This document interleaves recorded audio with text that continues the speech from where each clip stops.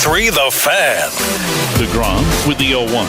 And that ball is lifted out into left field, coming on Langford, but he won't get there. It drops for the base hit. He fires it into third, over Freeman, and into the seats. deGrom was racing over to try to back it up, but Langford's soft but high throw bounces into the stands. That's going to score a run, and the White Sox grab the early lead. Good morning, Metroplex. That is the way we start off the Hump Day edition of Sean and RJ here on your home for Texas Rangers baseball, 105.3 The Fan. Bobby was attending Cowboys practice, Ford Center the Star in Frisco last night. He will recap that at 6:20. We will have a Luke Combs ticket giveaway in the 7 o'clock expressway as well. But while Bobby was there at practice, we were live texting him talking about the absolute disaster that he missed, and basically the entire Ranger game summed up in one inning as Jacob deGrom had a meltdown. Summed up in one inning, almost by one player, with his head completely up his keister. Oh, that is Wyatt Langford. What a disaster of a game, a disaster of an inning.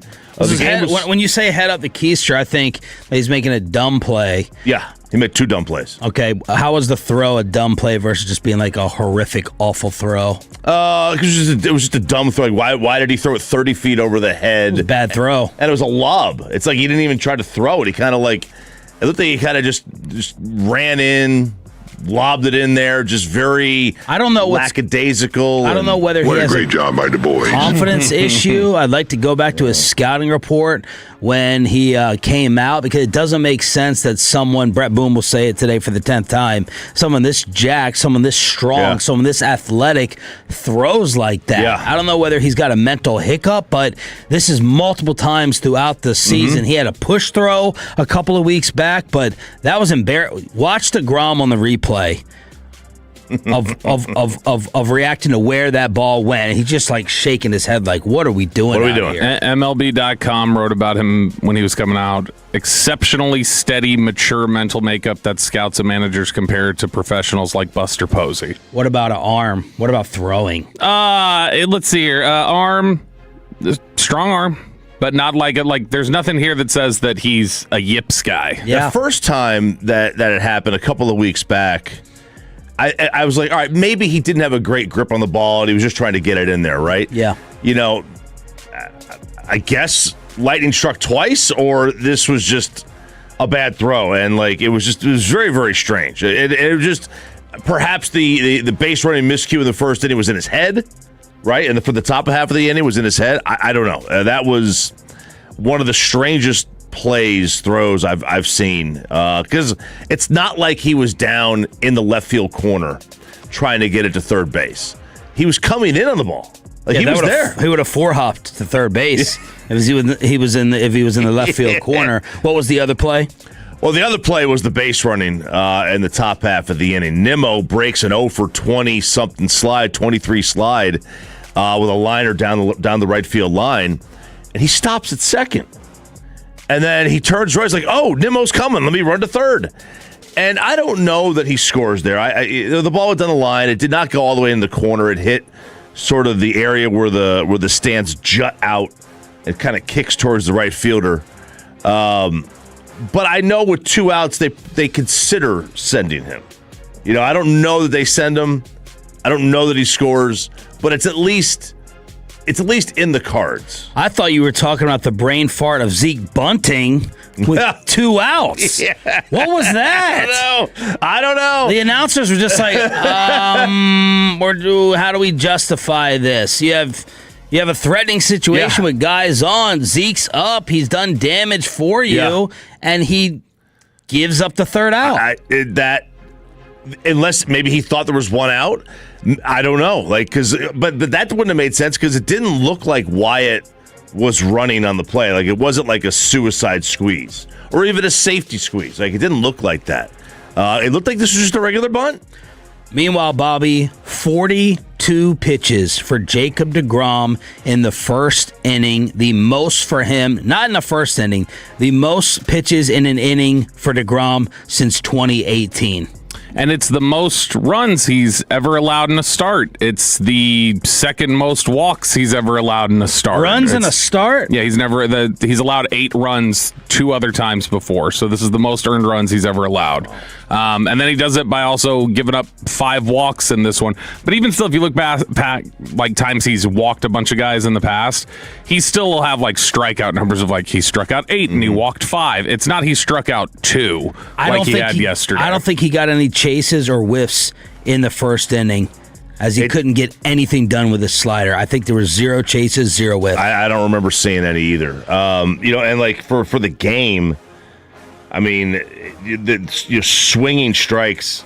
He only had 10 swinging strikes, which for a guy like of deGrom's ilk, 18, 20. I bet you if you go back and look at a lot of his starts, you're looking in the high teens, low 20s, and that just wasn't yesterday. So watching this live like y'all did, and I only saw the highlights of it, was it a bad start, or is it, oh no, okay, that thing we were worried about last time where he was hurt, he looks hurt? Well, Bassick was saying, well, I don't know if he looks hurt, but he did go back out for multiple innings, which, while listening to Mike, I was a little bit surprised by, because he's like coming off of the injury and only 1 start, and it was a fantastic start where he picked up strikeout 2K. He's pushing 40 pitches in this inning. How much do you want to send him back out there for the second, the third, and the fourth? He ended up lasting 3 2/3 with 87 pitches. Now, they're going to spin it, and they can try to spin it by talking about getting dinked and dunked in the first inning, because the average exit velocity on the 5 hits he allowed was 72 miles per hour. Evan Grant said, got to be the most torturous inning of his career, but I do not feel like, in watching it, Choppy, that he got screwed over and over again. No, there was a lot of... There were some base hits that the bat was broken on. They had a lot of broken bats. It was there was some weak contact. Like, I could understand like him leaving that game being like, that's a frustrating performance. First off, he wasn't hitting his spots. His slider really got nothing. They either weren't swinging and missing at it, or it was in the dirt. You saw him visibly frustrated. He threw some sliders that were way out of the zone, and he does that thing where he kind of walks backwards, towards the rubber, and he's like shaking his head. He hadn't even taken the throw yet. He does that kind of walk back motion. You can check his velocity too, Bob. That's what I was just looking at. I was trying to see if anything was off on his velocity. 4-seam fastball start the game was what it normally is, 97. So, see, the thing is that even if he's getting dinked and dunked, though, it's like, all right, then why are you walking 5 guys? Why are you throwing a ball to strike ratio 1-to-1 basically for 90 pitches? That seems like something's off with you. He was wild. There's no other way to sugarcoat this. Just a bad start. It was a bad start. It was a bad start for a lot of reasons. Like, yeah, he did get a little unlucky with some kind of weak contact, and that's a good thing that they were not barreling it up. But Jake deGrom usually is much more accurate and much better command than this. That he has command of all of his pitches, and he didn't have really command of anything yesterday. Tried to make a little bit of a game of it by scoring 3 in the 5th inning, but obviously was not enough. And the walking dinger, Peyton Gray, gives up another one. I think this is like 4 out of his last 5 appearances now. Rangers also got 3 in the 6th, but it just was not enough as they lose 11-7 with 25 hits in this game. The White Sox had 14 of them, and you had 11. Is it too much to get a shutdown inning when you put up 3 runs in back-to-back innings? Back-to-back. If you just get shutdown innings there, it's a 8-7 game, like with a few innings to play. Yeah, yes, it would be great. You come right out there and you give up some of the runs, you just scored. They got the shutdowns in the 7th and 8th. They just had already spent all their offensive energy. So an early loss for the Rangers with a disastrous start for Jacob deGrom, and you did not have a lot of positive things happen around you with the standings. Cleveland has now decided we're going to try to take this thing over, because they have won 6 in a row. So not only are you now a half a game back in the West after the Astros won, but now the Cleveland Guardians have caught fire. And Seattle won as well yesterday. So everybody around you picked up games. Houston, you're a game back at Cleveland now for the 3rd spot. Yeah, and you're a half game back at Houston, who had a multiple comeback They were down 3-2. They were down 5-3. They were down 7-5. Like, they just kept coming back. Made up for the other night when they blew the 6-0 lead. They got the GM fired. Yeah. So, the Astros kept coming back yesterday on the Yankees, and they get a victory. But it's one of these days where you have one of your worst games for me, because this game was over in the first inning, and then everybody around you wins, and it's just it's a double gut punch. It's just the wild nature of the season. Like 2 days ago, everything went right for you. Astros blew that lead. You're in first place everywhere, and then you lose the lead, and you don't have the third wild card spot as well. So they will do it again tonight, 6 o'clock pregame with a 6:40 first pitch with Mackenzie Gore on the mound against Sean Burke. Burke with a 3.27 ERA. Should they be throwing Jared Sandler into the field to replace Wyatt Langford with his sweet hands there in the booth? Man, we will show this if we can on the FanCam Twitch and YouTube later on. The vindication. So when I say MJ over Byron Russell, you're going to think Game 6 in Utah. No, the year before, I think it was Game 1, Michael hits the pull-up jumper on the left side of the floor, and he just gives the... one fist. That was Very Sandler. simple. Like, I just want to know what was running through his body. I know it was adrenaline, but it was also like... Did you all see that? I've been telling you, if I was a foot taller, I could be a professional athlete, and this proves it. And he looked like dead serious in the face, like, this is my moment of vindication. Yeah, and he starts looking around like, where's a Rangers fan to give this ball to? I'm going to give it to a Rangers fan. And he ended up getting booed by the fans there for seeking out a Rangers fan. But he caught it, and he did. He just kind of stands up like... triumphantly, like, I told you all I could do it, because he fumbled the other one. What was it, last year? It was in Minnesota, where it the ball came up to him and just bounced right off his hands into his. I think it hit old John Sterling in the process. Saying he killed John Sterling. I'm saying that was the one that I think hit John Sterling's eye. That bruised him so bad. Aiden, can we show that, or is that copyright stuff? First time. No, don't play it. You don't have to play it. I was just asking you. He looks back, he goes, F it. No. We'll blame Carter. Don't play it. We got the YouTube numbers. Check on it first. But that was Jared Sandler with a catch. That's all over social media. What's LSU going to do now? Excuse me. Because the SEC has joined the Big Ten to say, no, these athletes cannot go back and play after starting their NFL careers. Yeah, so the SEC official statement says, if you previously declared for the NFL, NBA, WNBA draft and did not appropriately withdraw, or signed a contract with an NFL or NBA or WNBA team, or been listed on a roster in the NFL, NBA, or WNBA, you are not allowed to play in the Southeastern Conference. So basically the same thing as the Big Ten. The Big Ten dropping the hammer that if you do it, you're suspended for 50% of the remaining season. Yeah. SEC has not gotten details with the punishment, but Lane Kiffin just signed the tight end from Cleveland. He signed the tight end. They've got commitments from others.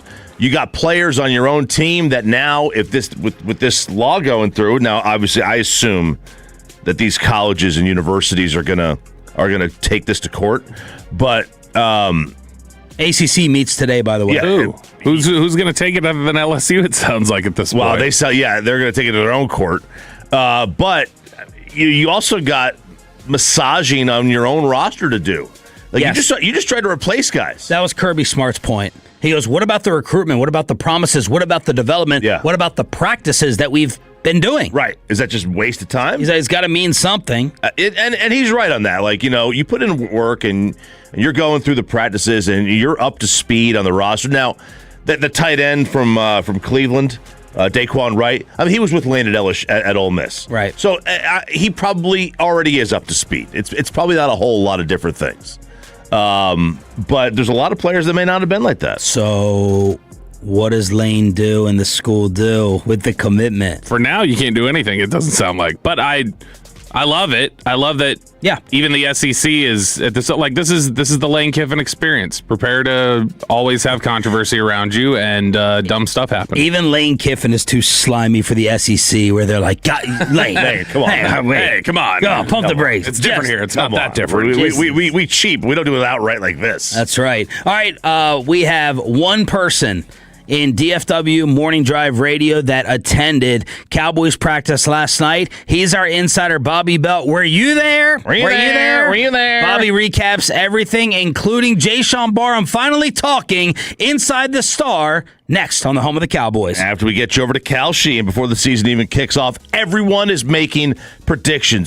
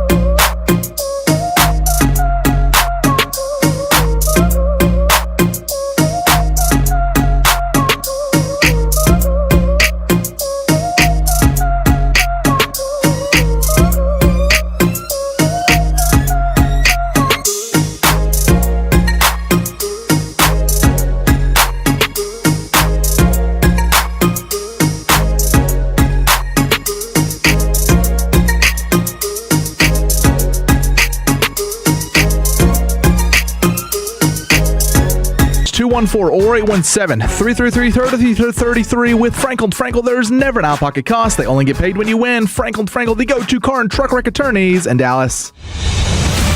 From news and notes to the coaches and players for America's team, let us go inside the Star on 105.3 The Fan.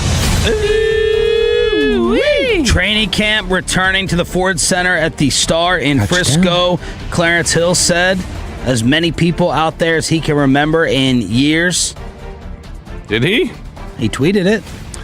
Clarence, you brought us my nature eyes checked, because I don't know. It's funny. We were sitting there. We were actually down talking by the field, and we're like, "Is this as many people as usually are in here?" Like there were like 3 of us talking. It wasn't like light by any means, but it was. Here's the tweet: Cowboy fans in Dallas are excited about the team, believing the hype. Biggest crowd in years at night practice at Ford for welcoming of training camp. I would disagree with Clarence on that one, but there were people out there. It was definitely not like this is a pretty packed photo. That's on one side. The other side of the thing, they usually have people filled in on both sides. The other side was a little more sparse. It was a WWE event kind of thing. I mean, it was not a bad crowd. It was a normal crowd basically for them. It was definitely not Oxnard. What was it, 2 years ago, or was that last year where nobody was wanting to show up? Whatever side Jay Ratliff was on last night, the crowd went to the other side. And that's exactly what it was. They were on the other side of Jay Ratliff, because he did pop up yesterday. It was. You see the picture of him still? I did not. He's still as imposing as ever. Yeah, he looks like he could go out there and give you a few snaps. He's a big guy. And I was asking people around there. I was like, is this the first time he's come back since, Look at him next to Mickey. Look, dude. I look like that next to Mickey. Jeez. Yeah, so he's he was. I asked a couple of people, I was like, is that the first time he's been back since all the weirdness that happened? And they're like, yeah, I think so. What weirdness? There's a lot of weirdness. Yeah, the specific one of just like, hey, Jay Ratliff may be coming back to the facility today. Alert the security team and all that when that happened. I think that was like the very last days of Valley Ranch. But no, he was out there and hanging around. It was quite a trio. It was Jay Ratliff, Josh Brent, and Charles Haley hanging out watching practice together. Wow. But no, he was out there and looked just happy as can be, hugging people, saying hi to everyone. Good. Looked like he was happy. Good. Looked like he was feeling good.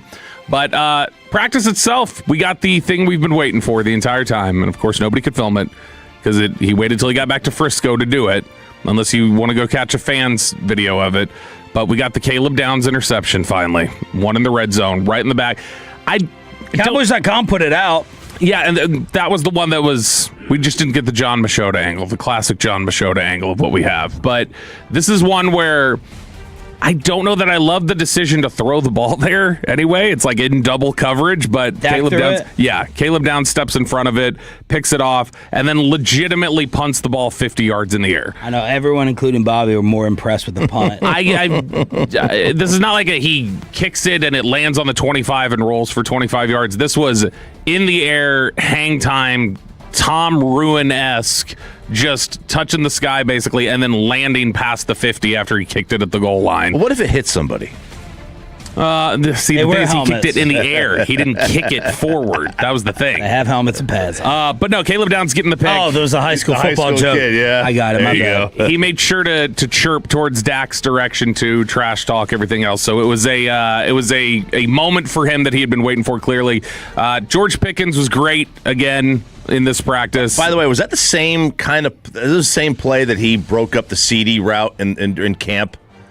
This was like a drag where he kind of just stepped in to the other side of it. It was a little bit different, but this was red zone work. This was inside the 10, a drag, and Dak getting a little greedy, it looked like. But George Pickens had a great day. Again, he had a couple of really nice catches. There was one where Kobe Durant was draped all over him, and he still plucked the ball out of the sky, and he was letting guys hear about it like he's been doing all training camp so far. CeeDee Lamb. Durant? I could not tell from the angle that we were sitting at in the press box at the Ford Center if he got the ball tipped and broken up or he just had a flat drop in the end zone during red zone period. But no real big standout plays from CD. Again, George Pickens, if you want to just go by what we've seen in these practices, George Pickens has been the better receiver so far. Yeah. It was a little disappointing that the very first time we saw Von Miller step up there in team play, he immediately jumped off sides. Welcome to the Cowboys. Yeah, I was like, boy, if Brian Broaddus could be here now to tell all of us what a mistake this was, and those should be James Houston's reps. But Dak got the free play, tried to fit it into Pickens. Kalen Carson had a nice breakup, but it was an immediate jump off sides. I think that's the only time I remember seeing Von Miller out there for team period was that one snap, I think. He probably went over by the stands taking selfies. Yeah, he was over there. He was tossing people hats back in the crowd that had dropped them. He was loving life, talking to guys off to the side, coaching them up. So that's I love that this is a guy who's not acting like he's a surefire all-time great Hall of Famer. He's acting like he just got drafted. Yeah, this is like his welcome tour to the NFL. I wonder if he was like this though in Buffalo. I wonder if he was like this in D.C. Probably not as giddy, but yeah. Would you be like that in Buffalo? I wouldn't. Right. Well, they probably don't allow fans there anyway. In Buffalo, they smashing him through tables. They're jumping onto the field to say hey to him. But Von Miller had that one offsides. Other than that, we didn't really see him. There were a couple different things I noticed that were interesting about the rotations. Bland never comes off the field in the corner room. That really, I know Steven had already said we've got Bland and then we're working stuff out with the other one. He never comes off the field. It really is. If there's first team corner reps, they're rotating Revel and Durant only. Todd Archer tweeted this, and I was like, noteworthy. Seems like Kobe Durant will be the starter opposite of Bland as week 1 approaches. Savone Revel has had a nice camp, but Durant is getting the work with the ones.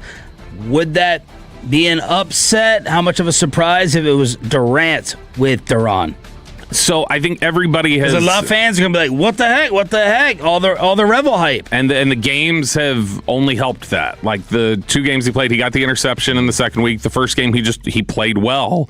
And so I think it's easy for fans to look and go, what has Kobe Durant done? It's like, well, it's easy to forget. Kobe Durant, we were out there for a couple practices where it felt like Kobe Durant was one of the best players they had on the field. And he was sticking to George Pickens yesterday. Pickens was making some great catches. There wasn't really anything you could do about it. But, yeah, he took the first team reps at corner. They split him up, essentially. He was like the first half of practice. Then Revel got in. But Revel was definitely beginning the day with the 2s. It was him and Carson out there with the 2s. The first quarterback to get work with the 2s was Joe Milton. So Milton is the one rotating in first. I think there was like 1 rep I missed leading into it. So I could be off on this. But I'm pretty sure Jaden Blue was the 5th running back to get into practice reps. Because it was definitely Javonte Williams with the 1s.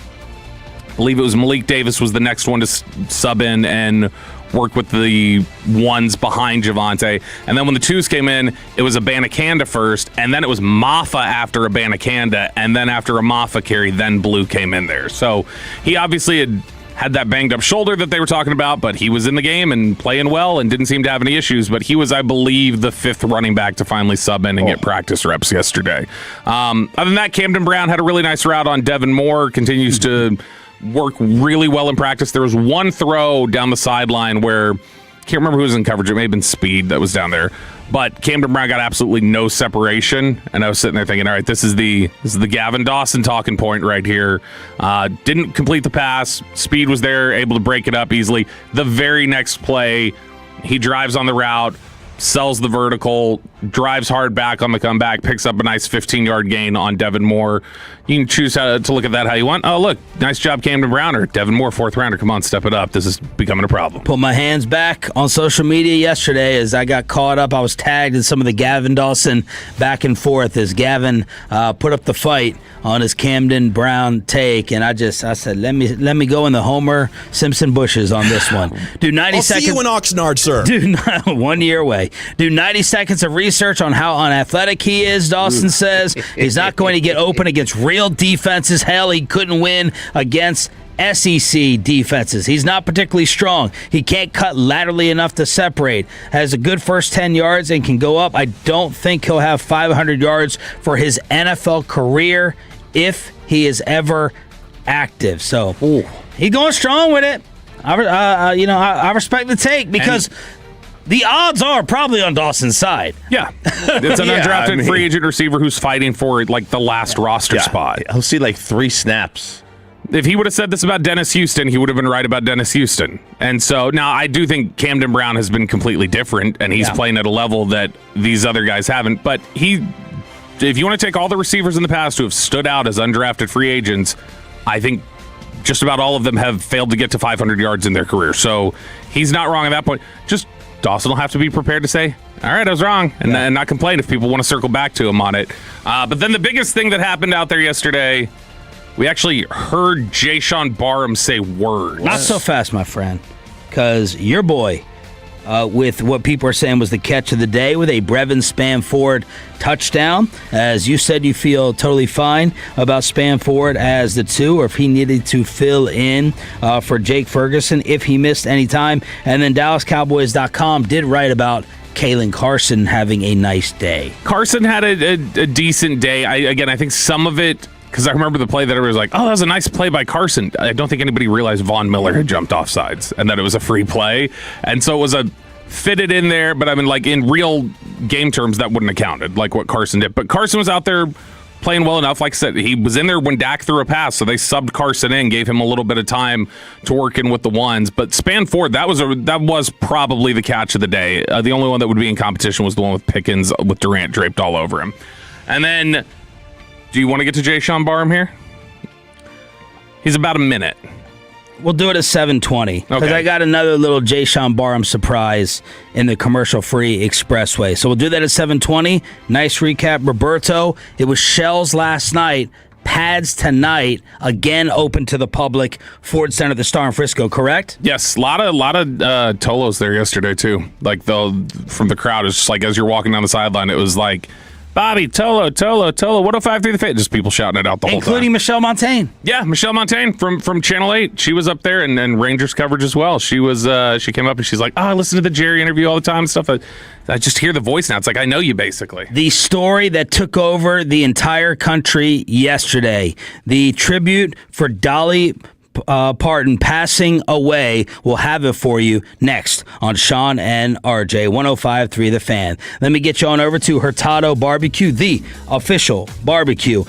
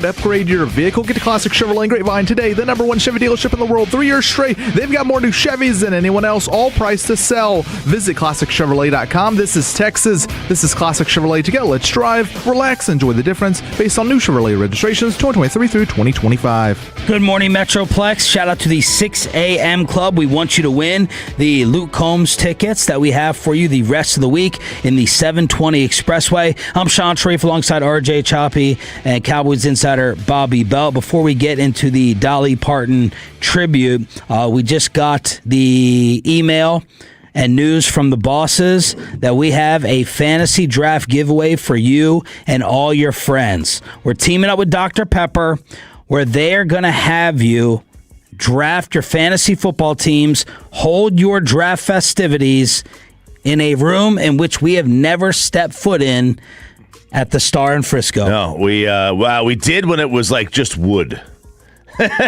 before it was built. Was that with Charlotte? That was with Charlotte. Charlotte gave us a tour. She gave us a tour. We had hard hats on. Yeah. We had to have closed-toed shoes on, Bobby. No flip-flops. Not for me at the airport. Yeah, and and there was nary a wall. Nary a wall there. Nothing. Well, you are going to have the opportunity to win your draft inside the Cowboys War Room. That's pretty freaking awesome. So it's going to be a tie-in throughout the 3 shows, us, KNC, G-Bag Nation. We're going to have a code word, 9 o'clock hour tomorrow, then the 1 p.m. hour, and 5. So remember, 9, 1, 5, maybe a little 9 to 5 with Dolly. You give us the correct Dr. Pepper code word, you win a Dr. Pepper prize pack. You qualify to host your draft inside the Cowboys War Room, and that is officially going to happen tomorrow, 9 o'clock, and then 1, and then 5. Yeah, and when you win it, awesome. You will have to tell us what it looks like because we don't get to see the room. You can tell us, is it bigger than it looks? Is it really just that static cam shot we have? Is that all the room that is in there? Yeah. Like, just you don't know. We don't If get you're that. an Eagles fan, you're not allowed in. Like the team memorabilia store God. video yesterday with that little punk with his girlfriend. Yeah, that was the one player too was a good line. I think it's the now 2-time G-Bag of the Day champ. Oh, is it? Yeah. With the he goes, you got any Eagles gear? And he says 1 ply or 2, and then that threw him off for the rest of the video. The Eagles fan was screwed at that point. And that's the that's the downfall of social media, where it's like, I'm going to go in here and I'm going to harass this guy running a team memorabilia store, and I'm going to sit there and record myself and try to get some clicks, which you did. There you go. You made it on worked. G-Bag. It worked. Congratulations. So host your draft inside the Cowboys War Room, proudly presented by Dr. Pepper, bold, delicious, and one of a kind. The passing of Dolly Parton. Working 9 to 5. This news came out yesterday. It was like a oh my gosh moment where I'm looking at the notification on my phone. Amanda had just gotten home. We immediately switch on over to the news coverage, and they went with it. Yeah. It wasn't just a quick mention. We'll get back to it later on. They went with nonstop news coverage of the passing of Dolly at the age of 80. She's been 80 for 30 years, man. I could not believe that she was 80. I thought she was approaching like Betty White territory. Like that old. 80 seems very, very young. I know it's not young, but I thought she was much older. Yeah, and I mean, she had all those weird, like over the last year, all the weird stories around, is she sick, is she not? Like she had to put out that video where she had to tell everybody, guys, I'm not dying, I'm good, I promise. So early yesterday, TMZ said she was admitted to Vanderbilt University Medical Center early Friday morning with kidney and autoimmune issues. And then later last night, the report was a recent bout with cancer.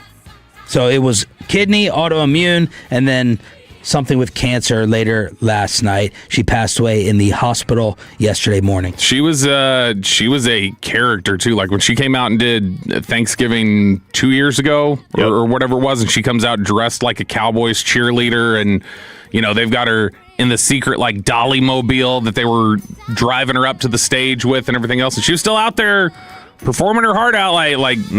She was one of a kind. She's, even if you don't like her music, she's completely unique. She's still thought of as, by most music critics and things like that she is thought of as one of the greatest female songwriters of all time, regardless of genre. I think Rolling Stone had her 31 like a couple of years ago of greatest songwriters of all time, and that was fourth highest female songwriter. And so like the only ones who were ahead of her were like Joni Mitchell. She wrote the famous song Whitney Houston did, "I Will Always Love You," and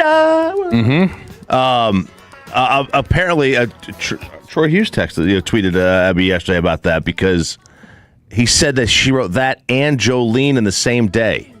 Wow. Which is wild. Jolene is one of the greatest songs. I believe that.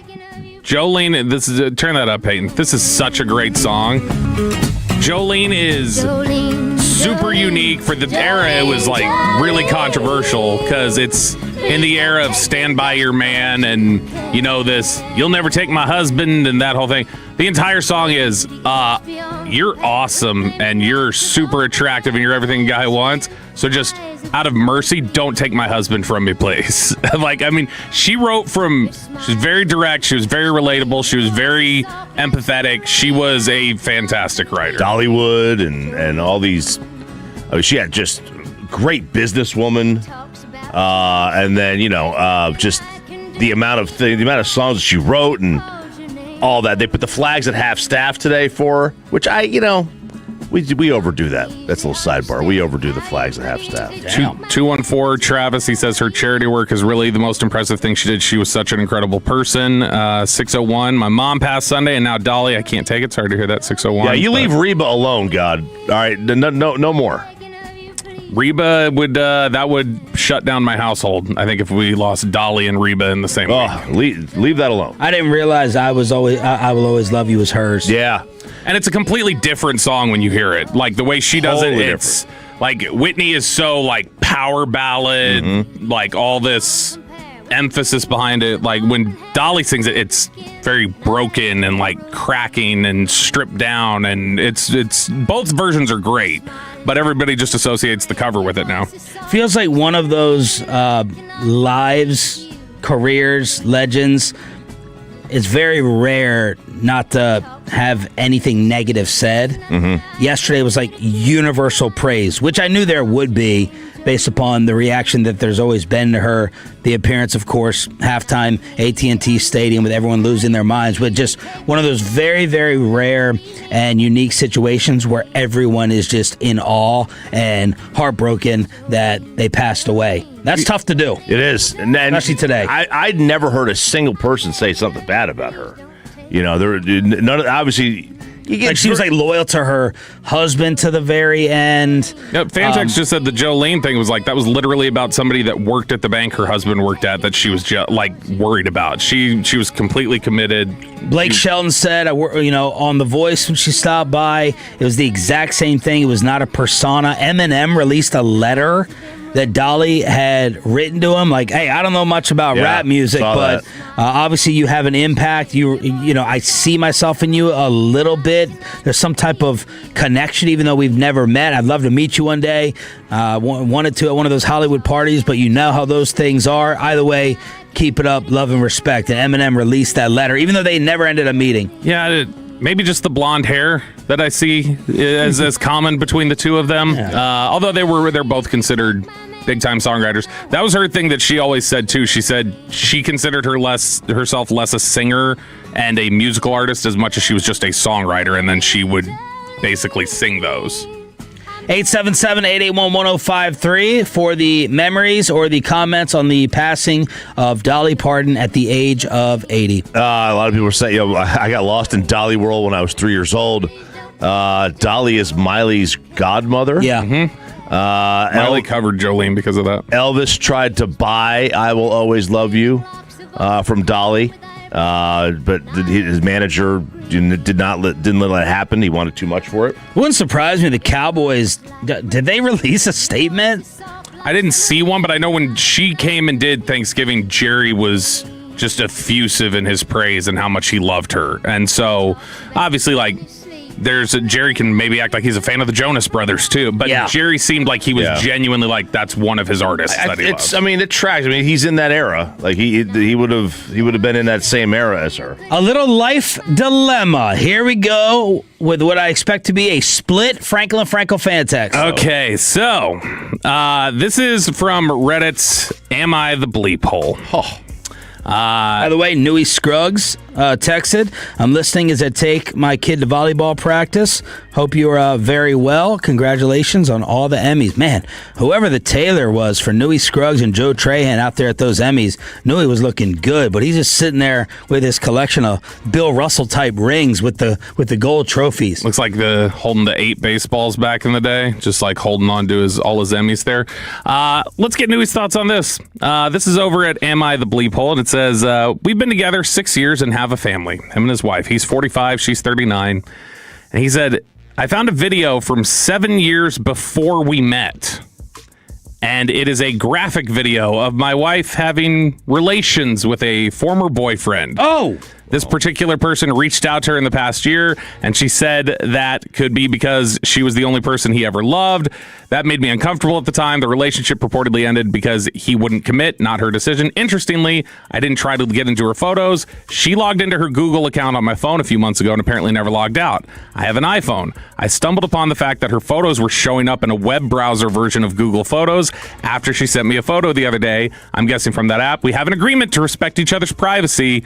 And I admit, curiosity got the best of me, and he said he started looking a little bit, and he found this. Apparently, they've been together for 6, and this was 7 years before they met, this 13-year-old video that she's kept of her saucy relations with her ex-boyfriend, and he's saying, so who's wrong? She's saying that I'm wrong for snooping. I'm saying you're wrong for keeping this video. What state? It doesn't say. Does that matter? It does, because you can't get certain videos in Texas anymore, right? So you might need some... She's in the wrong. Right. She is in the wrong. She's in the wrong. I'm against the snooping. I don't... Like, technology-wise, would she have to intentionally carry over that video to the new phone that she has gotten multiple times over 13 years? If she switched from a Android to an iPhone, it was hidden. So like when I switched, a lot of my photos that were like locked, didn't switch over. Some did. It's very, very random as to which ones did and which ones didn't. The only thing I can try to give her an excuse on is, now I'm constantly going through my videos and photos to delete for storage, so I don't have to switch on over to the new phone or buy more storage. So could you bring it in here one day and just let me turn it on and convert your phone? It would take 5 minutes. Well, now RJ said I should just take it back to the store, get whatever money I can, and get the newest phone. Because you've never opened it, right? Nope. I would just take it back at the rebate. So the only thing, I guess if I'm her, I'm like, I'm not aware of the oldest video in my phone. I should have gotten rid of it. My bad. But, man, that'd be hard to get over. That would scar me. For her reaction to be, you shouldn't have been snooping, and not, I forgot about this, but that means she knew it was in there. And she must reference it. And so far the fan text says, she's the bleep hole, says 214. 443 says, divorce her. She's for the streets. This would, I don't... Hit up Jed York. I don't think I could get over this. This would bug me. I'm sure Sarah has videos of like past that I've not seen. Like I don't have any. Like, why are you sure? Because we have one of those storage things. It's like the terabytes, Yeah. So I never delete. She never deletes. You never delete? No, ever. Never delete. If I remembered there was an old video, I would delete it. Yeah. And I don't think I would I don't think you forget that if you have that or not. Yeah, I would have a Bumble profile of like a screenshot, and you randomly come across that, and it's like, delete, get that up out of there. This is not split, by the way. This is 100% on the fan text. This is her. She's wrong. All right, good. Men win again, except for that husband. All right, we got a Luke Combs. Tough break, buddy. A Luke Combs ticket giveaway, an update on Jed York's prostitution. Congrats to the Wings, and around the NFL, all next with Sean and RJ, 105.3 The Fan. But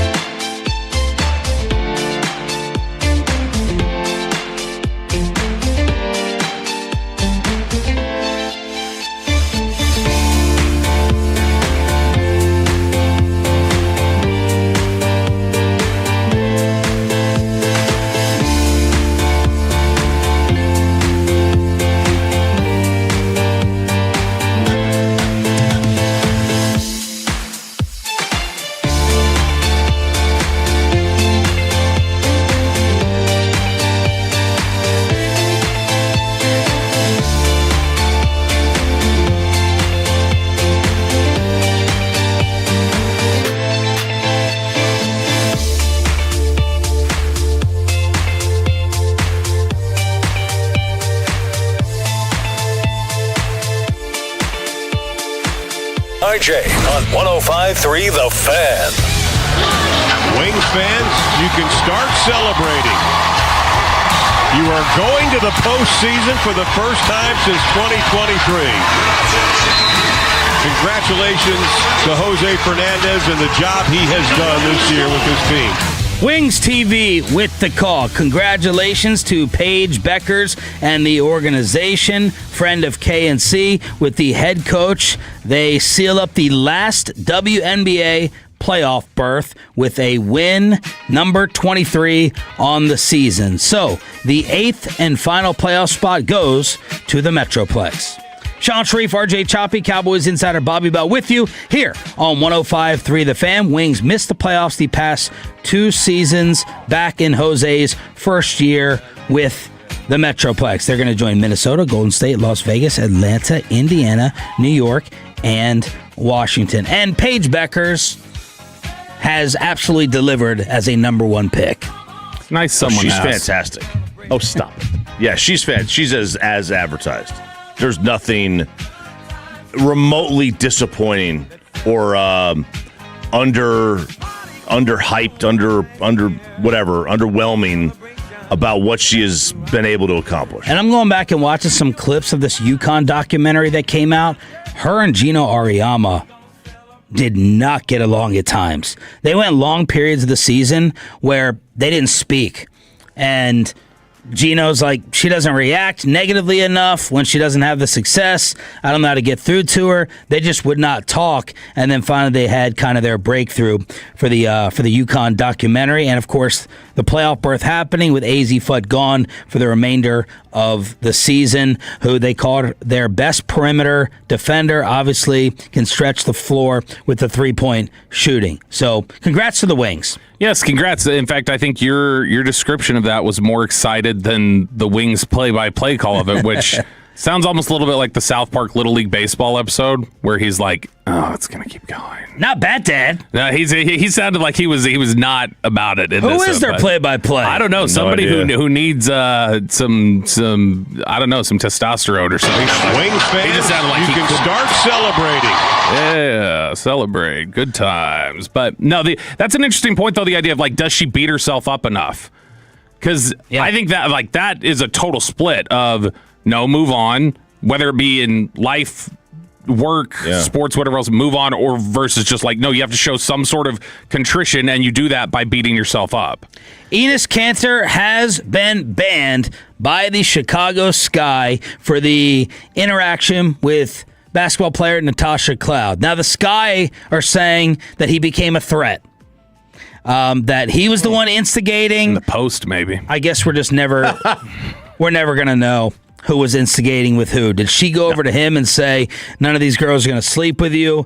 Did he go there to troll with his T-shirt and start things? And then the Sky owner saying, once he took that step towards the court, we viewed him as a possible threat. So now Enes Kanter Freedom will not be allowed at Chicago games. So he can't play in the league or go to them. Right.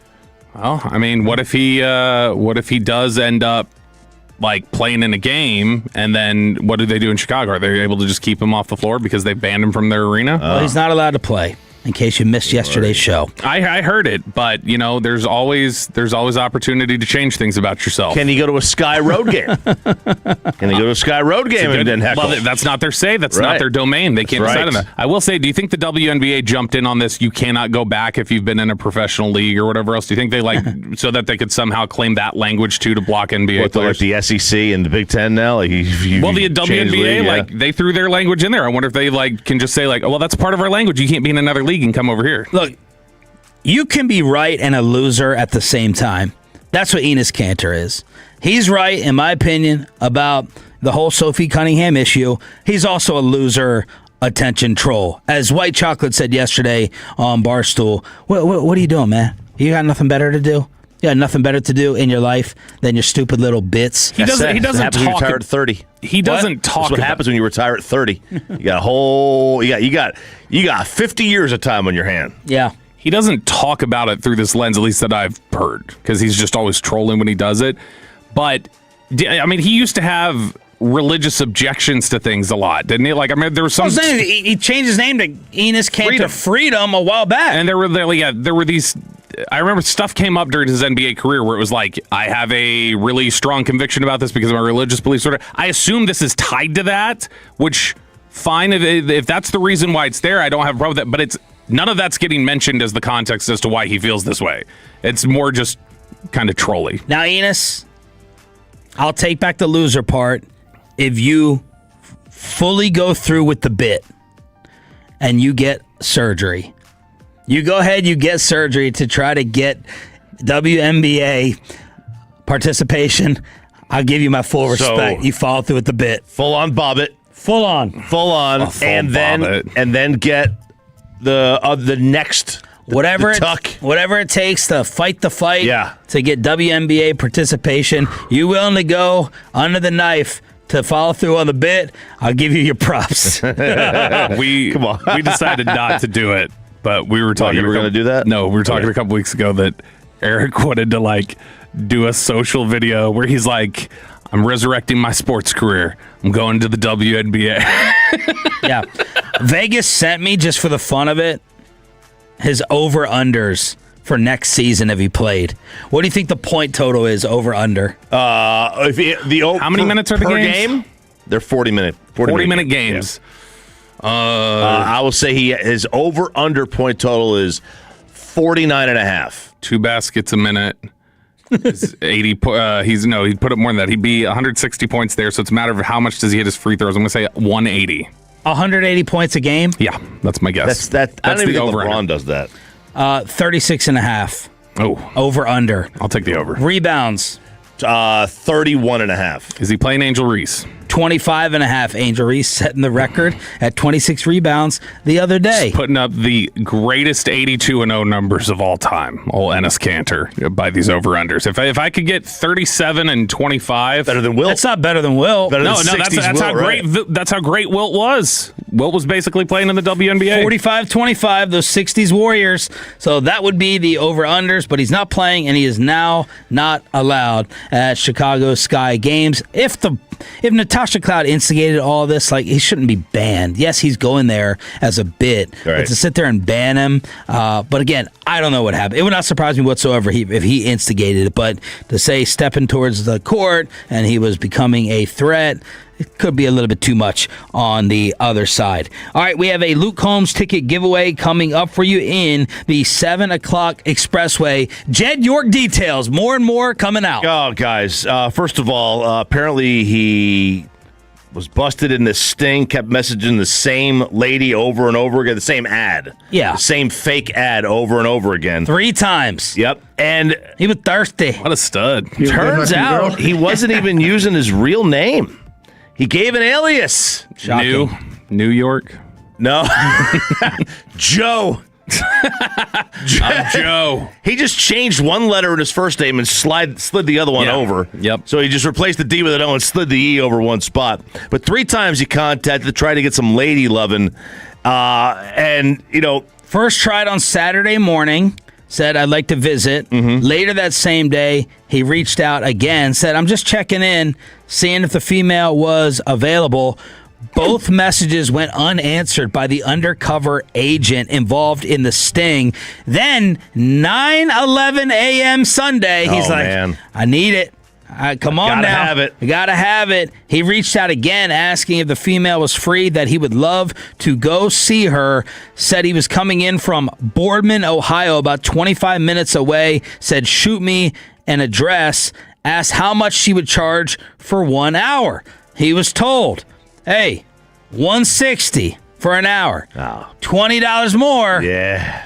Gets you anything you want, soldier boy. $20 more if you don't want that offensive line protection. Show me your meat. He goes, I'll stick with the 160. All right, I don't need to go full 180. I'll keep it 160. Then when he shows up, man, he had the flat 160 on him in cash. Yeah. That's Now, I don't know whether it's 20s, right? That's why he stayed with 160. That's all the money he had. It's difficult to break that 120 down to a 10 and make it 150. He was stopped by marked units and arrested at 9:35 a.m. They sent a text message to the iPhone, revealed it was the one used to arrange the criminal activity. And that's the criminal tool. Got his Avis rental car. Boom, you're coming with us. Man, they kept the 160. They took it. It should have been there 160. It's evidence. It's evidence, right? It's evidence. That's evidence now. Now he said also that he just pulled over there.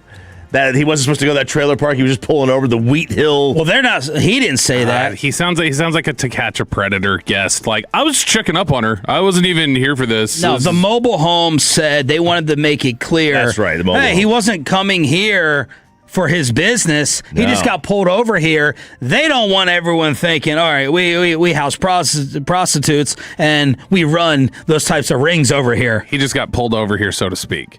No, I like that his first email there is essentially like a per my last email. Have you guys checked up on, like, he's basically writing it like he would send something on a Friday morning to his assistant. Like, hey, have we heard anything back yet on the prostitute for $160? So that's a rack of hers. Jed York with the mobile home being like, no, it wasn't here. It was just, he got pulled over. No, he pulled in to pull in, and he got shut down. Niners are saying, hey, this has been solved, okay? This is not like disorderly conduct. This been dealt with. He served his time. No further comment. So just another reason to hate the San Francisco 49ers even more. What an offseason for that team. From, like you mentioned yesterday, the Ayuk stuff, and then Shanahan's car accident, and the substation again. Someone tried to look this up, and I didn't care enough, but I'm just going to say it on the radio because it's funny. Someone said there is actually another electrical substation right by the mobile homes. I saw that. Okay, it was right by the home. Would you, knowing how much it would cost you, would you say that you were over there to investigate the substation because you're acknowledging that it's a problem? Yeah. Like, would he be willing to do that, or would he rather just go, I'll just take the charge? Oh, no, you substation. According to Google Maps, it's 1.5 miles from the substation. Be like the substation made me do it. Yeah, exactly. A little scare yesterday at Bengals practice. Jamar Chase with an awkward landing. He goes on their local radio right after, and he goes, little hyperextension. I could have gone right back into practice, but people were freaking out and scared about Jamar Chase, just like they did Ashton Genty the other day. I was a little scared with Dak yesterday. It was the second play. He snaps the ball, and Cooper Beebe took a step back, stepped right on his foot or his ankle or something, completely knocks him over, and everybody just starts gasping. He gets right back up. But it is one of those things where it's like, okay, maybe we don't need to take everything under center at this practice. Back inside the Star, Bobby was there here on your home of America's team. The moment that everyone was waiting for. Jayshon Barham finally speaks, and Will McClay on what's actually different about this team. Commercial free in the Expressway after this.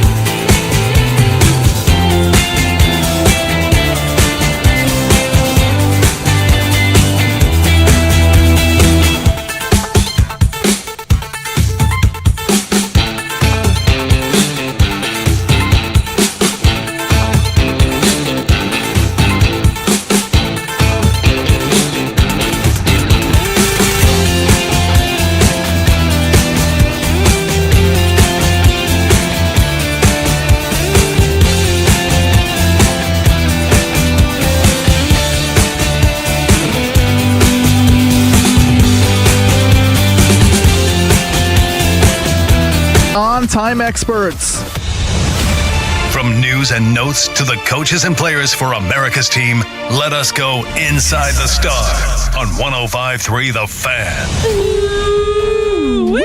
Luke Combs ticket giveaway coming up in this commercial-free segment. It is the Expressway on Sean and RJ.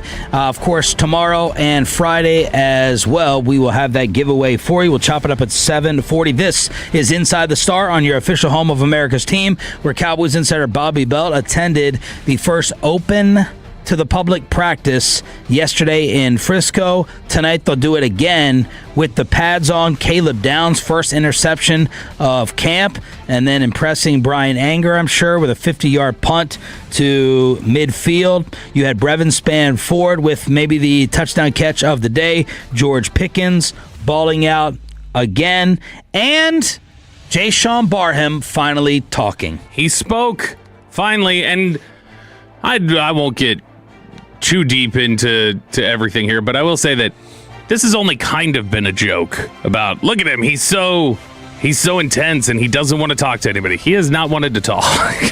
And yesterday, this even goes for, like, look, as I told Bobby on the phone yesterday, I was like, this is not the type of topic to where you win with any Cowboy fan. Oh, no. Everyone on this fan text and on Twitter is going to be like, you selfish media, who gives a crap? We just want him to seek and destroy out on the field. We love that he doesn't want to talk to y'all and that he's just focused on football. You cannot win. Yeah. It's not possible. With that said, this was getting a little weird to me. Like, I even had Peyton go back, and I was like, did he talk when he was drafted? Like, it's one thing to be this hard ass, and you eventually turn into Jay Ratliff and all that. Maybe you want to develop this surly relationship with the media, but just some of the stuff you were hearing behind the scenes had me asking some of the Cowboys people in California, like, was this like this in the pre-draft? Like, was this weird to anybody that Cowboys.com goes up to him and they're like, hey, Jay Sean, what's your favorite movie? And he goes, basically, get away from me. He's like, nope, not happening. It's just, it was getting weird. Apparently not like mean about it. Just no, and he'll walk away. Just nope. Well, and also like to the I would say to the people that would say that you mentioned that we're going to be against, right? They love this, right? Yeah, every fan is going to be, who cares? I would say to them, and I would say this, like, I want to like the people I root for. Or know more about them. And know more about, like, that's me. Like, I don't want to, But they like him for this. Yes. Yeah, they do, but they don't have a connection to him. The only connection is that he's wearing a helmet that they happen to root for. Like, that's... Connection's the star. To me, there's more to, like, I'm not just rooting for the jersey. Like, I want to get to know, I want to, like, feel like these guys are my friends. But right now, I would have advised Jay Sean, like, and you want to focus on football, right now, strike while the iron's hot, man. Right. Like, and he may just want to focus on football, which, again, fans would love, but showing your personality, and he had some of it on draft day, which we're going to play about a minute of. Hey, capitalize on this. People are going to love you just even more if you show some of this personality, but no one could get him to talk. People behind the scenes, no one had an answer for it. No one could get through to it. And I was like, okay, did somebody say something to make him mad? Was somebody like, did somebody say something about like a family member or something? Like, it seems like he just doesn't want to. But yesterday he walked right up and he walked up to the media scrum. He had the most people around him. They have these stations. They have like 4 people talking at once on the field, and there was nobody devoted to anywhere else but Jay Sean Barham, because it's like, hey, we finally get a chance to talk to him, and he was very, very good. I was trying to get out there to play Seattle, but they told me wait. But it felt good, though. I was a little tired, but trying to get my win back, be able to play a lot more. You said you need to work on things. What are some of the things you think you need to work on? I mean, of course, I think my hands, playing lower, sideline to sideline, my coverage, I feel like all around, I'm not perfect, so it's a lot of stuff I can still work on. What was your mentality going into that Arizona game? I don't like them, so I don't like no team we play against, so I treat every team the same. I just tell you to kind of get this thing going for real. Week 1? I'm ready right now, for sure. Week 1 is right now, I'll be ready. Coaches have said that you ask all the questions, you're very inquisitive. How much has that been a part of your mentality going into being with the Cowboys? Asking questions? Yeah. I mean, of course, I feel like you got to ask. This how y'all asking questions now to know more. I feel like it's helpful for you and your job, so of course I'm going to keep asking questions. I mean, I feel like this is a perfect coaching staff. They're going to put you in the right spot to make your plays. It's up to you to make it. There's personality in there. He can fill airtime with answers. I was expecting maybe to hear like 1 word, 2 word, 3 word, uncomfortable, not wanting to talk. Maybe a little Zach Greinkeism in there when I was in Kansas City, and Greinke, like he had an anxiety of it.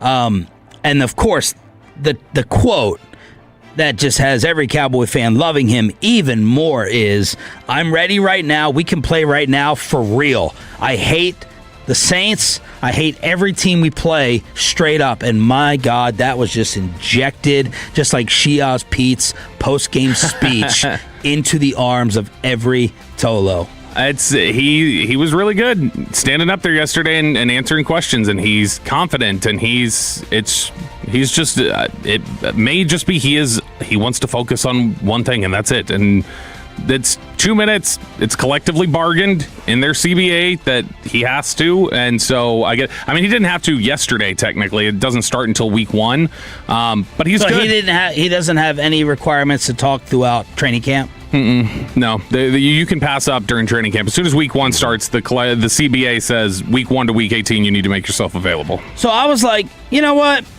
I want to go back to draft day. What type of personality was there? I want to hear his voice, because I forgot what it sounds like. You just see this angry scowl every day at practice and all the pictures and all the videos. And I went to the Bobby Belt and Company interview after Jayshawn Barham was drafted. Audio from The Fan and DallasCowboys.com.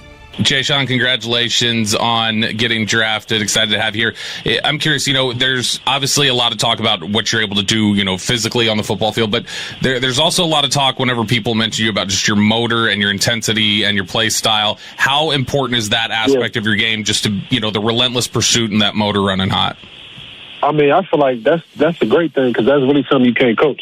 So I feel like stuff like that, like your motor and your pursuit to the ball and just your want, I feel like that's something that every coach will want and need on their team. So I feel like that's good. Yeah, I've described you as a havoc type of player. How would you describe yourself as a football player for Cowboy fans that haven't been able to watch you yet? Oh yeah, I like that word. I'm trying to blow stuff up, cause havoc, like you say. I'm trying to cause problems for the offense. Jayshawn, is it going to be tough at all to share your rookie class with an Ohio State Buckeye? Nah, I don't think so. We can make something work. It's probably going to be a little trash talk, but it's all right. What would you say Cowboys fans are getting off the field with Jayshawn? I feel like they got a guy that's not going to get any trouble. He's going to lead by the right way on and off the field, pretty much. I'm going to represent that star the right way. What are some of the things you like to do? I like to watch movies, hang with my family. That's probably the most part. But I'm a TV show guy. I like to be in the house, watch shows, movies with my family, stuff like that. All right, what show are you watching right now? I just finished Peaky Blinders. You seen that? Nice. Good one. Were you able to watch it without subtitles? Could you understand all their accents? Yeah, it took me a little, for the first few episodes, I had to fill them out. You hear me? Yeah, I had to fill them out for the first few episodes, but we got there. Good, man. That's personality. That's all. That's what we wanted to hear Chuckling, for the last month. Some humor. He's got a life. He watches movies. He's got a life. I'd honestly forgot, because you asked if you're like, how was he on draft weekend? I was like, I don't remember. He must not have either. He was, or your brain was fried. Really soft spoken. Yeah, I was worried about fighting Broadus over 5-6 corners. Either he was really soft spoken and I didn't remember anything, or there was just nothing awkward about it, because awkward would stand out in my head if it was like, man, that was really uncomfortable. And it didn't, and I was like, I don't know, maybe this is one of those times somebody had said something I didn't like, and I checked out of the draft process, like the draft coverage for a full day. But listening to it back as soon as you started playing, I was like, oh yeah, I remember. Like he was one of the better. Like he was better than Caleb. He was better than Malachi. Yeah. Like just in terms of talking to us, he was the best one, I think. I never had, it never even dawned on me to try to watch Peaky Blinders. You guys seen that? No. I started watching it, and it was so impossible to understand what they were saying without subtitles that I was like, I don't think I can do this. Everyone loves it. I just never even dawned on me to watch. So there it is. Jayshawn Barham checking that off the list, talking to the media yesterday, Ford Center at the Star in Frisco. He also talked about yesterday, one of the adjustments for him has been understanding play calls and how to deliver them and do some of those things. Because obviously he played a little bit more edge last year than the middle linebacker, but he's somebody who he seems to be picking it all up really easily right now. Will McClay did a one-on-one with John Machota from The Athletic, and there's a number of things I took from this. Chopping it up at 7:40 this morning after our Luke Combs ticket giveaway. One of the questions from John, what's caught Will's eye with the 3 top picks on defense? With Malachi, his speed is evident, Will McClay said, but also being able to play the run, be physical like you have to in this defense, and he's done it fairly quickly. And understanding that, I think the sky is the limit from a physical standpoint, and he's getting the right coaching, learning from someone like Vaughn, be able to use those tools. He's got some juice off the edge. Barham is a grown man from a standpoint of mentally, he's shown he can handle the different things that we're doing with him. He's very physical, very intentional, and dialed in. And with Downs, those 3 guys, they almost seem like 5-year vets, the way they approach things. So that's a pretty glowing review of the 3 early picks from Will McClay. Have you been around a rookie who carries himself like Caleb? I hate to compare, says McClay, but very much like Dak in the way he carried himself when he came in. Kind of the Pied Piper without being loud. Just how he worked and how he did things. People follow that. Then he backed it up with the way he plays and the way he carries himself on and off the field. Guys follow that. So that's Will McClay on the rookies. Yeah, and I mean, that's the common name that gets thrown out with Caleb Downs when people talk about him in terms of the demeanor and stuff, is they say it's very much like Dak. There's a little bit of, not in a bad way, don't get this the wrong way, there's a little bit of Micah in terms of, remember Micah, like he walked in here and he's like, I want to beat you at chess, I want to beat you at the, like he was super competitive. He's got a little bit of that, like, very vocal competitiveness where he wants to win. That was big to him yesterday to get that interception. That's why he's like, I'm punting the ball in your face and I'm yelling at you over on the other side.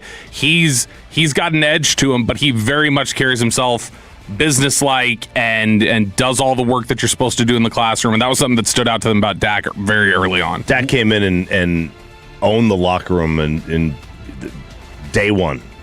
Like that. That's just the way it was. He owned that locker room. Well, not day one, but basically the day Kellen got hurt in that practice. I thought that was Romo's locker room. He was at Grammy and Grampy's. It was.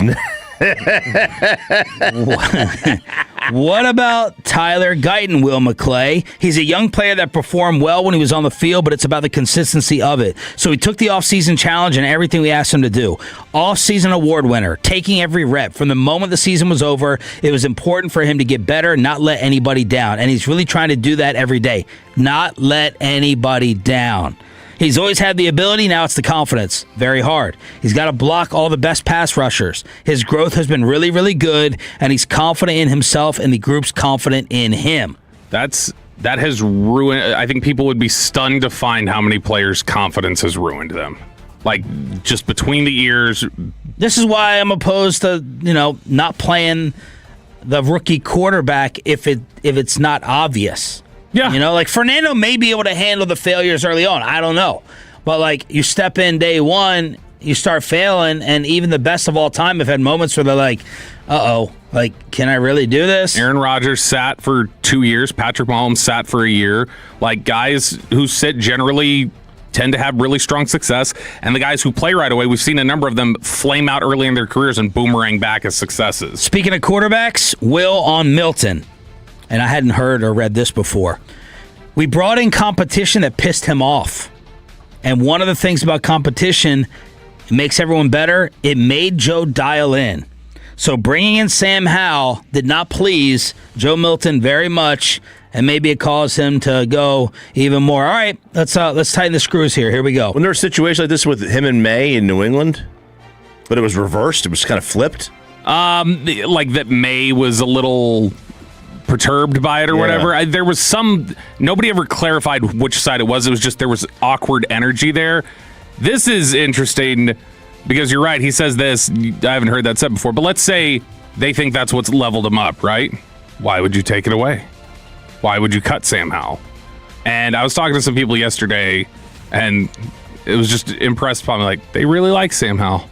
They really, really like him, so maybe they wouldn't want to walk away. Maybe they would want to carry 3 quarterbacks. Even if Joe was the 2. And maybe that's the case of, maybe they do like him, but maybe they just also like what he does to Joe Milton. And it's keep him here, push him, make him work. Is it worth a roster spot on to keep carrot I would think dangling I would in think front you of a would backup quarterback. Wouldn't you feel that way? Like you think lottery ticket on the quarterback. If I tell you that lottery ticket increases in value by having the carrot, like wouldn't you say, all right, cool, keep it then?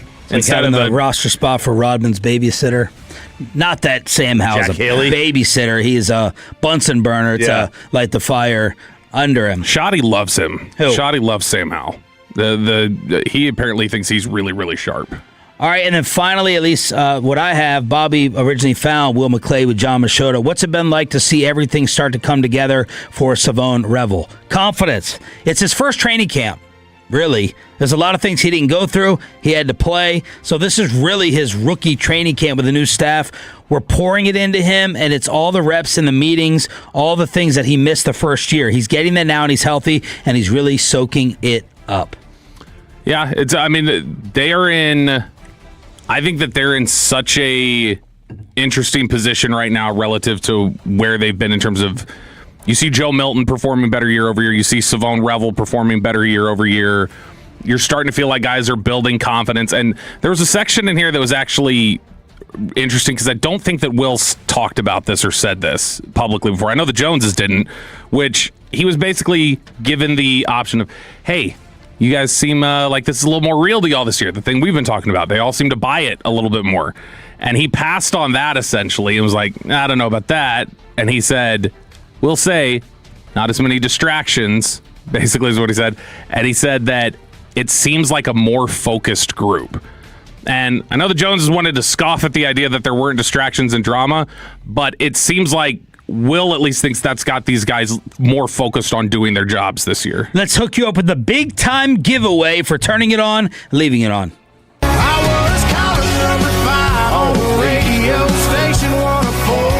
All right, Tolos, that's right now. Caller number 10 at 877-881-1053 wins a pair of tickets. See Luke Combs at AT&T Stadium in Arlington on Saturday, April 3rd, 2027, courtesy of AEG. That's caller number 10 at 877-881-1053. Diamond Cavs on your home of the out of the playoff Rangers. As it stands this morning, former Ranger hitting coach Brett Boone will join us at 9. Diamond Cavs at 8. Let's chop it up. Ow. Pew, pew, pew. Oh, no. RJ Choppy. Here we go. Chop it up. Chop, chop, chop it up. Chop it up. Chop, chop, chop it up. Chop it up. Chop, chop, chop it up. Chop it up. Come on. Chop, chop. Choppy. That is the voice of the great Byron Anderson, who we will see on Friday. Yeah, we'll see him Thursday. We'll see him Thursday, yes. But our show Friday from Memorial Stadium on the campus of Tarleton State University. Get hyped. I think I've already. Oh, you sound as hype as the Wings announcer. Get hyped. They made the playoffs for the first time in 3 years. I think I've picked my game. I can't remember which date it was, but I already told him I think it's ACU again this year. Oh, yeah? Byron reached out. I was like, what game are you going to do some color commentary for us? Broadus already picked Halloween. Broadus is going to be in Stephenville on Halloween. On Halloween? Yeah. I'm not missing a Halloween night, baby. And you know why? That's Game 7 of the World Series this year. That's right. Yeah. I want to say it's the next week I'm out there. But yeah, okay. We're going to have back-to-back weeks of fan presence on their broadcast, too. Chopping it up here on Sean and RJ 105.3 The Fan. I got a finality of the car situation, so Sean sick Sharif. of hearing about this car. I'm so tired. Am I. I'm tired of this So car. am I. It's got plates. It was paid for yesterday. That was a much quicker process yesterday. I went into the tax office, not about 10 minutes from the house, went right in there, and I got there on time. You know, as soon as the show was over, went right up there and got it done. Got it done immediately. Took a number. Waited about 10 minutes, went up there, took about 10 minutes to do the whole thing. Out, we got plates, but she's still riding dirty. What's that mean? Well, it's technically a drug term, but this is not in drug term. This is more just an illegal. Because it's an electric vehicle, it doesn't have have you seen a Tesla in the front? There's no like license plate holder. You got to drill into the vehicle. Oh. She's not going to drill into the vehicle. She doesn't want to. So I got to know, what do you electric car driver Tesla folk do in the front? Because in the state of Texas, by law, you've got to have a front license plate. They could give you a ticket, $200 fine, but more importantly, it's a probable cause to pull you over. Which, I mean, if you go out and have a glass of wine at dinner, you don't want to get pulled over, right? Why doesn't she want to drill the license plate in? Do you want to drill into your car? If all other Teslas are drilled into the front and there's a license plate covering it the whole time, then I don't think I'd care. Yeah, she just doesn't want to drill into the car. Like drill, baby, drill. Have you AI'd it? I have not AI'd it. I have not AI'd it. It did. I'm sorry. I did ask, what do they do? And it says a lot of them choose not to, and they just take the risk. All right, well, that's dumb. Yeah, and I don't want to. The rear plate screws directly into factory-marked spots on the trunk, while the factory front plate uses a strong Tesla service adhesive bracket rather than drilling into the bumper. Okay, so there's an adhesive. There's an adhesive bracket, apparently. All right, we're going to get an adhesive. So you have not driven it yet? Yeah, we took it to the car wash yesterday because it hadn't gotten washed. Yeah, it was on this outdoor truck. You know, those big racks. I mean, this thing was so dirty. Big rack of hers. This thing it had bugs like crazy all over it. So we took it to get. Well, I let her drive. I don't usually do that. Well, it's her/your car. Well, that's right. Did you at least sit in the back seat to make yourself feel like maybe it's more like an Uber experience than you're just letting her drive? I sat in the passenger seat. I had no idea what to do with my hands. I'm sitting there. I'm like fumbling across my arms, playing with my just everything. Just hands out the window, doing the old. Oh yeah, the dolphin or whatever. Yeah, whatever that is. So we got the car situation. You don't have to worry about it anymore. No more car conversations. So good. There you go. Let's see if you take it to Tarleton. Run out of battery halfway absolutely through. Not. I'm not going to take it down there. Okay. All right. Chopping it up. Sean and RJ, 105.3 The Fan. I could not believe this when I saw this because this is such a shocking turn of events, but it turns out that the Tate brothers were living a lie. Who could have seen this coming? Oh. Who could have seen it coming that two guys who had absolutely no job yet had Bugattis left and right were not living a lie? This brought me such great satisfaction that basically their lawyer was forced to admit in court. Now, they're paid to advertise that yacht. They rent out the sports cars because you got Choppy's sons, which I'm not going to blame them. They're young, impressionable young men. But you have grown adults worshiping these two idiots and trying to act like these tough guys in your marriages and in your life. I'm a top G. I'm a top G. I'm going to be a top G one day. Is that what they say, top G? Yeah, he's the top G. I guess Andrew Tate's top G along with his brother. And now, as if you had to be told, it was all exposed from their attorney. Now their attorney's going to come back and say, we had to say that to try to get him out of jail because now they think they're a flight risk because of the lifestyle and the private planes and all that. Jet set all over the place. Right. So now they're trying to come out and say, nah, that's not really their lifestyle. And they're going to say, we were just trying to get him out of jail. But you'll still have the same sheep and the same followers relying on these guys to guide them in their lives and their marriage while they're behind bars. They were mocked relentlessly early on, or like Andrew was. I don't know how much his brother was.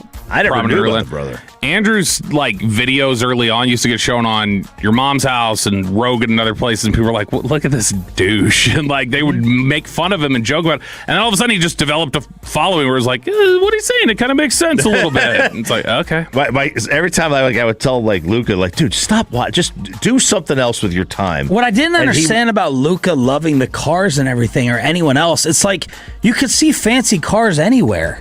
Why was it Andrew Tate's car? I don't know. I think that hooked people because he's like, here's how you get this. Yeah, here's how you get that. It was an attitude, right? Because I would say why were you watching this? Just watch something else. He goes, well, he's got a Bugatti, and I said, so what? He says, well, what color is your Bugatti? Oh, that's what he would say, and that's exactly. You guys are obsessed with car colors in your family. but that's what Andrew would say. Andrew would always his clapback to people would always be, who would call him, misogynistic or fake or whatever. He would always say, well, what color is your Bugatti? Right. Because I've got one. What color is yours? I can tell you what color mine is. You say Joe Olstein's probably got one too. How about turning towards that life? Man, wow. going right down to Joel Osteen. All right, so there's Andrew Tate. He is... the lawyer came out and said, it's all facade. It's all for show. It's all for looks. All for show. And they're going to say, that's what we were trying to say to get out of jail. Yeah. All right, chopping it up here on Sean and RJ 105. And by the way, tough guy Andrew Tate, who talks all this smack to everyone, he's been turned off his replies forever, as somehow he's still tweeting out of jail or having the attorney do it. So he can't take all the feedback and all the jokes since, even though he's the toughest top G. Yeah, I didn't... The availability of a cell phone in prison, I didn't know it was a thing. Right. And social media and all that stuff. But there you go. There's your Tate brothers. All right, Aiden's going to have this up on the fan cam. This is the girl, the high school sister. Ooh. This is the high school sister here. This is amazing. It really is. The high school sister who ran onto the football field on a middle school for a middle school player, hit a middle school player. So she's a high schooler. She's 16 years old. Her younger brother is a middle schooler at Cornersville Middle School in Franklin County, Tennessee, Winchester, Tennessee. And this is her describing the events that took place on this field. It's not just a 1-minute clip. That's not what this story is about. It's about the other 20 minutes of this game and about what was going on this field, which prompted an otherwise fantastic little girl from a great family to enter onto that field. 16-year-old Addison Honeycutt tackled a player Tuesday night at a football game in Winchester. I was not just going after this kid just to go after him, because that was not my intention at all. Addison says she was watching her brother get targeted. Seeing what they were doing to him and nobody stopping it, okay, somebody has to stop this. She says another player grabbed her brother's face mask and slung him around several times. When she saw him hit in the ribs, she'd had enough. That's when I started to be like, no, I'm done watching this. So she goes out there and she just levels this kid, right? Decked him. She did. She knocks him down. He tries to get up, and then she knocks him down again. Stay down. Stay down. Don't get up. Because this has been going on, though. Those two, had been flagged for unnecessary roughness. The referee called it on the two players for a second time in the game. Two players. And then, like she mentions there, he grabs the face mask, rips him down, and that's when she had enough. She got charged. Disorderly conduct and assault. Yep. And now... Which, again, it's one of those things where, there might be a double standard to, if you're male or female. Like if a guy runs out of the stands and tackles a kid, we're like, lock him up in jail. But with this girl doing it, I was like, man. Or if you take a step on the Chicago Sky's floor and you get ejected. Right. I'm like, she's an awesome big sis. This is even. This is really, she blindsided. That's not. But I'm saying in general, I think 16-year-old girl, middle school boy, I think of them as being about physically even. Wow. Okay. But this her poor brother has to transfer. Yeah. He's got to leave school. He might actually become a trans kid. He probably can't even go to school in the United States anymore. He has to go to I got it, Bobby. He's got to move. I got your joke. There is no coming back from this. That you needed your big sister to go fight your battle for you. There is no coming back from this. None. Yeah. None. My kids, my youngest son. If this happened, if his older brother came to his defense, that's one thing. Even if I did it, he'd be mortified. If his mother did it or my wife did it and tried to, he would never recover from that. Yeah. Ever. He'd be like Tiger King after the girl lost her. I'm never going to financially recover from this. He'd be like, I'm never going to emotionally recover from this. Do they want to piss her off though? Huh? Do they want to piss her off by bullying him though? I would think they'd do it all behind his back. They're going to grow, and they're going to be bigger and stronger than her. Man, that would be embarrassing. You can't come back from this, right? No, they can't. Yeah, I simultaneously think it's sweet she wanted to go defend her brother and was like, don't screw with him, and also at the same time it's like, well, you just also made a big mess for him. So you kind of hurt him more than that little rib shot did. Chopping it up here on Sean and RJ 105 through the fan. D1 marriage, 90s PTSD, or the Heat? I guess we'll go with the Heat since it's about to go away. So I saw this. This is from AccuWeather. The number of 100-degree days on record since the 1800s. First of all, I thought we had more than this. Second of all, screw you, Miami. We have had 1,975, now it's 1,980 days of 100 degrees since the 1800s. Miami has had 2.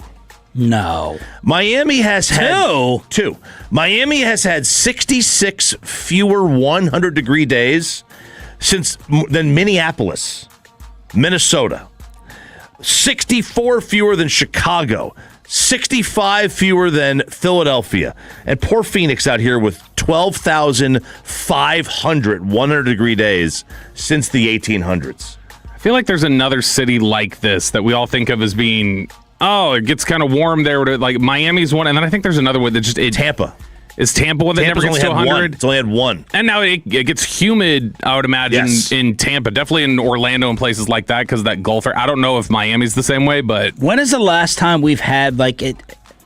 Summer 98 is the one that always sticks into mind. That was my first 98 was like 45 days in a row with 100 degrees. No, I'm saying, when's the last time we've had an hour of rain? Oh. For a day. Like, even total, Pepe, with your foundation already cracking. Yeah, it's been at least 40 days because I've been keeping up with it. Because I'm like, man, how long do I have to until I have to water my lawn 3 times a week? Because, man, and I got a busted sprinkler. I found that out yesterday. That's great. No wonder my yard's dying out there. Did you get the soaker hose? No, I did not. Because it's going to start raining soon, RJ. Can't. Yeah, in November. I told him to get the soaker hose, put it around the house to get it from the cracking. Right. I get so excited because Aiden keeps all the blinds closed out there, and it gives me the thought that it's like dark and cloudy. And then I walk outside leaving work, and I'm like, damn it, Aiden. I would do the same thing, but I'm like, oh, yes, it's going to rain today. It's cloudy. Here we go. Yeah, that's, You want it. This is what you want. This is what you asked for. I do love it. You want the summer. There you go. I love the summer. This is a bit much. My water bills from the evaporation of this pool. Oh my gosh. I mean, every 3 days I'm having to put water in it. Yeah, and I got the autofill thing, and it doesn't do enough because the autofill only works when the sprinklers are on. Oh, right. So, and I'm not watering every day. I water like 4 days a week, 3-4 days a week, but there's a lot. There's a stretch in there where it's like I go 48 hours. I mean, I'm losing about 1 inch of water a day just to evaporation. Yeah, it's crazy. I didn't realize the rainiest month in Dallas pretty consistently over the last several years has been June. Is it? Yeah, really? That's the most rainfall we've gotten in a month this year is June, and it looks like it's been that way for years. I'm like, how are these outdoor parks like surviving? Like the place that you went for a $500 hotel room, Six Flags. I'm like, and Amanda's like, oh, some people that just like screw it. We're going out in the heat. Like, how are you doing business at 106 and 107? I think getting on the hot plastic seats with a lot of these roller coasters, even getting stuck in midair. 100%. I think it has to do with just when you grow up in like that level of heat all the time. It's like, well, if we didn't do it then, we'll never get to do those sort of things. Like, we're not going to be able to go when we're out of school and go to Six Flags and things like that. So I think people just eventually go, screw it, I guess we'll tough it out. Last measurable rain was July 15th. You know how much is ticking me off watching these freaking White Sox games? Oh, the people are in hoodies? Yeah. That they're sitting there in long sleeves in the stands every day. And they were talking about they have a shower there yesterday. Did you catch that part? Yeah. So they have like a shower there they took from Old Comiskey Park. It was to cool yourself off in the hot Chicago summer. I'm sorry, what? You have a shower in there to cool yourself off for the 84-degree weather? What in Miami? What is up with Wyatt Langford's arm? That's next on Diamond Calves after Jacob deGrom had a nightmare outing. We have it for you on your home for Rangers baseball after...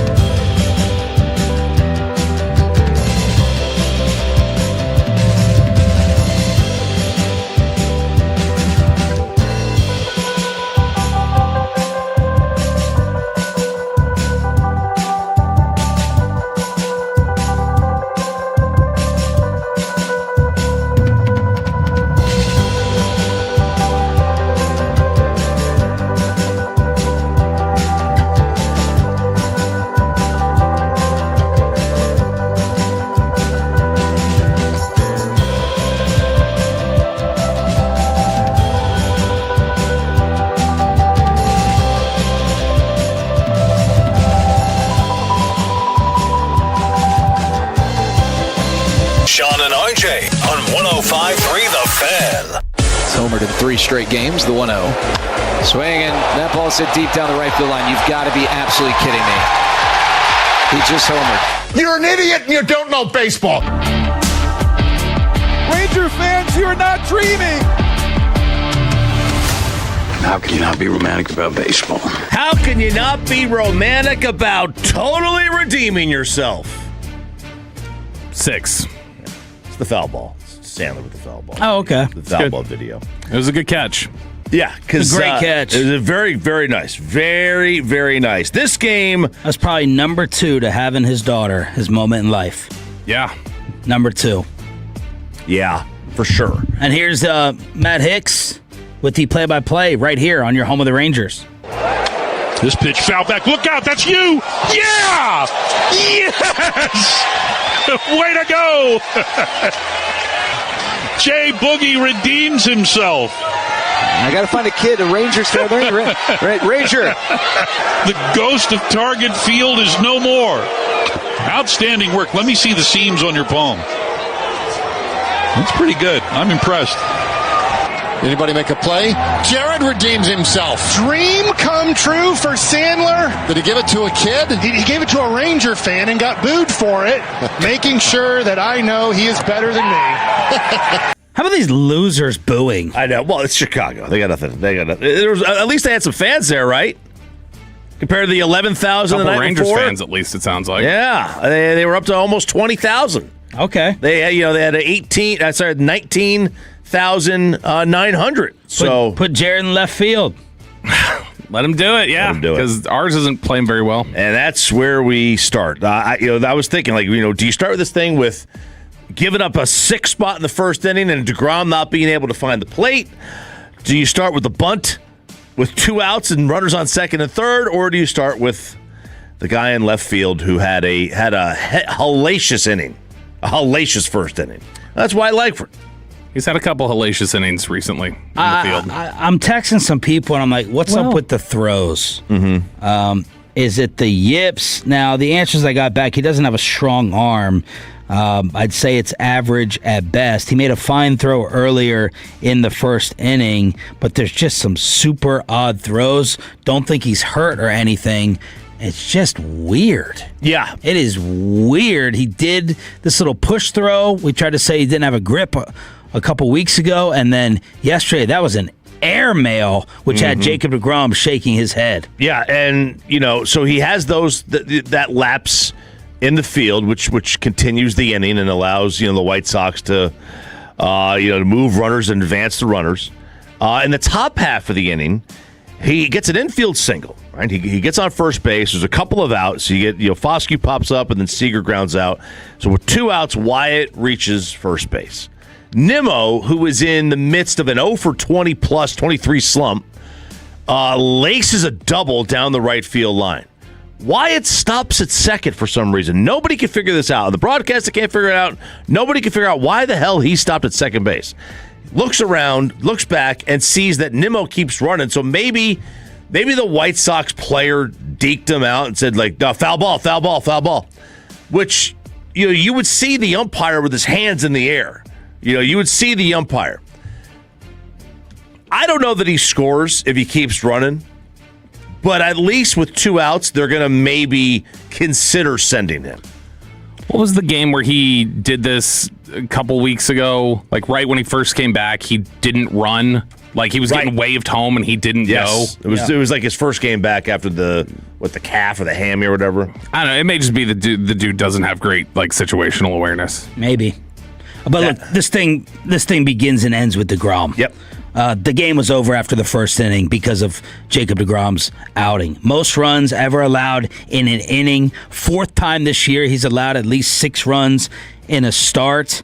42 pitches in the inning. It was a nightmare, and it was over.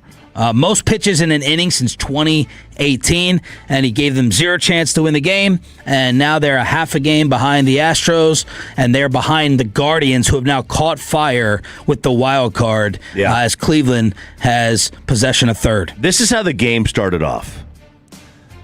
A 6-pitch at bat, double. A 6-pitch at bat, walk. a 2-pitch at-bat single, a 4-pitch at-bat single, a 5-pitch at-bat walk, a 5-pitch at-bat foul out, a 7-pitch at-bat double. Like, I mean, he was wild. He was not fooling guys. He was not locating his pitches, any of them. I mean, the slider, he was either getting them to not swing and miss, or they were in the dirt. One of the two things was happening. And that's not a slider that Jake deGrom has typically thrown. That's one of the great pitches. The Jake deGrom slider is one of the great pitches of the last 25 years of the sport. Your 5 pitchers who have started the most games for you this year for the Rangers, their ERAs are 4.26, 4.21, 4.41, 4.21, 5.29. Those are your top 5 most frequently used starters this year. Wow. Cal Quantrill's the 6th most frequently used starter. He's got a 2.90 ERA, so he is your staff ace right now. This is what happened on his slider in that first inning. Ball, strike looking, ball, foul ball, single, ball, double, and that's your first inning on that slider. He had 1 strike on that slider that was a non-contact strike. Everything else was a ball or a hit. That's an off day. We talked about this yesterday, maybe yesterday before, where Smoltz had said that you're going to have your best stuff 5 days, you're going to have nothing 5 days, and then at the 20 games in the middle is how your whole season goes. This was one of the 5 where he had nothing. Fortunately, you have Mackenzie Gore. Knock on wood. Throwing tonight, 6 o'clock pregame on this station, 6:40 pitch. Mackenzie Gore, in 4 starts this month, has a 1.57 ERA. Let's go. Bam. 6 innings, no runs against San Fran, 5 1/3, 1 earned against the Angels, 5 2/3, 3 earned against the Athletics. That's his worst start of the month by far against Vegas. And then he's coming off of 6 innings, 6 shutout innings, 2 hit ball against the Angels. So here you go. Get Mackenzie Gore to get you back in the win column tonight. And hopefully back in first place. They are a half game out of the Astros for the which would wind up being the 3 seed. By the baseball playoffs, we talk about the hockey playoffs being stupid, and the hockey playoff set system really screwed the Stars this year. It's actually really going to help the Rangers, the baseball playoff system, because the top 3 records in the American League are all in the American League East. It's Tampa, New York, and Boston. 2 of those 3 will be out by the ALCS. Because the way it sets up right now, New York and Boston would play in that 3-game wild card, and the winner would get Tampa. So there's no way for multiple of those to make the ALCS, which is bad for the sport, in my opinion. You want your best teams in. You don't want 2 of the 3 best teams in the American League gone by the LCS. And meanwhile, in the National League, you would wind up having like the Braves and the Cubs playing in the first round, and that's you'd be looking at right there 2 of the 3 best records in the league out by the ALCS. It's like, what are we doing here? Doesn't make a whole lot of sense to me. But that's where the standings are. So they get, like I said, they're a half game back of Houston in the American League West. They're a full game back of Cleveland, who's won 6 straight and 8 of 10. Real quick on deGrom, I was just looking this up. I was trying to find for sure. 255 starts in his career where he's thrown more than 70 pitches. Yesterday was the first time he ever threw 45 strikes or fewer in his career. Wow. When he's thrown at least 71 pitches, he's never thrown 45 strikes or fewer like he did yesterday. By the way, we forgot about this team. We had written them off. Seattle has won 7 of 10. And Cal Raleigh hit 3 bombs the other night. Big Dumpy. Maybe he is coming on. I hope not. But I went and looked, and The Athletic had a really nice article on what has happened to him, because he is on pace to have the worst season in Major League Baseball history following a 60 home run campaign. Now, there's not a whole lot of 60 home run seasons, okay? So we're talking about a small sample size. But he has had the biggest discipline drop in the sport outside of 4 guys: Dylan Lyle, Jung-Ho Lee, Spencer Horwitz, and Bo Bichette. Other than that, nobody else has had a bigger drop in discipline. And what that means is he is chasing pitches outside the zone at such a high rate. We're talking about he's got an 88 number drop in weighted runs created plus. So that's 88 worse than it was last year. His percent in terms of chase, he's 10% worse than he was last year. So, I mean, it's been a big, big change for the big dumper, or the big dumpy, whatever he calls himself. Maybe he's getting hot. But that's one of the things that I noticed, because all the other metrics, spat speed, all that's the same, except he's chasing more. Who knows? Maybe they're pitching him better this year. All right, I want to get your opinions on this one. Banny is back, baby. Jeff Bannister is back. Back in your text? No, I texted him yesterday. Another response. This is sad. No, it's a sad state of affair watching you succumb to this. I'm going to keep sending him. I'm going to send him a message just about every day until he says something back. I want to know. This is getting pathetic. I want to know what Sean did. Send it. Sean did. Send it to him. Just say, "Hey, you," with a smiley face. See what he says back to that. Because it's been a ghost since January and nothing happened. Nothing happened. This is RJ though. Like, he worries if someone's mad at him like this, and now it's eating him up. It's like the girl you don't text back, and it's secretly eating away at him. I don't care that he doesn't text. I just want to know why. That's it. Because he's Jeff Sean Barham. I just want to know why. He's locked what happened? in. What does he think happened? Because nothing happened. So what does he think happened? That's all I want to know. Maybe he changed his number. I mean, what? All those bunk bed ads that he was doing? He's got too famous? I don't know. Did he change his number? No idea. All right. Maybe he didn't like the bunk bed shots that we took. All right, so this is what happened. Bunk bed shots, nice. This is what went down during the game. Merrill Kelly, our boy, on the hill against the Cubbies. Yep, Bannister up on the top step. And Brian Kaplan is screaming at Lance Barrett, and they're barking at the Cub dugout. There's a debate going on between the two dugouts here, and they are screaming at each other. Nope, don't do that. Nah. And the only reason I say that is possibly Quentin Berry at third base, the coach peeking into Merrill Kelly's delivery, maybe trying to peek into Gabriel Moreno behind the plate. You know, you saw Merrill a couple of pitches ago, Bob, step off and stare directly right at Quentin Berry. All right, so Merrill Kelly is saying that... Man, I forgot Merrill Kelly was here. Yeah, he is saying that the third base coach picked up on something in his motion and his grip that he could tell when he was throwing a changeup. So he would relay that to the hitter somehow by... the hitter would look down to third base. And Merrill's like, I don't care if a player figures it out inside the lines, at second base or whatever, but when a coach does it, he's got a problem with it. Yeah. Where do y'all stand on that? Is that fair game or is that Bush League? It's fair game, and baseball's they're clearly number 2.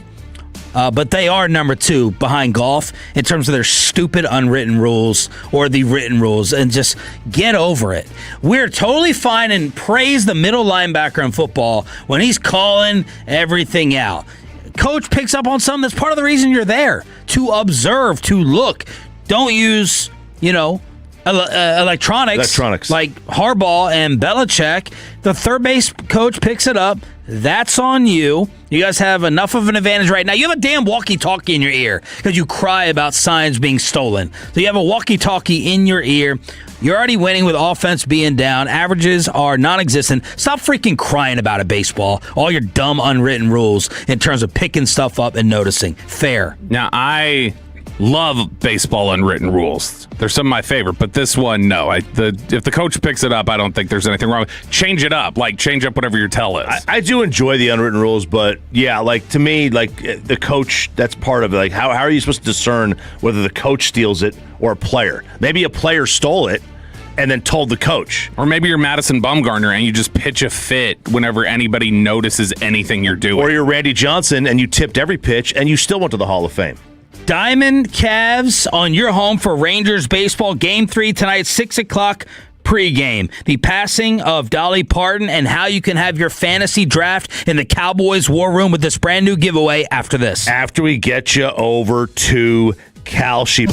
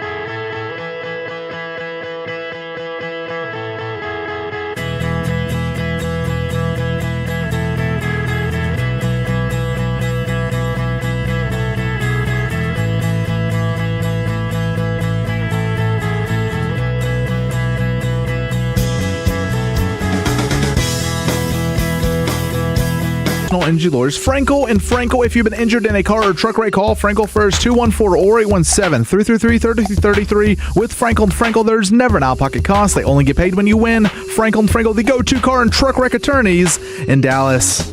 Jolene, Jolene, Jolene, Jolene, I'm begging of you. The passing that rocked the country yesterday, Dolly Parton passing away at the age of 80. This is Sean, RJ, and Bobby with Pepe and Aiden running things on the Fan Cam, Twitch, and YouTube on 105.3 The Fan. And Bobby, you had a pretty detailed write-up on this. Yeah, she is widely considered one of the greatest songwriters of all time, and her name is right up there in the conversation for greatest female songwriter of all time. She was really, when I was thinking back and was reflecting on some of her music yesterday, because I was not always, like, the one everybody goes to, I feel like, is 9 to 5. No, over Jolene? I think so. I like 9 to 5 better. 9 to 5, I think, was a bigger hit. It was tied to the movie.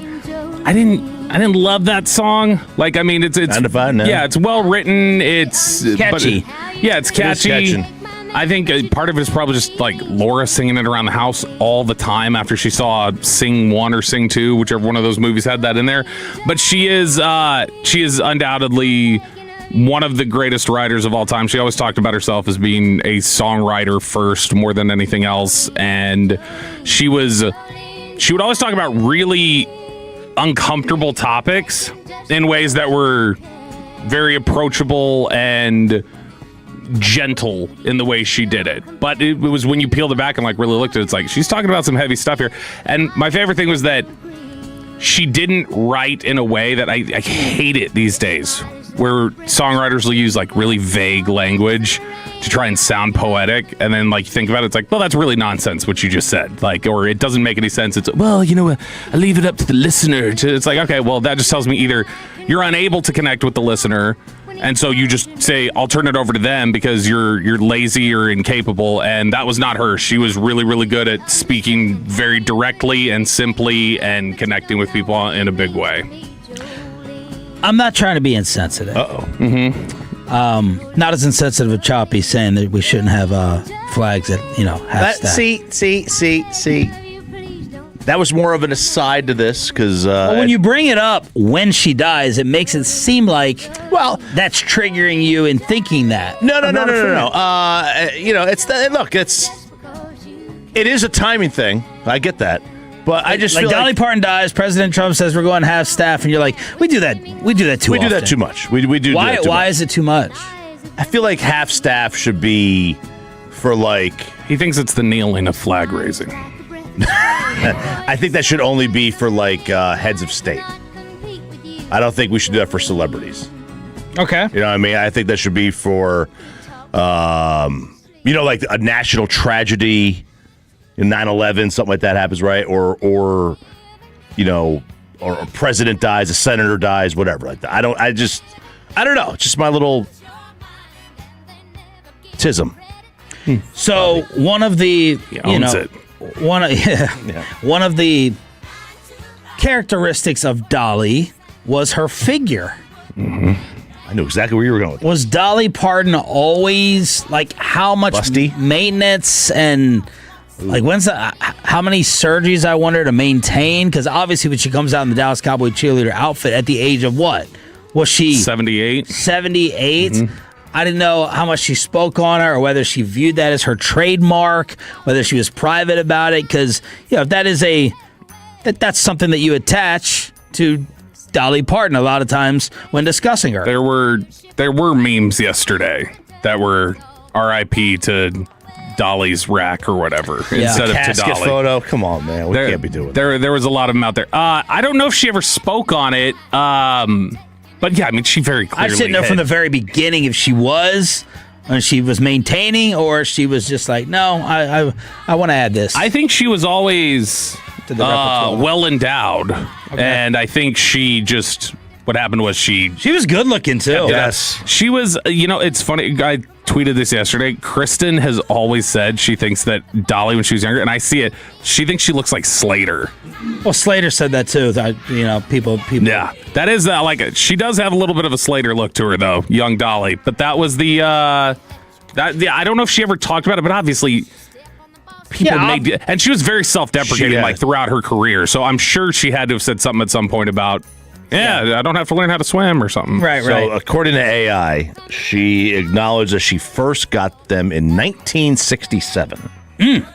So if you do the math on, like they say, about 10 years on the low end and 20 on the high end. It's back when they were just putting Nerf footballs in there. Yeah, it would be like 7 times. You would have to get that done. A procedure done 7 times. 6 or 7. 6 or 7. So the absolute legend Dolly Parton passing away at the age of 80. She wrote the "I Will Always Love You" Whitney Houston song that went to number 1. How I didn't know that till yesterday. Because to me, Whitney's always gotten the credit. Right, I only found that out a few years ago. Like I didn't know that was the case, and then it makes sense because you hear Prince wrote a ton of songs, right? Sinead O'Connor's Nothing Compares to You. Prince wrote that. Bob Dylan wrote a million different songs. There's a Garth Brooks song, "Shameless," that Billy Joel wrote. It's not even just wrote them sometimes. Sometimes it's recorded. Dolly recorded it. God, if you remember "Fancy" by Reba McEntire, here's your one chance. That was a cover. That was a cover from a 1960s song. So, it happens a ton, but her version is great. Like the "I Will Always Love You" version Dolly did was great. It's completely different energy, but it's fantastic. Has there been a movie made on her? That should come out. I would watch some on that. Everyone would. She's a beloved figure. She absolutely is. It's very, very difficult to have this type of universal reaction and praise and love for anyone these days, and she got it. She was. She would do Tough in Tennessee during halftime a lot of times, and I had no appreciation for it when I was in college. It just wasn't my thing. It wasn't like. I wasn't a fan of her music at the time. Like I kind of grew to like it as I got older. But yeah, she's. I was doing the Thanksgiving Day halftime here. There you go. That could be Slater's next endeavor, playing Dolly Parton. I'm looking around right now trying to find if there's ever been a biopic. There's like a made-for-TV movie once, but not like anything big that's been done. Yeah, just boom. The internet released in theaters. Dolly. It would kill. The internet apparently wants Sabrina Carpenter to play her. That's what a lot of people have suggested. Sabrina Carpenter? Which Sabrina Carpenter can sing, and Sabrina Carpenter was a Disney actress. That's how she got her start. I'll take a little sip. So she's definitely acted before, and she's blonde, and she's also well endowed. Is she? Yeah. She would need some alterations. She's going to play Dolly. There'll be alterations. Yeah. Not there. It could be that it's juiced. Hidden. She could have been juicing, Yeah, PEDs, huh? Yeah. All right, there's a chance if you have not held or have another one for this opportunity, your fantasy football draft, we're giving away an opportunity for you to do it inside the Cowboys War Room. You're going to have to Tolo with all 3 shows starting tomorrow, 9 o'clock hour. We give you the word to listen for, 1 p.m. KNC, 5 p.m. G-Bag. 9 a.m. with us tomorrow, then 1, then 5. Just take a Dolly. 9 to 5 with a 1 thrown in. Your fantasy football draft, thanks to Dr. Pepper inside the Cowboys War Room. Dr. Pepper, bold, delicious, and one of a kind. They haven't adopted Dr. Pepper Baby. It's good and nice yet. That's disappointing. I think Dr. Pepper is the best diet soda that there is. It tastes as close to the original. That's what I think. As any diet. Yeah. Now, the zeros have all come around now to where the zeros all taste like the original, but the ones that are labeled as diet, that's the best tasting one by far. Absolutely. Okay. Would you be able to enter into this marriage? This man looked himself in the mirror and said, I am saving my bloodline. That's what he said. He said, I am going to save it. This is... That started a war once. What's that? This is Lucas Bird. Lucas Bird is an NCAA champion wrestler. He is 5'6". He stands 133 pounds. Not worth saving. He has posted photos. These photos have come out, and Aiden's got him on the fan cam, of his wife, Ellie Holtzman, who was a Division I volleyball player at the University of Illinois. He goes to the University of Illinois as well. She is, reports say, 6'2" or 6'3", and at 6'2" or 6'3", like, you're going to be close to 200 pounds. Like, you just are. That's the reality of it. You're very, very tall. She's an athlete. And there's photos of these two standing next to each other, and he is like, I am getting my kids they are not going to be 5'6". They are getting mom's bloodline. Yeah. And it's like, could you do what? At what? Absolutely not. No. He's at her shoulder. What if I told you that your child would be a professional athlete? What sport? Enough to make money. No, like, are they going to be drafted in the first round of the NFL? Probably, maybe not first. Let's just say they. Are they going to be a volleyball player? They could be going to be a power going to be a WNBA player into the future. It could be. They could be. Let's say a power 4 sport: baseball, basketball, hockey, football. Not necessarily a first round. You don't know. They're going to be a professional athlete. I mean, I couldn't go out in public with her. No, He needs a stepladder for foreplay. This doesn't work. Humiliating. No, it's too. It looks really awkward. It looks like but you know doing what? a bit. Props to him. Sure. This is a level of security that clearly Bobby and I could never have. He's like, I don't care. Forget it. It's probably fun for him, no doubt. Oh yeah. But this guy's secure with himself. Props to him for that. I could never do it. I hope he is into some. What do you think what do you think the height difference is? Oh, it's 6 inches a minimum. It's because he's 5'6" and she's at least 6'2". Some reports have her at 6'3". That looks like the height difference between me and Kristen. Like where she's like standing up to my shoulder. I think it looks like it's more. I don't like that thing. I think that's too big of a height difference, guy to girl, let alone girl to guy. Yeah. I couldn't do it. It'd be tough. I generally don't care, but a 6-inch height difference. How tall is Amanda? I don't know, maybe 5, 6, or 7. So height, like going above is too much. Could they be like eye level, like dead same height as you? Would that be fine? Yeah. Could they be a little taller, or is it just if I got to look up at you, Ask that's what's the Peyton. problem? Peyton? Yeah. Well, Mackenzie is 1 inch shorter than me. It's on her driver's license, but yeah. I sent her this story and I was like, "This is what you think we look like in public." Because she always thinks, "Oh, I tower over you." He's like, "No, you don't." Peyton's saving the bloodline himself. I saw there was a TikTok the other day of this guy. His fiance was taller than him, and they were setting up a camera, and he walked over there, and they were testing out to see what she looked like in heels, and he looked over at the camera to see what it looked like, and he goes, "Nope."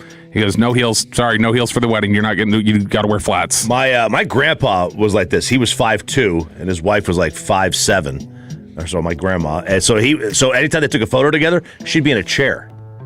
Wow. He'd be sitting down in a chair, and he'd be standing up next to her. Does Jerry deserve a star up for this training camp? Bobby has it next in Belo, right here on 105.3 The Fan.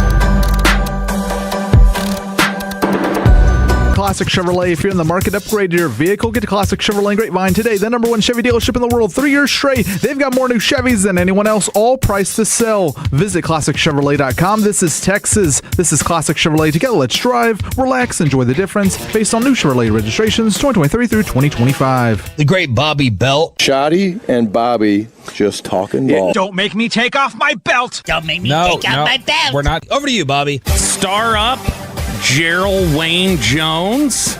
Let's talk about it here in Below the Belt, which is sponsored by Window Nation and D&M Leasing. Before we get to the star ups, star downs, or standouts from Cowboys camp from Joe Hoyt over at the Dallas Morning News, the Cowboys did have a practice yesterday. Shells, no pads. They will do pads tonight. Assuming we should be able to see Von Miller out there, I would guess, in pads and practicing in front of the star crowd there at the Ford Center. But he was out there yesterday. He got his one snap in. He jumped offside somewhere.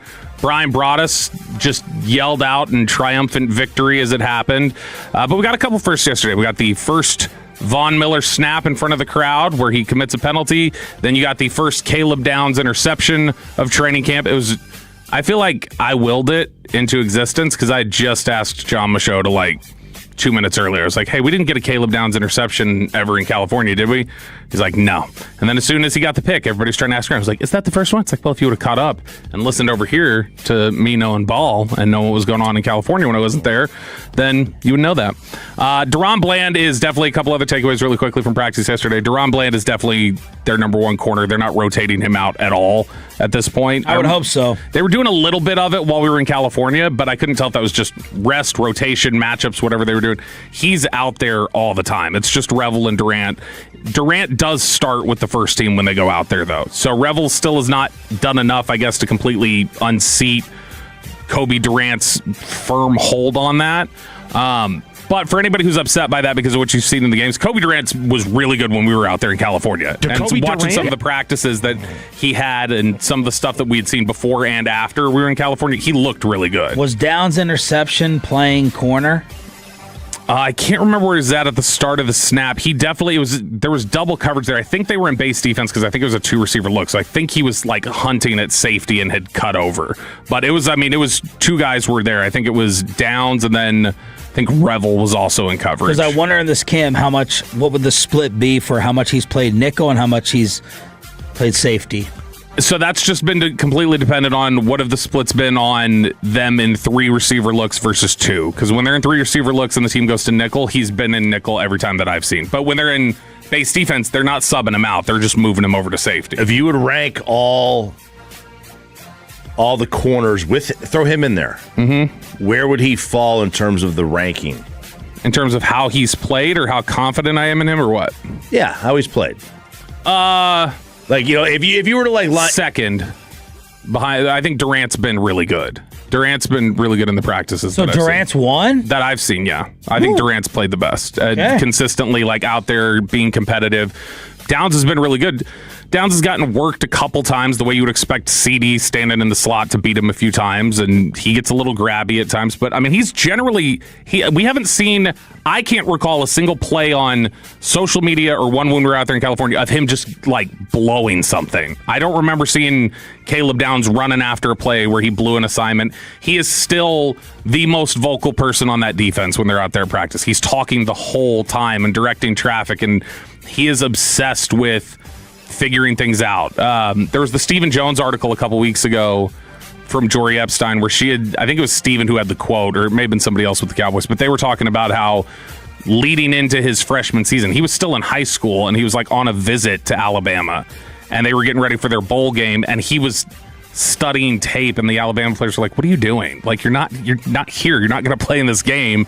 And he's obsessed with it. And it's hard to be obsessed with it at that level and not come off as Rudy try-hard guy, where people are like, come on, dude, this is performative. I think it's because it's so genuine where they know he's just obsessed with it, and it's his love. All right, Joe Hoyt over at the Dallas Morning News had written about this at the end of last week. It was the standouts from Cowboys training camp in Oxnard as they departed. Yesterday was their first practice back in Texas. And again, you can go out there tonight if you want to go watch them practice in pads. But he had his 5 standouts from Cowboys camp. And the number one leader above all, and I think the guy that everybody has said would be number one at this point, is George Pickens. That Pickens was the biggest standout, most consistently practiced the best, had the biggest performances. But he named 4 other guys. He said Savone Revel was one of his big standouts in this one. A lot of that's probably going to be due to expectation and where things were left off. Quinnen Williams, defensive tackle. Camden Brown, the wide receiver, and running back Malik Davis. But he did have an honorable mention section. And in there he lists Otito Ogbonnia, who has gotten shout-outs from Brian Schottenheimer and the defensive staff a couple times, Caleb Downs, Rashawn Gary, Christian Parker, and not just Jerry, but the Joneses as a collective, he says, deserve the star up as a training camp standout. He said they too deserve credit for a drama-free offseason. As much as they hate that, it was good on them to get Williams done and bring in the veteran Von Miller, who you read the Will McClay piece earlier from his conversation with John Machota. And when he was asked about Von Miller, he was like, yeah, he can still get after the passer, but he's going to teach these guys. He's going to teach Malachi Lawrence. He's going to be like having another coach here instructing our guys. But this is a star up apparently from Joe Hoyt for Jerry, Steven, and the Jones collective right now. And it made me wonder, are they, given what we've seen so far with Christian Parker and what we've seen with Brian Schottenheimer and them growing, Can you give them a star up for what we interpret basically as essentially just maybe stepping back a little bit or giving a little more autonomy? Is that worthy of a star up? I know it's worthy of a star up, maybe in the context of like how they've been. I feel like we've been told at this time every year how good the roster is. Sure, there's a training camp optimism comes with everybody, but I think we all had expectations that were severely tempered watching last year compared to this one. Am I wrong? No, this is. I mean, I feel like the hype is here. Right, but it's not from the Joneses. More than in the past. Right, like I feel like at this point. Well, Jerry hyped it when he sat down in Oxnard and said, "I feel we're close enough that we would, have a heavyweight deal." But Jerry always talks like they're close. Right. He does. He always does. Schottenheimer, to me, is the big difference. Bobby thinks it's pretty much the same as last year. But Brian Schottenheimer is giving off the tone of, we have a Super Bowl type roster. We just have to go out and make it work on the field. That we are a Super Bowl contender. That's the way he's coming off. If the Joneses, if I know that they did do that and cede more power, I would give them a star up. I'm not saying I'm doubting it or that's not the case. I don't know. I just don't know. I know Bobby thinks that they, Brian Schottenheimer has made more of a difference, but I'm not buying it yet. Yeah, I gotta see some live bullets. And I don't know if it's even so much them like giving things over and saying, you know what, here, we're going to delegate a little bit more. When you talk to people over there, a lot of times what they say is, because they have delegated. You can have as much of a voice over there as the head coach as you claim. If you're going to think they're not going to listen to you, why bother? Then they're not going to just come to you and go like, please give us your opinion. Let us know what to do. They expect the coach to come in there with a voice and a perspective, and it's going to weigh heavily with what they do. And how much differently, how different are we talking? Let's not give them all the credit for this Pickens thing. Sure. George Pickens deserves at least 100%. Half, if not over 50% of the credit. If George Pickens was ticked off like Micah or Lamb or did not show up, yes, he's costing himself maybe in the eyes of other teams, but we're talking about this much differently. So George Pickens also did them and David Mulugheta did them a favor that I was not anticipating that would be this calm. So, yeah, they get some credit for that, but how much differently are we talking if we have the same usual saga, which I expected to happen with George and Mulugheta being more of a pain? Do you think that was a direct comment from Will when he said, I think guys are more focused now in that piece with John Machota? Do you think that was a direct comment on contract drama from last year? Probably. That's probably because none of them ever want to acknowledge that that's a problem, because then they have to acknowledge that when they're stuck in a negotiation, it's actively harming their team. Right. And so they don't want to do that, which I understand they're never going to own up to that. And it would be a shot at Jerry too. Yeah, and the players also who are involved in that negotiations would never want to own up to that, because they wouldn't want to be seen as though they were actively involved in this negotiation and potentially holding things up. When you were talking about they don't get credit for his good attitude basically right now, him being a good soldier about it, makes total sense to me. I thought at first you were going with the initial acquisition. How do you compare it?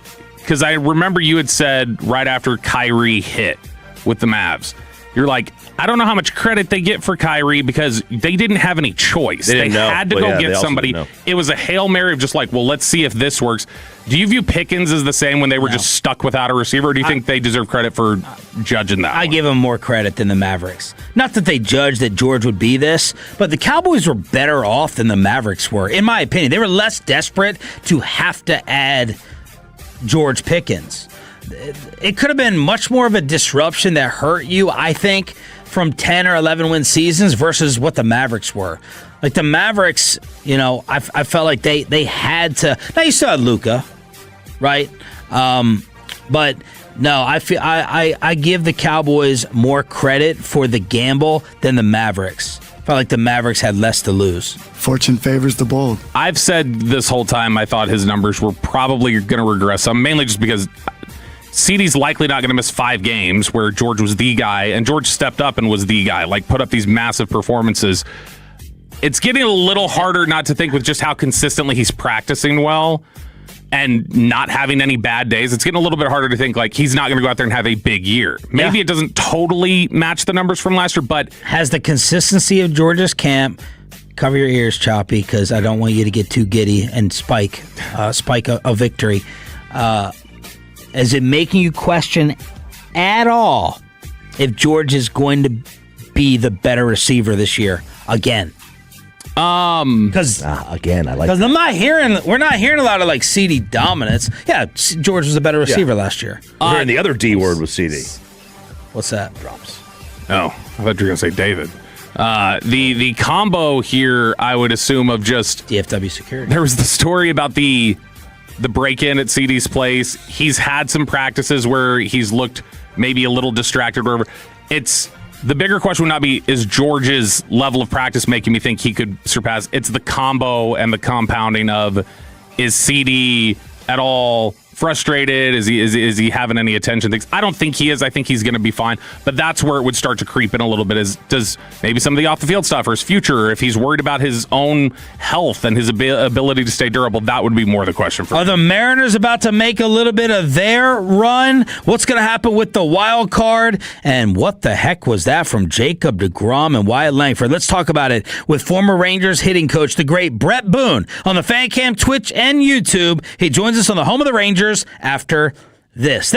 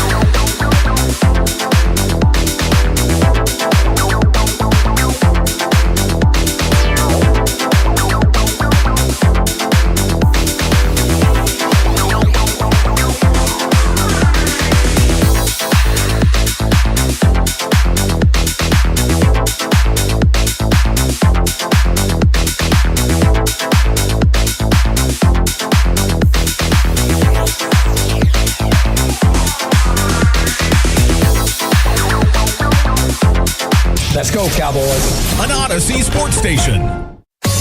Driven by our D&M Leasing Studios, this is Sean and RJ on 105.3 The Fan. deGrom with the 0-1. And that ball is lifted out into left field, coming on Langford, but he won't get there. It drops for the base hit. He fires it into third, over Freeman, and into the seats. deGrom was racing over to try to back it up, but Langford's soft but high throw bounces into the stands. That's going to score a run, and the White Sox grab the early lead. Game over after the first inning. Jacob deGrom nightmare, another Wyatt Langford mystery with his play in the outfield. Rangers lose 11-7. We are split with the White Sox. Game 3 tonight. Mackenzie Gore on the mound on this station. You're home for Rangers baseball. 6 o'clock pregame, 6:40 first pitch. This is Sean and RJ on 105.3 The Fan, joined by Odyssey baseball insider Brett Boone, host of the Brett Boone podcast, featuring weekly interviews with the most notable names in the sport. And insider calls are presented by Grainger with professional grade products for every industry. Grainger has you covered. Call, click Grainger.com, or just stop by. And our boy is joining us on the Fan Cam, Twitch, and YouTube. You have to pick who's winning the West. Who is it? Mariners. What's going on? What's going on with Raleigh, who got going the other night? Do you think you've seen or heard something they got figured out? Do we ever figure it out? I don't know. A week ago, I'm looking at that Mariner. See, you can get me. It depends what day of the week you get me on. I'll have a different answer. Because a week ago, I was talking to someone, and it's like, is it time to sit Raleigh? He's been 5 months. He hasn't got it going. He's hitting 156. He's hit 5 home runs this week. He hit another one last night. Mm-hmm. Here's what I've kind of figured out. It's like down the stretch with these teams, your big guys got to be going. And then I thought back to, if you sit Raleigh, what does that do? Well, it gets a 156 bat out of the lineup. But if the Mariners want to get to the postseason, they need Raleigh to do it. So you might as well roll with it. Seager's red hot. Same as Seager's hot. Your main guy's got to be hot, and not necessarily hot, but doing what we expect him to do. Right. He doesn't have to be player of the week. He just have to be, he's that guy in the middle of the lineup that everybody knows is that guy. Alvarez being the epitome of that this year for the Houston Astros. So yeah, you caught me today on Tuesday. I'm going to say the Mariners, but check back with me on Thursday and see what we got. Does it feel like you could tell who a clear second best team would be in the division right now, or is it still so jumbled up? I think it's so jumbled up. I mean, it's the Rangers. They've been so plagued with injuries. You know, Josh Young, he still isn't back. You know, guys like Evaldi going down. Leiter's on his second rehab start. When's he coming back? Quantrill's been great. I mean, he's been a great guy that wasn't expected to fill in and he's kind of been holding that staff together. Gore can come out and dominate. Gore can come out and have a rough outing. So I think, Rocker, same thing. So I think with the Texas Rangers, from a pitching staff standpoint, you kind of don't know what you're getting. We have yesterday the deGrom first inning. That's so uncharacteristic of him. There were a couple blunders made in the field, but at the same time, deGrom usually rights the ship. We make a mistake behind you. We expect you to clean it up. He didn't. So really, there's no stability. There's nobody you can look to, with the exception of Quantrill right now, and be a stopper. Like, okay, we're on a losing streak. We need somebody to come in tonight. We know tonight is win night. But I look at the Houston Astros. They don't have that guy either. So Brown, I'm sorry, they've got Brown. But after Brown, you don't know what you're getting in Houston either from a starting pitching standpoint. Brett Boone joining us here on 105 to the Fan. Okay, Brett, so I've been accused in the past when we have a disagreement, when we have one on the show here, that I lead people to the answer I want. So I'm just going to say this before I present my reasons why or why not. Do you believe that if his career ended today, Jacob deGrom makes it to the Baseball Hall of Fame? It's such a hot topic debate because, and I'm still going through this in my mind, how we select Hall of Famers in this day and age. because the criteria changes from generation to generation. Do you see what I'm saying? Mm-hmm. Years ago, and let's take a position player, for example, 15, 20, 30 years ago, it was pretty clear cut what the criteria was. It's what was your career average? How many hits did you get? How many homers did you hit? How many runs did you drive in? That was kind of the criteria for the hitters. And now you compare each hitter, of course, position by position. First base, you're going to have a little more magical numbers. Second base, you're going to have to compete with the second basemen of history. But it was clear cut on what the statistics were. Since we moved into this new generation, it's not about average home runs, RBIs. It's about OPS. It's about OPS plus. When you go to the pitching side, 300 wins was an automatic thing for you. It's not about that anymore. It's not about that. It's about all the different metrics. So I think if you're comparing deGrom from the time he hit the big leagues till current, I think he's a Hall of Famer. If you put his numbers up against all-time greats, they're just completely different right now. But I don't think it's fair to him because players are told what pays the bills, what's going to get you a new contract, a big contract, and they train for that. Guys today, I used to look at guys 1,800 RBIs. You know how many runs that is? And that was the cat's meow for the offense. And all of a sudden now, your best maybe RBI guy's in the leadoff hole. So I can't hold him to that same standard because he doesn't have the opportunities. I think you have to go with that as on the pitching side too. Yeah, for this generation, for his body of work, against all his peers that have played with him, with and against him, yes, I think he definitely is. Brett Boone joining us here, 105.3 The Fan. Last night, I don't know if you saw the throw from Wyatt Langford. You did, and then I did. And then, okay, so in the top half of that inning, he's on first. There's 2 outs. Nimmo hits a double. Yes, he stops at second. I guess doesn't know that it was fair or whatever. Instead of running, and then he finally runs the third. He makes it the third. So a little bit of a base running miscue. How common is it for a player to carry that over into the field? And is Wyatt the type of guy that would let that bother him and carry over into the field? Well, in the first inning when he made that throwing error, was that the bottom or the? That was the bottom. And the top of the inning, he had the base. Oh, I'm sorry. Top. Okay. So here we go. I'm trying to get my home away. I'm all messed up here. Yeah, I saw the ball down. Okay. First of all, the guy gets on base. Blunder by the Chicago White Sox, and you go, it's going to be one of those games. High pop-up Wyatt. Mm-hmm. It lands, base hit. Now all of a sudden there's a ball hit down the line in that position, and that's an easy ball for Wyatt to score on. And I saw exactly what you saw, and I think I read is that he didn't know. He was talking to the third base coach. He didn't know it was fair or foul. Well, in that situation, it doesn't matter. There's 2 outs. You just keep going. Whether he heard something, he thought he heard foul ball from somebody, an umpire, fan, whatever. That doesn't matter. You got to keep going. You pick up your third base coach and you keep bringing it. So yes, brain fart for Wyatt there. He goes to the outfield and that happens.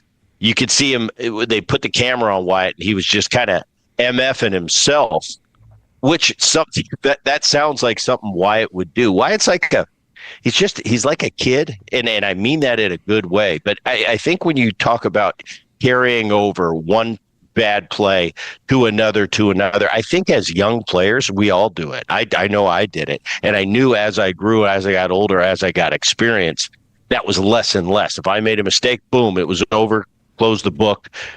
That chapter's over. I move on to the next thing. But with young players, yeah, it tends to happen. And it doesn't happen all the time to Wyatt. It just happened to be his night last night where things didn't go very good. And then from there, it just unraveled. And I think the score didn't really tell the story last night. I don't think it was that close of a game. Right. But, yeah, little things like that, especially in a pennant race, you can't have those things happen because every single win is so important. And with this division especially, you watch all 3 of these teams, they're all doing the same thing. It's like they can't get out of each other's way on a given night. Brett, did you notice anything about Wyatt's arm when you were here? Is it average? Is it above average? Is it excellent? Because he's made a couple of throws, not just that one being way off last night, but he's made a couple plays in the outfield that has us scratching our heads. What did you think of Wyatt defensively when you watch him every day?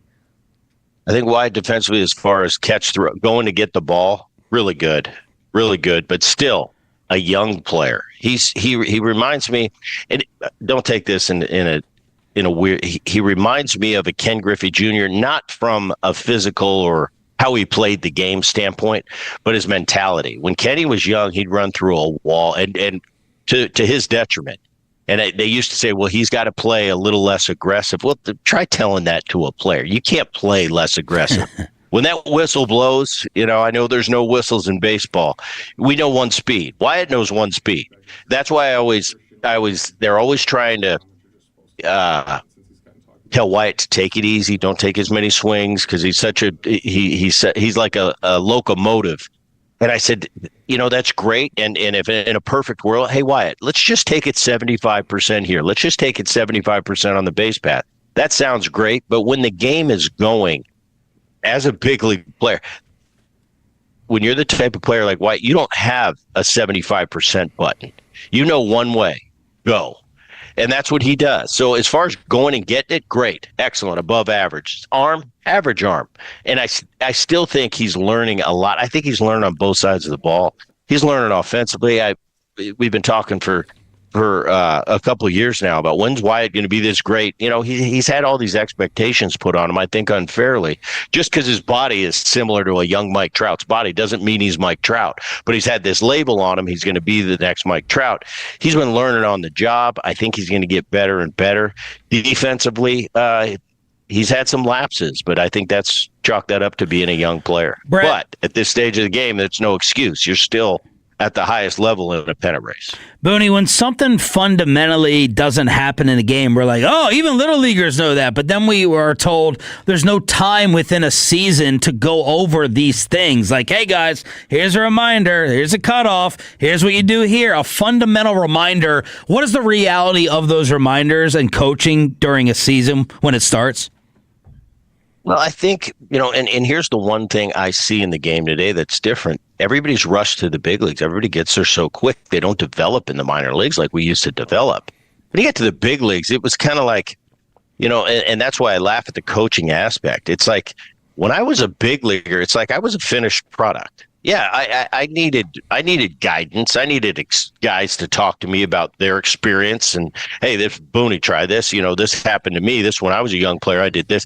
So you're always looking for tidbits like that. You have coaches there to guide you. Hey, Booney, you might want to do this and this. Yeah, I got it. But it's not like, oh, we're coaching these formidable, this soft clay. You're a big leaguer. You're a man. I expect you to know all these things.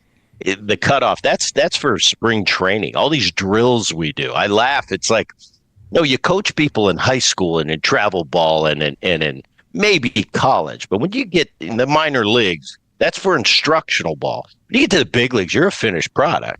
And these guys are. They go out, they know what to do. They don't have to go out and work on their cutoffs and relays.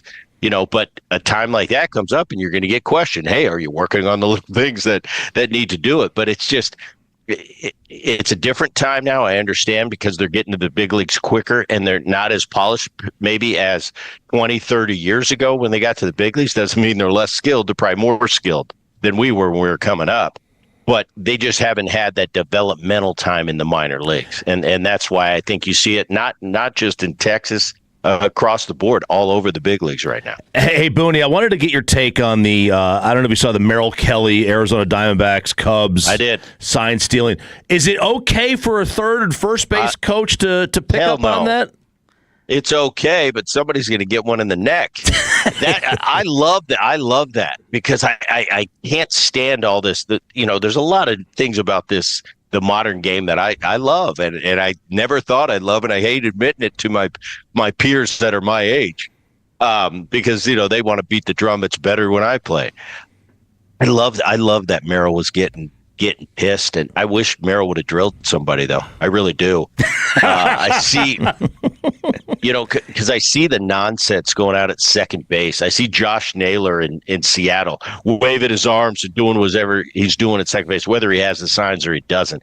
That is just something that I can't even get through my skull. Like you would never in a million years even think about messing with that. Or if you're giving a sign and I see you at second base, we're going to have a conversation. And if I tell my team, my pitcher, that I know you're stealing signs, it's an eye for an eye, and it's time for something to happen. The fact that Merrill Kelly called it out, and you could see by the vitriol and how the Cubs were reacting to it. They knew they were doing something. And Merrill, I know Merrill. Merrill's not going to call somebody out unless he's pretty darn sure that it was happening. I'll tell you what, if I got a third base coach and they're relaying me the signs as a hitter, I want it. Give it to me. Give it to me. And I'm going to back my coach up, and we might get in a fight. I'm going to back that coach up. Doesn't mean that it's right and it's accepted on the other side. It's an eye for an eye. I stole signs whenever I could. I relayed signs. If I can get one from a coach, I'm doing anything I can to find an edge.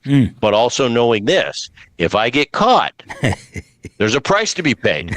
And if somebody caught me dead to rights and kind of gave me that look like, Booney, we know what you're doing, man, I know, all right, I got to wear it. And next at bat, I might get one between the shoulder blades. I'm not going to fight the pitcher. I'm going to put my bat down, tip my cap, and say, okay, we're square. Because that's the way you square it up. You do it on the field. That's the way we used to do it. We manage each other. We don't need any umpires involved. It's an eye for an eye.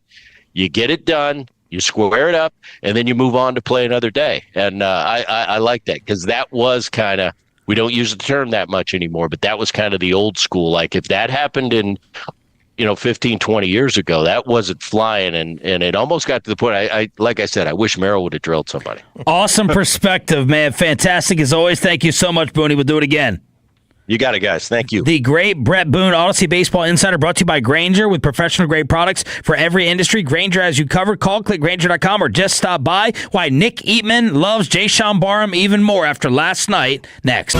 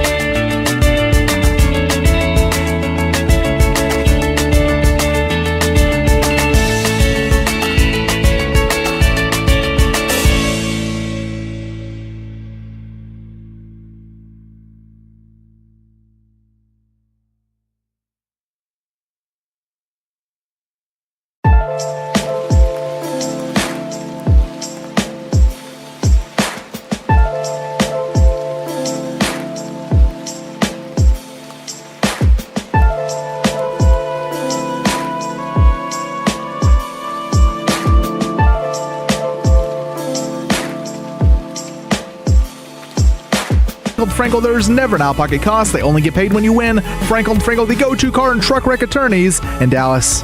Let's bring in Nick Eatman, DallasCowboys.com insider, brought to you by the WinStar World Casino and Resort, proud to be the casino of the Dallas Cowboys. Please game responsibly. Good morning, Nick. What jumped out? Well, first off, I guess we have to ask, were you a big Dolly Parton fan or not? Of course. I mean, yes. I did say this on Twitter. I got to ask her a question in a press conference. Wow! Yeah. And I was hoping I would get that response. I thought if I said that today, I would get that kind of response. No, it was. What was the question? Okay, so it was when she was about to do the CMAs. Oh, CMA. And it was a press conference for that. And so I asked the question about just her connection with the Cowboys in general. Over the years, does she have one? And she said, "Oh, yes, we love the Cowboys. You would love my husband," is what she says. And then she turned to her people and said, "You know what? We actually have some news. Can we?" And they were like, no. And she was like, "Okay, never mind." And we all kind of thought maybe she was going to do the halftime, and that's what she was about to break in that press conference. But it was really cool to see all of the country music station, like some guy named Hawkeye, I guess. Some guy. Is he like big time? As soon as I said that, I was like, Am I saying something bad like a Kid Craddock or something like that? Is he like really awesome? Or Sean Sharif? Yeah, they were big. Sorry, he's the RJ Choppy of like morning. I don't know. Dolly Parton. I mean, 9 to 5. I mean, that was one of the first movies I think my parents had like on their VHS or something like that. So yeah, Dolly Parton is Dolly. When she went out with the cheerleading uniform, that was pretty iconic, actually. I had no idea that was a movie. 9 to 5? No idea. I thought right it was over your shoulder. Yeah, no idea. First time I ever saw it. Nick, what stood out from practice last night? Well, they have a new punter named Caleb Downs. Man, that was a rocket punt. Though. That's all Bobby could talk about was not the pick, but the damn punt. It was like on the run, too. It was really impressive. I turned to Derek, who was next to me, and I'm like, "Is this the first pick of the training camp?" Mm-hmm. And that's what we could remember. Yeah. So I don't know, Bobby. Did you take first one? It's his first one. Yep. Yeah, first of many, hopefully. Maybe not off Dak, but just in general off other quarterbacks. But you know what was cool about that? Great play by Caleb Downs, and then Dak proceeded to carve up the defense the rest of the practice. It seemed like great passes to Pickens and a couple of runs too with Dak, which is you don't want him to do it all the time, but he looks like he's moving well. And I thought it's just another good example of good offense, pretty good defense, good offense. And that's kind of what I think Shoddy would want. Any coach would want is both teams to compete with each other. Nick, you mentioned Dak there. He wasn't his greatest when we were there. Now it's early in camp, but I get it. Timing's off. Right. Since basically that first preseason game, how has he looked in practices? I think he's looked pretty good. I mean, you're right. I think the expectations are starting to get even higher for Dak and for this team and for the offense. And it's like the offense has to be perfect because it's the defense we're worried about. But yet, I think you have to remember that the offense, is starting from 0-2, a reset button for them. And so I think Dak, though, to answer your question, I think Dak has done a really nice job. And, this might cause some issues, but it does seem like Pickens is kind of elevated as the dude, and like CD also really, really good, but Pickens is the one that I think defensive coordinators are going to have even more of a problem with him. And I know that doesn't sound good. They're trying to negotiate this, and CD's still wide receiver 1 and all that. But I think from a mismatch problem situation, I think Pickens is presenting himself as a big-time problem. Nick Eatman from DallasCowboys.com joining us here on 105 through the Fan. Nick, they walk out there week one because we're kind of talking about some of these position battles now and how they're rotating things in practice. When they walk out there week one, they're in their nickel defense. Caleb Downs is obviously in there at the nickel. Who is the corner opposite Deron Bland, and who is the linebacker next to DeMarvion Overshown? Ooh, okay.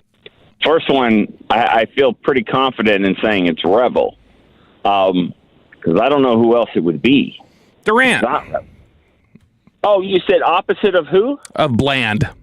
Oh, I'm sorry. I thought you meant like when they go nickel. I got you. You're talking we're putting Caleb Downs in there. Yep. And then, that is a good one. Probably Rebel. I think he's the guy. Linebacker, winners. Week 1, winners. Week 2, winners. Week 3, we'll get back to you. and Overshown has the green dot on? I believe so. Yeah. I think Overshown's done I think he's had a good camp. I really do. I think Overshown, obviously with him, he's going to be, and this might be all linebackers, right? Patrick Willis, all of them, but like he's going to be like Sean Lee in that he'll be as great as he is healthy. And if he can stay healthy, he can be a great player. I believe that. I think he's got the instincts for it. I think he's got the awareness. He's got some toughness that he doesn't look like it from his body type. Doesn't look like a prototype linebacker, but he's a big time hitter. I think he's going to be really good, and I think he's had a good camp. And yes, I do think he's your green dot guy. But Barham just might be so good that you can't keep him off the field. Nick Eatman. Sorry, Nick. Go ahead.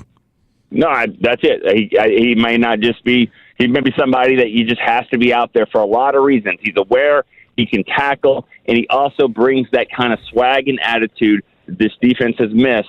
And I think he's the type of guy that you want out there. Nick Eatman bringing it strong as always, DallasCowboys.com here on Sean and RJ. The thing that jumped out initially with Overshown was the speed, and it's like this guy's a freak athletically running all over the field. Is that totally back? Have you noticed that at all while you're watching him at camp, saying, "Oh my gosh, Overshown, he's fast as hell again," or that really hasn't popped in your mind? What sticks out is that sound. I can still hear the sound when he hit Hunter Lipke in that. Yeah, that's what stands out more than just this athletic ability guy. But he does get to the ball quickly. But the thing about it is him.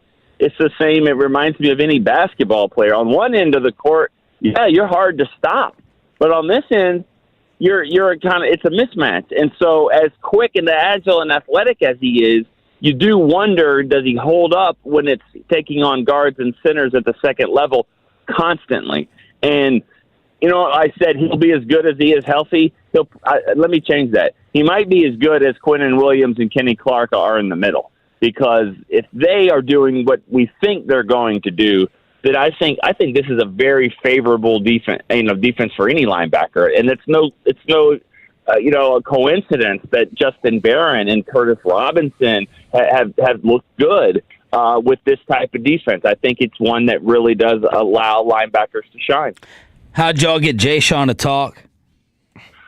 Well, the F word was lingering, okay? And I think that got to him. And I'm not talking about the one that's going to get me canceled on here. I'm talking about the word fine. And I think when that word was thrown out there that this is where we're headed, and I think I give credit to the Cowboys PR staff. They did a nice job. And it wasn't a threat, but it was like, hey, this is how this goes, okay? You keep making plays. Media wants to talk to you.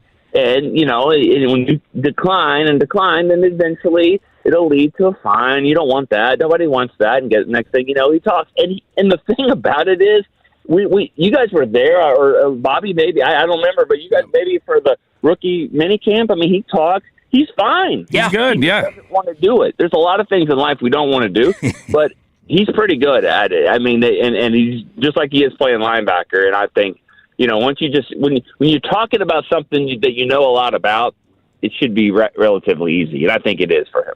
Did you get a chance to say hi to Jay Ratliff? I did. How is he doing? Is he in a good place now? He looks like he's in a great place. Looks like he's in the gym a lot. He looks like a piece of pizza upside down. That's what he looks like. I mean, he's like broad shoulders. He's pretty skinny. Piece of pizza upside down pizza. I never heard that. Just call him a Dorito.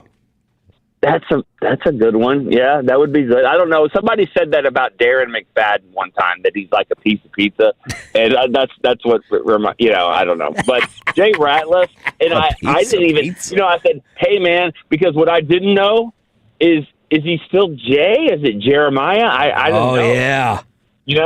So you can't say Ratliff. No, you just say hello, sir. Yeah.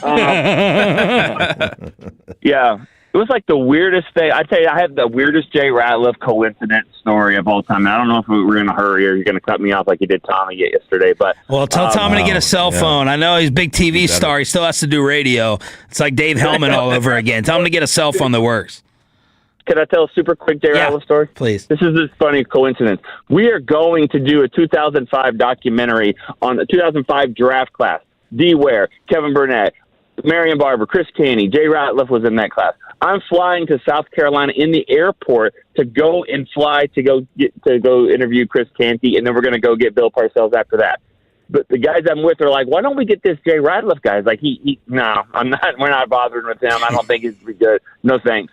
In the airport, they're saying this. 10 seconds later, I turn in the airport, and there's Jay Ratliff walking right past me, as pissed off of a look as he's ever had, and I'm like, that is the weirdest thing. Here is actually Jay Ratliff. And they're like, you want to go get an interview with him? I'm like, no, I'm good. But just like speak of the devil type thing where like you're at the airport talking, I haven't seen this guy in 10 years. And there he is walking, and his flight just got canceled to the East Coast. So nobody wants to do an interview when that happens. But anyway, he is in a good place. And, I think his name was actually on the first round of the Hall of Fame ballot. If I didn't, I mean, I think he's on the ballot, so which is good. Well, I don't know if he'll ever make it, but man, what a great player he was. Awesome stuff, Nick. Thank you, man. Appreciate it. All right, see you guys. The great Nick Eatman, bringing it strong, brought to you by the WinStar World Casino and Resort, proud to be the casino of the Dallas Cowboys. Please game responsibly. You can draft your fantasy football team right next to Nick's office. Find out how. Crosstalk with KNC next. This is Hurtado Barbecue, the official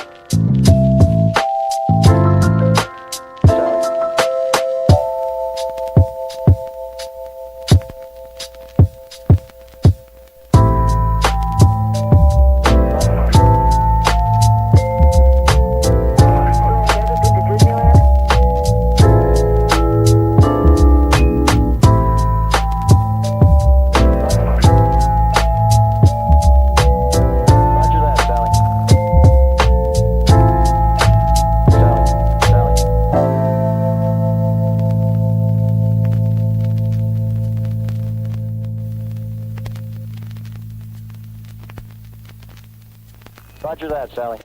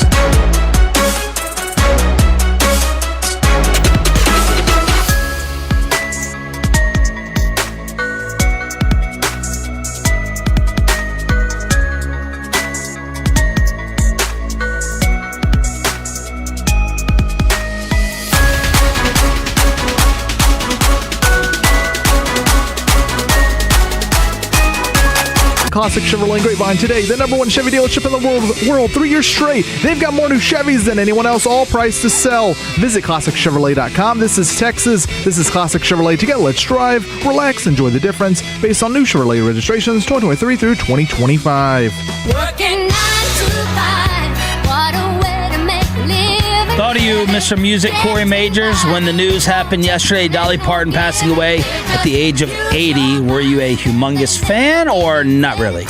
Yeah, very big fan of hers, but probably more bigger fan more recently when my niece became a big fan of hers. Like, my grandparents always loved Dolly. They just thought she was the best. But my niece, she's in 5th grade now. She fell in love with everything Dolly, and her and Lucy are like tight. So like that, all that came back.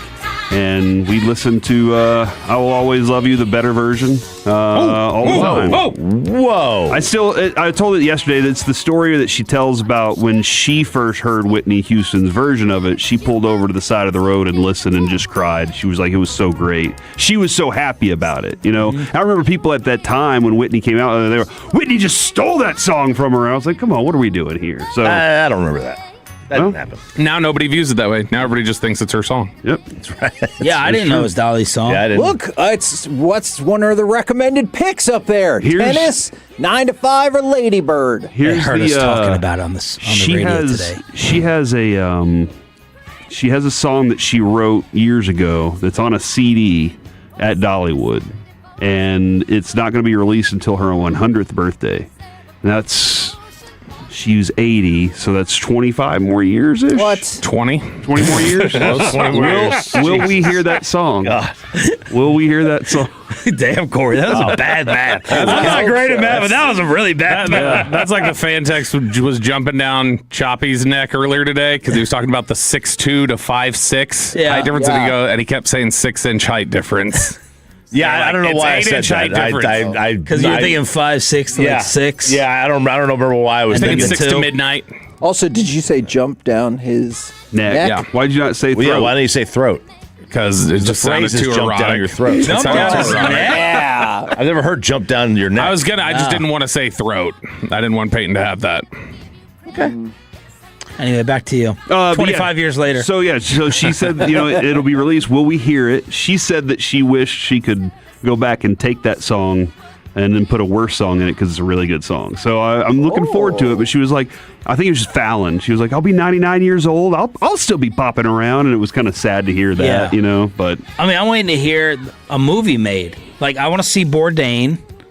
My wife wants to go and see that. I think that's in the theater. That would be one of my top movies too. Yeah, and Bourdain's awesome. I'm like, there hasn't been a Dolly Parton movie yet, but boom, just Dolly. There it is. Sure. Easy. Who would you have played Dolly? Not Bobby's pick. I didn't say that was my pick. I said that's who the internet has suggested. Well, she's the same height. She's blonde. She sings. She acts Sabrina Carpenter. Oh wow! But she doesn't. That'd be pretty accurate. No one's gonna have it except for Sydney Sweeney. Neither did Dolly. She fixed that though. So you think Hayden has to get a the boob girl job who played to play Pam and Tommy doesn't either. That was all stuff. Wait, that girl I think I remember being like real attractive. Yeah, that was all body stuff. Lily James. Yeah. Not that you have to have. She's it, on the but- list. So yeah. What do you think, Kevin? You get a whole list, not just one person. Yeah, 5. Yeah. Oh, 5. You think 5's a standard list, right? Wait. Who did you say it was? Lily. Oh, He's, She's Sabrina dead. Carpenter. Yeah, I know. Sabrina Carpenter's not dead, Kevin. No, Hayden Panettiere. Hayden is dead. Yes, she passed away. Play Dolly? Very sad. Very sad. Yes. She was literally like the last death before Dolly. You think that this? That could work. Sabrina face. I could see it. Yeah. She's the same height. She's 5 feet tall, flat. She's a singer and an actress. I don't think the height matters in Hollywood. It definitely does not matter in Hollywood. They just changed the camera. Von Erich movie. Dolly, Tom Cruise looks tall and everything. I don't think people realize how small she was. She was short. I did not know she was 5 foot tall.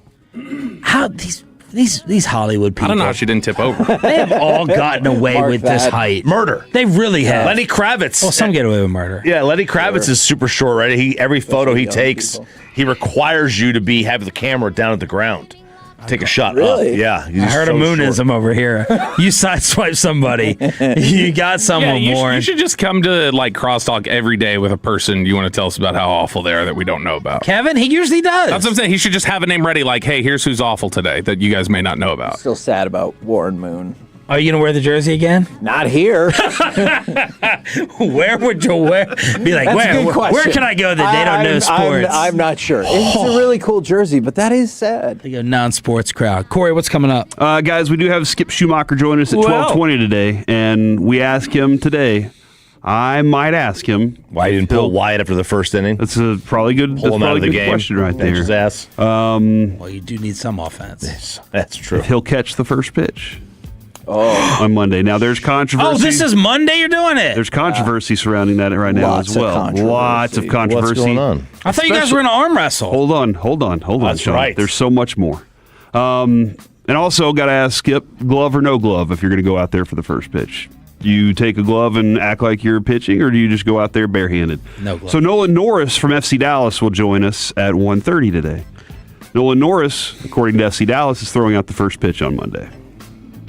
Oh, there's 2 first pitches at these games, though. Is there? Yeah, they have a first pitch. One's in the bullpen, and then one is. One's in the bullpen? No, they have one like the one that the official first pitch is like right before the start of the game, and there's another one like 20 minutes earlier. Which one are we? Yeah, what are we doing here? Don't you think that the 20 minutes earlier is like a little insulting? Yeah, and it's supposedly FC Dallas night. So that doesn't feel like it bodes well for this being the marquee pitch. Yeah. So Corey's the pre-pre. What the hell's going on? I do get in there first. Pitch. I do get in there first. So that's a. Why Kind of a would you big have deal. 2 first pitches? Sponsors. They're both sponsored. Are they? Yeah, they're both sponsored. Okay. So we have a little controversy to figure out today. But what happened to the arm wrestling? You're supposed to be Vince McMahon running this, Triple H. So we were told that the name had to be submitted by last Friday morning, and RJ was in Michigan. So that wasn't going to work. So RJ, I think I told you we had talked about doing a bit where you did arm wrestle and Corey lost on purpose, and then we were like, "Hey, good job. We already had it turned." You told me that. Yep. Yeah, give you that moment of awesomeness. But yeah, so we'll find. But yeah, that killed the competition. Yeah. Well, he gave you the verbal win yesterday, or on Monday in the meeting. He said, "I'm glad I didn't have to arm wrestle Corey." I feel like I recapped that. Yeah, why don't y'all just do it now? It wasn't the most complex story. Look, I mean, Corey's he's a lot bigger than The I am. height. A lot bigger. How big are your hands? I got big hands too. Let me see. Oh, you got. Can't you just do it with the left hand for Okay. crying out I'm loud? thinking my right hand's bigger. Pretty yeah. equal. Yeah. It's pretty equal. It's like they're holding hands. This would be the Down the biggest throat, as Bobby would upset. say. Oh my God. Me beating him would be the biggest upset in the history of fan arm wrestling. No, it really wouldn't. You're wouldn't. supposed to be What is Mr. the history Jack. of fan I can't arm believe you're wrestling? talking yourself down like It's a this. You're size supposed to be. thing. You're supposed to be Mr. Gym guy. Yeah, It's a you're size thing. manly. It's a size thing. It's just he's bigger. He's about you're like 5 inches taller than me. Probably 6'3". The arm just height's 11 do it. inch. There's no way. Just Yeah. do it. no. I mean, He's and by the concerned way, about breaking I'm his actually arm glad I'm too. gonna break an arm. Yeah. I saw. Wow. Well, and here's the thing. The Tates get put away, and Rob's choppy I know, right? of all his manliness. When it comes to men's T, you also do have greater bone density. People who lift weights and have high testosterone have great bone density as well. I mean, So Choppy lifts weights my every bones day. are Yeah, I fine. do. But I'm not on testosterone. See, You so got that's some thick bones. Yeah, I do have some Yeah. very thick bones. Do you think anyone up here could beat you arm wrestling? I don't think so. Lucius? Oh. Fred? Oh, Fred. What's Can we do Fred's the height? Corey Majors arm wrestling invitational? Yeah. Can we do it after the throw? Because I went and threw the other day. Elbow's a little sore. So wow. I was throwing from 60 feet. Fred, 6. what Fred did, that video Fred posted of him Here we go. with the bench press was one of the most Erotic. I was That's gonna what say, I was thinking he was he going to was so say. turned on. no. We talked about your reaction to this while you were out. disappointing videos ever. Awful form. Never do the suicide grip. The suicide grip is you never want to do that. That is. Do you want to bench him? You should do a bench contest with Do a him. bench contest? Yeah. What did he get? 50. But they have to bench each other. There's no way. He has all the testosterone. He's just like, There's I would no lose every way. competition. While insulting Fred. There's no way you do the suicide grip. It's Why? insanity. What's the weight that he's working with? I didn't see It was that. 225. He did like 15 times. Okay. That's solid. But whoa. the suicide Whoa, look grip at that. That's cute. is no thumb. Corey's like, I got that. Right, it's That's no cute. thumb. Yeah. It's That's like cute. when your girl I love Fred so much too. So. when you see your girl in the gym talking to her gym crush, that's when you do the suicide grip. So what is your complaint with it? I'm confused. The danger. It's just danger. Yeah, it's dangerous. So I would think you would He's love teaching it. the kids all wrong. But that's his middle name. The kids all wrong, man. Fred Danger It's not Davis. about him. It's about the kids. Yeah, he's teaching the kids all wrong. Yeah. Don't All forget right. about the My kids. son follows him. He's going to see that video. My kid's going to start doing suicide grip. I got to teach better than that. Tomorrow is your chance to win. You got to total all the shows, 9 a.m., 1 p.m., 5 p.m. with the word of the show, the Tolo winner. Draft your fantasy football team in the Cowboys War Room, Ford Center, the Star in Frisco, all brought to you by Dr. Pepper. So 9 a.m. with us tomorrow, 1 p.m. with you all. Hold on. And then you said 5 p.m.? So the contest is 9 to 5? Make is that it a shout out to Dolly Parton? Yeah, I don't know. Don't you the have to words. hear the word before 9? You know what, Bobby? Why couldn't you just let us have that moment? We should just let Bobby run it. Oh, man. Into I the get to pick the ground. word? Into the ground. I'll No. pick throat. You liked it. Don't even. You liked it. Oh my God. You liked it, and then you felt bad that nobody else did, and then you wanted to abandon it. That's what happened. We're back tomorrow morning. The KSC Masterpiece is next. We're glad you're getting your morning laughs and sports fix with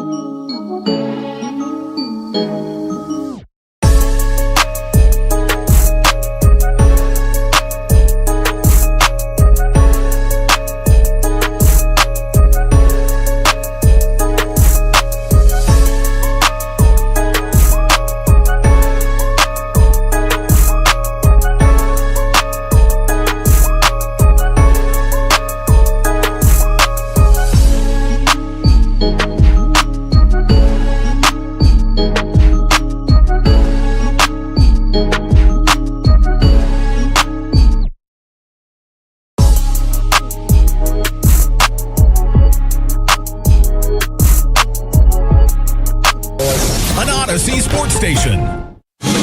Driven by our D&M Leasing Studios, it's the KNC Masterpiece on 105.3 The Fan. KNC Masterpiece right here on 105.3 The Fan. You got me, Kevin Hagelin. You got, Corey Majors. Oh, man, the Wings made it to the playoffs. Woo!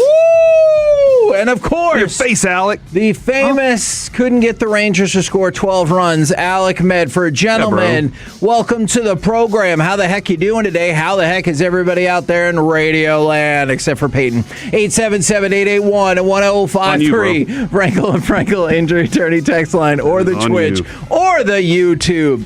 Peyton's just always out there. So it's like Whataburger. Yeah. It's always there. True. And it's got everything you want. Yeah. That's from that movie, Does it? Vengeance, I believe. Talking about Peyton. Oh, no. Well, you're right. He is always there, though, and that is a thing. And he's bringing, I think he's saying something about Ed Werder right now. So we'll see what he sent to Kevin. You know what that makes you, Peyton? He's like, this is why you don't get endorsements. Oh, dang. That's what I read into it. It just had one word, but I knew what it meant. Kevin, I have a question for you before we get into Rangers talk. Let's hear it.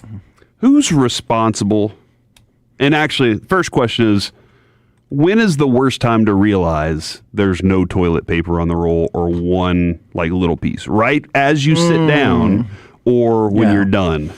If it's not a standard one, if you're like, we're gonna have to triage this thing, that's the worst time.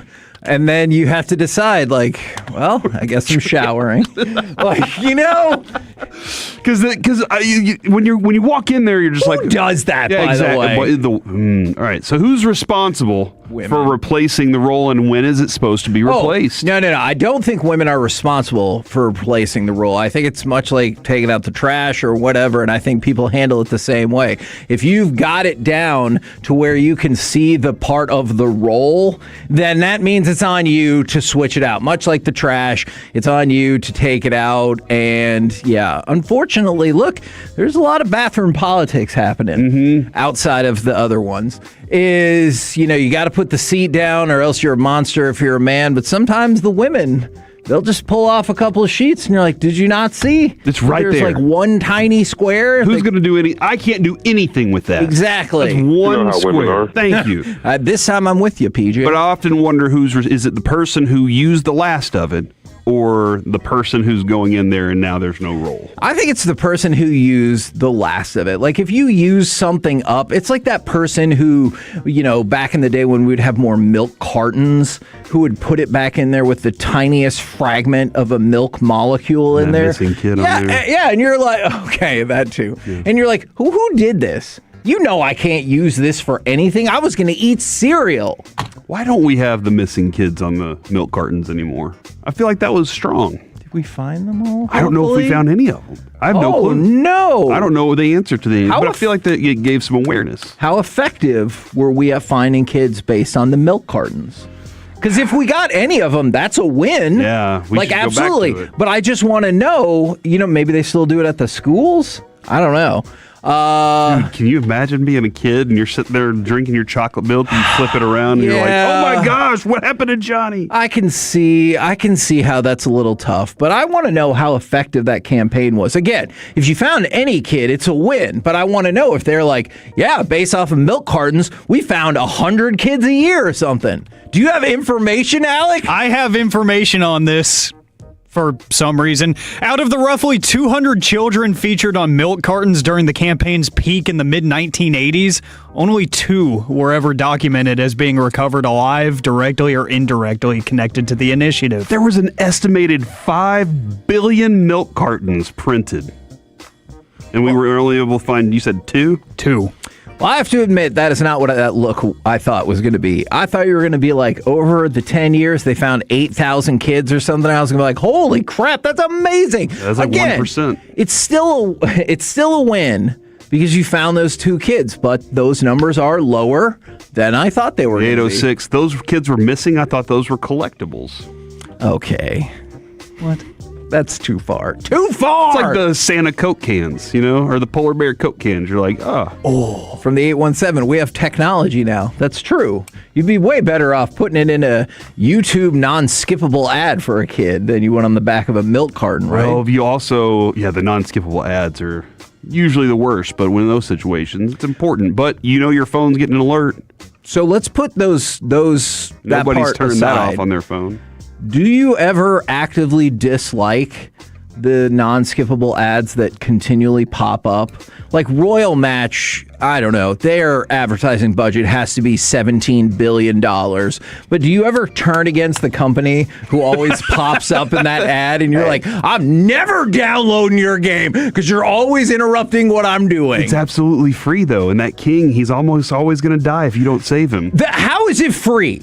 If they're spending this much money on advertising. Dude, they do cameo videos for it and everything. You're right. You got a good point. But here's what I've learned, Kevin. So you're saying, is that on YouTube or in a game that you're playing? Because they're in-game ads. On both. Okay. Both. In-game ads, here's what I've learned. Oh, my gosh. I can't believe I'm about to say this as an industry that's about ads, honestly. If you close the app and open it back up, your game starts back up on the next level. So, yeah. See, that doesn't work for radio, though. You can't just turn it off and turn it back on, and I'll be like, "We're back." No, what'll happen is not that I'm aware of. You'll get an excessive amount of ads, is what'll happen, and that's why you're supposed to TOLO. Turn it on, leave it on, not turn it off. From the 945, Kevin, that's what the flock cameras are for. I have to admit, my knowledge and outrage about flock cameras is dangerously low, and I should probably read more about them. I know people are upset about them. Yeah, they watch the patterns of the birds in migration. Correct? Is that what that means? But they're really being used for spying on us now, right? Okay. Here's my understanding about the flock cameras. All right. At one point, they were supposed to help with security purposes for your local police departments, et cetera, et cetera. Then there has been found that some of the links to these cameras have been hacked and sent in places that don't need to be. So therefore, your privacy is now being invaded. And there's people out there just watching you walk down the street or whatever. So that's weird. Yeah. So then there's some other, security issues that come along with that. The idea was, hey, can we use these to be able to find out, when some crimes are committed? So they had theoretically good intentions, unless you don't believe that they had good intentions, and that was the fake cover story, which I'm sure there's people out there who are like, yeah, that's what they said. This was always the plan, which I don't know. Yeah, I don't know either. I'm not sure. Yeah, who runs Big Plan? Nobody knows that. Kyle Yeoman. I bet he does. Think that that's the case, but to be fair, I'm not really positive. We're a surveillance state now, Kevin. I mean, if you think that's just now happened, but that's the weird thing is I'm like, every store I go into has cameras, so that's already happening. I mean, your phone takes a picture of you every 10 seconds. Yeah, that is already happening. I think there's just even a deeper dive on it that people are concerned about. But you go into your local convenience store, Kevin. True. You don't know what that camera is connected to. That's fair. You don't know what website you're being watched on. Look, that for me, if it's just that level, now I know people are going to be like, they're going to look into your houses and everything. If it's just a convenience store, I'm like, that's fine. I'm sad that that's how you have to spend your life, is being like, what snack foods is he going to get today? But I'm sure there's far more intrusive other uses. Yeah, somebody said the possibilities of those kinds of things are endless, and that is correct. I mean, as we've seen in Minority Report, those movies that think that far down the road on things, anything that our tiny brains can come up with, it'll probably try to pursue. Very true. Now, I don't know if this is a professional transition. Speaking of your minds, what was Wyatt Langford thinking on this play? Go ahead and give me cut number one. Now, things were spiraling out off of a whole bunch of soft hit balls from Jacob deGrom last night, but this certainly didn't help. deGrom with the 0-1. And that ball is lifted out into left field, coming on Langford, but he won't get there. It drops for the base hit. He fires it into third, over Freeman, and into the seats. deGrom was racing over to try to back it up, but Langford's Soft but high throw bounces into the stands. That's going to score a run, and the White Sox grab the early lead. I blame Kevin for this. Huh? Yesterday, you were so built on your narrative of Kumar Rocker being a bust. Not a narrative. It was a question. You said he was saved. I didn't even write that article. Was saved by Brandon Nimmo's amazing defense, and you were like, if it wasn't for that, and here it is today, we got paid back for it, Kevin. We got paid back with bad defense because of Brandon Nimmo's amazing defense that you complained about the day before. All right, I have a whole lot of issues with the characterization of how... I was thinking about that on my drive this morning. I was like, it's going to be fun. I have a whole lot of issues with that characterization. You can't let that happen. That absolutely cannot happen. It makes when a pitcher's already kind of struggling for whatever reason, it makes it that much worse. And I kept thinking about what Mike would probably describe as a plethora of dink fart hits. And was it 72 miles an hour? 72 point something. Which is slower than his changeup, according to Evan Grant. Yeah, and he ended up throwing 42-ish pitches, and you find yourself down 6-0. And it was just a catastrophe. Now, this is not going to get as much attention, and I definitely get that. But the fact that you couldn't lock it down again in the 5th inning was problematic. Now, deGrom gets run from the game, but you have Cole Winn out there. He gives up some. And you have Gray out there. He gives up some. And I'm not saying they were going to come back and win. But you had chipped away, especially in the 5th inning. You tagged on 3 more runs. And so you'd cut it down to 8-4, and you're like, hey, if we can get a shutdown inning, maybe we can continue the momentum. But the White Sox tagged on 2 more in the 5th. And honestly, at that point, I thought it was over. Now, I realized that the Rangers immediately, fired back. Shout out to Foscue. But at that point, I just thought it was over. And, of course, my hopes were back up when... Was it Cody Freeman who was up in the 9th with the bases loaded? And I was like, oh, my gosh, this would be freaking incredible if you were able to make that happen, tie up the game. Then I thought it would be a whole different vibe for the Rangers today. You'd still have sole possession of first place. Things would be different with Skip, but instead, you got smashed pretty good. Kevin, you didn't roll out your best pitching group after you were already down 6-0, right? Like that's the other thing.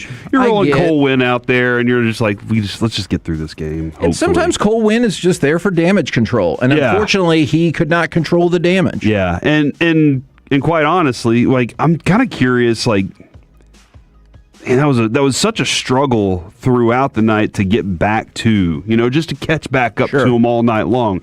That's why I thought the 5th inning was a killer. Putting 7 runs on the board, Kevin, is like, holy crap! What did you? Why don't you guys do that all the time? Right? Where is this offense? And they're like, it's the White Sox. And you're like, but if we could have had some pitching. And that, obviously that defense early in the game, that would have been a lot more effective. I'm fascinated watching Jordan Montgomery still, just kind of his innings and how those are working out.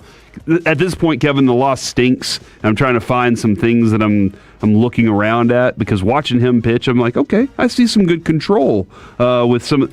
That death ball that he threw looks like it's on its way back. Maybe there's something to it. Maybe there can be some help. That Danny Jansen bomb was a freaking rocket, too. Now, can I ask you a question about that? Yeah. So in the last 3 appearances for him, they've all been in relatively low leverage situations. To get him as many important pitches as possible for him. And people might disagree. You might be like, oh, you were within 3 at that point. But like his last 3 appearances have been relatively low leverage. But the good thing is you've been getting positive results. It's not like he's been faltering even in low leverage. Are you ready to see a step up in terms of where they use him? Or are you like, let's give it a little bit more? Give me 1 second on this. Okay, that's a good question. I want to confirm something real quick. All right, so he's pitched 2-2-2, 4-1.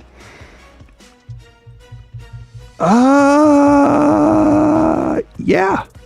If he's good in the role of 1 and 2 innings, right, I'm really fine with him being this. You need these arms in these kinds of games.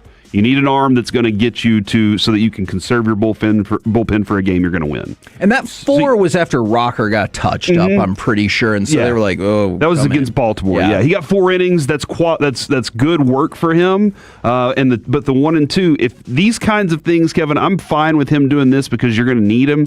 But if they're looking at him and going, "Dude, we're kind of actually getting really good outings from him," then you might use him in a high leverage situation, Kevin. I don't know if there's a pitcher I trust to know, if he's got the stuff to know how to pitch in a high leverage situation quite like him. Except, we watched it. We watched him say, "I'll do whatever it takes, guys, to help this Rangers club win." So, yeah, I'll look forward to that whenever Skip says it's time. Now, 2 bits of good news. Because they hit 7, you can still get half-price pizza from Papa John's today. But also, you win today, which you can hear 6 o'clock pregame right here on 105.3 The Fan. That will be 3 straight series in a row after also beating the Nationals and the Angels, coming off of that catastrophic road run with the A's and the Angels. And look, at this point in this division, if you keep stacking up series wins, especially if you could do so against Milwaukee, then I think you're going to be just where you want to be. Like, I would love sweep after sweep. I would love if you picked up another win and your winning streak had really started to move. But if you keep winning series consistently in this division, you're going to win the division. Yes. This division sucks. Yes. No, you're absolutely correct about that. And that's what I kind of want to ask Skip a little bit about today is that do you want to be that team that nobody has a clue what you are going into the playoffs, and you're like, okay, now we can really make some noise. We're here. Do you think he's going to tell you what he thinks they are? And you're like, right, but I've also seen the game. They're just so. I've said this for a week now. They're hard to read, and they've been hard to read all season. It's just right now I'm going, okay, as things are getting tighter, what are you? And they're like, we're a team that will beat you 6-0 and then lose to 6-0 next night. Well, with our best pitcher on the mound. Look, both games in this series thus far, the winning team has scored 11 runs. Let's go. All right, so tonight, 11 runs total, 6-5. 6-5 Rangers? Rangers. Okay, good. With Latz on the mound to close it out. Oh, then we're fine. We're the KNC Masterpiece right here on 105.3 The Fan. Coming up next, let's do some Dallas Cowboys news and questions of the day next on The Fan. Cholo means turn it on.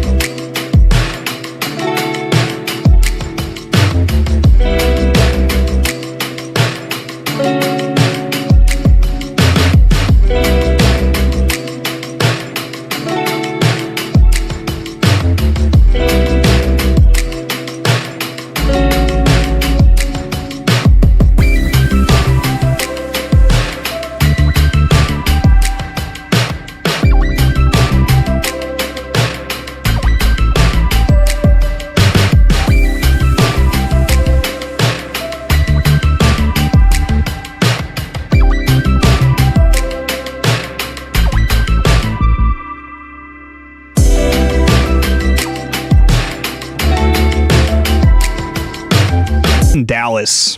Back and looking and standing and throwing left. The receiver fell down. It's intercepted.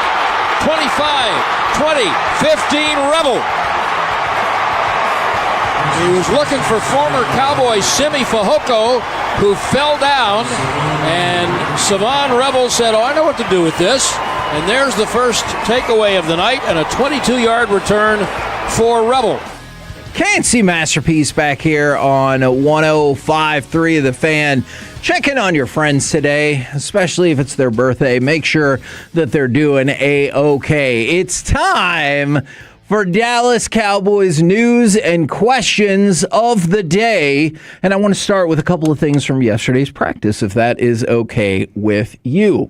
For the Cowboys' first team defense to start team drills, Otito Ogbonnia was out there along with Kenny Clark and Quinnen Williams. Outside linebackers Ezraku, Rashawn Gary. Your inside, D. Winters, DeMarvion Overshone. At corner, Deron Bland, Kobe Durant. And then your safeties, Jalen Thompson and Malik Hooker. Although, I believe on the second play of defense, Caleb Downs came in. And so you're going to see that level of rotation. But that could give you some insight, I would assume, into kind of how the Cowboys are thinking, especially when it comes to Revel. He's had a hell of a camp, but it still looks like it's going to start out with Bland and Durant, though obviously you're going to see a ton of cornerbacks on the field because of the way the NFL has morphed. And then Todd Archer brought this up, and I thought it was a really interesting point. If special teams determines the final few spots, which we've had a conversation about that for weeks and weeks, here are some bubble players that were on first team kick return. Marquise Bell, Maris Leafau, James Houston, and Elijah Clark. Now, Shoddy was very effusive in his praise of Marquise Bell. I still think James Houston is good to go, but those two and then Leafau and Elijah Clark are part of your first team kick return unit. And as we talked about with G-Bag yesterday, how many primary special teams players are you really going to carry? I had a question for you regarding James Houston. Von Miller being here and being a primarily pass rush specialist. Right. Is James Houston a necessity? Yeah, that's a good question. Like that's his, and I'm not saying that's all he is. He's shown that he can be more than that. Hell, when we were out there, we saw him knock down a couple passes too. I thought that was really impressive. And Von Miller wasn't even there yet. So I just am kind of curious: is that like that's what he's best at? Is he a necessity since you now have a pass rush specialist who the Cowboys probably deem? I'm not saying he is. Who the Cowboys probably deem a higher pedigree. And I know pedigree is probably not even the right word. No, I get it.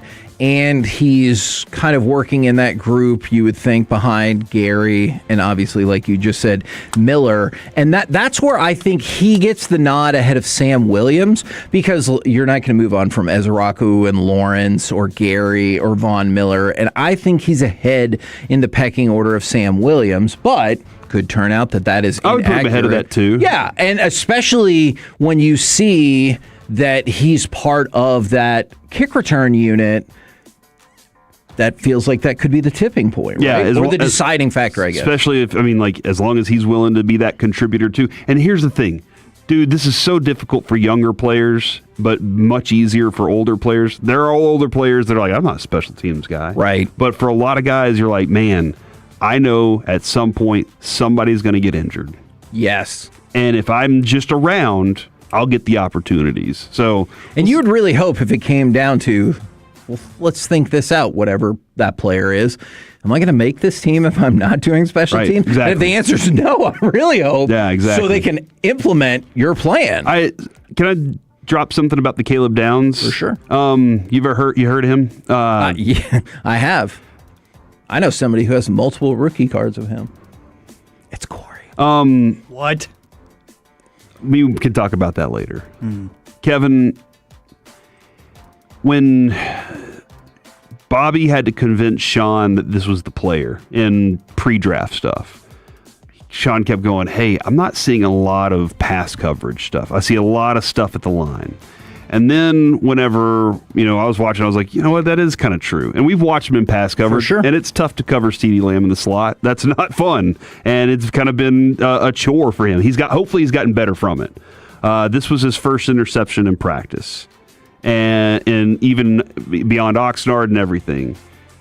Kevin, when you watch him play, haven't you always felt like instead of being a great pass guy or pass coverage guy, he was a play wrecker? Yes. He was a dude whose intelligence was so high in being able to figure out things that he figures out how to make a play, stop a play before it develops. And I agree with all of that. And if he doesn't, I think he is going to get some credit for the coverage pass breakup or the coverage sack, where you're like, well, he's got his guy on lockdown, so they had to force the ball into a non-desirable window or matchup somewhere else on the field.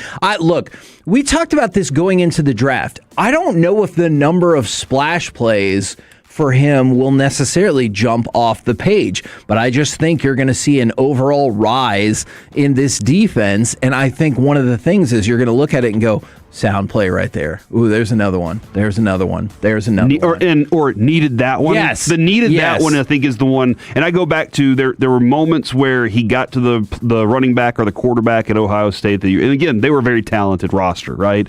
But there were moments he got there when you needed him the most. But then there were also these moments, go back and watch the series against Miami, and they ran the same play at him 3 times. The first time, 7 yards. Second time, 2 yards. Third time, negative yards. He figured out different ways to attack it within the game and communicated that to his guys on the defensive line. That's going to be the difference. Beginning of game and end of game are so many different moments, right? And you got to be able to make those big plays late. Yeah, I agree with that. Now, in case you wanted to know this, Brandon Aubrey kicked 6 field goals.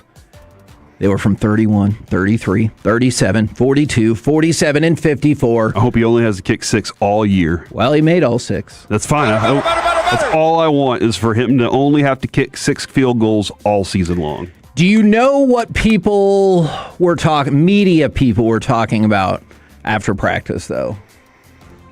Barham. Jay-Sean Barham got in front of a microphone. Dude, I'm telling you, C-Block, we'll have a conversation on him specifically, but this, Kevin... Do you want to hear the quotes now, or do you want to wait? Okay. Yes, absolutely. All right. He talked about his physicality. Chills right now just thinking about this dude. And he goes, physicality? Yeah, I showed it. There's more to show, and you'll see that as the year goes on. He was asked if he's ready for week 1. And he said, I'm ready right now. We can play right now for real. But then this is the best quote on playing the Saints after the fights in joint practice. Look, I don't know if you need a reason to love this fella. I think this is going to help. About the Saints, I hate them. I hate every team we play, straight up. So, he is not going to give you the lengthiest answers, but by God, we're going to get right to the damn point. I hate them. I hate every team we play. And in case you weren't sure, straight up. So here's the thing, dude. This is what you want every football player that you've ever had on your team to be like. Okay. Can I say 80%? Because if the room is nothing like that, I feel like this is a very combustible situation that is going to end very terribly. So I'm going to say 80 to 85%. I want to be a great teammate. Maybe we need to make sure of that part. Great teammate, but also hate the opponent so much. Right. That I just, I want to hear, these are the things I want to hear from him all year. Yes. How much do you hate them? Explain more. And I can't wait for him to be he's okay, that's what they want to hear from me? I'll write more of these. And I'll get them prepared for this is each week for whatever opponent. He's making them bleed. And you're just oh my gosh. And he can't talk to us more because he's too focused on upping his level of physicality and despising the next opponent, which I'm fine with. You never get a chance to interview Jay-Sean Barham. but he's like the best player on the team. Oh, my God, deal. Presume he's the best player on the team. You never get a chance, but you are in the Super Bowl. Yeah, deal. And he can every week call me personally a piece of S if it gets them to the Super Bowl and he's on the All-Pro team. Yeah, that's fine. I almost recreated it, but then I realized that you would have a drop of that, and I don't really want that. But yeah, he can go out of his way to say whatever he wants to me every single week or like through channels to me, and I'm fine with that if it gets us in the Super Bowl. Now, we're going to talk more about him at 1 o'clock, like you said. I want to go back to a player that had an interception in the preseason game. How pumped are you guys about Revel? Because it feels like he's gone from, and you still don't know because you haven't gotten into the games yet, but it feels like confidence-wise, I personally am at a totally different place with him than I was at the start of training camp. Now, will that pay off? We'll see. I think it will. And the reason is hearing what we talked about with that quote yesterday of with the coaching, finding out what I need to do in situational football. Understanding what you need to do eliminates so many other things that you don't need in your brain at the time that allows you to play better. Again, Christian Gonzalez, watch how situational football helps him. I know his situation right now with New England's not that great. Man, but he's pissed at them. I'm actually starting to slowly get excited about Bland. It seemed like it's been a very quiet, which is not bad. DeRon Bland, nobody's talking about what he's doing over there, good or bad. And so I'm actually getting very excited about what's going on there then. Is he turning into a better cornerback right now because of this? Is this going to be he's out there, Bobby was saying this morning, he's out there as their one.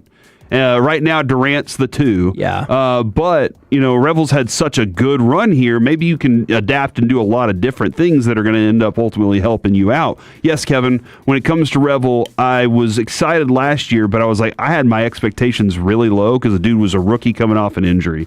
And I was like, he can't just walk in and be what Jerry Jones keeps trying to tell us he's going to be. It doesn't seem right. But the work that he's done this offseason, he was healthy going into the offseason, so he felt pretty healthy there. And then the knowledge that he's gained from Christian Parker and Alec, that's exactly what we talked about all offseason, was how important the development and growth in that secondary world was going to be because of Christian Parker's ability to teach. That was and I think we also thought Revel would benefit the most from it because he's already a physical player. He just needs to know what he's doing. And prior to actual games being played, this is as much of a positive shift as I can imagine with him in my view of him. Now, we'll see once we get to the games, and you'll find out if that was well placed or not.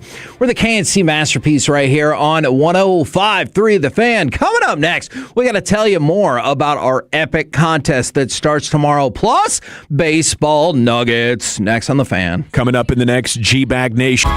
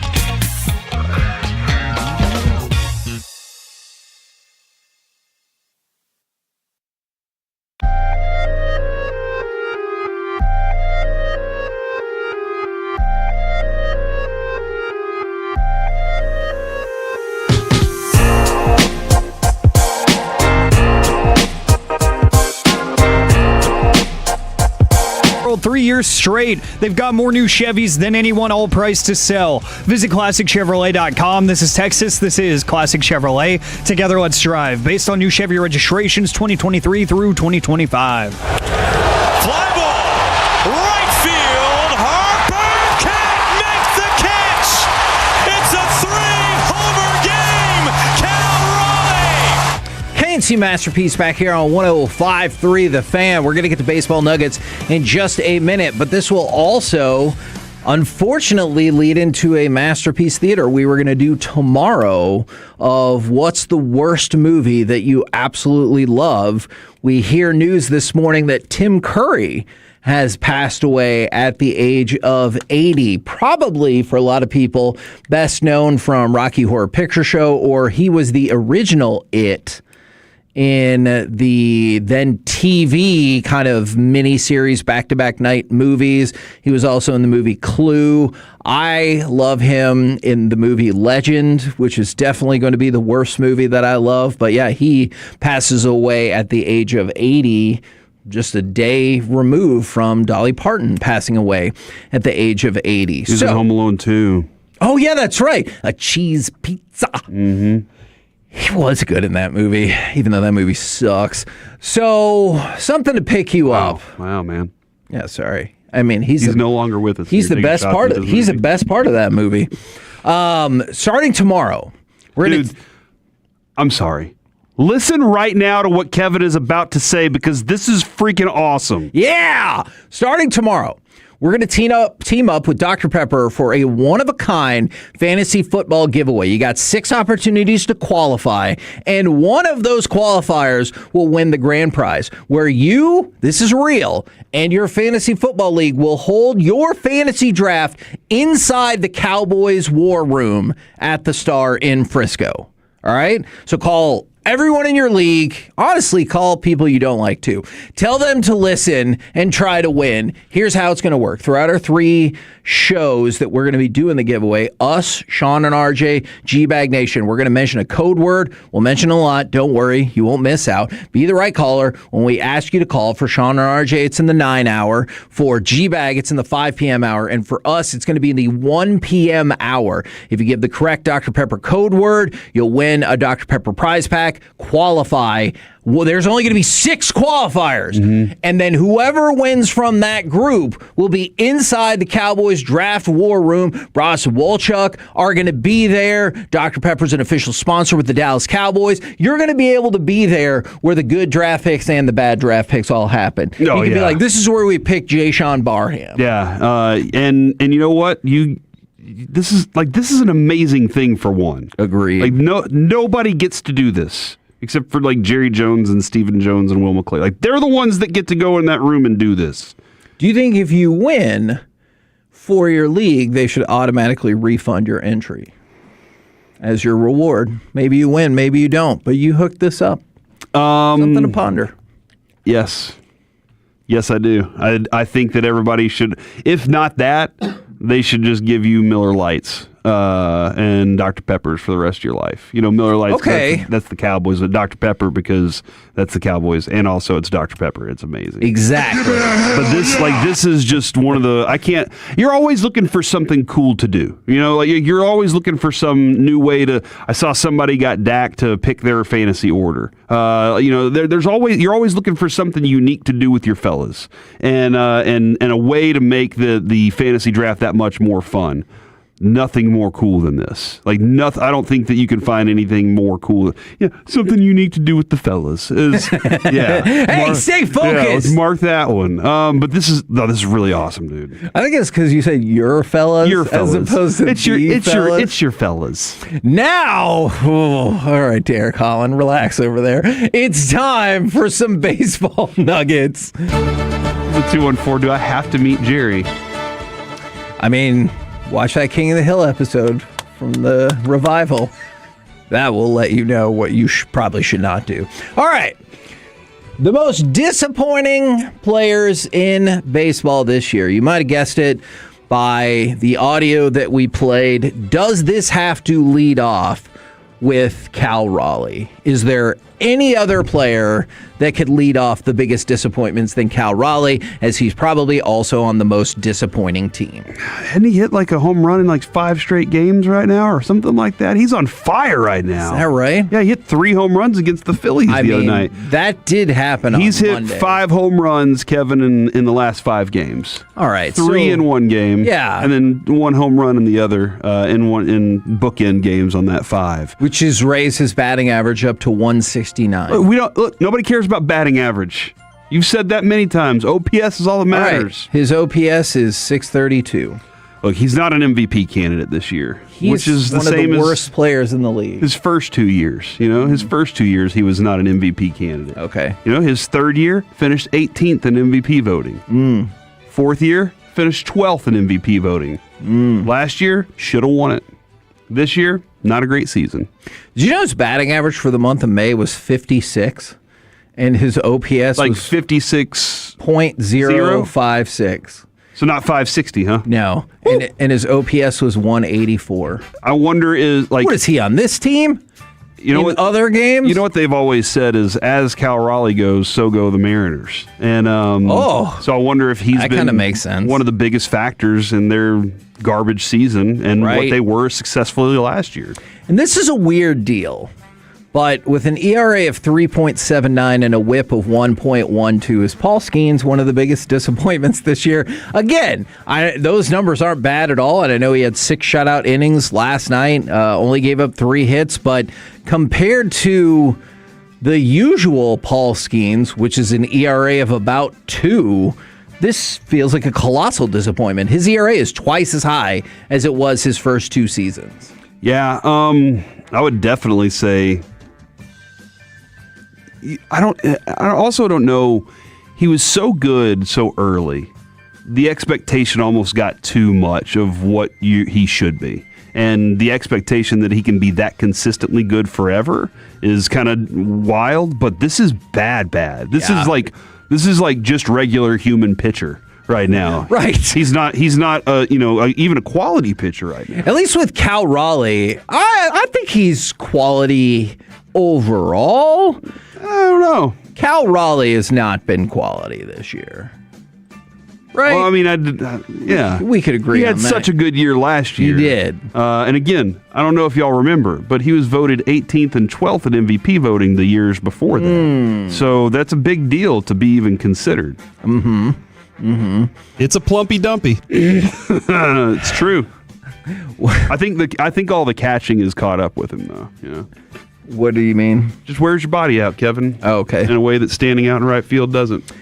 Would you put Edwin Diaz and Kyle Tucker on this list as we get Edwin Diaz is like, since he signed that deal. Yeah, he's been awful. Even with the Mets. Like, once he signed it, then he was like injured Achilles. You're like, what?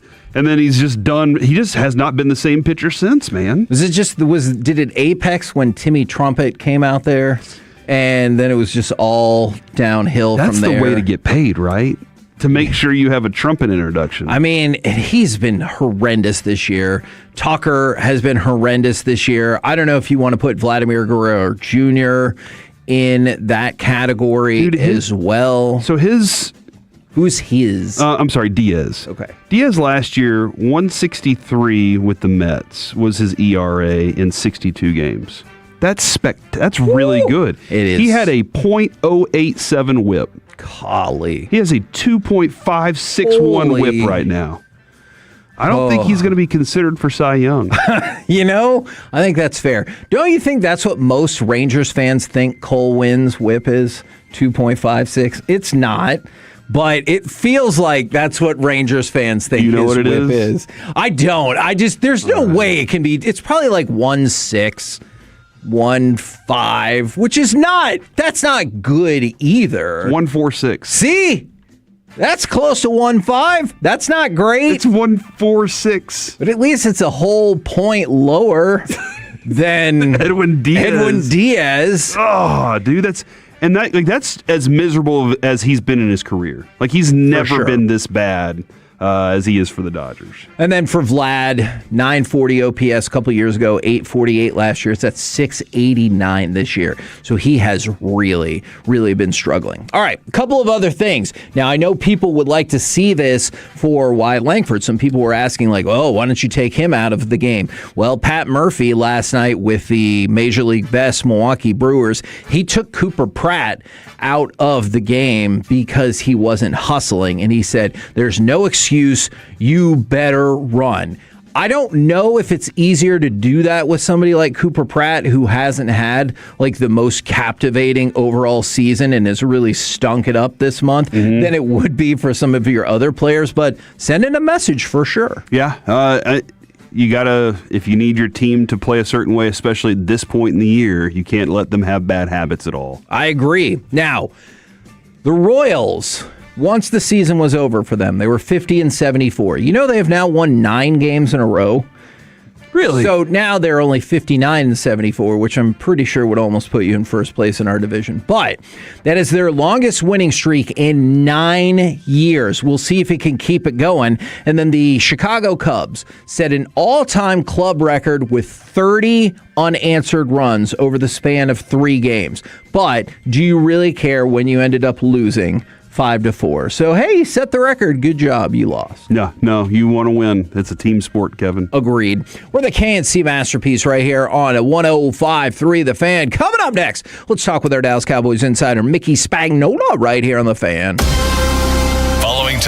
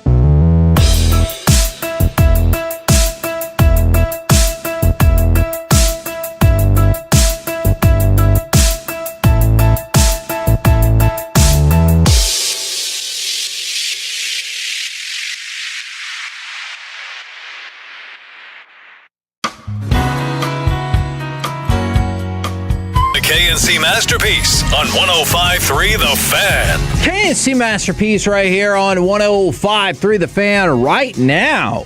Brought to you by Ford and your North Texas Ford dealers. Ford is the best in Texas, and Specs. How about them savings from Specs? Proud partner of the Dallas Cowboys. It's our Dallas Cowboys insider, Mickey Spagnola. Good morning, sir. Good morning, fellas. What's going on? Well, I do want to talk about the practice last night for sure, but there was something in the mailbag that you addressed, and we see this a lot on social media and our fan text. What would you say to the people who do not believe either A, Kevontae Turpin should be on the team, or B, that his spot shouldn't just be automatically safe? They should have their heads examined. Woo! Tell me more, please. Well, he creates a dimension that nobody else does, right? Speed. He could run away from everybody. And if they were thinking of not keeping him as one of the players on the 53, then why in these practices do they keep handing him the ball on end arounds? Because that's a wasted practice snap, right? If they don't think he's going to make the team. And who on this team, other than Aubrey, is a 3-time Pro Bowler on special teams? Who's going to return kicks? They got big enough problems blocking and covering on special teams, and now you're going to put somebody out there that you don't trust catching the ball and returning punts. I don't know why everybody thinks he's expendable. He's got a dimension none of those other wide receivers have. Now, is he like a hybrid wide receiver? No. But if he comes out of the slot, they're not covering him in man coverage. They're not putting a linebacker on him, and they're not double teaming the other two wide receivers and leave him to one of those people. He's going to burn them. And I think people need to recognize the speed and the dimension he brings to this team, not only on special teams, but on the offense when he's got the ball in his hands. These other guys, they're your fifth and sixth receivers, right? Yeah. What are they going to add that they don't already have with Lamb and Pickens and Flanoy? So to me, those guys are backups to the top three. Turpin is a guy that adds a dimension they don't have at all. For the special teams ace kind of guy, how many of those do you typically have that are just like they are specifically there for special teams? I think that they're going to have maybe two guys that make this team not necessarily at what they do at their positions, but what they add to special teams. I think Marquise Bell is a valuable special teams player. I think Shotty talked about him the other day, and I think the other guy that kind of fits that build is Maris Leofau.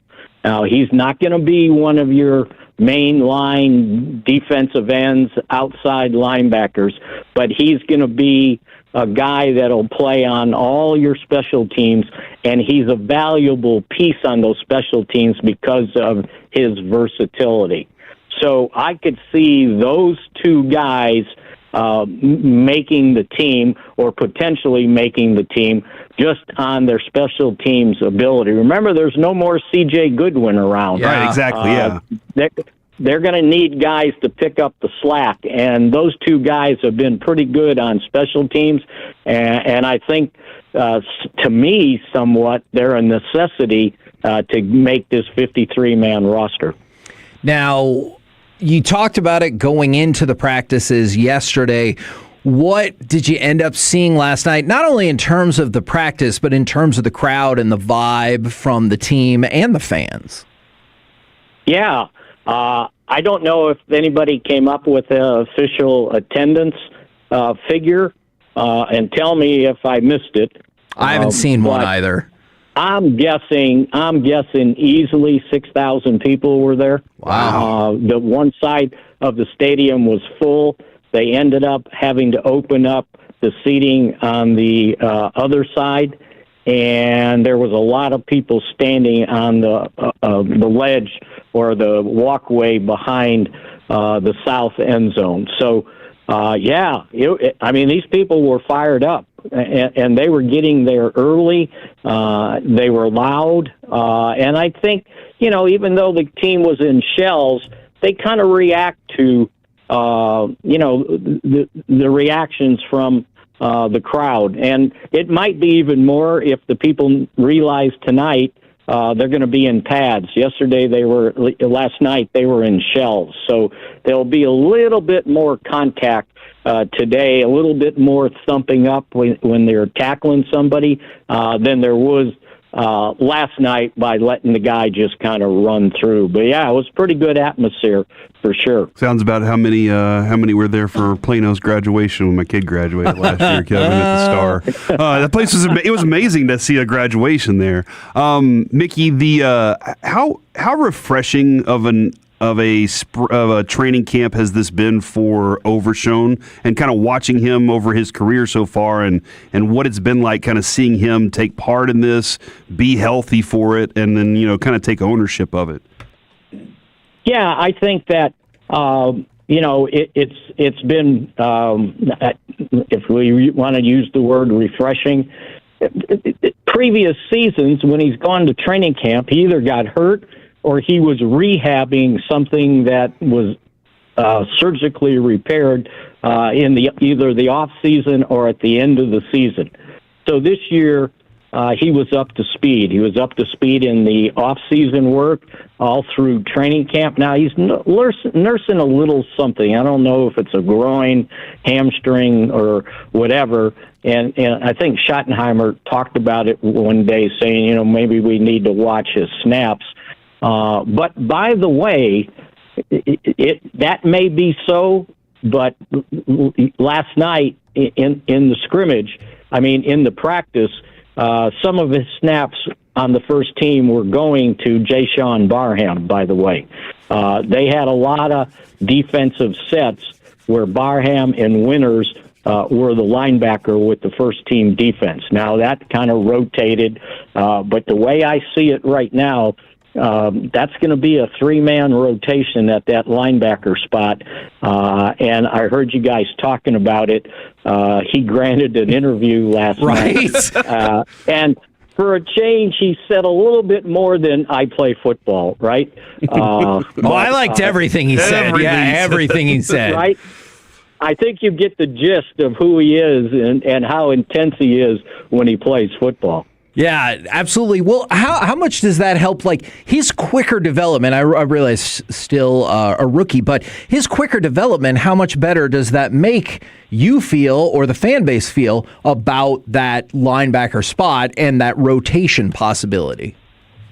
Yeah, I feel much better about it, knowing that if nothing else, they have depth there, but they also have a guy that if you need a thumper in the middle, he's different than D. Winters. He's different than Overshone, right? And he's menacing. I mean, menacing.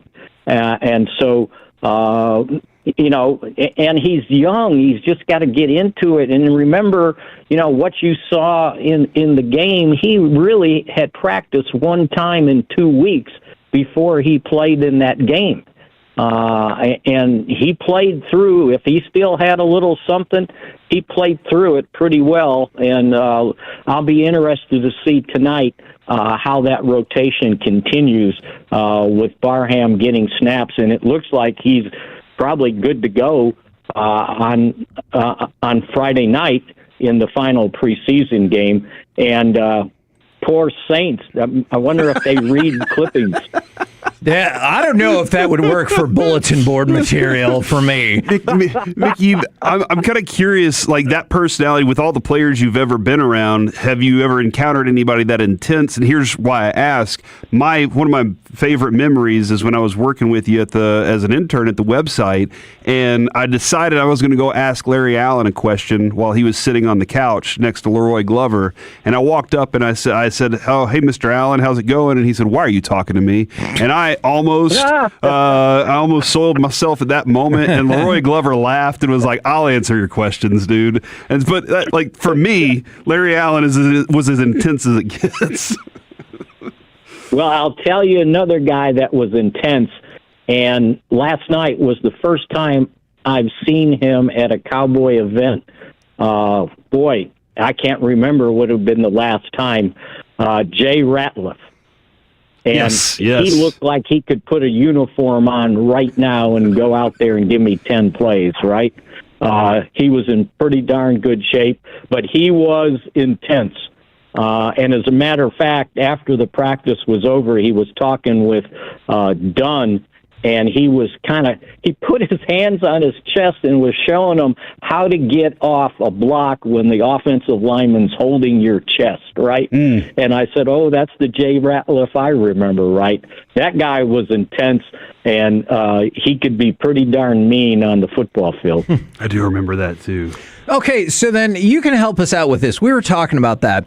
I love players like that, but I probably shouldn't have 100% of my locker room players like that, right? That feels like a very combustible situation. What is the appropriate amount of percentage to have those players in your locker room?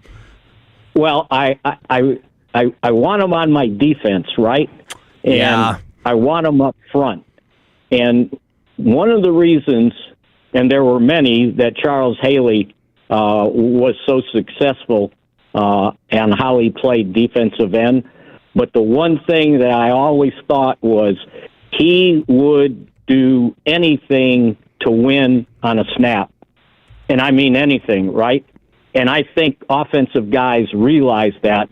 And there was maybe a little fear factor of what's Haley going to do next, right? And so, yeah, I need a couple of those guys, especially up front. Some snobber knockers, right?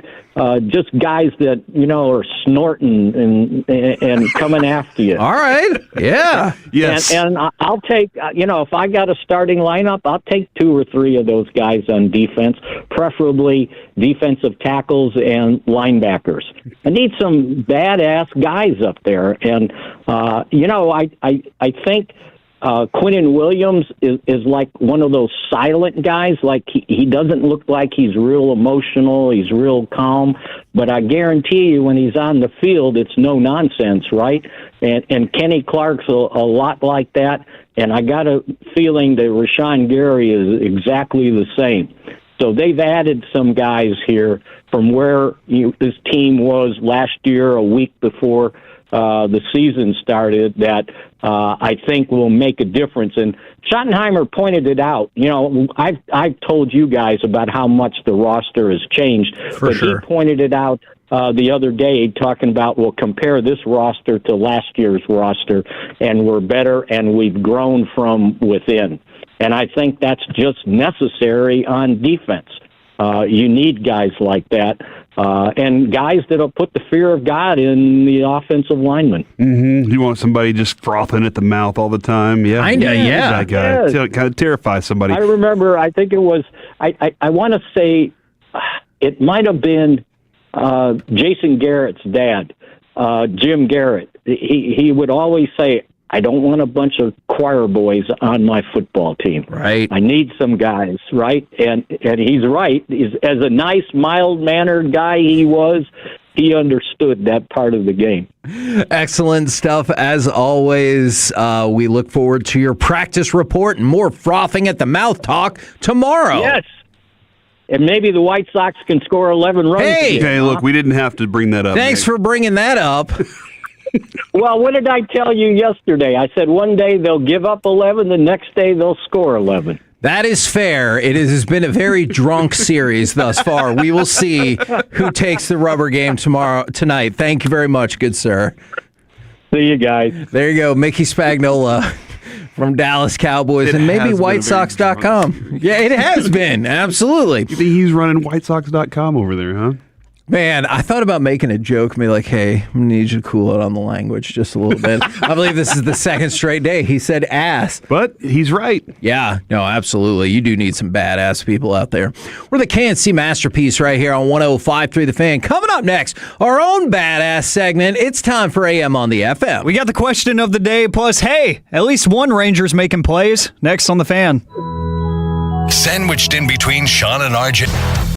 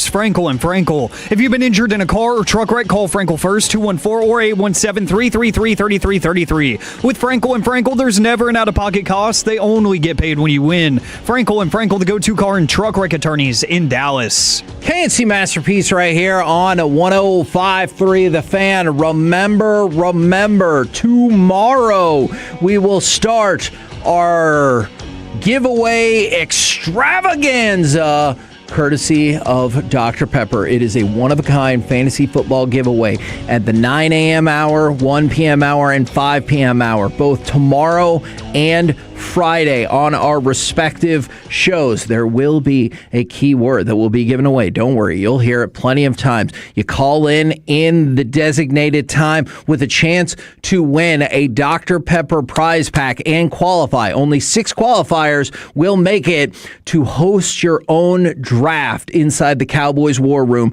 One grand prize winner will be picked for that, and it all starts tomorrow. Exciting. Exactly. But right now, just as exciting, it's time for this. What does this button do? Please, do not push the button. You have no idea what it... Alec, you be quiet. Alec, that was awful. 1 for Alec, 0 for Peyton. Don't you dare touch that dial. Don't you dare do it. It is time for AM on the FM. My name is Alec Medford, the man that they call the pride of Mansfield, Texas, and the mayor of the Medfordplex. 877-881-1053. That is the Frankel and Frankel Injury Attorneys text line. You can answer today's question of the day there. Twitch or YouTube available for you as well. Plus, at least one of our Rangers is making plays out there. We'll get to the audio here in just a little bit. Plus, I got a rant I got to go on. Something happened yesterday at the gym. Do it. And I need to share with you because it's the most ridiculous thing I've ever seen. Alec, was a bad boy yesterday. I don't like the way you said that. My oldest son called me while I was at the gym, and he's off in college, Kevin. I did know that. 36 minutes away. But he's not living at your house anymore. He called me to talk about some butcher shop he found that gives raw meat out. And he was like, I'm going to eat this raw liver. And I was like, oh, my gosh. Oh, man. And I was on the treadmill wrapping up the day and, doing the 8.5 incline, 2.5 speed. And I'm working my way up, Alec. All right, I got work to do there. But I'm sitting there on the phone with him with my earbuds in, talking to him. And then I realized I'm probably talking really loud, and I'm that jerk right now. And I was like, that's what I started whispering. He was like, Dad, I can't hear you. And I was like, come on, man. You know what's happening. Yeah, can I call you out there? So I don't be that guy. Yeah. I was that guy for just a minute. I never answered. Shout out to Liberty Rec. No. I never answered. Not Liberty Rec. It doesn't have the same effect as It doesn't. No. It sounds uncomfortable, like it brings you pain. I don't answer phone calls in the gym unless it's somebody of high importance. I think I've answered 2 calls at the gym in this past calendar year. He is at this moment, because he's off at college, 36 minutes away in Denton, where they just named Taven Jackson, I guess, the quarterback at UNC. Oh, in your face, mess maker. But he's gone. I know. But how easy it was to replace him. This dude's been at Tennessee, Indiana, and a couple other places. Anyway. Nice. But he's of high importance, I think. I'd say so. Because, like you said, he doesn't live in the house anymore. So right. I've just figured that since he was calling, it was something really important. But he just wanted to talk, and that's awesome. Well, speaking of high importance, today is National Toilet Paper Day. Oh, you're topical. Today is National Toilet Paper Day, among many other things. It's also National Dog Day. But I was like, toilet paper is a lot more niche, so we're going to run with that. Can I ask you a dog question? Sure. If your dog dies, oh no, do you think that you should just be able to take a day or 2 off of work for your bereavement or whatever? Yes. Okay. I took a day off of work to put him down. Oh, yeah. I had to do that with my older cat. And I will say the rest of the day sucked. Yeah. So you probably wouldn't have wanted me here that day, but I had to go put him down that morning, and I was like, ugh. Now it's fine on Monday. I still missed him. And then I got a replacement dog. Oh, my God. Replacement dog sounds crazy. Man.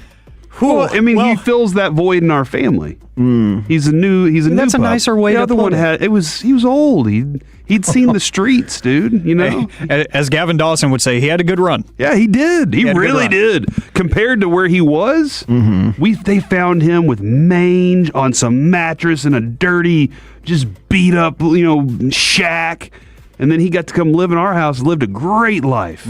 Unfortunately, he did what we all do. Well, we all need toilet paper. So the question of the day today is, what is the worst thing to unknowingly run out of?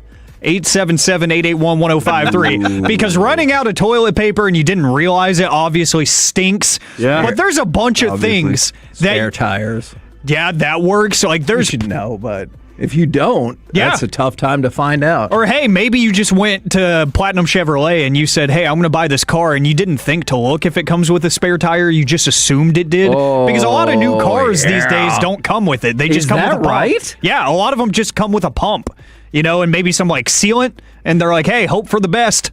Oh, man. Yeah, I've seen cars like that. I think my dad's current car is like that. It just has a pump in the back, and they're like, hey, if it's really gone, you're screwed. So, oh, man. Yeah. So what is the worst thing to unknowingly run out of? Because I feel like it's different for everybody. Toilet paper is obviously the one seed, so I'm absolving that from the question of the day. I say protein bars. That is the worst thing because, especially in the line of work that we do, there's not a ton of time to eat, right? Like a real meal. So we're snacking throughout the day. And sometimes I'll go into the pantry, I'll reach into the little cubby where I keep all the protein bars, and there's nothing in there. And I'm like, oh my God, today is going to suck. Does your dad ever eat your protein bars? And you're like, what the crap, dude? No, because it's not a basic situation with his healthy bars at the old studio. No, he thinks old protein bars suck in general, which is just simply untrue. A lot of them do. I'll give him that. A lot of them taste like chalk, and that's okay because I can avoid it. I've tried so many, and the ones that I've landed on right now, and Choppy always kind of gives me a weird look anytime he sees me with one, is the Gatorade protein bars. No, they don't taste like Gatorade or anything. It's just Gatorade branded, but the chocolate peanut butter ones, I get them off of Amazon. They're overnight eligible on Prime, so if I do run out, I can get them within the next 24 hours, which is awesome. But there's plenty of times where I'm like, I did not pay attention, and I'm going to starve at work. Oh, no. Is that the case today? No, thankfully not. I think I've got about 5 left. Oh yeah, I was going to let you. I got one if you need something. I'm fine right now, but it's happened plenty of times where I'm just depressed the entire day because I'm like, my 25 gram of protein just rectangle that I don't even really care about enjoying or anything. It's just consume it, get it out of the way. Easy 25 grams. I don't have that today, but today I do. I got a top 3 list. Oh. That's a different segment. Take that, Wolchuk. That we don't do anymore for some reason. Thanks a lot, cyclist. To number 3, based on what Alex said, air in your tires. It would be very bad to run out of air in your tires. Yeah. Number 2, oil. These are all car things? Looking at you, America. I don't know what that means. I don't know. We need more oil, right? Do we? Do we not? I don't know. Why are we dealing with the straight? Oh, because we want all the oil. We don't need it. We want it. There you go. And then beer. I think beer's been showing up a lot here, Kevin. Unexpectedly running out of beer is the worst because you're drunk. And you don't need to get back in the car and go get more beer. So you're now out of beer, but you want more beer, and you're like, I need more beer right now. How's this party going to keep going? And then bad things happen. Fortunately, there are the DoorDashes and Uber Eats and stuff like that exist now, and you can just say, hey, can you bring me some beer? Yeah, okay. But unexpectedly, back in the day, the BEEWRUN beer run was a definite thing. Okay. So beer. All right. Is my answer. Got it. That's a good one. That was my top 3 list. Oh, cooking oil. Ooh, that's a really good one. You ever run out of salt? You go to the Yes. salt shaker or salt. What? You're like, that's fine. What I are you don't talking need about? That's fine. It adds flavor. I Actually, know- it doesn't I know how add to flavor. cook and make my food flavor. It doesn't add flavor. It opens up flavor. That's right. It allows you to see and taste and smell every flavor at the same time. It expands the Yes. palate. Yes. Salt is not a flavor. It makes flavor better. It's a flavor enhancer. That's what salt is. Salt is not a flavor. Gonna write that one down. Even though it's salty, you know?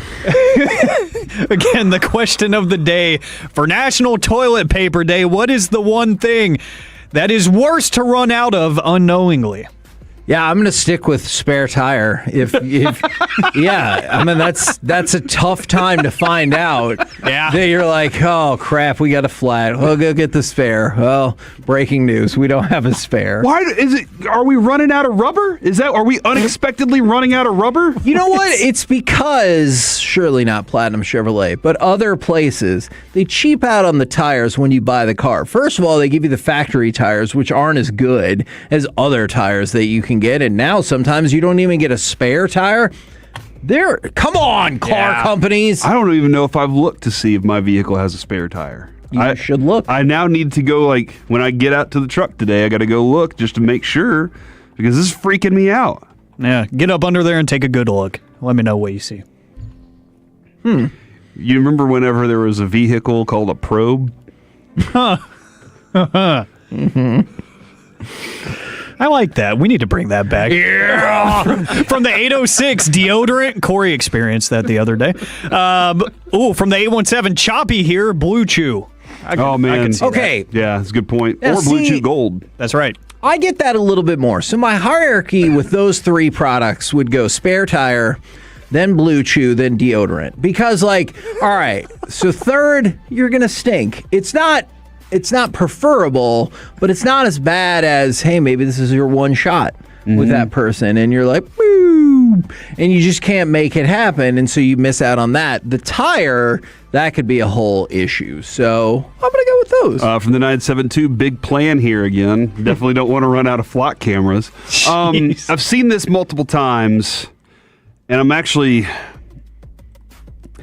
contraceptives. Oh, yeah. When is the last time that was part of your life? Never. Yeah, because Alex saving himself. That's right. That's right. For marriage. I always leave room for God, you know? Every situation I'm in. I've seen him at a school dance. And he's very respectful from his date. Got to leave room for the Holy Spirit. That's right.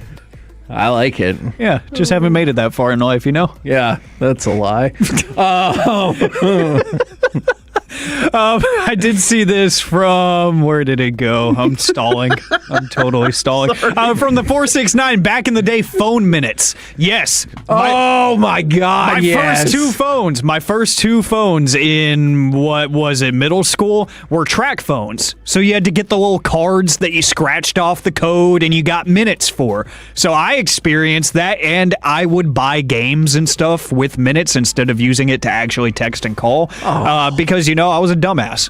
So, yeah, been there, done that. Did you know that used to be in like the mid 90s? That was a big part of inserts and cards was phone cards. Yes, which I think is objectively awesome, and we need to bring that back. Like, you open up a pack of Topps flagship, and it's like, congrats, you just won the iPhone 17 Pro, 256 gigabyte. That would be awesome, but like, it's the Fernando Mendoza 1 of 1, and you're like, ooh, that's going to be worth more than the phone. I opened a pack of flagship last night, Kevin. And I hate that they're calling it back that. of the pack, in the back of the pack, I was like, oh, what is this card? And it was just the security card. Oh, yeah. And I was the like, filler oh! card. Yeah, they put a filler card in there because they're like, you thought it was going to be a relic card. That's right. Stupid. Yes. But guess what? It's not. You thought it was a redemption, dummy.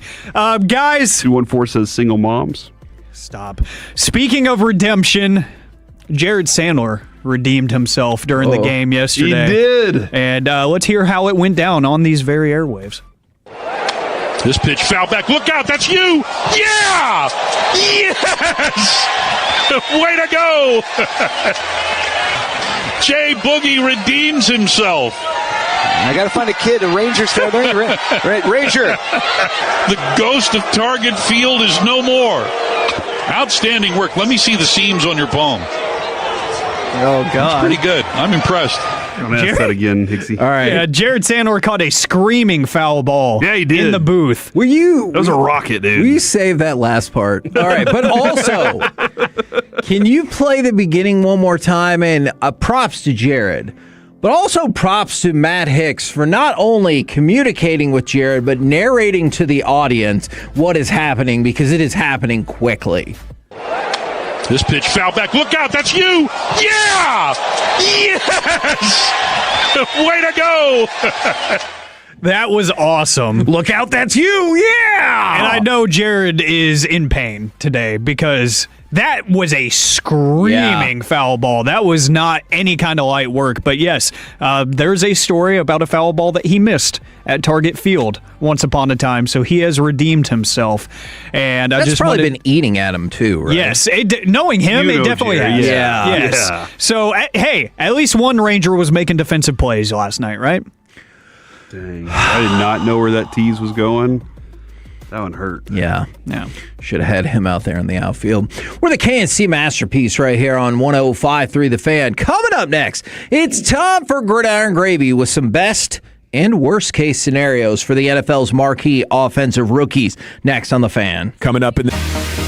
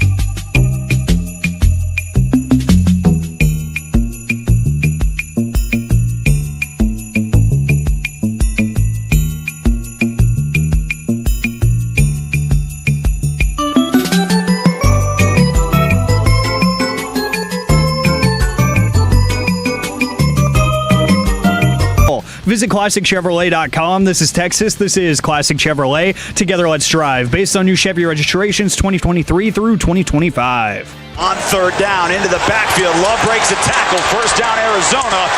And the number 3 overall pick picks up 11 yards. KNC masterpiece right here on 105.3 The Fan, the show of very fun conversations in the break. Right now, powered by Men's T Clinic. It's time to go around the entire NFL and dip into some gridiron gravy. Dip it and slip it. We will start with some injury news. Ruben Bain has an AC sprain. What? But said it is nothing serious. He expects to be ready to roll when Tampa goes on the road against the Bengals in Week 1. The same cannot be said for Giants wide receiver Calvin Austin, who has torn his ACL and will be out for the season. So tough break for them right there. Yeah, that isn't fun. That is not fun. No. Now, you made reference to it earlier. Christian Gonzalez said about his contract progressions or lack thereof. It's frustrating, but I'm focused on the season. I'm focused on here now. And then added, I mean, it's been all season, so I feel like the line of today is, it is what it is. And Elliot Wolf, the vice president of player personnel, is like, look, we want him here. He's an elite player. Well, I've been on the record saying that. So the saga continues, but he's like, look, I'm ready to go. I'm ready to play. And we'll see if that just disappears then or if it's still an issue. This is always fascinating. Because this morning, the Sean and RJ and Bobby were talking about who gets the most credit for the way things have gone with George Pickens. And Pickens gets the majority of it, right? For acting like a professional. For sure. Being like, you know what? I'm making a lot of money. I'm about to make bank too. You know, I like it here. You know, I think that's another positive. And he's like, it could be a lot worse. I could be in Pittsburgh still. And then when you're in a situation like this, what version of you are you going to be whenever you're trying to get paid? I've done everything I needed to do to get paid, and now you're telling me you're not going to pay me? And so what else can I do? Who else? You know, it's so, and with Micah, like, it kind of makes sense. You're like, I've done all the things. For sure. Like, but we're asking you to do more. You're like, whatever, man. I feel like that's where Christian Gonzalez might be, is like, he's saying, he doesn't sound like he's I'm ready to go back to the Super Bowl right now. So I would recommend a documentary. It might have just come out yesterday. I ended up watching it last night. It's the Vince Young Untold on Netflix. The first half of it is really boring because it just recaps all the stuff leading up to Texas USC, which I feel like we've heard variations of that like 8 million times. The second half, however, is much more interesting, and it is very clear that Jeff Fisher and Vince Young still don't like each other. Now, they tried to say the right thing and everything, but that's Jeff Fisher's still like sitting in his hunting cabin staring out the window. That exact shot that you're thinking of, that is where he does this documentary as well. So the exact place he talked about Steve McNair, it feels like it's the same thing here. But Vince Young talks multiple times about that, definitely in college, but then in the pros where he's like, I have done all this stuff. Like, what have you done to come and meet me? You know, and then Fisher will be like, no, we did all this stuff. What have you done to come and meet us? So, like, you could see how a relationship could potentially get kind of broken up right there. Who do you believe? We're not there yet. It's tough because there were a couple times where I was like, I think Jeff Fisher's on the level, but then a couple other times I was like, you're just being a D-hole right now. And then there were some other things when Vince Young said everyone was always against him, even in college. I'm like, I don't know, dude. It felt like there was like a 2-year window where everyone in the world thought you were the most awesome player, except for the Heisman Committee. But everybody else thought you were the most awesome. So the second half is definitely interesting. Interesting. All right. Speaking of interesting. Let's go from that to the Washington Commanders. I've heard of them. They are going back to, and look, this is what the merchandise says. They're going back to the Redskins moniker and logo for some merchandise in their team store. Now, there's multiple reports about this, and even the team admitted it, saying, quote, "We are required to maintain the trademarks and commercial usage so that the trademarks remain under the franchise control," but then said they are not returning to the old name. You asked an intriguing question about that this morning. What's the point of changing the name then if you're going to be selling this stuff? Right. And I mean, like...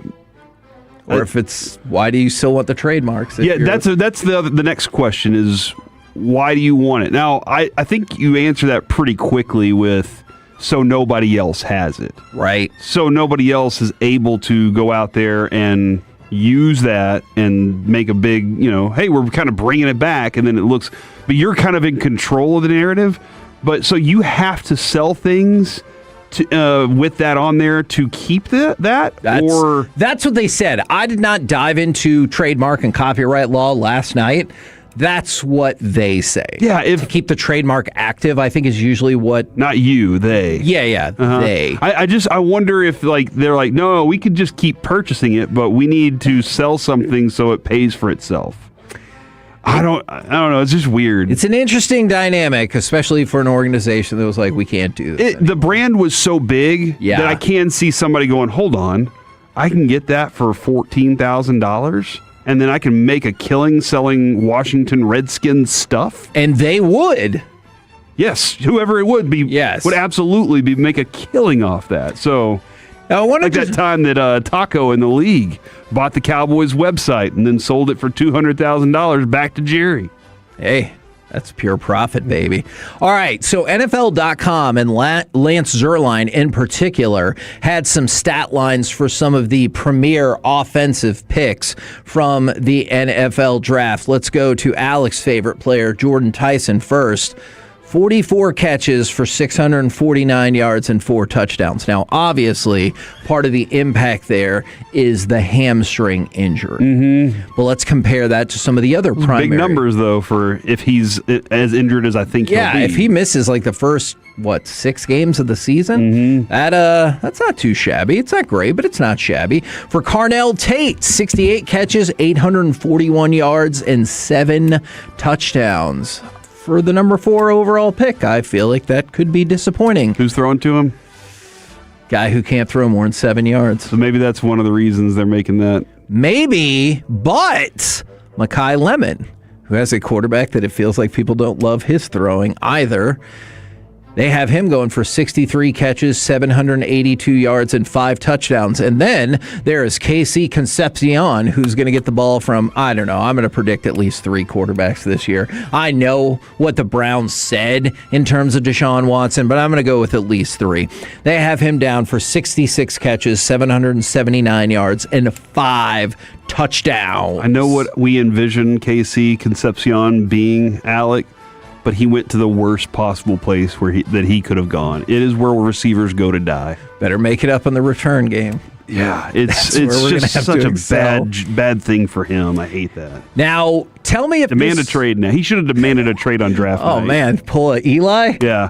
On draft night, just walked out on the stage and grabbed the microphone and been like, I demand a trade and bankruptcy. I do think it would be awesome if once you got past pick, 10, every player in the draft got 2 no draft teams.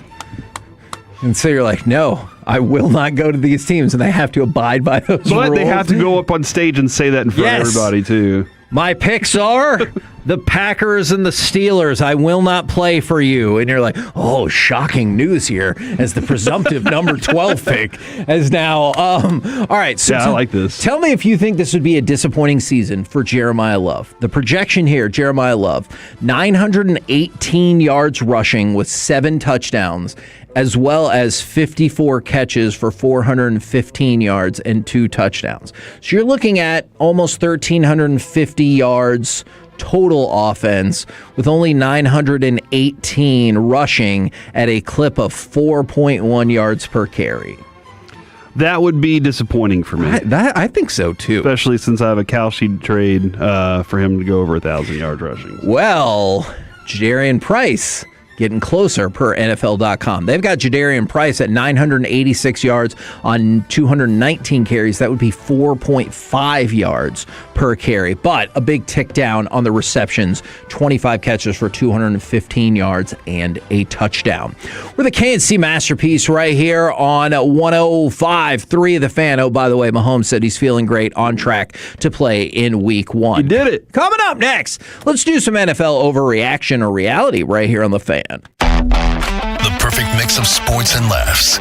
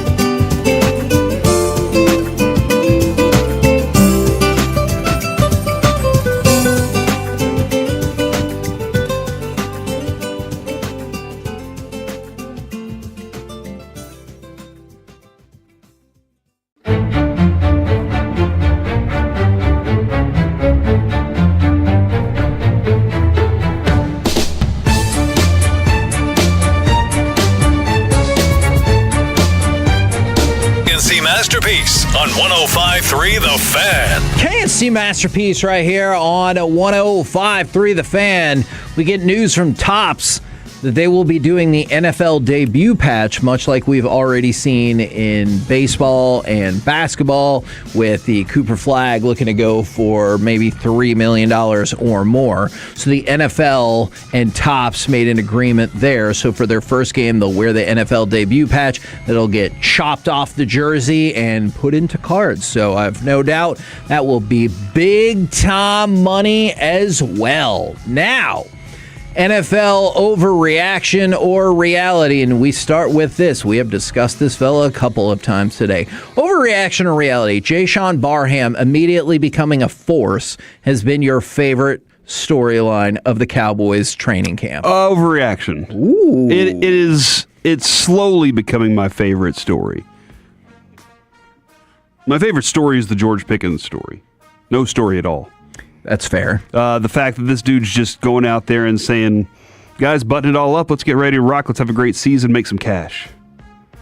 Hopefully win a Super Bowl along the way. That's been my favorite story because, Kevin, you couldn't come into this season having all the contract controversies that you had last year or the ones that the Joneses typically have. If you want to talk Barham right now instead, that's perfectly fine. But you asked me that question, and that this specific story is the one that as we discussed yesterday, should be more surprised about, but aren't, because Kyle Yeomans told us. But Kyle Yeomans, thank you. He told us, chill out, guys, and everything has gone so much better. So that's my favorite story. This Barham story, though, I'm starting to believe that the Cowboys found a gem when we were like, hey, you are going to miss out on this position if you don't take this. And they were like, guys, just wait. Unlike that pick of Caleb Downs, you know what I'm saying? They were like, we got something figured out here, guys. We don't need Jacob Rodriguez. Remember that run of middle linebackers? I was at an event when it started happening, and I just threw my phone down. I was like, we lost every middle linebacker that exists. Yeah. And I'm sure Alec was thinking the same thing. All the middle linebackers are gone. And they're like, it's okay, we're taking a pass rusher, and he's going to play middle linebacker. And we were like, what? And then we watched film, and we're like, this could work. This could work, and now he's a beast. By the way, I know he said it before, but do you think G-Bag will start off today with Gavin Dawson discussing Caleb Downs? He will have an intelligent defense of it all. People usually are okay with that, right? No. No? No. Oh, yeah. You can't say something. You can't say anything. Unless it agrees. From the 817, George Pickens is allowing us to have the Barham conversation right now. Oh, okay. I kind of like that. All right, Alec, we go to you. Overreaction or reality? Jayshon Barham immediately becoming a force has been your favorite storyline of Cowboys training camp. Overreaction, I will tell you what mine is here in a second, but the reason I'm not picking this is because I already knew from a tweet from Joseph Hoyt on May 1st of this year. He said Brian Schottenheimer said new Cowboys linebacker Jayshon Barham is someone you want in an Oklahoma drill. Joseph Hoyt asked him about the Oklahoma drill, and his response was, quote, we could do one right now, while staring down Joseph Hoyt. So he told Joseph Hoyt of the Dallas Morning News, you and me could do one right now. I'm not going to lie. I would watch at least one episode of a buddy sitcom between Barham and Joseph Hoyt, because it feels like they've had some fun little back and forth like this. Okay, hold on, though. Barham tells you we could do one right now. Would you say, all right, let's go? Yeah. Yeah. No pads. Because you're standing there, no pads. Oh, great. I could have pads. I would still get destroyed. Separated shoulder immediately. Just think of the lights. For me. What do you mean, what lights? Likes. Oh, the likes? Yeah, I mean, think about all the likes you got when Jesse Holly took you down. Content, baby. That's right. But yes, my favorite storyline is actually that your secondary might be pretty good. Oh, dude, yeah. That is, it's very enticing. It's too early to bite in on this, right? It's just too early to be like, all these things are going to be good. You're still kind of going, okay, I got to see it. I got to see it live against big-time competition. Overreaction or reality? Current owners of football teams shouldn't go in their team's Hall of Fame. Now, you can decide how this decision was made, but Jeffrey Lurie is going to go into the Eagles Hall of Fame. Oh, okay. And that just feels like a weird time. Can you imagine if Jed York was already in the NFL Hall of Fame? And they were like, oh, crap, guys. Because Jerry's in.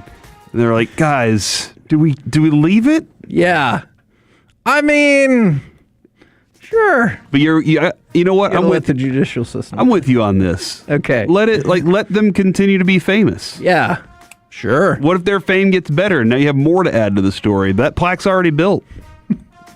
Can you add to it? I don't think so. Anyone's ever added to a tombstone after the fact? Like, let's say you just wrote beloved husband because your husband died. And then you found out like he had been cheating on you with like 8 people. Do you think, would they let you go back and add like kind of a douche? You don't want to do that. You don't want to go back. I'm not saying you like, should. Do you think it has happened? And womanizer. Because you want your husband to be remembered as a great man. I agree, Even if you find out something different. The question remains, do you think somebody has added to tombstones? Thousands of after the times. fact? Spray paint, chisels, whatever it takes. No, I'd need it chiseled in there. Yeah, because spray paint can be wiped off by the dead person.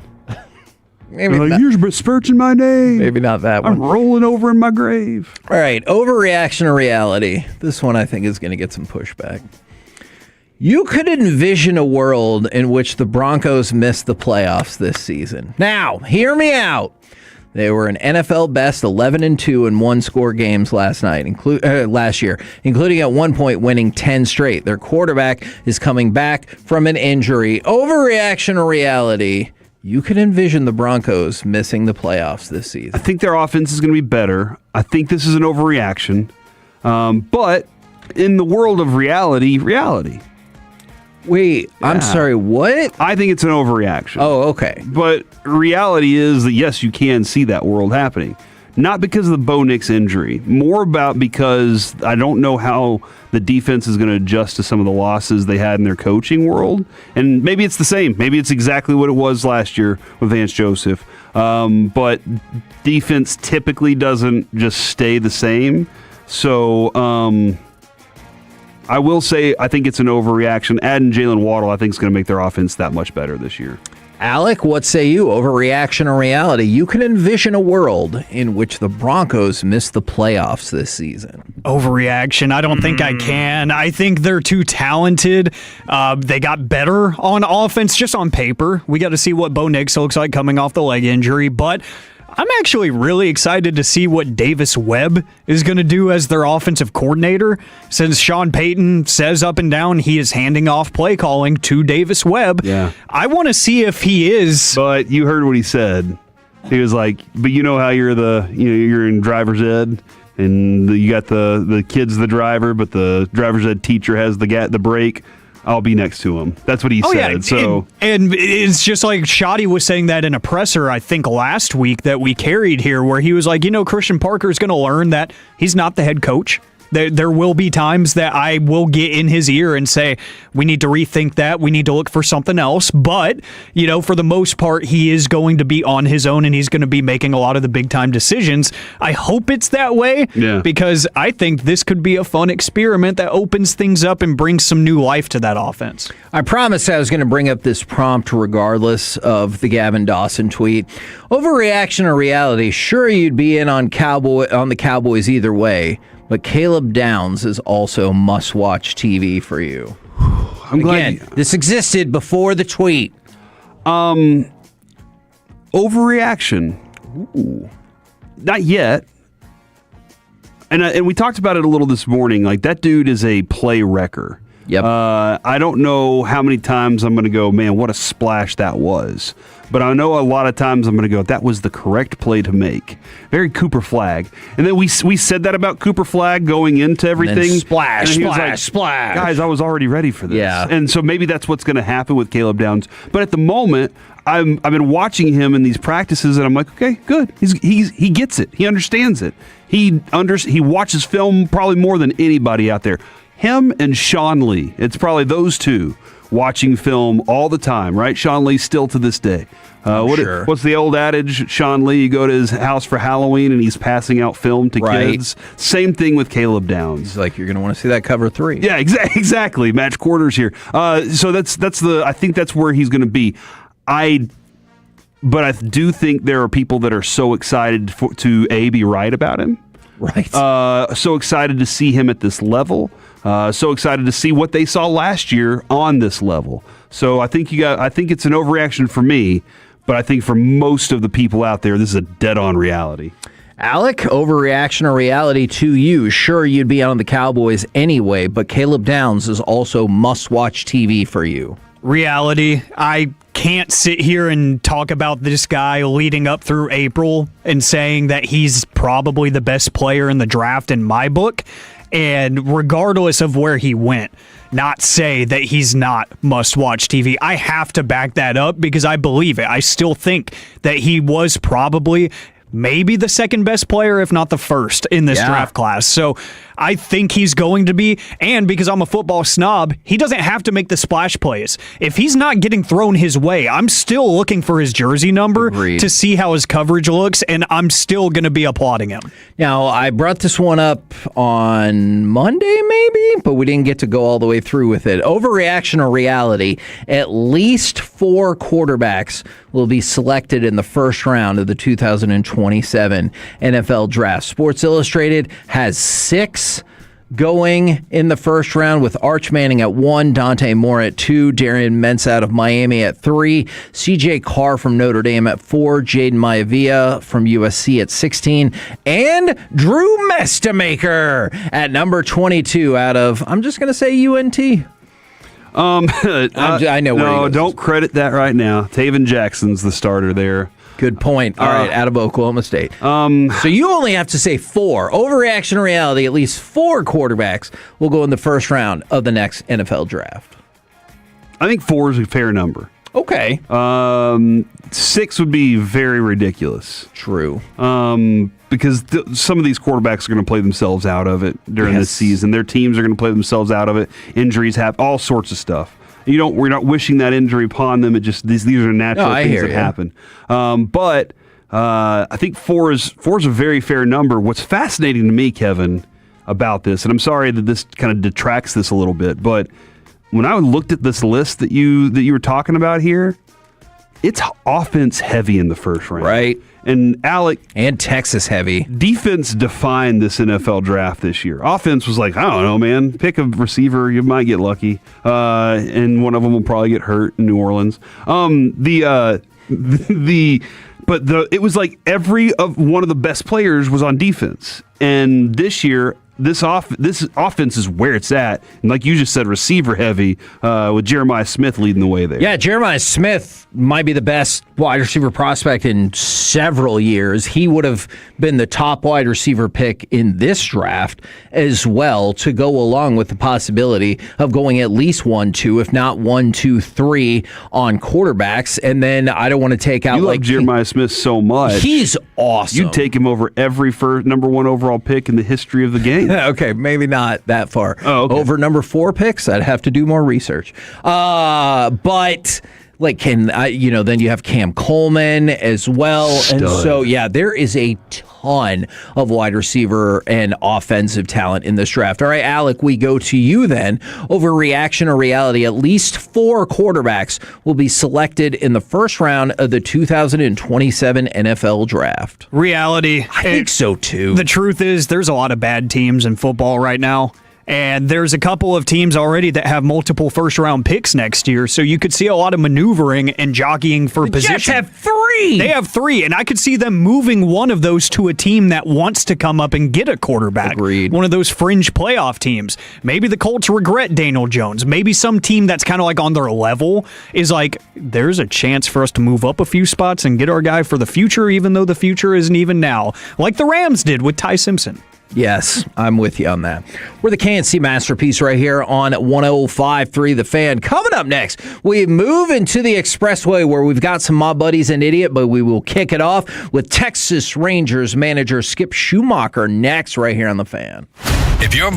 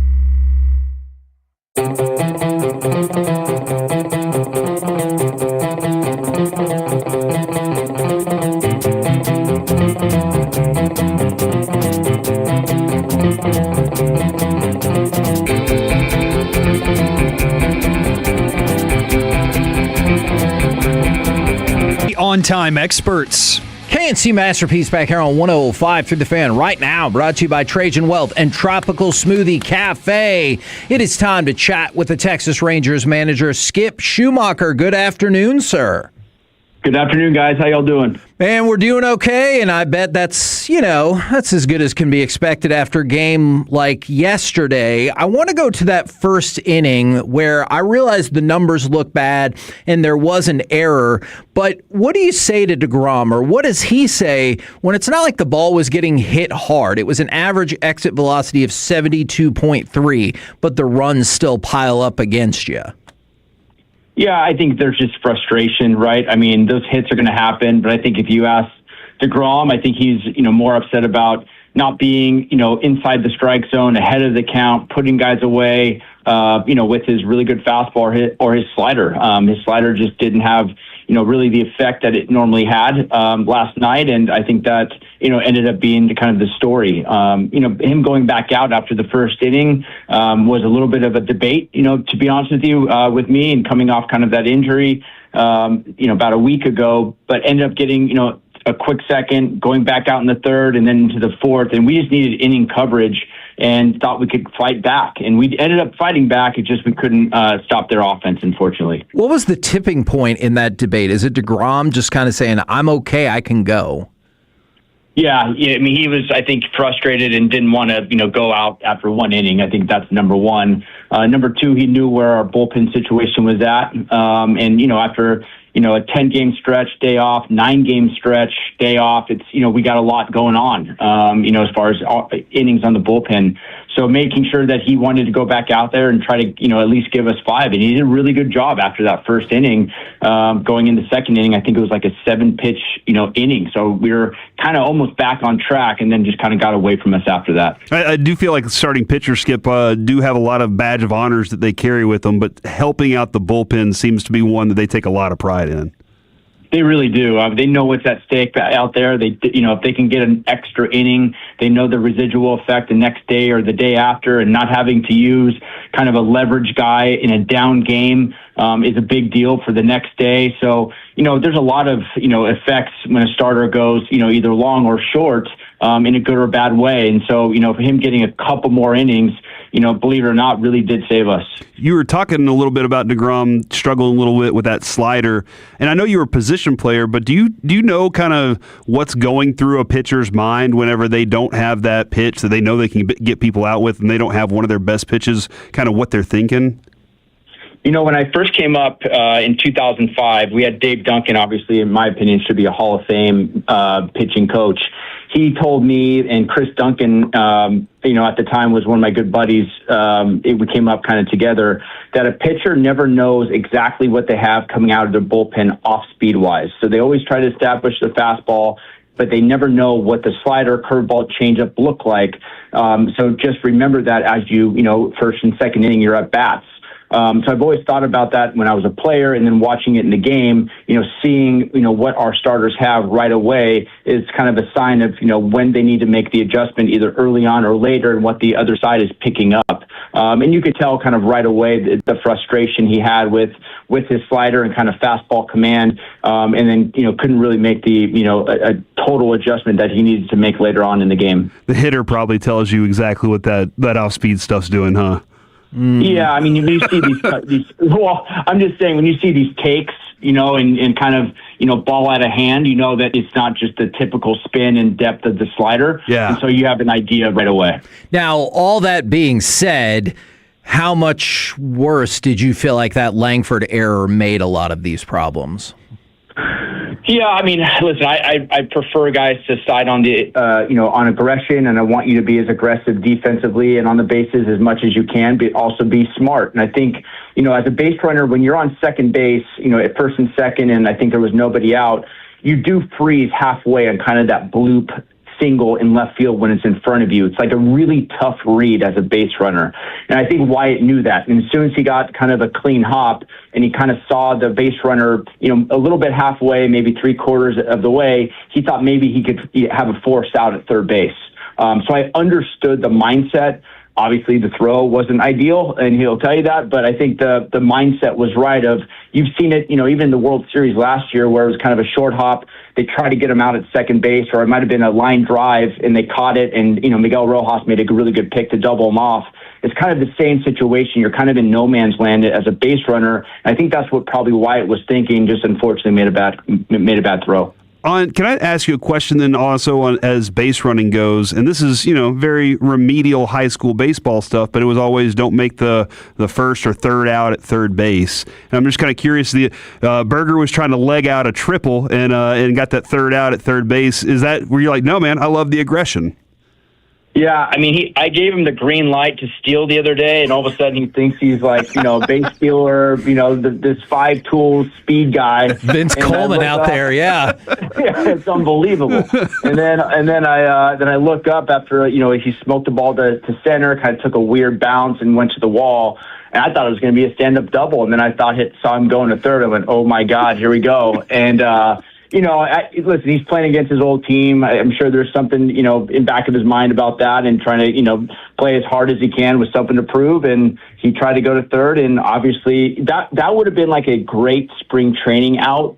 Hey, just roll it over, get through the inning, great swing, get the out, let's move on, but not during a game. I think I don't think we're going to see that too many more times. Okay, all right. We'll keep an eye on it though for you. I'm sure he'll notice. I wanted to go back to pitching for just a second because Rocker the other night, they're like he had struggled. I think he was struggling the other night. It looked like his sinker and then his slider was a little low, but then all of a sudden he found it after that big moment where he had the bases loaded. What clicked for him?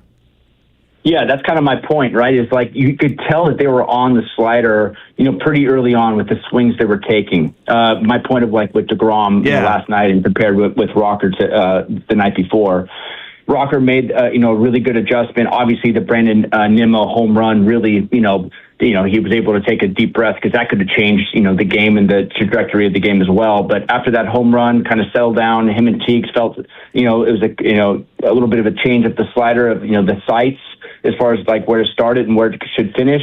And then made a fantastic adjustment. Again, I had a bullpen arm. I think it was Alexander going or Alstrom going in the third inning. Ready to face Peters.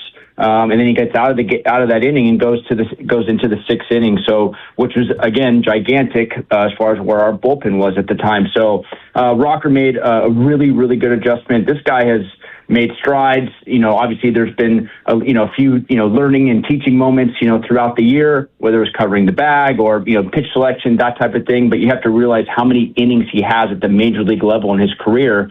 It's not many, and we think he's this established guy. Not you, but a lot of people, and he's not. So he's still learning, and I think it was a really big moment in his career, getting out of that big jam, getting into the sixth inning against a playoff caliber team.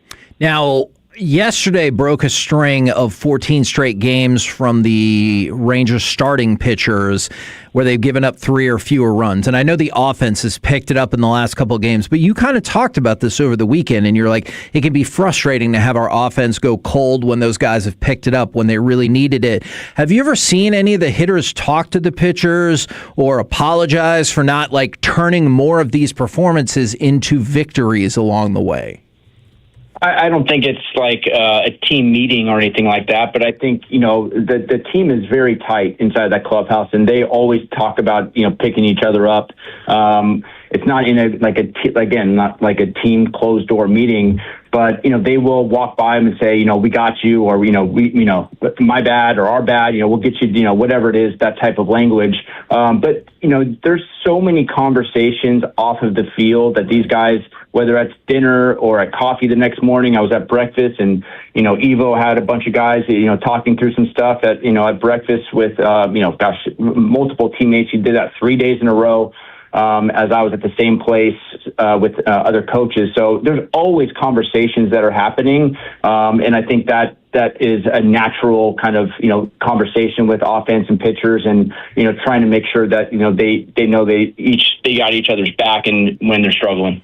Logan O'Hoppe had a conversation with the media a couple days ago when he talked about, moving to the Rangers and going back to the minor leagues. And he was like, look, not only was I willing, but I needed is the word that I would use from it. And he's talked about how that's kind of like just re-sparked his love of the game and going out to the ballpark. And you've expressed those similar kind of emotions in the past. What's it like when you're going to be there and you're going to do your job, but man, it feels like the game has sucked away your love for it along the way? Yeah, this game is hard, as you know, and there's more. It's more than just a game for a lot of these guys. You got families to feed and bills to pay, and a lot of expectations, and media and whatever, social media, whatever people look at. So there's a lot on these players' plates that.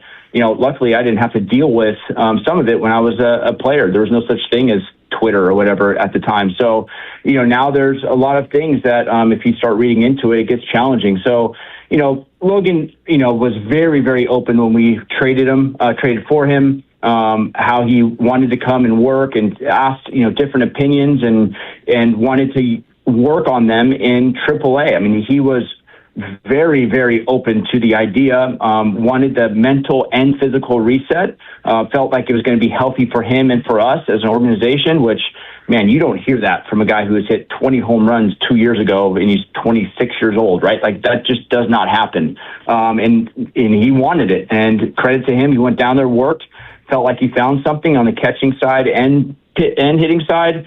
He's not a finished product. He's still working every day at the catching right now. He's DHing, for the most part for right now. But I think there's a chance he gets a start here soon behind the plate. And everything so far has been good, but, still has work to do, but definitely healthy for a player to have that reset, especially when he's open to it. It goes a long way. And I think, a player that we all have kind of been waiting for him to do what he's doing, that kind of experienced that, Kevin, would be Justin Foscue.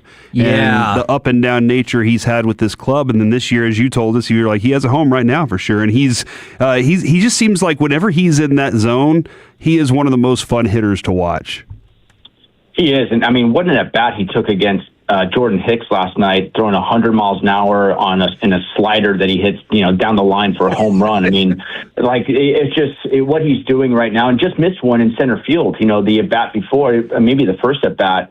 So he had some really quality at bats last night. He's in there tonight against a righty, which he hasn't had a ton of starts. But at this point of the year, we're trying to play the hottest hand we can and get these guys going to as far as on the offense. And Justin's provided that, and he's had some quality defense as well. So he's really, really impressed me. With his bat quality since he's been called up. Obviously we've given him a lot of lefties, but there's some righties that the other night when he took Ben Joyce the other way to get the guy over, that wasn't easy, right? So he's showing some real signs of being a complete hitter, and he's been a real bright spot for us. Now, when you talk about playing the hot hand, kind of, it feels like the fortunes month over month of Foscue and Evan Carter at the plate have gone in opposite directions when you look at what Evan has done this month at the plate. Are there anything particular in terms of his at-bats or approach from Evan Carter this month that has felt different? Because he really was rolling in July. He was, but I would say that a lot of guys struggled in August, right? So I wish it wasn't just one guy. It was a few guys that got cold at the wrong time, right? And multiple guys. And I've said this before. I'm hoping that multiple guys now get hot, which it's starting to trend that way. So which could be at the right time. The last 5-6 weeks of guys getting hot at the right time, and hopefully Evan is one of those. I think the biggest thing for Evan is he's learning right now that you can't out-talent the league. This league is talented with all kinds of pitch shapes and reports and everything else that they're attacking you with. The more that you play at this level, the more exposed you get, and the more areas of weakness that show up, and you're going to have to refine your game. And that's what he's learning right now, and he's doing a good job of trying to bunt more, which he got a bunt the other day against the lefty, and he's trying to hit the other way more and not just pull side power, and he's trying to, the off-speed pitches have been kind of giving him a little bit of trouble, so he's trying to back up the baseball a little bit more. And so there's a lot that goes on. Again, Brandon Nimmo and JV have been working with him every day. He's healthy, which is also good news, playing a great defense in center field. But the hitting side is going to be, work in progress, and he's definitely working. And I feel like the last few games actually has been pretty good. Doubled the first game of the series. The day before, he had a bunt hit and a double. So I think it's trending the right way. I'm hoping. I've said trending a lot this year, I feel like. I'm trying not to use that word because I get in trouble sometimes, health-related things. But I do feel like, he has shown some signs of some growth this year, which is always good. Sorry if I missed any announcement on this front, but is Jack Leiter going to have another rehab appearance? And you had said that he was looking maybe 50-50 for the bullpen. What are the factors that go into that? Yeah, I think, Leiter, he's going to pitch 2 innings out of the bullpen tonight at Round Rock, I think, if I'm not mistaken. So I think we're trying to figure out at this point of the year what is the best for him and for us. And he's never pitched out of the bullpen before. So want to give him some reps, with, kind of what that look is like, getting ready after, whatever the third inning, and you got to get hot to pitch the next inning. You don't have this like half-hour warm-up before you get in. And how's he feel after that? Can he be a 2 to 3 inning guy out of the bullpen to hand it off to Latz? Throwing 100 miles an hour with real off speed. There's a lot of things that you have to factor in here. And can you build him up to 100 pitches at this point and feel okay about it as well? So, there's some questions that we have, conversations, I should say, with medical and CY and Ross, and kind of brainstorming of exactly what's best for us and the player. And we're going to see what it looks like tonight with Jack out of the bullpen. Does that work in cooperation at all with monitoring the innings from Rocker? Because we've talked about in the past, and you just mentioned earlier, how many innings he's thrown this year in terms of like the rest of his baseball career. Yeah, again, the conversations happen all the time, with the player and the front office and medical. Rocker is a big physical dude that feels good right now as far as where his innings are at, the amount of pitches. We haven't pitched him more than 100 pitches, more than I think one time the whole year.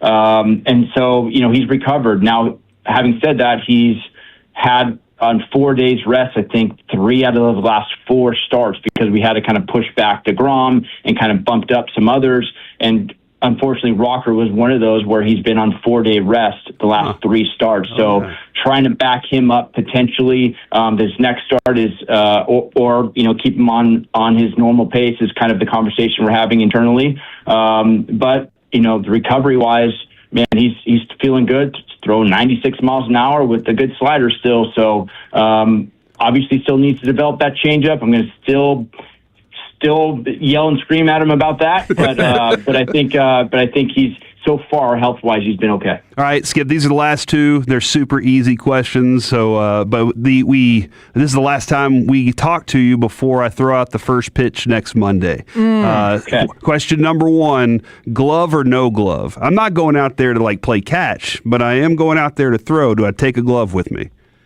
Yeah, so I've debated this for years of how old is too old to bring a glove to the field, right? Like as a fan, I'm not real sure what the age requirement or limit is on that, but I feel like when you are pitching off a mound, you absolutely should wear it. If you want to bring a glove, you bring a glove. If that's natural to you, it's okay. Okay, all right. And then we built a pretty good rapport. I have no clue how this works, but if I requested you to catch the first pitch, would Skip Schumacher be willing to do that?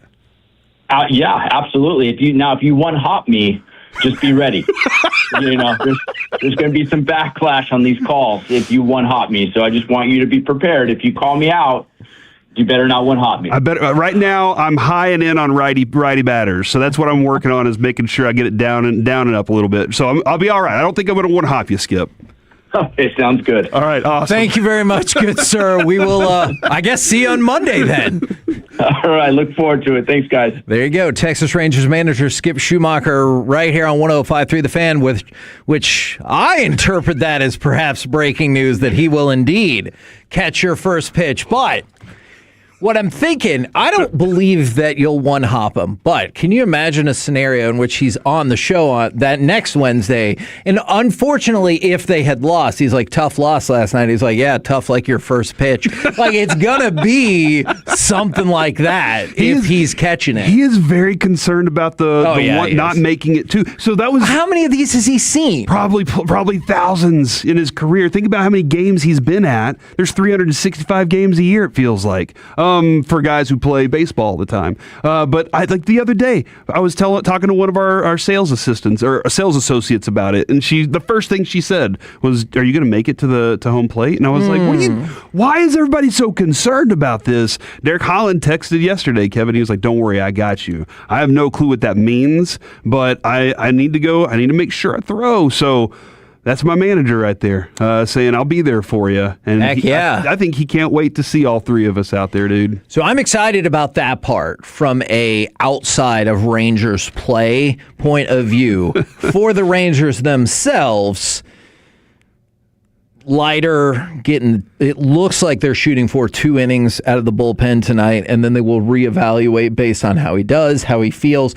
That was interesting, a discussion about building back up this late in the season. So it kind of sounds like they think maybe logistically it might make more sense for him to come out of the bullpen. But as he said, there are multiple factors at play, but just keep an eye out for how Leiter does at Round Rock tonight, because last go round they were like, ooh, it was a slog. Yeah, I mean, that important information that he gave us right there is, I think it tells us kind of a lot of different things for sure. Right. But Kevin, how much of this team right now, this specific team, do you think, well, that's locked in?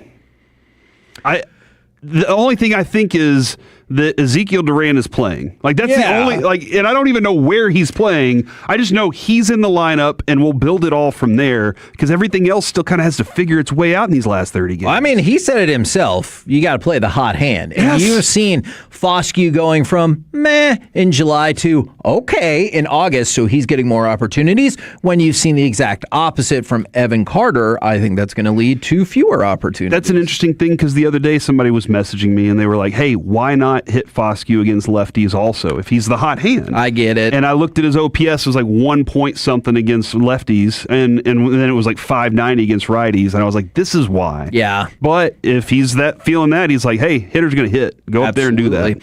We're the KNC Masterpiece right here on 105.3 The Fan, and I feel like this is going to become a specialized edition of My Buddy is an Idiot. My buddy, my buddy, my buddy, my buddy. Wherever I go, he goes. Now, of course, I could hit you with sports questions like, who do you think is the bigger idiot? Or who is, the idiot in this scenario? Is it Enes Kanter? Is it the WNBA? You can ponder questions like that. But then TCU was like, check out what we're going to do. And it feels like they have now taken prime focus. We found this out, I don't know, like 45 minutes ago. We were in the midst of some other things. But Alec, tell us the genius decision that TCU has decided to enact. So our friend Nick Harris has tweeted, and this thing has already taken off. It's got over 150,000 impressions on Twitter, so people are having a field day with this. While you say this, I want you to think about, do you think this is going to be rescinded sooner rather than later? Yes. Back to you. And I even saw Joe Hoyt say, file this under decisions that won't last. But TCU has banned the Fort Worth Star-Telegram and pulled credentials over reporting of a locker room assault that resulted in a case filing with TCU campus police. Stephen Johnson has been told that the decision stemmed from the victim receiving threats after the reporting, but Stephen never identified the victim until the victim made a public statement on his own Instagram about the assault 3 days after the initial reporting. And I saw that with him, and I believe it was his father, if I understand that correctly. First of all, we've talked about this a million times. The idea of threatening to kill somebody is a really weird take, especially if you're like, you got in a fight that cost somebody a spot on this team. I'm going to kill you. That is wild. Don't do that. And obviously it's illegal as well. So he didn't identify who the person was. It was that Instagram. So why is that being attached to him? And secondly, isn't Fort Worth Star-Telegram one of, if not the primary primary coverage mode for TCU football. The only full-time outlet covering TCU athletics. What are we talking about? Well, at least they don't have a game overseas or anything like that. Yeah, they're playing in Ireland. Yeah, they're playing a game in Ireland, Kevin. So the Fort Worth Star-Telegram reporter already has that trip set up. Uh-huh. But now he will not get a credential to the game. Is he going to hit up a scalper in Ireland, and that's how he's going to watch the game? Just report on Ireland. Just go report about how the potatoes are back or whatever. Kind of turn it into a travel blog after the big famine. That was like how many years ago? And how things have things have subsided since U2 really tried to rock things up with the churches back then. But I think there's. Okay, you can cover games without being there. You're not going to get the same quotes. That's a definite. And that's something that I don't know where you would take a stand on this as a newspaper. All right, we still want to make sure the game is covered, but you're not going to allow us in there. Yeah. So maybe we don't cover it at all for you. Well, what that's going to do is make some TCU newspaper, some school newspaper writer go, hell yeah, no competition, baby. They're all coming to me. This is their time to shine? But probably so. But I don't like this at all. No. Not for the popularity purposes, but just for the sake of having the coverage for everybody, especially locally, especially if you're a Fort Worth Star-Telegram reader and subscriber, which we are because of Nick Harris. Yeah. Thanks to him. That's the importance of this, is making sure you have good stories written by people that are in the know on this and that cover that beat. I don't like banning a reporter because they reported on something like this. Yeah. So you're like, let's kick out the guy who may or may not have sucker punched that other kid and the guy who talked about it. Yeah. Like, if he said something factually inaccurate, well, then we can have that discussion. But he didn't even identify that player. And so the outcome is from other things. That is sorry. Now, let me ask you about this. Ask us. Matt Snyder, he is a columnist for CBS Sports. His Snyder soapbox of the week: keep the losers and the teams with losing records out of the playoffs.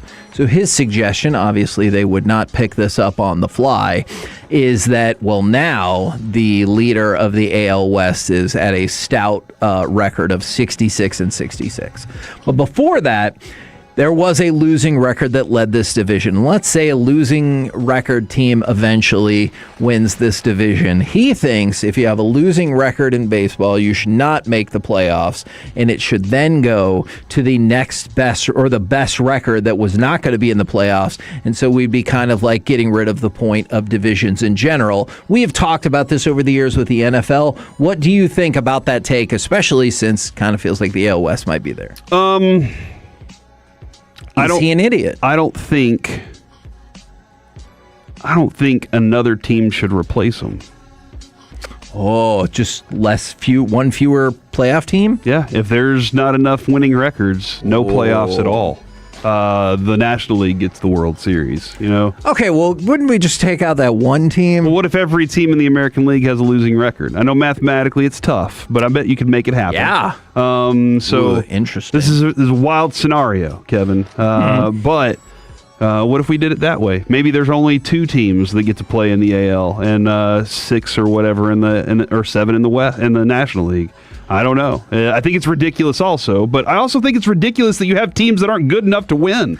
Yeah, it's a tough thing because you can make that rule and you're not going to make it on the fly, but I also understand the logic of, hey, a team with a losing record shouldn't make the playoffs. I believe the worst divisional record winner ever was the Padres at 82-80, then led by one Bruce Bochy. But did they win? No. Oh, they lost. But I could see a scenario in which there's a losing record that wins this division. I really can. What if a team with a losing record wins the World Series? Well, then that would really, really hurt MLB's insistence at keeping the season at 162 games, because they're like, why? Rangers won 79 games and then they won the World Series. They didn't even get to a winning record before the World Series. That'd be kind of wild. We're the KNC Masterpiece right here on 105.3 The Fan, and let's give something away! 877-881-1053, caller number 7 will win a 4-pack of tickets to go see the Rangers play the Rays on Sunday, September 6th at Globe Life Field. The first 10,000 fans at Globe Life Field for the Rangers game will receive a Body Armor Bath bobblehead. Oh, easy. Yeah, you can. Yeah, there's another thing. I was like, we're going to skip that word. So you can go to Rangers.com to buy tickets, or you can win them for free right now. 877-881-1053. Coming up next. Oh, C-Block me. We got a little bit of some Are You Better, but also by the end of the season, who will be the most excited Cowboy to be excited about next on The Fan? When sports news breaks, count on them to break in immediately. Thanks for turning it on and leaving it on. The KNC Masterpiece on 105.3 The Fan, the Odyssey, iHeart, and TuneIn app. Man, you want to go to the best shows. You want to go to see the best concerts, but you also understand that every once in a while those ticket prices early on are kind of difficult. Later on, maybe it gets a little bit easier for you. You can watch those prices decrease time and time again throughout the day, right up to the event, and you can get them right there on Game Time. If you want to go see the Cowboys' final preseason game this weekend, you can find tons of deals on Game Time. Jack Johnson is at Dos Equis. You got Sun Wings on Sunday. So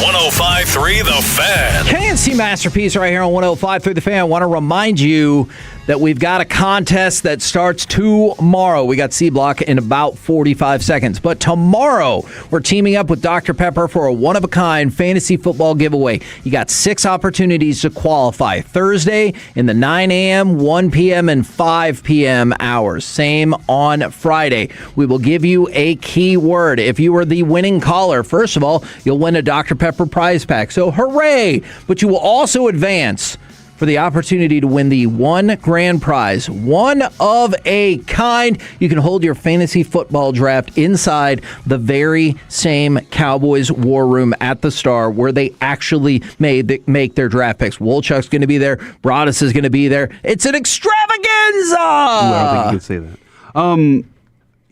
This is awesome. It is. Why have I not heard about this? I feel like you need to lock into the show. Okay, all right. But also, you are not eligible to win because you work here. But other people that are in your fantasy league, I do not believe those same rules apply. Okay. So tell everybody you know and listen and try to win. We don't know the word, and we won't know the word until like the day, like the right before our show or something like even that. Even then, who knows if we even know the word during the show? For the best. Here's the thing. Can you kind of give me an example, Kevin, of how this would work? This is not exactly the contest, but yes. Like, all right. We'll be sitting here talking, and then you'll just slide a word in there, and you'll just say a word we're supposed to know. Yeah, but I'll make it clear. So we'll kick off the show tomorrow, 10 a.m., 10:02, and I will tell you that the word or phrase of the day is single moms. Okay, gotcha. All right? And I'll repeat that again and again, much like Alex mistakes. And will you go the word like that? Yeah, I'll make it very clear. The password is, and then we should play the level of concern sound effect beforehand so everybody knows. That I'm sure we could figure that out. And then in the 1 o'clock hour at a time that we will determine along the way, and you can be unpredictable with these giveaways. You never know when it'll happen. We will do the call-in opportunity. If you call in, you know the word, you win. So you get that prize pack.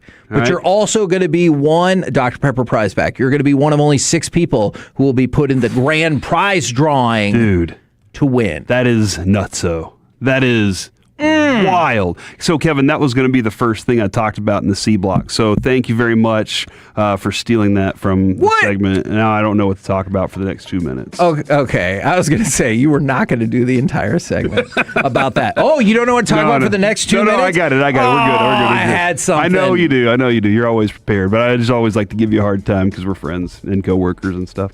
We do have Nolan Norris from FC Dallas coming up here at 1:30 too. So maybe at 1:30, not 1:30 too. Yeah. He is also supposed to throw out the first pitch on Monday. Yeah. What's up with that? We'll see. We'll see how things... No. I'm not like suggesting anything. I'm just saying, like, we'll see what's going to happen on Monday. Oh, I hear you. I got you. We do have a mini Are You Better coming up in shortly as well. Oh. I know we are all in on Caleb Downs. Most of us. Ooh, are we not? I mean, on this show we are. Who's not? It sounds like I've not been able to see all the back and forth, but it sounds like Gavin Dawson is not. Is he spitting so hot? It's semantical then. Is he spitting hot fire out there? I think you might be right, Dawson. There is definitely another rookie grabbing my attention, your attention, everybody else's attention. Kevin, do you have that quote still? I think the quote goes something like, I hate every single team that we play against. Yeah. I hate them all. Exactly. And I went out on the limb today and said that's my kind of player. I know that's kind of risky to back a player that hates, that way. It's sports hate. It's fine. I don't know. Well, you know what? I'm not going to tell you how to hate. Did anybody ask him, did anybody follow up and say, is this sports hate? And he was like, no, real hate. I don't think he has time for such follow-up questions. Probably not. He's like, you had one question. Yeah. Now football. But I do love the way he's like approaching this. And I think that, hearing Mickey this morning say there was some rotation going on, whether or not that was to help conserve Overshone or just get him more of those reps, or maybe there's a real rotation that's going to exist. Kevin, there could be a possibility that maybe they've looked at Overshone and gone, hey, we want the best for him. Right. But we got to keep moving. We're a team that's trying to build something here. We can't just sit around and wait for people to be ready. If Barham's ready to go, let him be ready to go. So that's where I asked the question, 877-881-1053. By the end of the season, who do you think you will be most excited about on this Cowboys roster? All right. I don't want... Okay. Oh, my gosh, Steven, you got a point. That makes sense. Man. Steven's been adamant about that all offseason, too. Yeah, I feel like we've heard that every couple of days, which I love. I feel like, not to be lazy here, I do think it's going to be Caleb Downs. I do think you're going to be like, man, he had almost as big of an impact as any other rookie in the NFL when you look at the advancement of this defense, and it just chips away at you. Like, I feel like hopefully, we had a conversation about this. It could be Tim Duncan-esque in terms of you're like, yeah, that was pretty good, and then the game's over, and you're like, oh, crap. 30-14. Yeah, he had a crazy game, like whatever you view as the safety equivalent of that game. And so it won't be wild, but it will just... Good play. And it'll just stack. And you're like, wow, that was awesome. So you think that, like, you were one of those people, you requested that the Alec Medford-led combination of me and him watching film this offseason. That was my guy, number one. The first person you were like, hey, I know y'all have already watched these 6 people, and y'all would like to talk about them, but will y'all please watch this guy? And we were like, fine, Kevin, if that's what you want. And Kevin was onto something. He had already talked to the Joneses, I guess, and he knew who the draft pick was going to be. Hey, I had some conversations with at least one Joneses. That's access right there, baby. And that was like, and when we watched him, we just walked away from it. I think both Alec and I were like, well, we're never going to be able to get that guy. That was our first thought. Was he's going to go way ahead of where we can get him, and he almost did. Yes, and I think the feeling here that you're saying is he's going to prove you right and be exactly what he was. Yeah, and you already had high expectations of him. Like, absolutely. So that's where I think the excitement is going to be of, dude, we got the pick right. And he's just as good, and he's only going to be better. Yeah, and like it just kind of goes back to sometimes the simplest answers are true. Yeah. You know, you're like, it's the simplest answer for a reason. I'm going to go with our top draft pick and the guy that a lot of people thought was a top 3 player in this draft, and I'm not going to make it more complicated than it needs to be. This one right here is a really good answer from the 903 Big Q Williams, O'Quinum. That... And if you don't know, that is another drop. That would be... Yes. See? That would be a huge boon for this season. If Quinnen goes in there and kicks some ass, especially since you restructured the contract and everything like that, that would be tremendous. Alec, I don't know how you feel about this, but based on everything you've heard this offseason, don't you feel like you're about to see some monsters up front from this defensive tackle and line group? Yeah, and I think Kenny Clark kind of got some unjust criticism over the offseason too, which I didn't really understand. There might have been a game or two last season where you're like, he wasn't really there, but he's a run stuffer. He was doing his job. If you're not calling his name, it's kind of like an offensive lineman. He's probably doing a good job. Yeah. But Quinnen does have that game disrupting ability where he can apply pressure in the pass game. And I think because you're going to have so many people rotating in and out, and he's going to command so much attention, you're going to get a lot of pressure from the interior.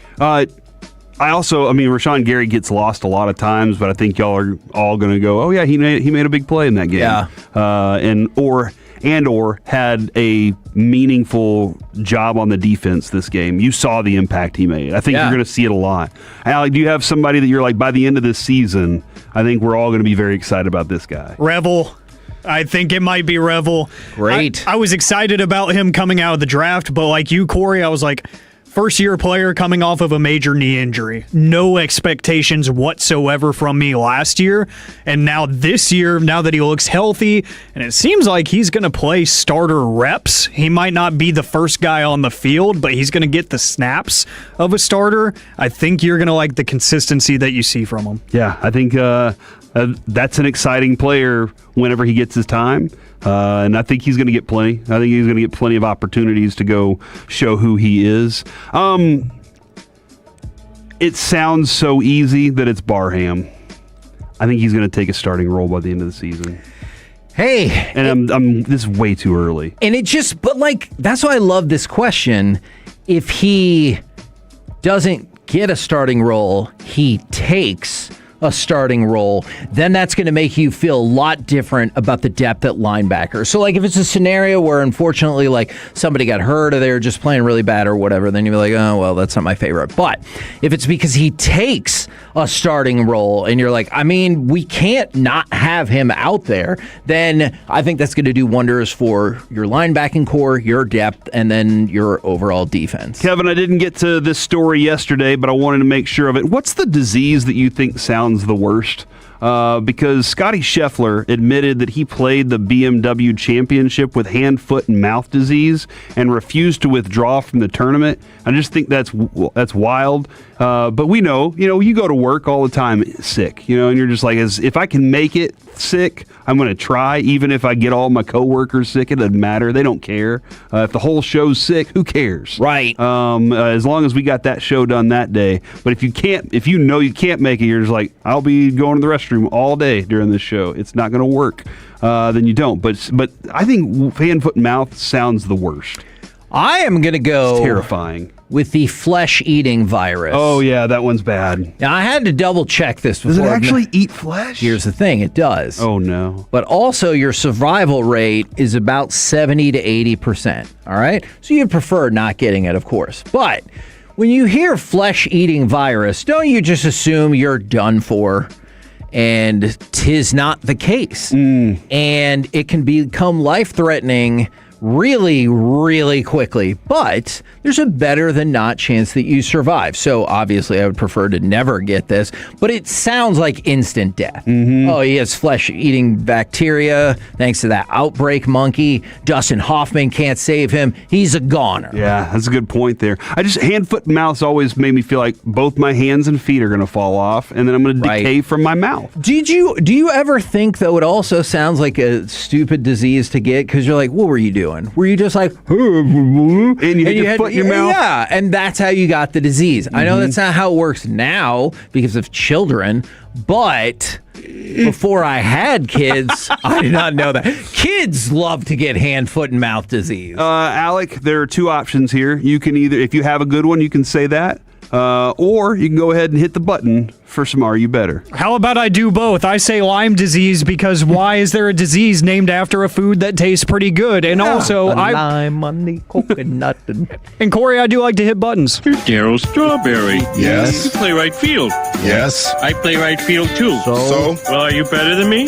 Well, I never met you, but yes. Hi, this is Daryl Strawberry. And yes, Kevin, I'm better than you. Kevin, this is a segment where we ask you if you think you're better than everybody born today. I got a list of 4 for today, but I thought they were some pretty good ones. Okay.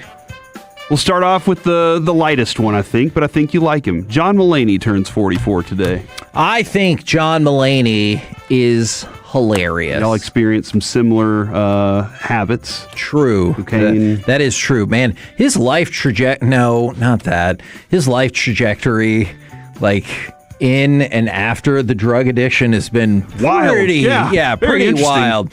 But I think he's really funny. Really funny writer, too. Yes. The one that makes me laugh every single time is when he talks about the robot test and he's jumping around. And he was like, it's time to see if you could pass the robot test. Tis it a 3? I just really love that. I think John Mulaney he's working his way back. He gets a conditional better than me. He's got a child with Olivia Munn. Yeah, I've also had a child out of wedlock. Well, that was not what I was going with. Matched it. I love in his stand-up when he talks about getting off the subway and thinking he's late to the next one, so he starts following that lady, and that lady thinks he's chasing her down, and he's like, what is happening? Why is she going faster? James Harden turns 37 today.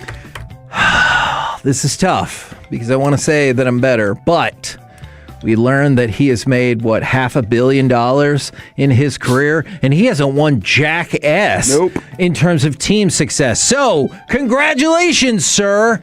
You are better than me. Wow, because of the money, huh? Yeah. So anybody that's rich is better. I love money. Sometimes not. Turning 46 today, Macaulay Culkin. Yeah. Made Home Alone. He did. And he did nothing for 30 years. And now he has Brenda Song. That's right. Who's that other gal that he was married to or whatever? He was married to somebody That was in else. that movie Bully. That was pretty messed Wasn't up. he with Mila Kunis for a while too? Maybe. I believe so, yeah. Yeah, and she helped write a letter. Yeah, I remember that. Yeah, Sort of, we discussed that. yeah, he could be better than me. Home Alone is really good. The Good Son, he Home did Alone his 2, best. yeah. That movie sucks. All right. Last but He not really is least. going to let that homeless lady starve to death. Here's a turtle dove. How about some food, kid? No longer with us, Mother Teresa. Okay. Damn it, I didn't do the research on this. No, we keep forgetting to do the research on why Okay. she's not a great person. Yeah. Or wasn't a great person. Okay. So I typed You doing in a quick AI search? I typed in was Mother Teresa. First two things that come, or was Mother. First two things that come up. Was Mother Teresa a good person? 2, was Mother's or Father's Day invented first? What? Obviously it was Mother's Do I need Day. to care about that second part? Oh, man. I know I say that you got to pick a side. Can I abstain on this one? Because, Wow. because my wife texted This me. is the Warren Moon jersey all over See, again, huh? my wife texted me, and it made me wonder, is nobody good? Because she goes, do you know Mother Teresa wasn't really that good of a person? And that's all she said. Yeah. She didn't say why or anything. Yeah, and so I guess people are like, hey, there was poor sanitary conditions, especially with the volunteers. They reused unsterilized needles and didn't handle pain management. And so they're like, she was doing all this stuff, but like kind of half-assing it, I guess is the critique. But I haven't done my full research on that. So I will say that she is better than me. And if you have critiques about Mother Teresa, I guess we'll just agree that nobody's all the way good, right? Is she a saint? Is that what it is? Is she considered a saint? And she won the Nobel Peace Prize. Yeah. So, I mean, that's... Sainthood. Oh, yeah, she is a saint. Wow. Do they take sainthoods away? I don't... She's better than the movie I don't even know who gives the sainthood out. Who does that? Is it the Pope? Yeah. He's in charge, huh? He tells us Catholics what to do. Well, I guess I'm not Catholic anymore, but you know.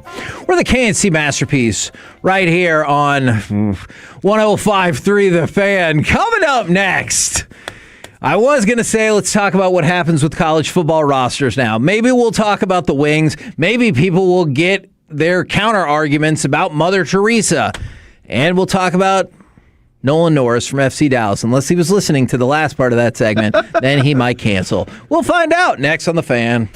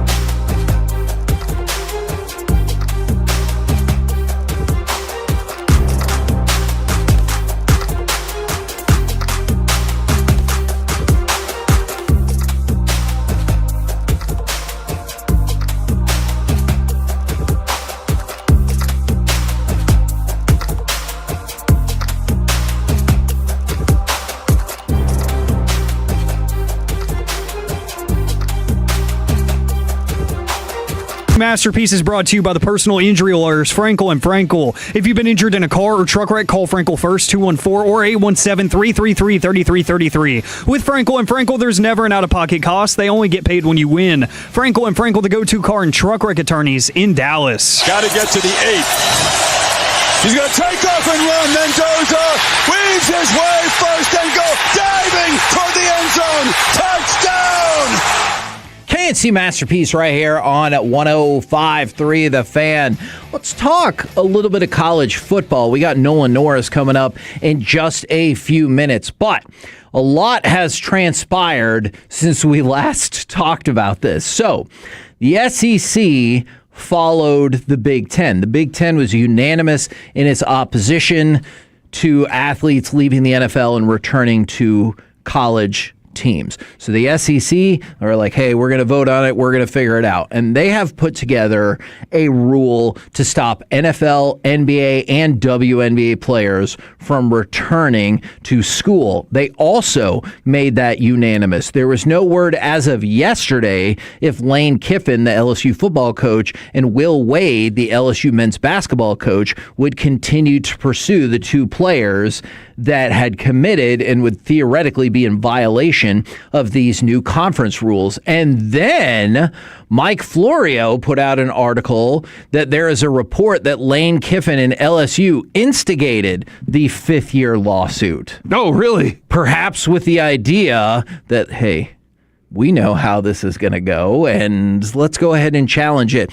I did think that Lane Kiffin made a fair point when he goes, there's more than 100 athletes in multiple sports that were cleared and said, you can go play. That's a court order.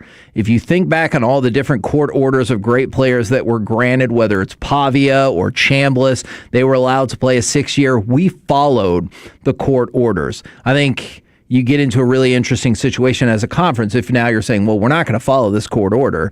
These kids that have a court order can go anywhere else, and we're saying, no, you can't.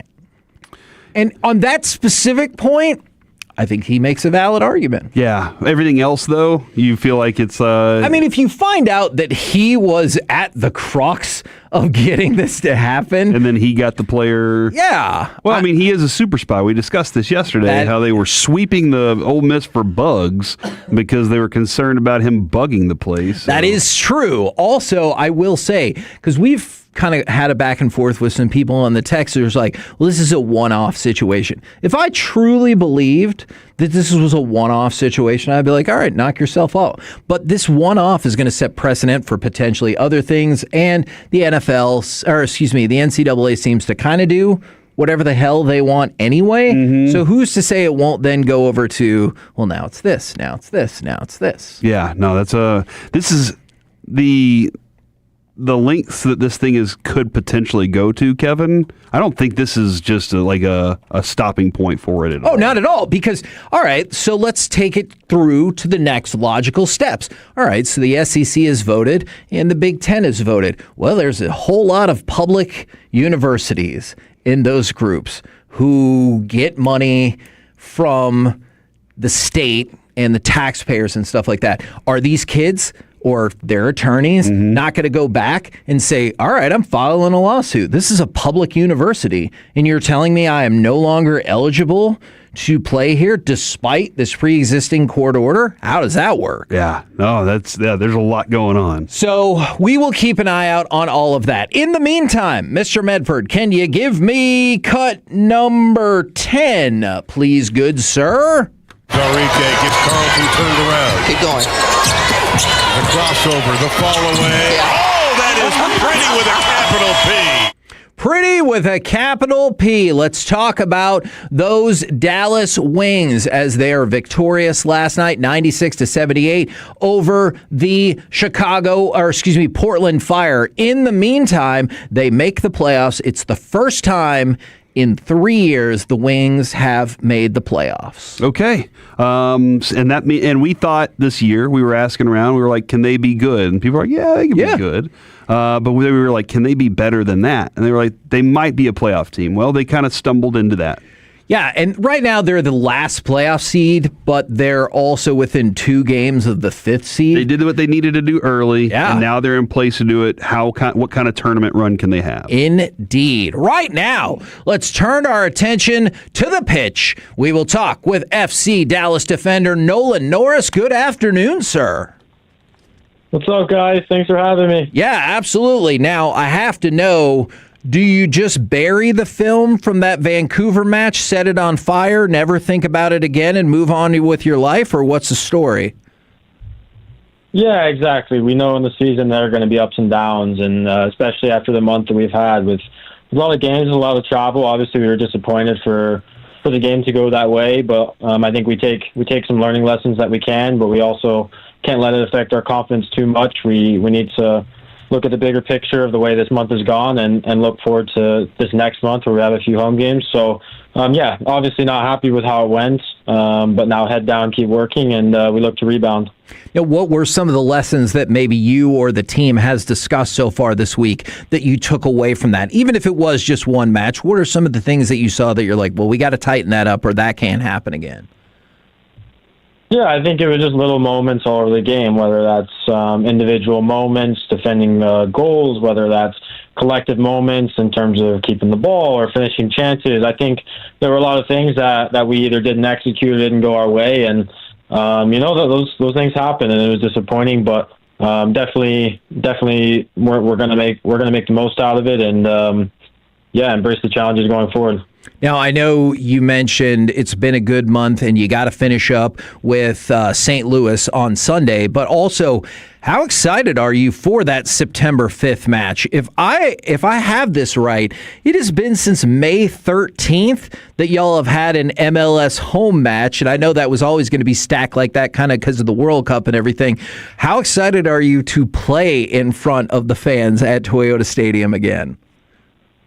Yeah, we're ecstatic. I know myself included. We love our fans. We love the chance to play at home, especially me. Obviously, a kid that's from this area. I grew up going to FC Dallas games, and so for me, it's a joy and an honor anytime I can participate in terms of playing. So, we're really looking forward to it. Like you said, we have a game this weekend in St. Louis, and I think all our focus is on that game as it should be. But once that game is done, then we'll be looking forward to trying to put on a good performance for the fans and for everybody involved. Whenever you were a kid going to FC Dallas games, would you get really competitive when it came to spinning the wheel or trying to kick the ball into the goal to win a sweet prize?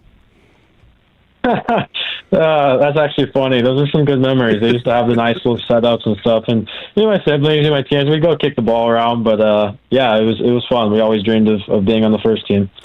No, I got a question about yellow cards, if we don't mind diving in just a little bit on this, because I'm always curious.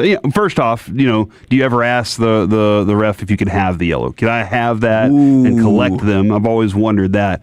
But also, whenever you are getting one, do you know I'm about to get carded on this play, and do you kind of expect that that's about to happen? Is there ever like a point where you're a little worried that it might have been a little further than you thought? Obviously the game is very subjective. You obviously know more than likely what's probably going to get you a card. I think there are some times in games where you make a tackle that probably deserved a card and you don't get it, or you make a tackle that you feel is a normal foul and you get a card. Personally, I feel like it's the second one for me quite a bit, which is unlucky, but I think. I've never asked the ref for it. We never want to see it, but to be honest, especially as defenders, you're competitive and you want to be physical, and that part of the game doesn't really bother me, though. Yeah, the defending and being physical, still being aggressive, does that, when you have one on you, does it mean you have to play less aggressive? Does it change the way that you play? It does. You have to be a bit more responsible, a bit more thorough, diligent in your thinking in terms of what type of challenges you're going into, because obviously, if you go into another questionable challenge, you could end up with a red card and leave your team hanging. So it changes a little bit for sure. It just makes you have to think think a little bit more. Is that probably then like I know this isn't specifically like you. I'm just kind of going through the mentality of it because we've seen, I think World Cup brought a lot more attention to cards and all of that for a lot of casual fans out there, and just that mentality of, is it really hey man, I did let my team down, and that you don't want that responsibility.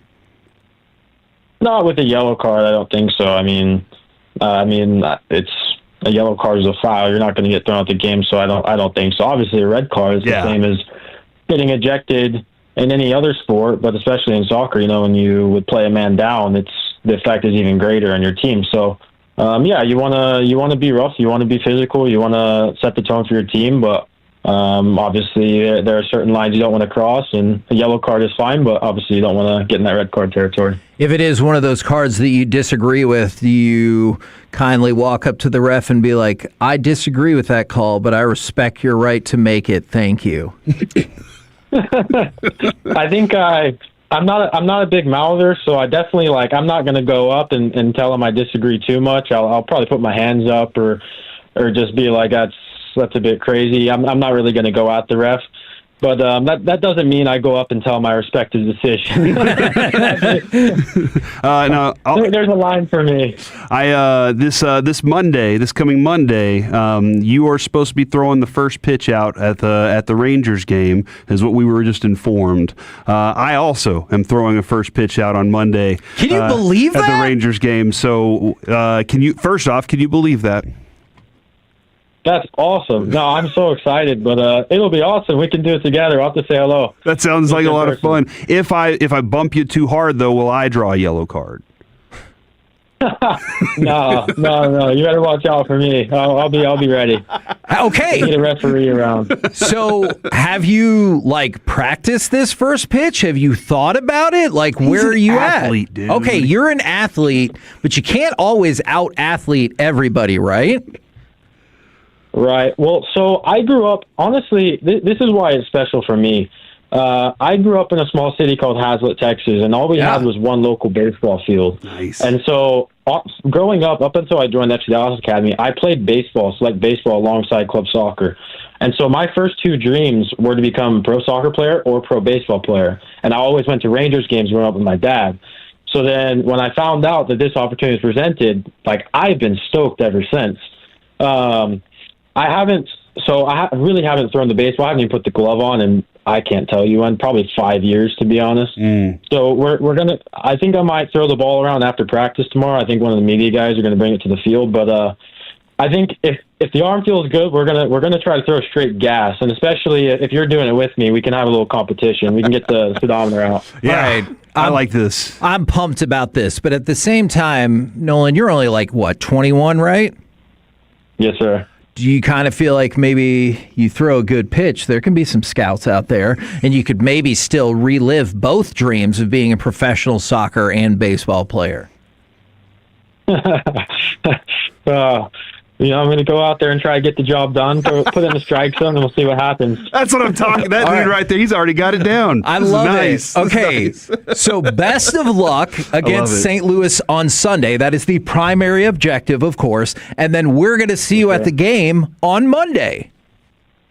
Perfect. Make sure you come say hello. Absolutely, We'll be fun hanging out. Absolutely. Thank you very much, good sir. Appreciate you guys. Have a good one. There you go. FC Dallas defender and first pitch competitor, Nolan Norris.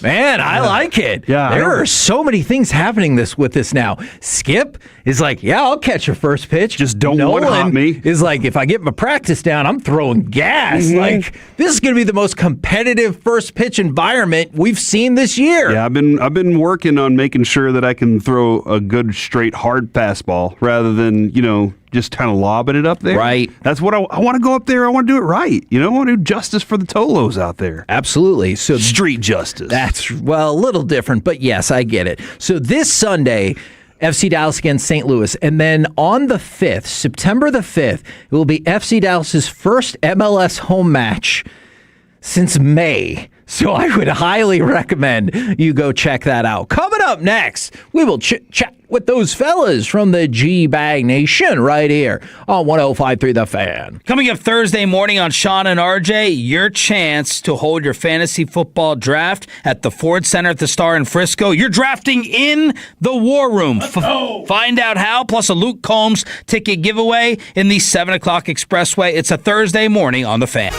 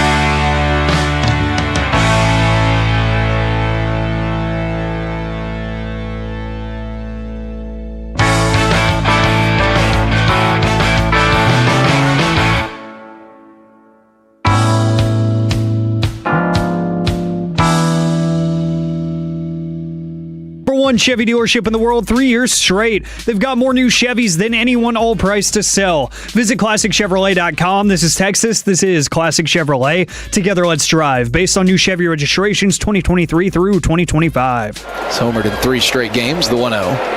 Swinging, that ball's hit deep down the right field line. You've got to be absolutely kidding me.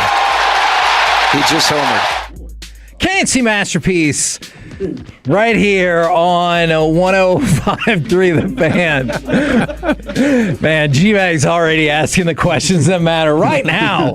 Courtesy of Deanna Leasing, it's time for our chit-chat with the aforementioned G-Bag Nation. Gentlemen, how is you today? Doing well, Hagee. Just surprised that Jerry Jones caught a foul ball last night. Well, here's the thing. So we can play you the audio of Jared Sandler catching the ball, or Jared. talk about Kyle Singler, or why you hate Caleb Downs. Which one of these things would you like to start with? The Jared audio is pretty good, by the way. The Singler audio is okay. I am looking at all these. the audio is so good. Yeah. Do you want to hear so much hear Jared making a play? All right. Give me Hicksy, Warren Jared. It's time.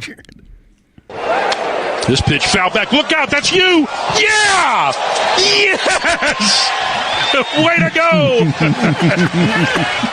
Jay Boogie redeems himself. Jay Boogie. I got to find a kid, a Rangers fan.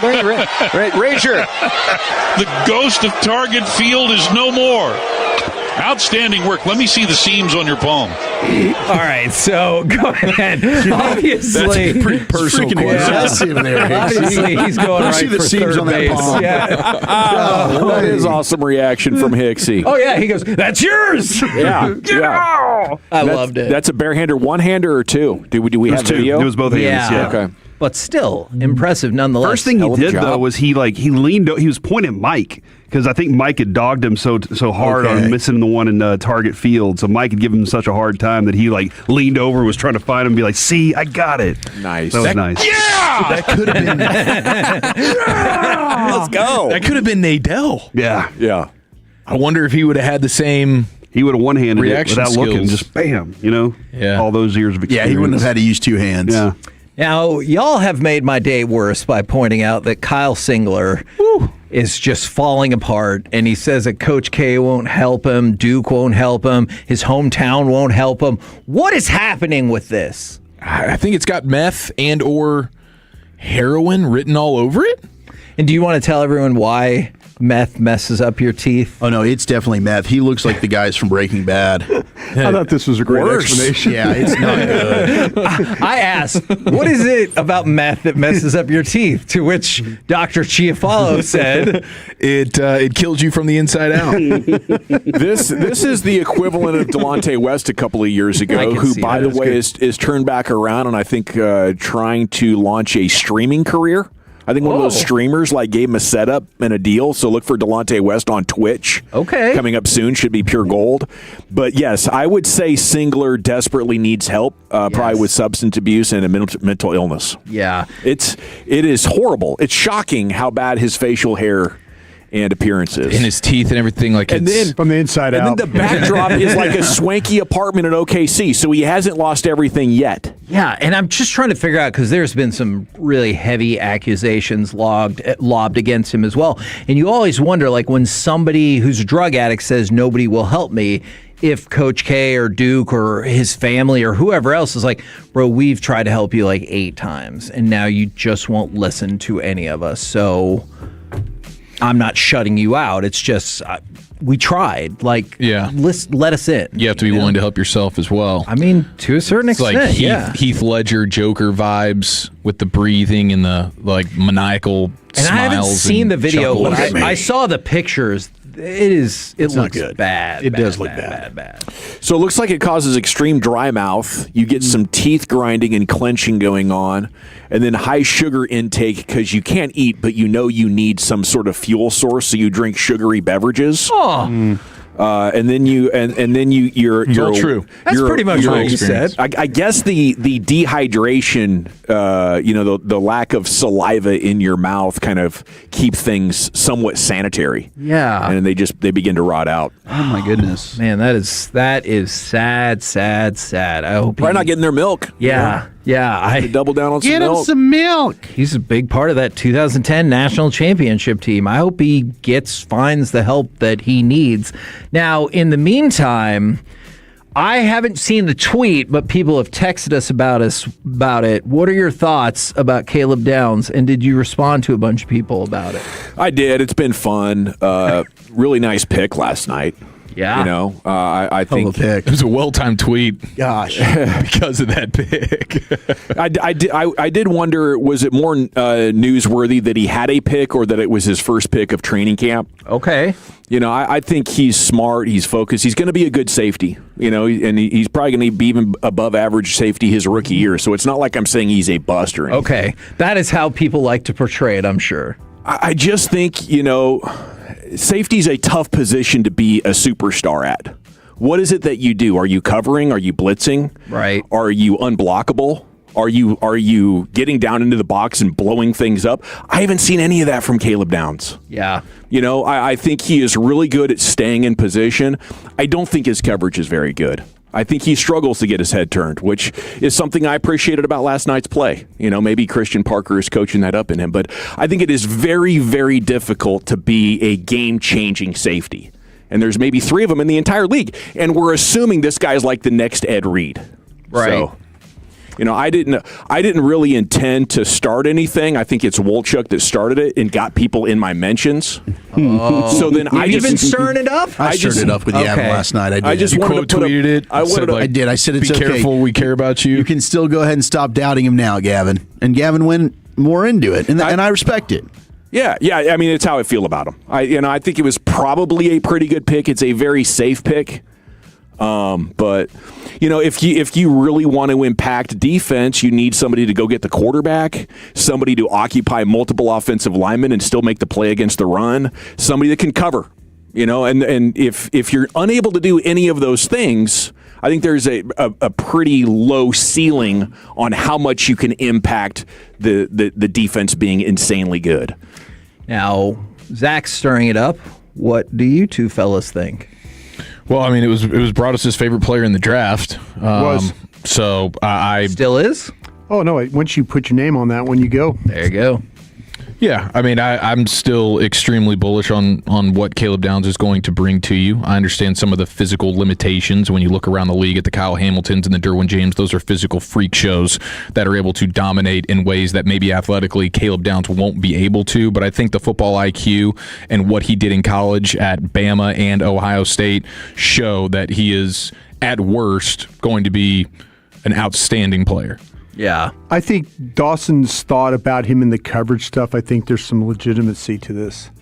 I do. And then if you ask him to play, if you were the vision of him being the nickel corner the whole entire time, I think that's not the best way to go with this guy. Yeah. So I can understand that. I think being around the ball, his ability to read what's happening, to see the plays, communication, these are things you all need. But if they misuse him in a way and say, okay, you're just exclusively just going to play slot corner stuff, he's going to get exposed in some ways. He's going to battle. He's going to be tough. He's going to try and be in the right place at the right time, kind of a thing. But I can understand why I didn't think the coverage was tremendous at Ohio State, but I thought everything else that he could bring from the several different positions that you could play with him in this day and age, where you need a player with the ability to play with multiple spots and play him at a pretty high level. I think that's why I had him as one of the best players in the country. What do you find fellas got coming up on the program today? Pure Gold as always. Yes. Thanks for asking. Nick Harris Star Telegram's coming up at 3:00. Man, talk about that TCU stuff. Kicked off the beat. What the hell? So we'll get the what Nick knows about that coming up at 3:00, and at 4:40, NASCAR Hall of Famer Tony Stewart's going to join us. Oh, and he's drag racing now. He's coming to Ennis later on this year. Really? He's got a celebrity bowling tournament we can get involved in. I think we're in that. Yeah, I think we're involved. They're going to be helping out Derek and 60 Feet 6 and Sandlot, I believe. Let's go. And Broadus has some unbelievable Tony Stewart stories. Okay. He'll maybe tell while Tony is on the air. Yeah. 4:40. He called me a P word. There you go. That's a tease. But it's pretty funny. Man, that is a hell of a tease. All right, roll home with the G-Bag Nation. We have been the KNC Masterpiece. We'll be back tomorrow, 10 a.m. to 2 p.m. right here on 105.3 The Fan. Say the P.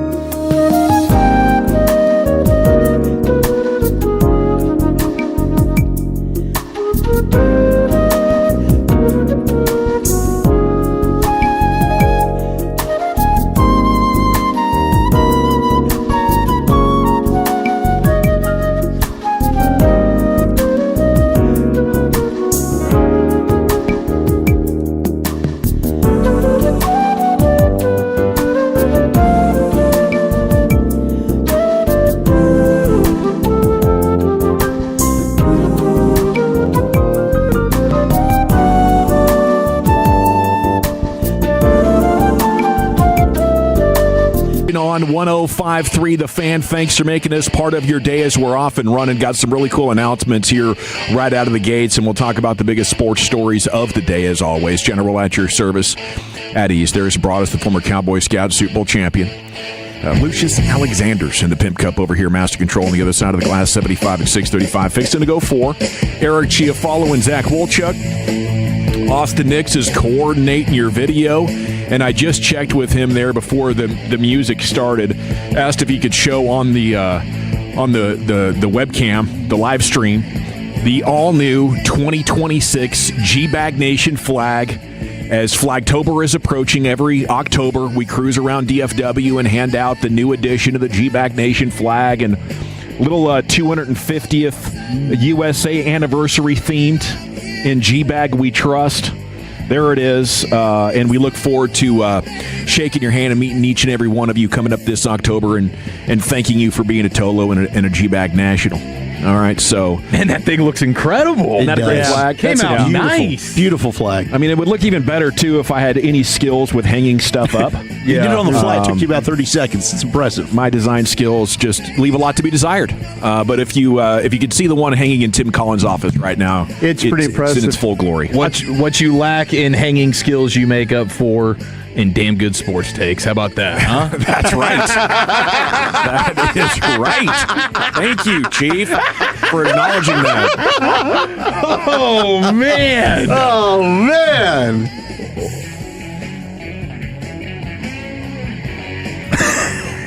Do you guys want to have any Caleb Downs original takes? No, I do appreciate that you are going against the grain on this, and you will look like a genius if it hits. It just won't. When it hits. It's not going to.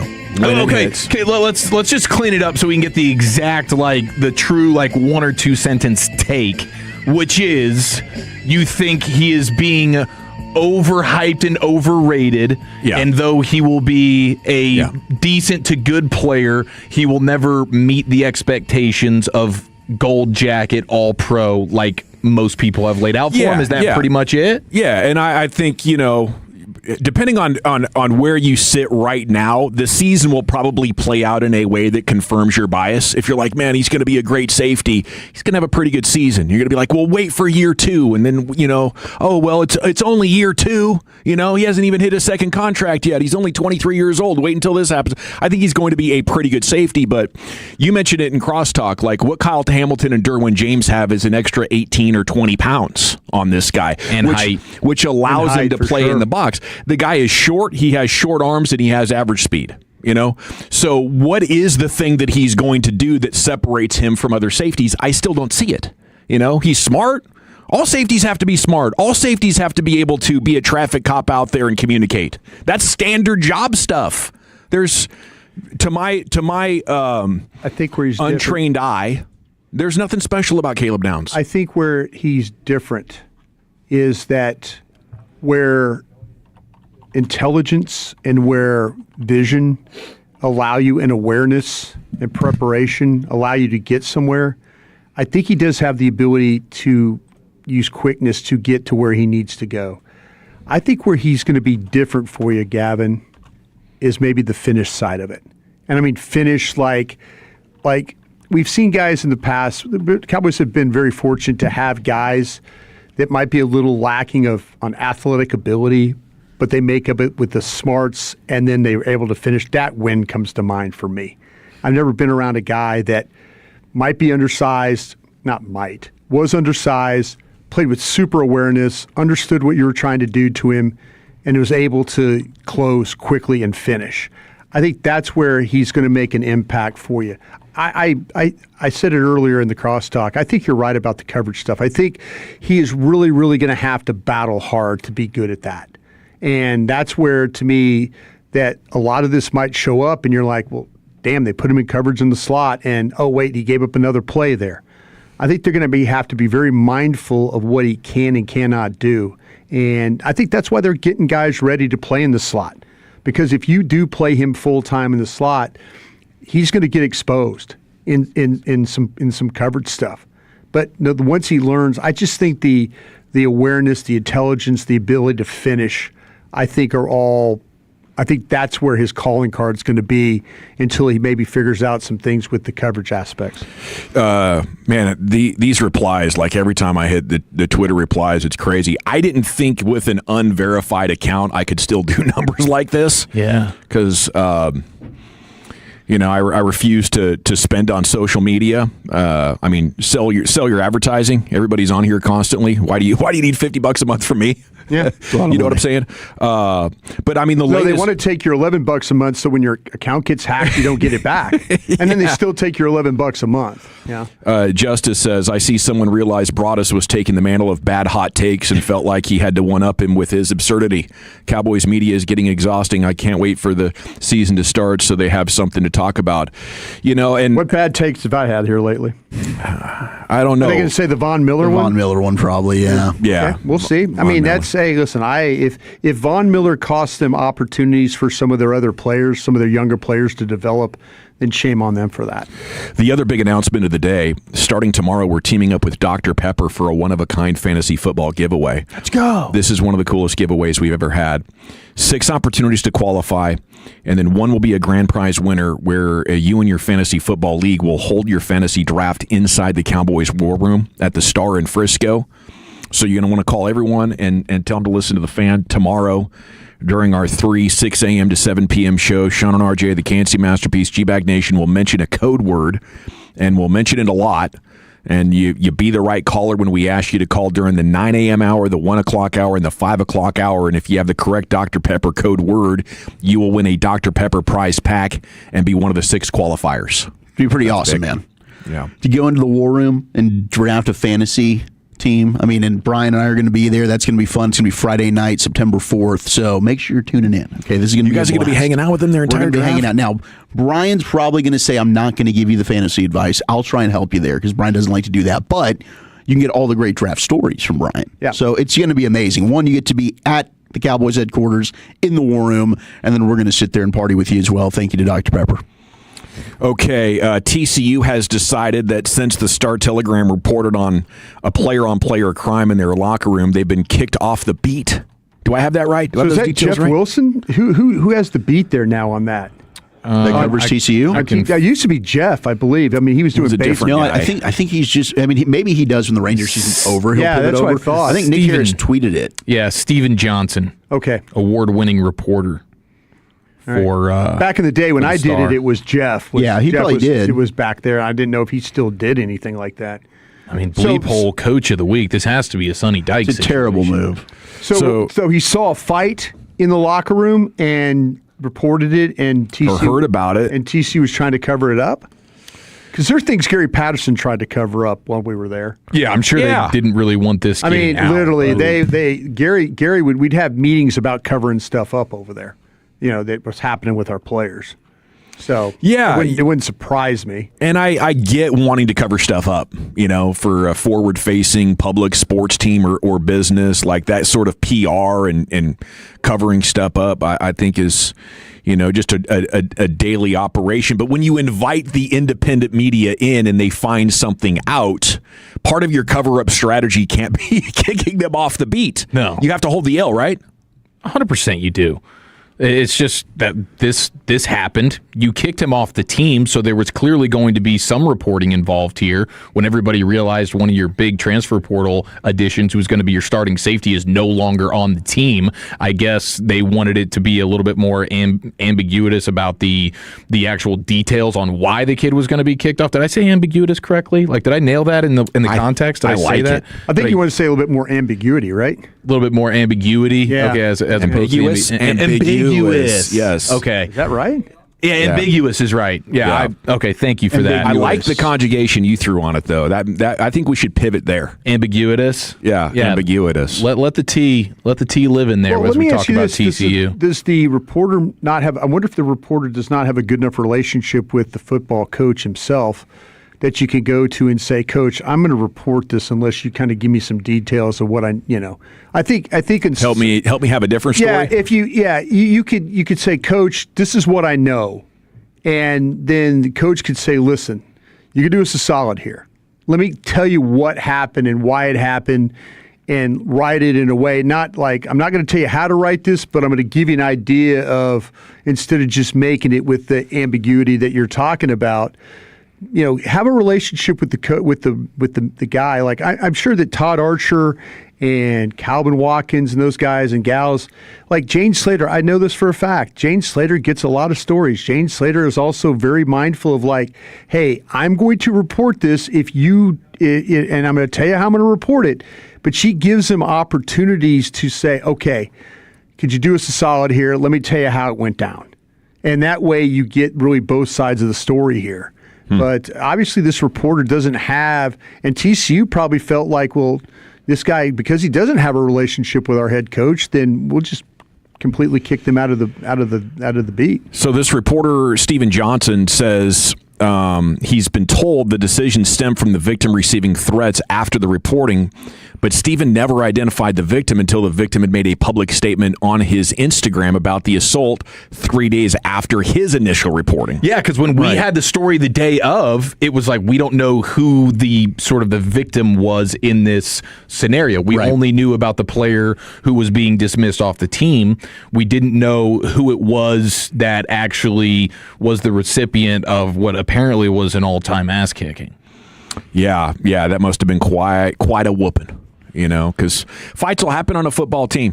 Fights will happen in a locker room. And I wonder if this was a sort of catching a player off guard thing, where it wasn't even like mutual combat. Like we're fighting right now. It was like, I don't know. Is it I'm coming from behind you and clubbing you when you don't even know what's kind of like happening jump here? The guy. Yeah. Maybe that's part of the reason that it ended up in a dismissal, and it wasn't two people that were mutually trying to fight each other. Yeah. But I'm just guessing on that. Shoddy presser coming up at 4:35 right here on The Fan. I guess I should make note of that on the show sheet so I don't forget it, because we have Tony Stewart coming up shortly after that here on your home of the Cowboys and Rangers, 105.3 The Fan. Okay, salute to Berger and Foscue and Jansen for making it interesting, but they could not overcome what had been done in the first inning. Apparently this is not Jacob deGrom's fault. This is all Danny Jansen's bad. Well, look, it's Jacob deGrom's fault for what ensued, but he was out of this inning. They call a ball on what was clearly a strike, and for a second you could see Danny Jansen's considering, should I challenge this? If he challenges this, he wins the challenge. Jacob deGrom is out of the inning. The Rangers don't have this crooked number that is up there, and who knows what the hell would have ended up happening. Instead, he doesn't challenge it. They would have won the game. I believe so, too. I think it all really goes back to this one moment here. And then deGrom doesn't end up having however many pitches he threw in the first inning. It seemed like 100 just to get out of that thing. So, yeah, I do put a lot of blame on Danny Jansen. It's like, dude, and he did end up having a good at-bat later on in the game. But for the most part, he's been terrible, absolutely terrible with his offense. He's there because he's a solid defensive catcher. You got to have the eye. You got to challenge that one. And if he does, then that first inning explosion doesn't happen. Well, that would be unfortunate. It's cost you a chance at a sweep. Hopefully it doesn't cost you a good chance at the division. It'll be Mackenzie Gore against Sean Burke tonight. Rubber match. I think you win this game. The vibes are back. The Astros are in New York. It's Lambert against TBD. Last time I looked, the Yankees hadn't announced their starter yet. Lambert's 8-7 with a 3.68. They got the dub last night. Houston did, so they are a half game ahead of your Rangers. Okay, that'll do it for the opening segment of the show. Appreciate all the feedback coming in on the text on our topics of the day. Nick Harris will talk Cowboys and maybe paint the picture a little bit better on that TCU story coming up at 3 o'clock. Tony Stewart at 4:40. We're coming back with the champ of the top 10. Wolchuk, what's the subject? All right, it is National Dog Day. It's Eric's favorite day of the year, the top 10 most popular dog breeds in America right now. And what's your favorite animated dog that's next in the nation? But first, tell us your...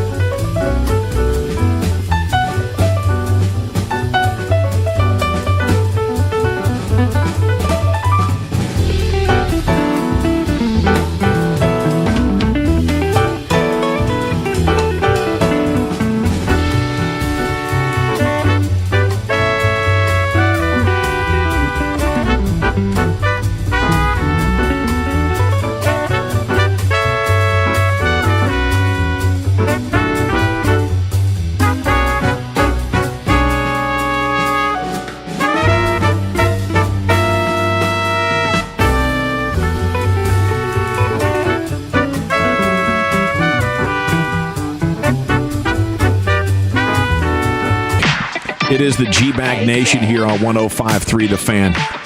Segments brought to you by the Frankels. If you've been injured in a car or truck wreck, call the Frankels first, 214 or 817-333-3333. There's never an out-of-pocket cost. They only get paid when you win. The Frankels are the go-to car and truck wreck attorneys in Dallas. Let's go to the Pimp Cup. Here's Lucius with your champ. I don't like that return music right there. The beat never dropped. You feel that? The beat never dropped. It was throwing me off, too. Yeah, the beat never dropped, bro. It's a slow build. Yeah, I couldn't vocalize exactly what it was about the beat. It never dropped. Okay. Yeah, it was on a loop. Respect to anybody that put that into the system. But you got to let that beat drop one time. It's good effort. Yeah, good job. Good Thanks effort, a lot, man. Troy. Yeah, shout out to you. Thanks for trying. G back in the day, we do it every weekday on the Fan at 5:30. Replay the champ right about here, and her champion comes from the Cowboys Pro Shop. Ooh, everybody's getting that Cowboys fever already. Here we go. Looks like to be a content creator walked into the Cowboys Pro Shop to do a little trolling, and shout out to the Pro Shop employee for being quick on his feet. Y'all doing okay, guys? Yeah, any chance you guys have any Philadelphia Eagles merch? 1 ply or 2 ply? 1 ply, 2 ply, what is that? Yeah, the toilet paper? Okay. Nah. I'm looking for the best jerseys on the NFL, the Eagles ones. They should be trash. Y'all whole team falling apart, bro. What happened last year? That's last year. We did 1-1 with y'all. So. What happened the year before though? But you living out loud. We did 1-1 with y'all again, bro. What happened the year before that? We did 1-1 with. Nah, I do have. We did a 2-0 with y'all. So I have a real question though. Go. When was the last time you won a Super Bowl? Doesn't matter. We're still ahead of y'all. Doesn't matter. For anybody like the Eagles, that's hey, but this our year, right? This year our year, right? Don't y'all say the same thing? Nope. That's a Cowboy thing. Y'all trash. That's a Cowboy thing. I love it. I love it. What an idiot, man. Completely owned by the Cowboys Pro Shop 1 employee. ply or 2 ply for that jersey. That is an awesome because it is TP paper. He's ready here for in that. D-Town, baby. He was ready. And salute.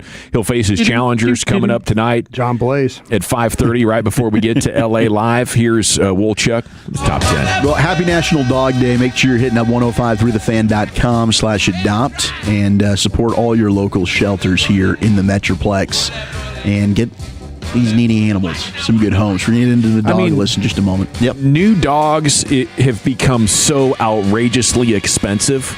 Yes. Like $2,000 or $3,000 is nothing, you know?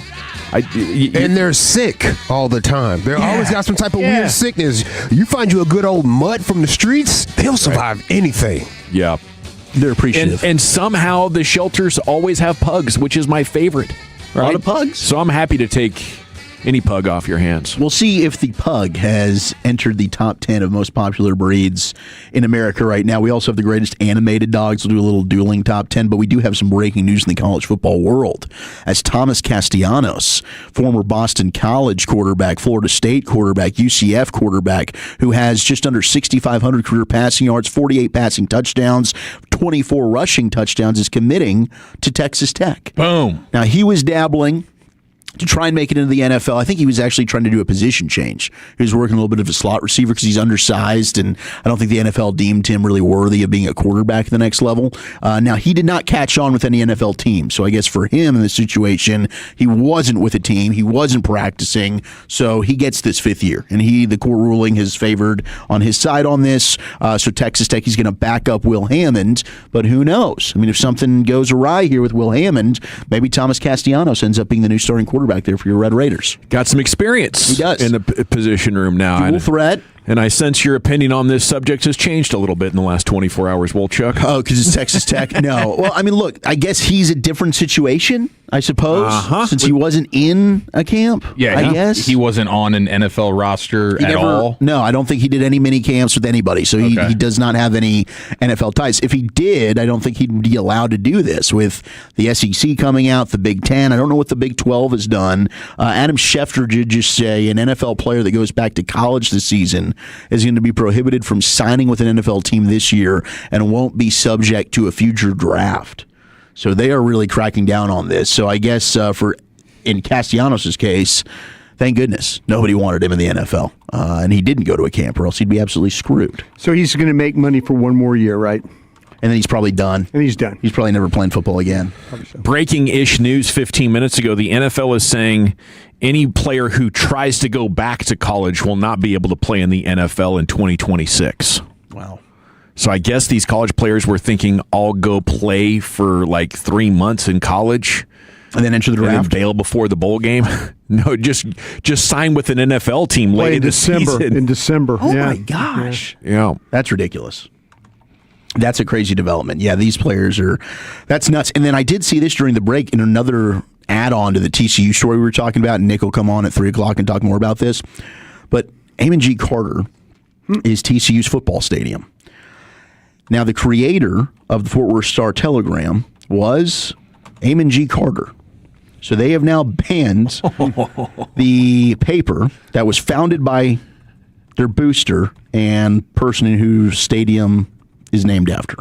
So it's an interesting move here from TCU. I'm sure that this is going to end up being rescinded. Absolutely. Before the end of the day. Yeah, I think the Fort Worth Star-Telegram is going to have full access to TCU athletics again very, very soon. He will be known as Sonny Dix in perpetuity. Yeah, well played. What the hell? What's up with these costumes? I'm going a full Brian here, but let's make a deal. Yeah, let's make a deal. That's how you got selected. You wore like this kind of goofy costume, and then there was a guy named Monty Hall, longtime game show host guy. But the goofier the costume, the more likely you were to be selected to go for one of these prizes. 214 Tech likes this guy because he's already got a Prize Picks account. Well done, well played there. Who knows? Maybe he does. Maybe he's a little bit of a gambler. This guy. All right. By the way, saw some golf guys getting suspended for placing bets. Yeah, Matt Gogol. The old guys placing bets on the regular tour. Yeah. Yeah.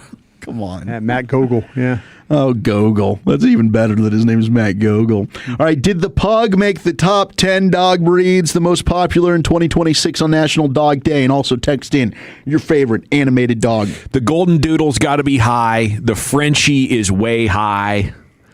What else? Obviously, the wiener dog. What's that? The French bulldog is very high on here. Whatever breed Jay Sean Barham is, that's my favorite. Dachshund's up there. Yeah, he is a dog. Yeah, the Barham's number 1 in our hearts and on this list. Number 10 is the Australian Shepherd. Now, my goodness gracious, my sister's got an Australian Shepherd. I at one point had an Australian Shepherd. I lost her in the breakup before I met my wife. But these dogs are a handful now. Very hyper, very hyper. They're working dogs, right? Yeah. They try to herd you, but beautiful dogs, love them to death. But you just need to make sure you know when you're getting an Aussie, this dog's going to need a lot of energy, okay? And you need to play with them a lot. You need to take them outside, go ahead, throw the ball, play catch, frisbee, whatever it might be. They're going to need to run around. Even when it's like 107? Hit the dog park, yeah. Oh, wow. Big swimmers, too, though. Oh, all right. Yeah, I know big time pool lovers, those dogs. Boxers, Lucius, coming at number 9. Yeah, I had a boxer named Baron. Baron the boxer. That was my buddy. You can walk without a leash. He just follow you everywhere you go. Now, what were the dogs? He used to climb the fence, too. Really? Yeah, he used to climb that damn fence. Damn. Got to watch him be out in the street. It's an athletic dog. Yorkshire Terriers coming at number 8. Oh, the Yorkie. It's a cute dog. Small dogs can carry larger-than-life personalities, these Yorkies, spirited and utterly devoted to their owners. Pint-sized charmer is a favorite in small homes and apartments. That's what they so yappy. I'd be worried that you put it outside, a hawk's going to get it. Just pluck it up. A hawk could easily take a Yorkie. Dude, it did happen to one of my grandparents' poodles when they were living in Florida, off the canal there in the Gulf of Mexico. Gator? Just came over, snatched that poodle, man. A gator or a hawk? It was one of those hawks. Oh, yeah. Yeah. They had to worry about the gators, too, but luckily where they were, the gators had trouble getting into the canal right where they were, but otherwise that's also going to be a problem. But they never saw that dog again. Yeah, remember Jessica Simpson's Maltipoo was snatched by coyotes back in 2009. Those Maltipoos, man, they had a run. Right there on the line of the forest. Coyote just comes out, snatches it, and those things are fast. Gosh. You're not going to get them. No, and the Maltipoos, I didn't like mine. Really? Kind of a jerk. It would be so sad, though, to see your dog just get flown away by a bird. And there's nothing you can do about it. Talons. Yeah, unless I don't know. Oh, no. You're screwed. The Beagle's coming at number 7. You'd be amazed. Sit there and watch that thing. Vet bills go with Eric's cheering. Yes, take that dog. Yes. Eric's like, man, circle of life, right? Hawkman, where's your buddy? I've been praying for you. Get the other one. Thank goodness. A trip to the vet has become insanely expensive. Yeah, that's $300 ridiculous. to $500. Terrible. Yeah, what they're charging to keep these pets alive. I think it's making people say, you know what, I'm going to have this dog, and if he gets heartworm or something, then he's only going to live 12 years anyway. So if it cuts short at 8 or 9, fine. Got a good run. You got to have uncomfortable decisions. We should bring back those 1053thefan.com/adopt commercials featuring the scouting reports from Broadus and Wolchuk. What was the one I said about the dog? I don't know, Brian. What did you say? Something really. What did I say? Go ahead, Chief. No, you tell us, Brian. Come on, Chief. What was it? I don't remember. Yeah, you do. Something about going and returning. Yes. Arriving. Sort of on command. Climactically. Very talented. Little lady dog. She'll sit, stay, and finish it off, Ryan. She's got that handled. Dachshund's coming at number 6. Big personality into a small, distinctive body built for digging and adventure. 5 is the poodle. Gosh, poodles, I think, are just so smart. Very too smart, you know? Conniving little buggers, those poodles. I'll never have another one. German Shepherd's coming at 4. Those are good dogs. Popular as of this year. This year, they're really ascending in popularity. Very territorial. You know, very loyal, though. I was walking home a while back, and this person had their German Shepherd off leash in their front yard. I'm with Abby. And this thing comes out, right? Like doing the full thing, like hackles up and everything. Yeah, bowing at And you. right as it gets about 10 feet from me, he kind of pops up and trots off. Like, oh, just kidding you. And I looked at the owner. I was like, bro, what is this? He doesn't bite. Don't worry about it. Yeah, it's all good, man. Bite. Yeah. He's just testing you. What? No, Come it's here, not King. good. Come here, King. Yeah, no. I am Rex. Good boy. I was a half second from cardiac arrest, sir. Golly. Need to get this thing on a tether. Yeah, my son's mini Aussie is a bleep hole. Should be put down, said the 469. That's a bit aggressive. Number 3 on the list is the Golden Retriever. That's what we have. Shout out to Lila. Now we're talking. Sweetheart. Yeah. She's beautiful. I love her to death, and she's kind of adopted me as her main owner. I think if we were to put Maya and I side by side, Maya would be pissed, but she would definitely choose me. The problem is the shedding. There you go. Oh, really? That's the one She issue. says the same thing about you. No, that's fair. You should see my side of the bed. She definitely has complaints there. So maybe, Lila and I are one and the same. But we have, since we moved into the new house, my wife, for whatever reason, had to get a 2-story home. We are not allowing her to go upstairs to help because we got carpet upstairs, we got hardwood floor downstairs. Good luck with that. So far, it's worked, and I think she's starting to learn that she's not allowed. You have like a gate. Yeah, we got gates. Well, we gotta have gates for the babies. I mean, I don't need one of our daughters she's in the play area. Now, next thing you know, she's tumbling down the stairs. So we've got the gates. It's just a matter of time though until Eliza learns how to open these things. So this girl is too smart. Abby did that. She had to tumble down the stairs. One of the most terrifying. It's so scary. I think top 3 or top 4 terrifying moments of my dad life. Number 1 is losing your kid at a store. She's like up on the top thing, like about to do backflips down it, and I couldn't get there in time. What? Yeah, there's nothing you can do. You're helpless. So 3 seconds later, she's at the bottom looking up at me, and I'm like, can you still move? Is anything broken, honey? Are you bleeding anywhere? She shook it off pretty good. I mean, I'm more worried about me falling than anything. I really kind of hate these freaking stairs. I think it's overrated. I agree. I was not into it, but hey, keeping the wife happy. Labrador Retrievers are at 2, also great dogs. There's been America's best-selling dog for quite a number of years. But number 1, the most popular dog for 2026 on National Dog Day is the French Bulldog. Still riding high, charming everyone with its bat-like ears and playful comedic personality. They're compact, they're low maintenance, and it's become the go-to breed for busy city and apartment living. So you go out there, just allocate $5,000. Yeah, for a make dog. sure they're maintained and washed and fed and You got to do their glands too, like the English ones. Okay, the butt gland. You probably do. We've had to do the animal gland for Lila a couple times. Like you got to get the butt juice cleaned out. Is that you gloving up? You got. I didn't do it. We took her to the vet. There you took go. care of that thing. Yeah. I'm not sticking my finger in there. Real pain in the butt when that Hey, be happens. careful walking those dogs too. Yeah. People roll up on you.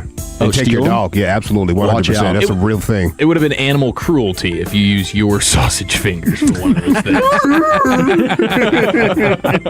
Number one, the that SPCA filing a complaint. It would be on your. That gland would have been cleaned the hell out, though, bro. You know that. She's never having to go back to the vet after that. But the greatest animated dog, by the way, Snoopy was number one on the list. So shout out to Snoopy. Wonder Dog. And the Peanuts. We love you. Astro from the Jetsons. Astro's a good one.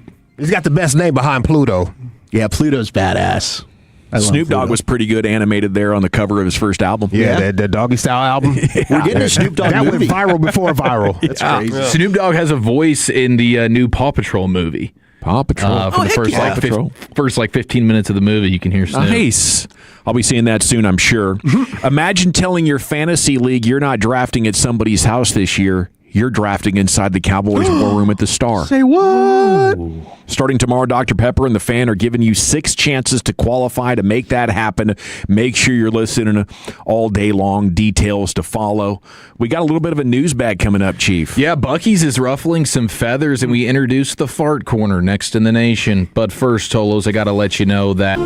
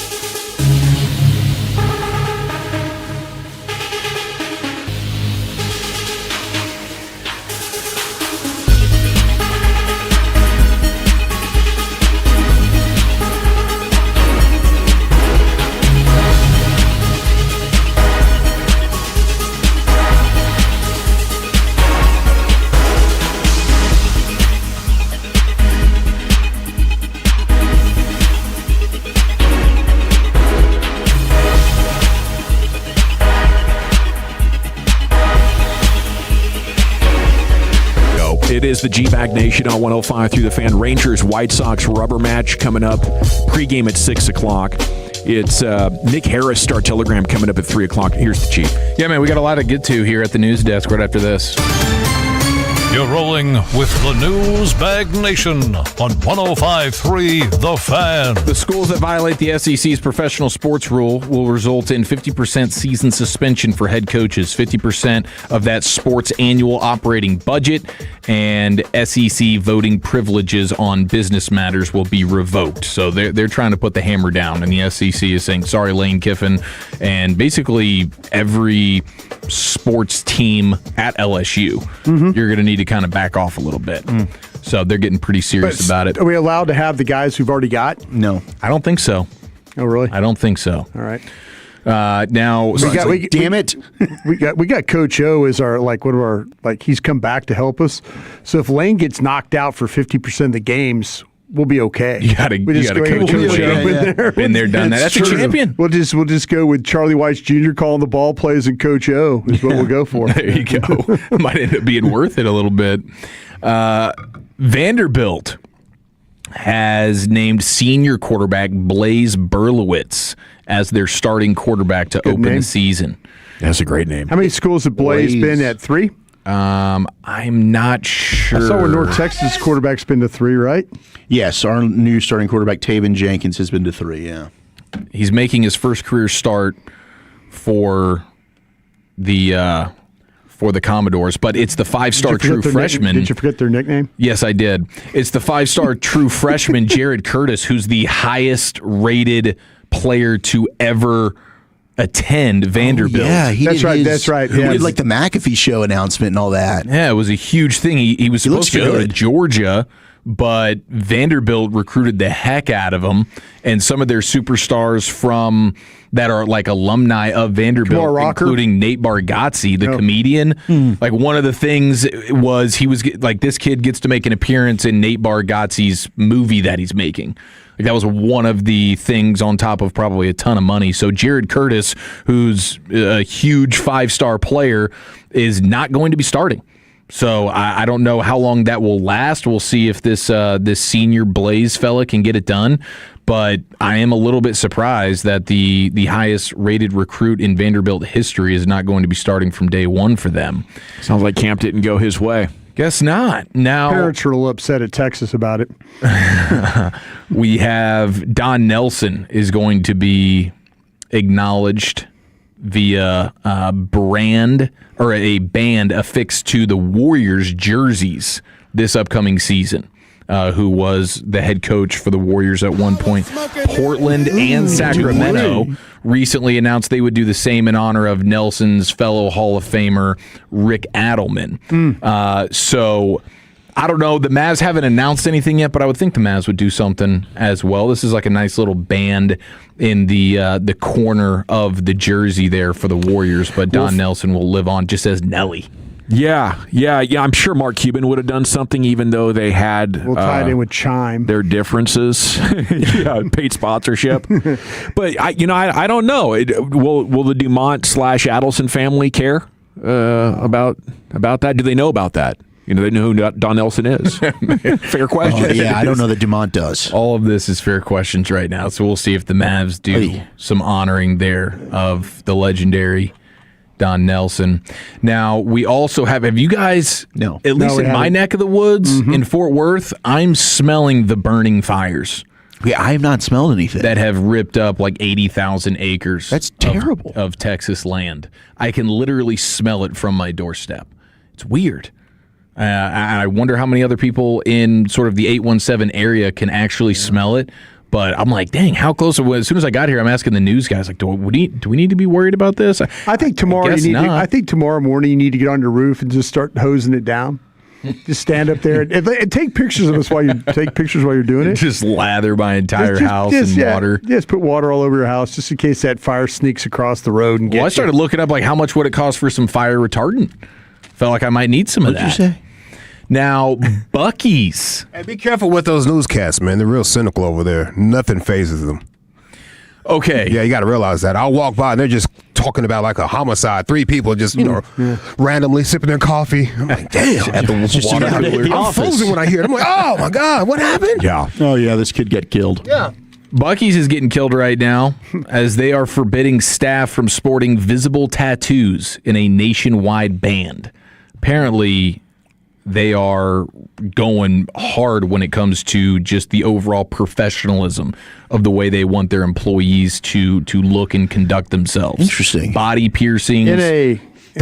Tongue piercings, unnatural colored hair, open-toe shoes, or torn or faded clothing will not be allowed at Buc-ee's. In a turn of events, though, anybody who's dressed like this will be welcomed in Buc-ee's. Spend as much money as you want of course. Yeah, on as a big customer. drinks and fresh brisket sandwiches all day long. We had a similar policy at Chick-fil-A for a while. They started to be more lenient, but you had to wear like long sleeves. You had arm tattoos and all this stuff. You had to cover them up. Now I think that they've since changed the policy a little bit. It used to be you couldn't even have facial hair at Chick-fil-A. Dang, y'all were like the Yankees over there? Yeah. I mean, I was having to shave.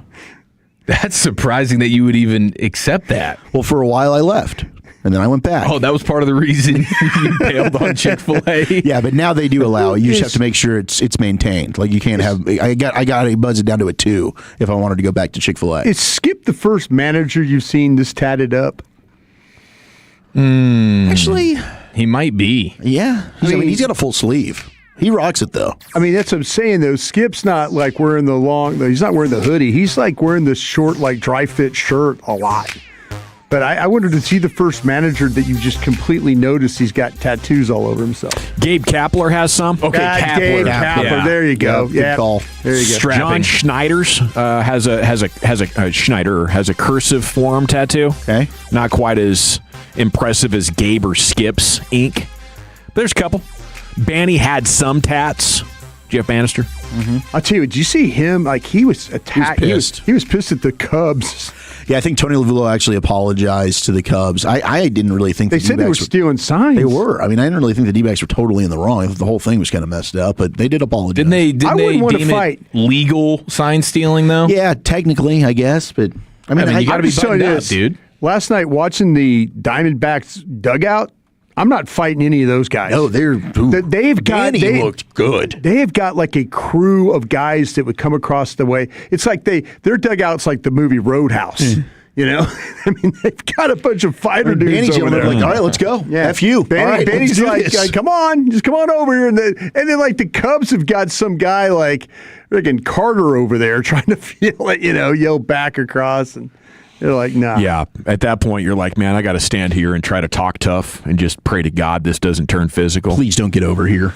I had more of those Texas Roadhouse rolls last night. The ones in the freezer section are they're almost as good as the ones in the restaurant. I couldn't stop eating them. The cinnamon butter. I probably had 7 of them. They're about as good as cinnamon rolls. Yeah, yeah, they are 7 phenomenal, of them, dude. I did. I crushed them. You had the butter with them? Abby was so disappointed. Dad, you ate all the rolls. I asked Dawson, I go, did you have the cookie ice cream combo when you came in? He goes, no, dude, I ate ice cream last night. I guess. And then I went back later, and I got some stomach issues going on. I didn't want to make it a topic. At least you made it to work.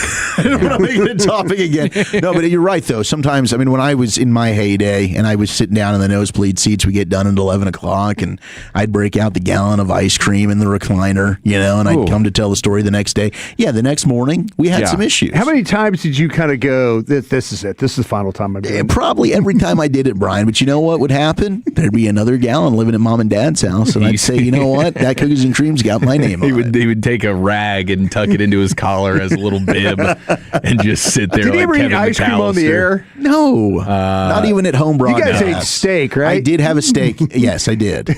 And I did not finish chewing it before we came back on live. Well, gentlemen, we will have to bookmark the fart corner. Damn it. Oh, no. An elementary school teacher has ushered this into her class. Michelle's happy about this. And we'll get to it a little bit later, perhaps tomorrow. Yeah. Looking forward to that. Looking forward to Nick Harris, Star Telegram, joining us to talk Cowboys football, maybe some TCU football and more coming up next year on The Fan.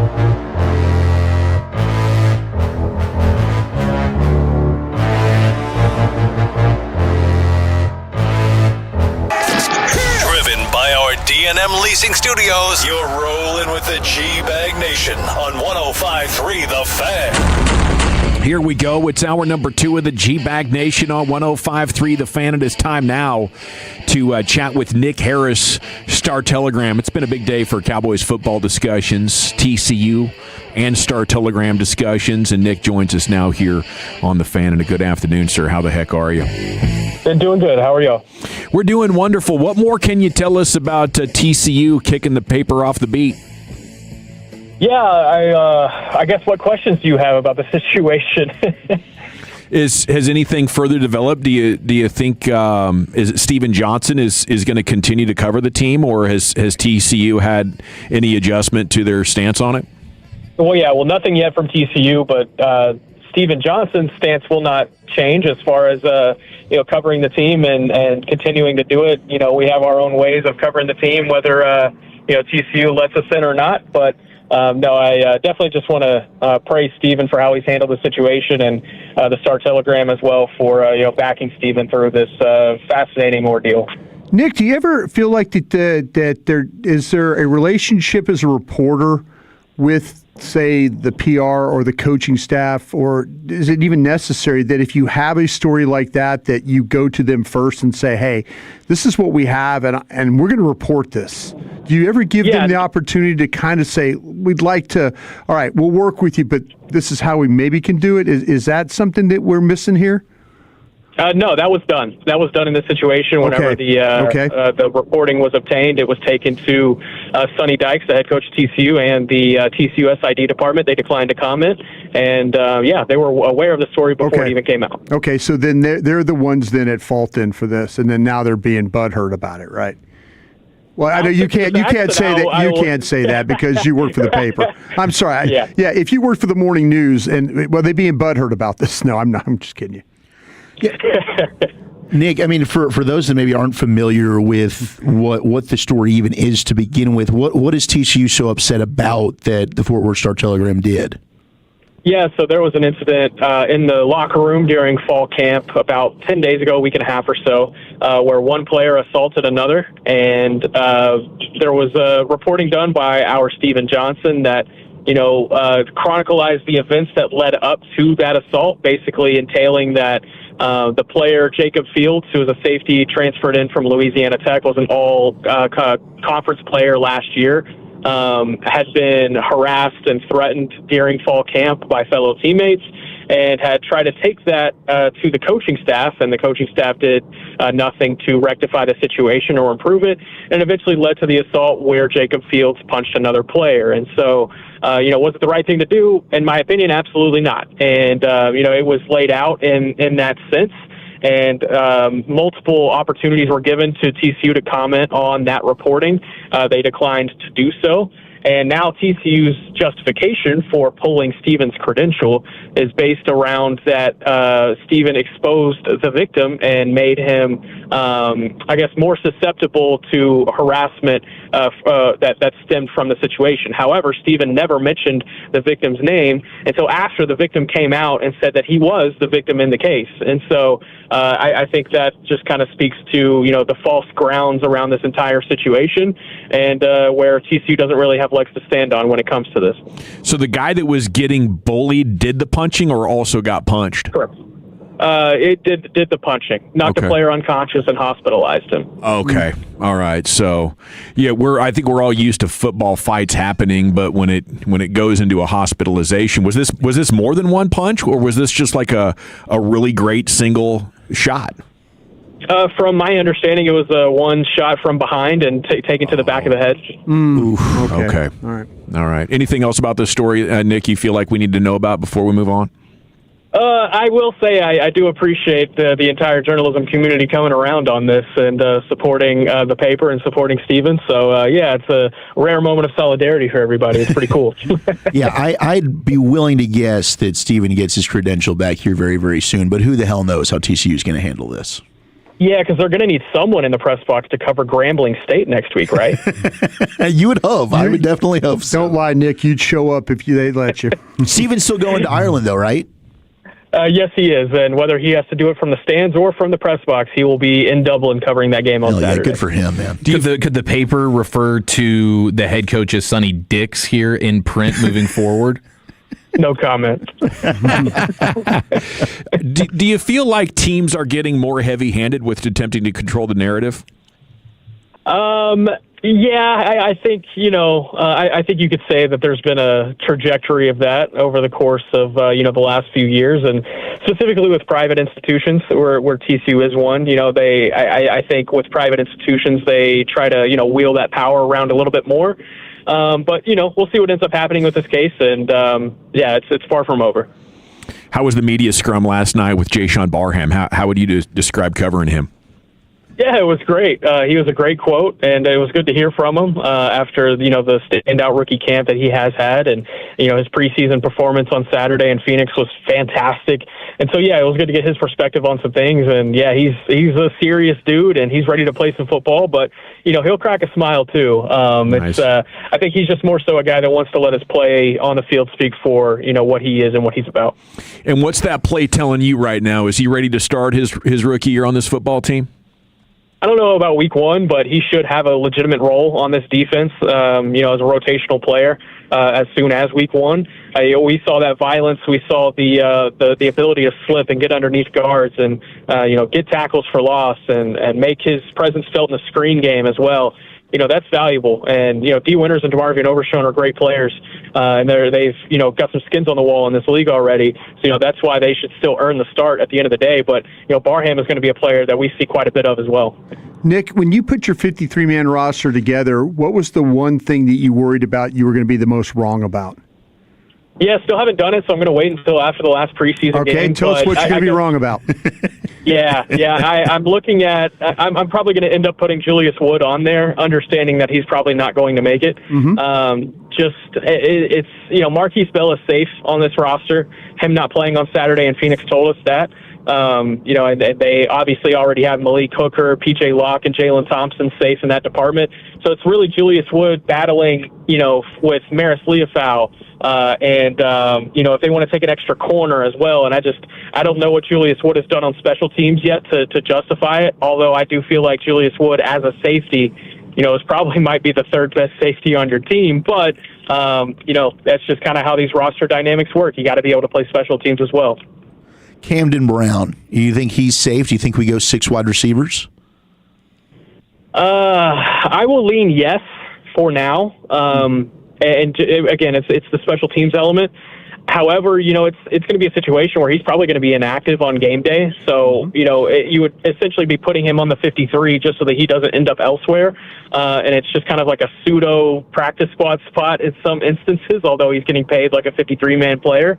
But it's based on what he showed in the preseason, I think he's earned that role. And we saw what Ryan Flanoy turned into last year after getting a shot. So it's not to say that he won't get a shot in 2026, but more often than not, if you're having to rely on wide receiver 6 or safety 5 or edge 7 or whatever it may be, that things aren't really going right for your football team anyway. Do you think there'll be, is there a certain position that stands out to you that maybe they'll be aggressively looking at other teams' waiver wires, or maybe even if they feel like maybe it's wide receiver, they've got a surplus, they could try and look to make a trade, whether it's corner or any other position that stands out to you? Yeah, I'm looking at tackle. I'm not sure that they feel that they should feel as confident in the tackle group. You have Tyler Guyton and Terrence Steele as the starters. Both of those guys have been challenged this offseason as far as needing more consistency. Feels like Guyton has answered that call, but you have to see it in the regular season too. And then the backups behind those guys, Nate Thomas and Drew Shelton, they have done the opposite of preach confidence and what they put on display here at camp and in the preseason. So if one of those starters were to go down, I'm not sure that they have a legitimate guy that's ready to fill in and be a starter and carry them for 2-3 games if they have to. So yeah, I'm keeping an eye on that tackle spot. I think that's the one that if you're asking me, hey, you can add a veteran at one position, that's the one I would pick at. It's Nick Harris, Star Telegram, talking Cowboys with you here on the Fan.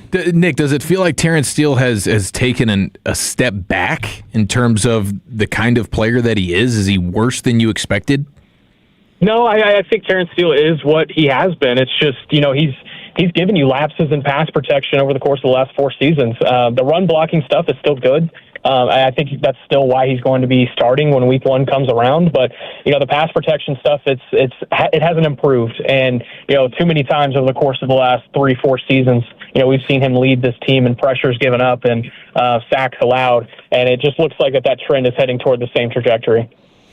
Nick, how about tight end? Brevin Spanford, nice catch last night. I would look at tight end as a spot that I would love to upgrade, but it seems like with the league trends going the way they are, it'll be hard to find a guy who can be a winner in the run game or as a deep threat right now. So maybe they're stuck with what they got. Can they make the most of it? And what do you think's going down with Michael Trigg as well? Yeah, I think that they will carry the 3 tight ends of Jake Ferguson, Brevin Spanford, and Luke Schoonmaker into the year. And Michael Trigg, I've heard he might be able to go for Friday night. I'm not expecting it, though.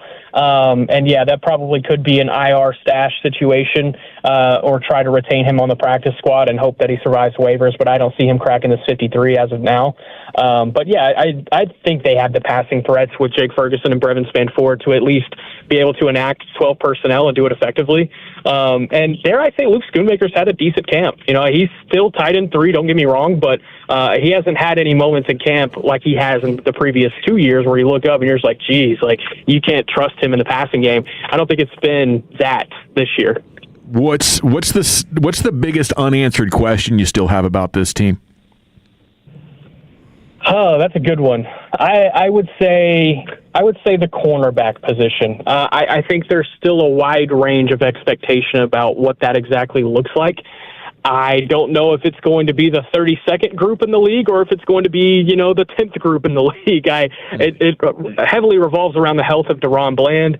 Kobe Durant, he has ball production, but he's not going to be as effective throughout the entirety of a game. And Savone Revel, what is he going to bring at all? I think there's a wide range there too of expectations. So, the cornerback spot, I think that's something that we're going to have to roll into the season, seeing what that looks like, and we'll have to evaluate it after a few weeks.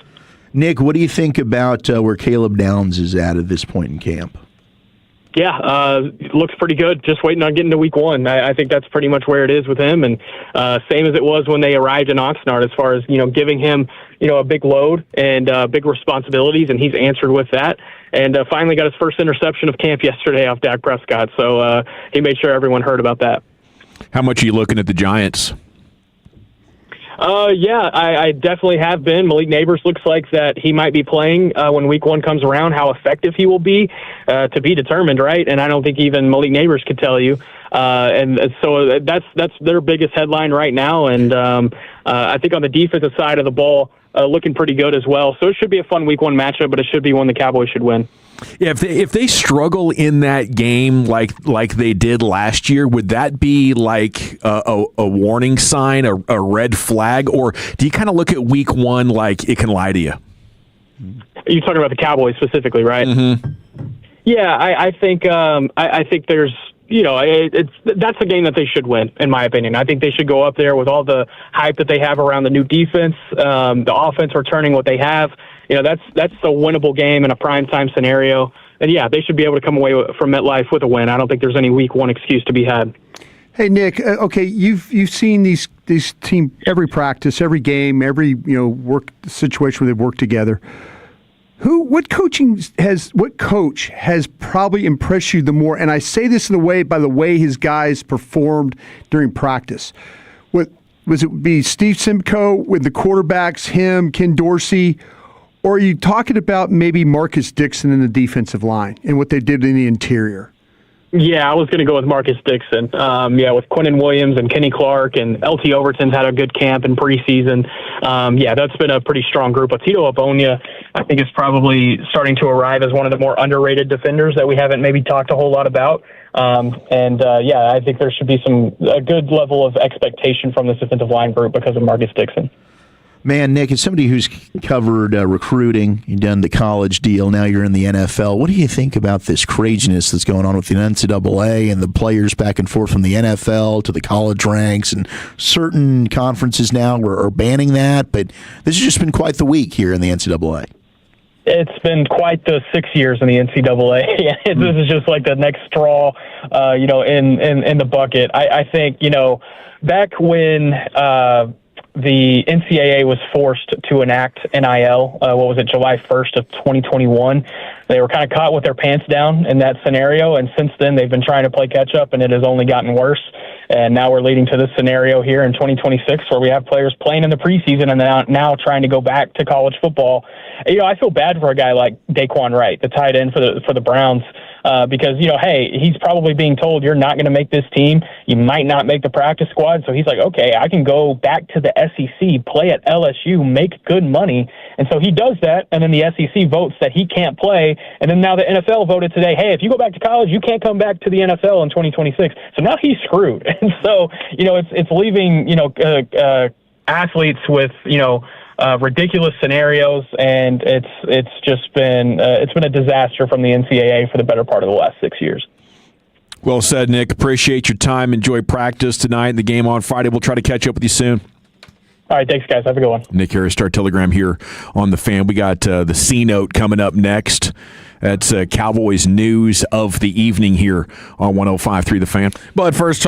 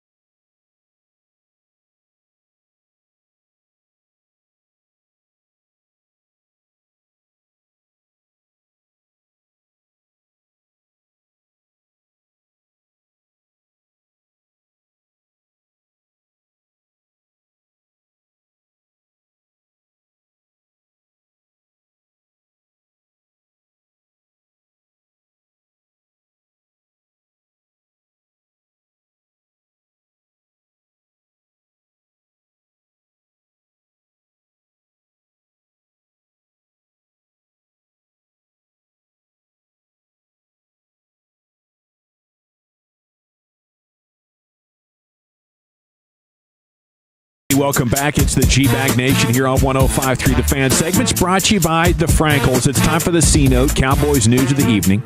If you've been injured in a car or truck wreck, call the Frankels first, 214 or 817-333-3333. There is never an out-of-pocket cost. They only get paid when you win. The Frankels, the go-to car and truck wreck attorneys in Dallas. 469, sorry that I missed this segment about the playoff-bound Wings. No, you did not miss it. But thank you for telling me. I didn't realize that had happened so quickly. They beat Portland last night to get in. Yeah. Portland's lost 3 in a row now. The Wings have won 3 in a row, including that matchup last night. So they're locked in, and they could make a run at the 7, 5, or 6 seed even, and avoid a matchup with Minnesota there in round 1 if they can win a little bit more. Okay, your fantasy football draft could actually happen in the same room the Cowboys make their draft picks. Have you heard about this? Starting tomorrow, listen here on The Fan for the Dr. Pepper code word and your chance to qualify to take your entire league inside the Cowboys war room. We're going to have cues to call in the 9, 1, and 5 o'clock hours tomorrow. So you want to turn it on, leave it on, tell everybody in your fantasy football league to tune into The Fan and try to win this for you guys. Okay, so good luck on that. Cowboys-Ravens week 3 has a lot of my attention when it comes to looking at the schedule. Hopefully they're 2-0, and that's going to be a big prove-it game. You win that, and maybe you could draw up plans of beating Houston the following week and like supercharging the optimism about this team. But you got to get through the Ravens to get there. Today, Lamar Jackson providing an explanation for why he ran the ball fewer times last year than at any point in his 8-year career. He averages 144 carries per season. Last season, it was just 67. He said, I believe you know. A lot of people know I was hurt last year, so I really could not do anything like I wanted. They had a joint practice against the Commanders. He got hurt in week 4 with the hammy, missed the next 3 games, but then through the November and December games, he had to miss a ton of practices because he had knee, ankle, and toe injuries. Was that just bad luck last year for Lamar? Or is that? I mean, that's a pretty clear sign that maybe the wear and tear is starting to get the best out of you. I don't know if this year is going to be different. What are your expectations for Lamar? Like, speaking of fantasy, would you take him, or would you get scared off?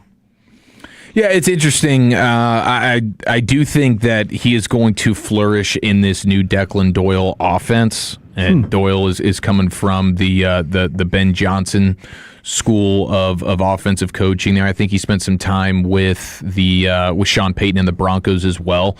So getting him under center, and Lamar Jackson's been really good when playing from under center in his career. You know, Derrick Henry's a monster in that I formation when you hand him the football. I think they got some more weapons as well. So, but the health factor is that's going to be huge, and he is certainly a much better quarterback when he's feeling good and he can run around and tear defenses up with his legs. And I think he becomes a much lesser version of himself when he can't do that. So I don't know about the injuries piling up on him, but it makes a ton of sense that after X amount of time in the league where you're running the ball on average 144 times a year, the wear and tear is going to be there. So is he more cautious with the way that he tries to run around, or does he let caution go and just go out there and try and make plays and just cross his fingers he avoids the injury? But that's the problem with all of these quarterbacks that are kind of run first. Your shelf life is much shorter.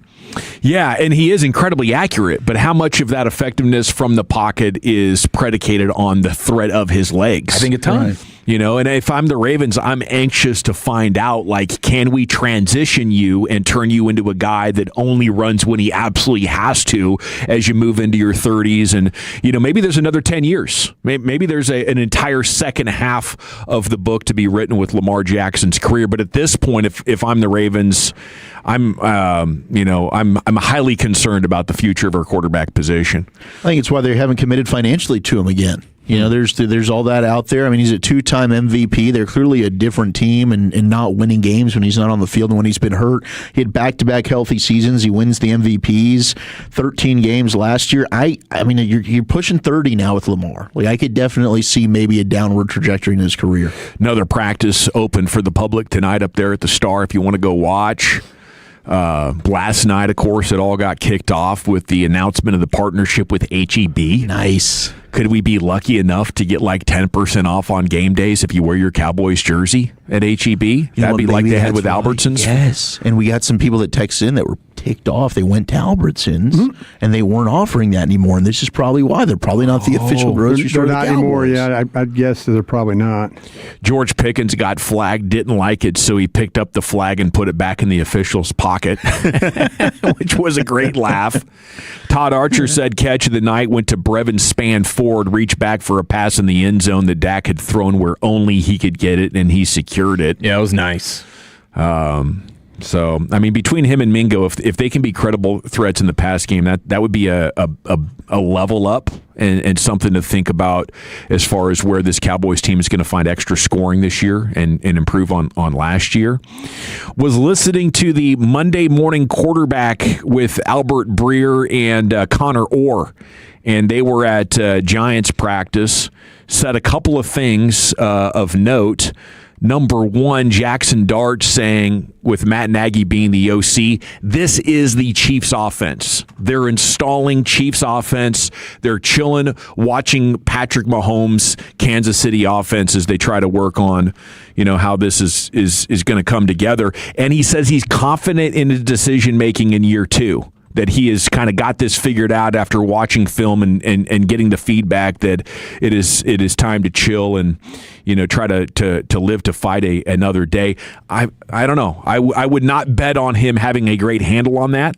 But you could always just say at any sign of trouble, get out of bounds or get down. Yeah, and he's willing if you want to make that. But he also said the legs is how he got to this point in his career, and it's a big part of his value to the team. So I think that's probably amongst the biggest things for the Giants to figure out, because if he can't, then they might be right back in the quarterback needy market.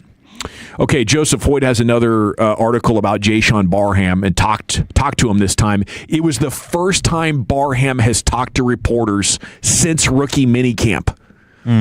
But he did a little bit of a media scrum, and the funny thing about his quotes is they're all like short, profound, and pretty aggressive.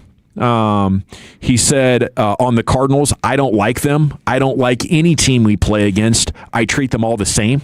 Love that. That's throwback mindset, throwback attitude. A lot of these guys are bros with the other team. I think the old school toxic Gen Xers like myself can appreciate when, and Brian as well, can appreciate when teams actually hate each other, because that's how it used to be. I miss it. We need good old rivalries, man. I thought it was so refreshing when you had Ben Johnson really igniting that feud and that rivalry again with the Packers. Like, I don't like them. Him and LaFleur going at each other. That's how sports should be. All this loving up and hugging and changing jerseys and all this stuff. Like, no, man, we can do this in the offseason. You guys can work out together, go out to dinner. In season, let's get that good old-fashioned sports hate back. I'm here for it. Says he is ready for week one right now, but, quote, I feel like all around I'm not perfect. There's a lot of stuff I can still work on. So good self-awareness, good accountability, vulnerability, all important things. And one of the reasons I think this team might be so good at developing players is they've created this environment where there's a willingness to admit my faults and the things I got to work on. And I think Dak leads that. I think Shoddy leads that. But, when you get a bunch of players that have too big of egos or are too insecure to admit and to be accountable, it can be really hard to improve your weaknesses if you can't even acknowledge them. He said on missing the Seattle game, quote, I almost couldn't do it. And to follow up, did that help with the fast start? His answer, 2 words, of course. So, this is probably quickly becoming one of the more interesting interviews, and look forward to hearing him in the post game with Broadus and Wolchuk throughout the year. Shoddy had a good quote in the presser yesterday about Barham. What has stood out to him? He said, "You can see him get skinny. I think you see him lessen the surface area for a blocker to have and still be able to create so much power." The guy's an extremely powerful person, but I think you see the experience of that versatility showing up and understanding angles and then changing his body, contorting in different ways to beat a blocker. Yeah, and I don't know, Brian. Don't you call that what's the difference between getting skinny and ducking blocks? Well, ducking, you could clearly, like when you take on blocks or you hit the hole, getting skinny is like he's saying, you don't want to give him any surface area. Like especially when you're like rushing the passer, and it's really more on edge rushers that you try and find ways to not let their hands get on you.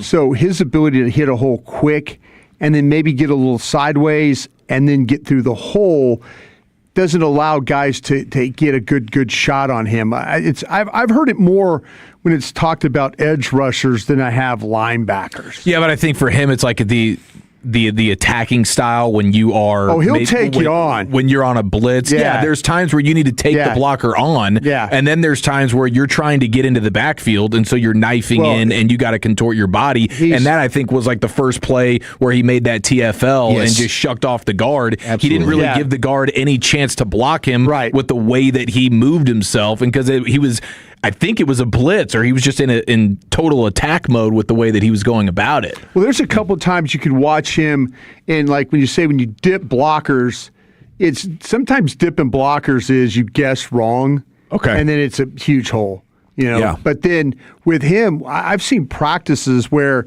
he is stepped up. I mean, you see him step up, and then the linemen are slow to react to him, or they're like, oh, wow, he got here in a hurry. And the next thing you know, he's in the backfield. So it is getting skinny, getting small. It's just the ability to get through the hole. Just the untouched part of it is what it is. Dane Brugler has a top 50 board out, The Athletic, draft coverage. Does. You guys going to talk about this later? No, please talk about it. I thought it was pretty cool. 4 Longhorns in the top 8. Mm-hmm. It's wild. Arch Manning at 3, Cam Coleman at 5, Colin Simmons at 7, and Gooseby then at 8. Some interesting names for the Cowboys just to kind of put on your radar as we get ready for college football season. At 11 on Dane's big board, maybe our next Dez, it's Trey Dez Green, tight end LSU, 6'6", 238. Also played basketball for them as a freshman. If they need offensive big dude. You have Gooseby at 8. You also have Trevor Locke at Iowa, 6'5", 314. He's 14th on Dane's big board. 3 of the Iowa offensive linemen got drafted pretty high last year, as per usual. He'll still be bad on defense. On offense. Jordan Seaton, LSU, he is at 15. And if you still need some edge help, you have Dylan Stewart, South Carolina. He's 4. Season probably have to go pretty bad if you're going to be in on Dylan Stewart, at least how it looks now. But how about Yanze Pierre from Bama, currently sitting at 10 on Dane Brugler's big board? These boards can move quite a bit throughout the season, though, can't they? Like some of these dudes will be stashed in the second round. He had Joe Burrow in his top 50 players. He had Joe Burrow at number 50. Yeah, it'll be very, very volatile how this thing will change with guys jumping, guys going lower. Jordan Seaton, I'm excited to watch this year at LSU. I kind of thought he was a young guy, like he's already eligible for the draft. He's a junior, he's a true junior. All right, here we go. All righty, it is the G-Bag Nation here on the Fan. Our Dr. Pepper fantasy football Cowboys draft room giveaway is tomorrow. Stay tuned, get the code word, and then be the caller, and we'll have 6 winners that'll get a Dr. Pepper prize pack. 1 grand prize winner. You'll get to have your fantasy football draft in the Cowboys draft room. Krusty's Corner's coming up next, buddy. Where are you taking us? Yeah, where are the biggest discussions going to be for these guys on Sunday? We'll do that next. I'll tell you where some of the big prizes are to be had, and that is with my friends at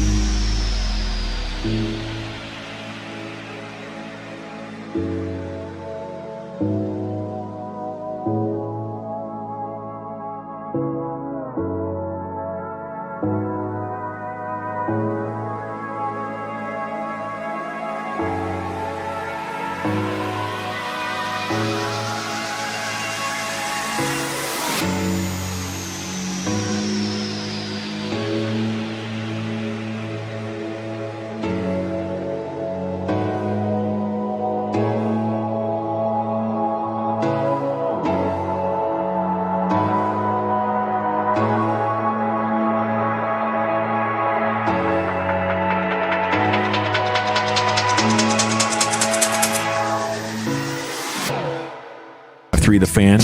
We're going till 6 again tonight. Rangers going to be in Chicago. Hopefully Danny Jansen doesn't screw it up in the first inning again. And they can get another series victory. Okay, Astros a half game up. It's time now for Krusty's Corner. Here's the king, Brian. Hey, kids! Your old pal Krusty's gonna teach you 5 new words. You're not wrong about that. From Dallas, Texas, number 55, Brian Brothers.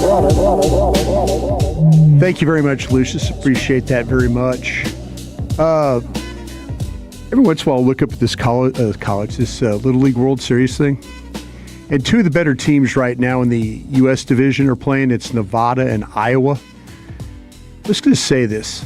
Iowa has a pitcher. He's now, he's out of the game now. Iowa's pitcher, in the games that he's pitched, 51 of the 56 outs he has have been strikeouts. And then all of a sudden, because of the rule, he could only pitch so much, they took him out. And as soon as they took him out, Nevada scored 5 runs. Yeah. And so the winner of this is going to go to the championship game on Saturday, I believe.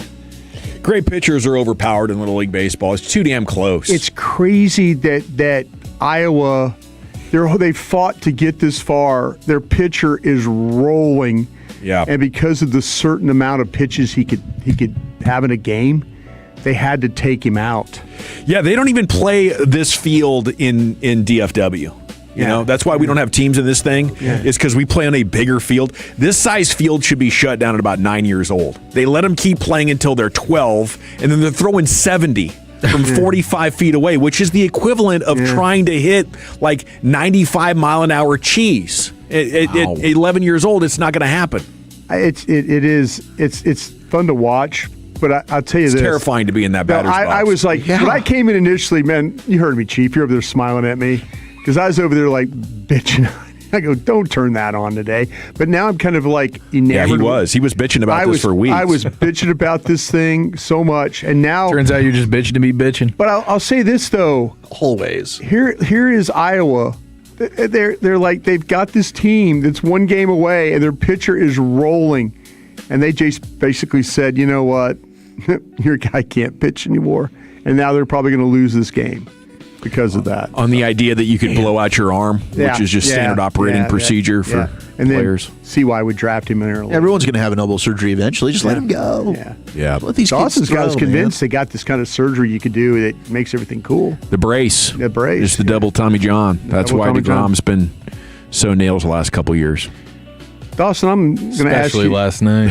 I'm going to. That was sobering, wasn't it? Oh, it was. That was hard to watch. Yeah, but anyway. Just every time they get to 500, don't watch the next game. Don't watch the next game. And then you can keep your tonight, positive vibes going. Mackenzie Gourd's going to deal, baby. I hope so. Jock Peterson's going to hit a dinger. He's going to get out of his slump. All right. Here we go. He's not going to get kicked out of the game. 500 ball. No, man. That's a once-a-year thing. You know, he got it out of the way. And that's exactly what's going to ignite the fire tonight. Let's go. All right. Go Rangers. I'm going to ask you guys this question. I don't want to answer it. Yeah. By the way, we do have a Love of the Star up. There's a Love of the Star up. There's a new Love of the Star. It I would really encourage you to check that out. It's an Odyssey podcast. Especially after our show today. And where can you find it? On the Odyssey app or wherever you get your podcast. Damn right. Wherever you get your Presented by the On Time Experts. There we go. I'll say this, though. Would you guys consider this? And I'm asking it in this way. Between Mingo and Brown, who is most likely to get claimed if put on waivers? I'll be honest with you. I think they both are. Both of them? I think they both are. With the way that they both played in the preseason, if people are just watching tape, that's probably fair. Yeah, I mean, I lean Brown right now over Mingo. I think has a little bit more hype to him around the league, probably. But yeah, they both very well could be. Yeah, I don't think you're going to be able to stash either one of those. I really don't. I think the thing is while I say Mingo I think he's got a definitive role. I think Brown is maybe a developmental possession receiver. Sure. But he's a 5 or 6.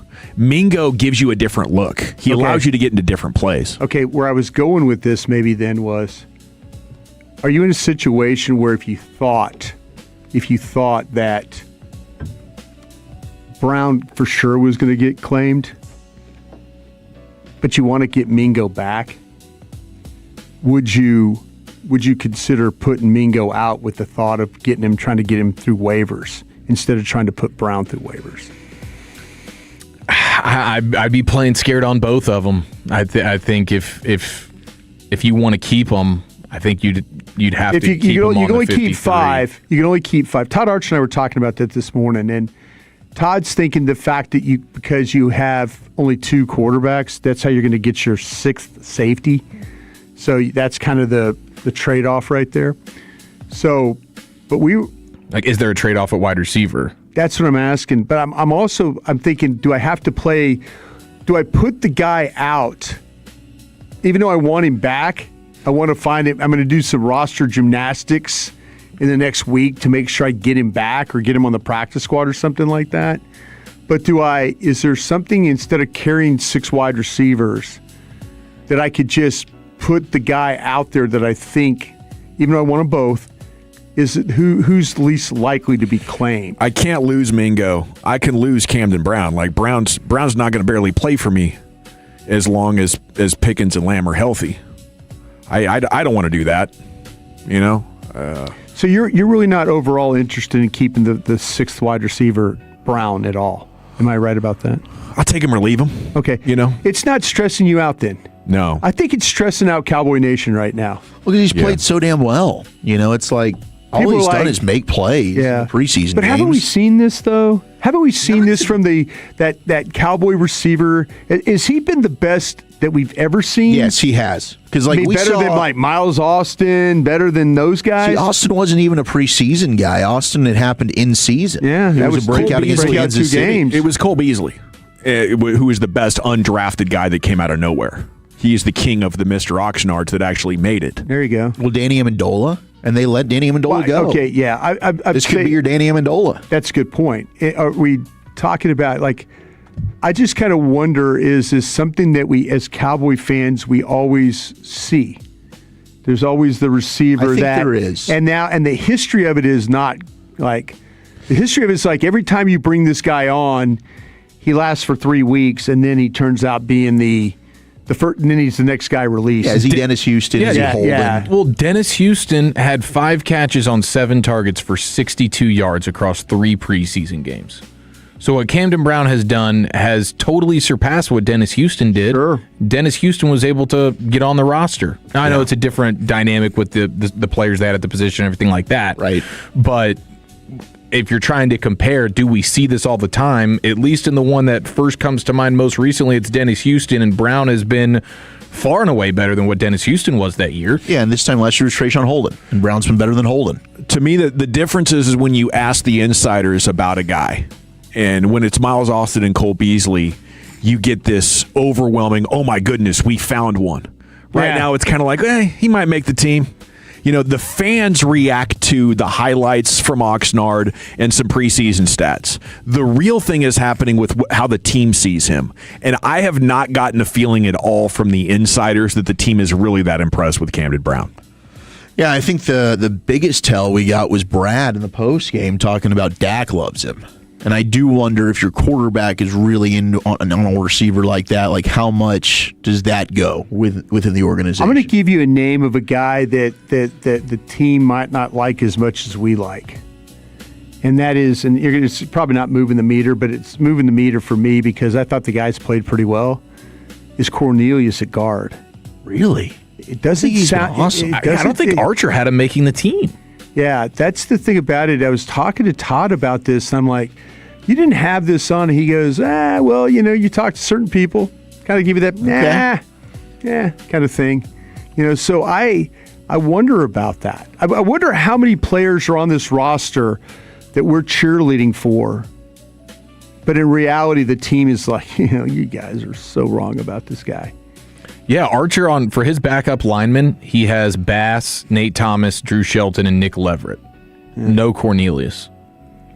But see, we've seen Johnny Cornelius. I felt like watching. I think he's done a pretty admirable job at right guard. Yeah, I'd say he's your best backup lineman outside of Bass right now. And he's got tackle flex. Yeah. But they want to go ahead and keep a jobber because they drafted him like Drew Shelton that doesn't seem like he can play in the NFL right now. I mean, if you play Drew Shelton in a game, you're asking your quarterback not to die on a football field. That's how bad he looks right now. And you draft him in the 4th round, so you want to keep him away and play and keep him around, and we don't want to admit that we screwed one up. Well, you got a guy that's developing in Johnny Cornelius, and they want to say, like, okay, well, he's not that good. That's shocking. That's when you kind of look sideways at some teams with thoughts like that. Where the scouting department in the front office is having more say than maybe the coaching staff. Yeah, that's weird. It's like, okay, well, then you're playing guys, and all they're doing is going out there and putting out good tape. But then you want to say, like, a guy, we don't like him as much as you do. That's where that stuff starts to tick me off a little bit. But then we're going to, just because we draft a guy that clearly isn't good right now. Mm-hmm. And it's fair. Like, Drew Shelton could develop into a good player. But right now today, they haven't hit on a 4th round lineman. Yeah. Well, I guess that Austin Richards is doing okay with the Saints or something like that. But, man, I mean, would any of us feel good about him playing right now? Not at all. He's just not ready. And maybe next year he is. But right now he's not. Yeah. Thank you, Brian. Thank you. It's Krusty's Corner every afternoon, 3:40 here in the nation. Race fans, Tony Stewart is coming up at about 4:40. We'll talk with the NASCAR Hall of Famer about some of the cool stuff he has going on in DFW and in his life. But coming up next, it's time for a mixed bag with Wolchuk. Where are you taking us? Let's shake it up. We got an ex-Bama star that's ripping Daquan Wright, the best Dallas area high school football coaches of all time, and some puzzling Ranger numbers. That's next in the nation.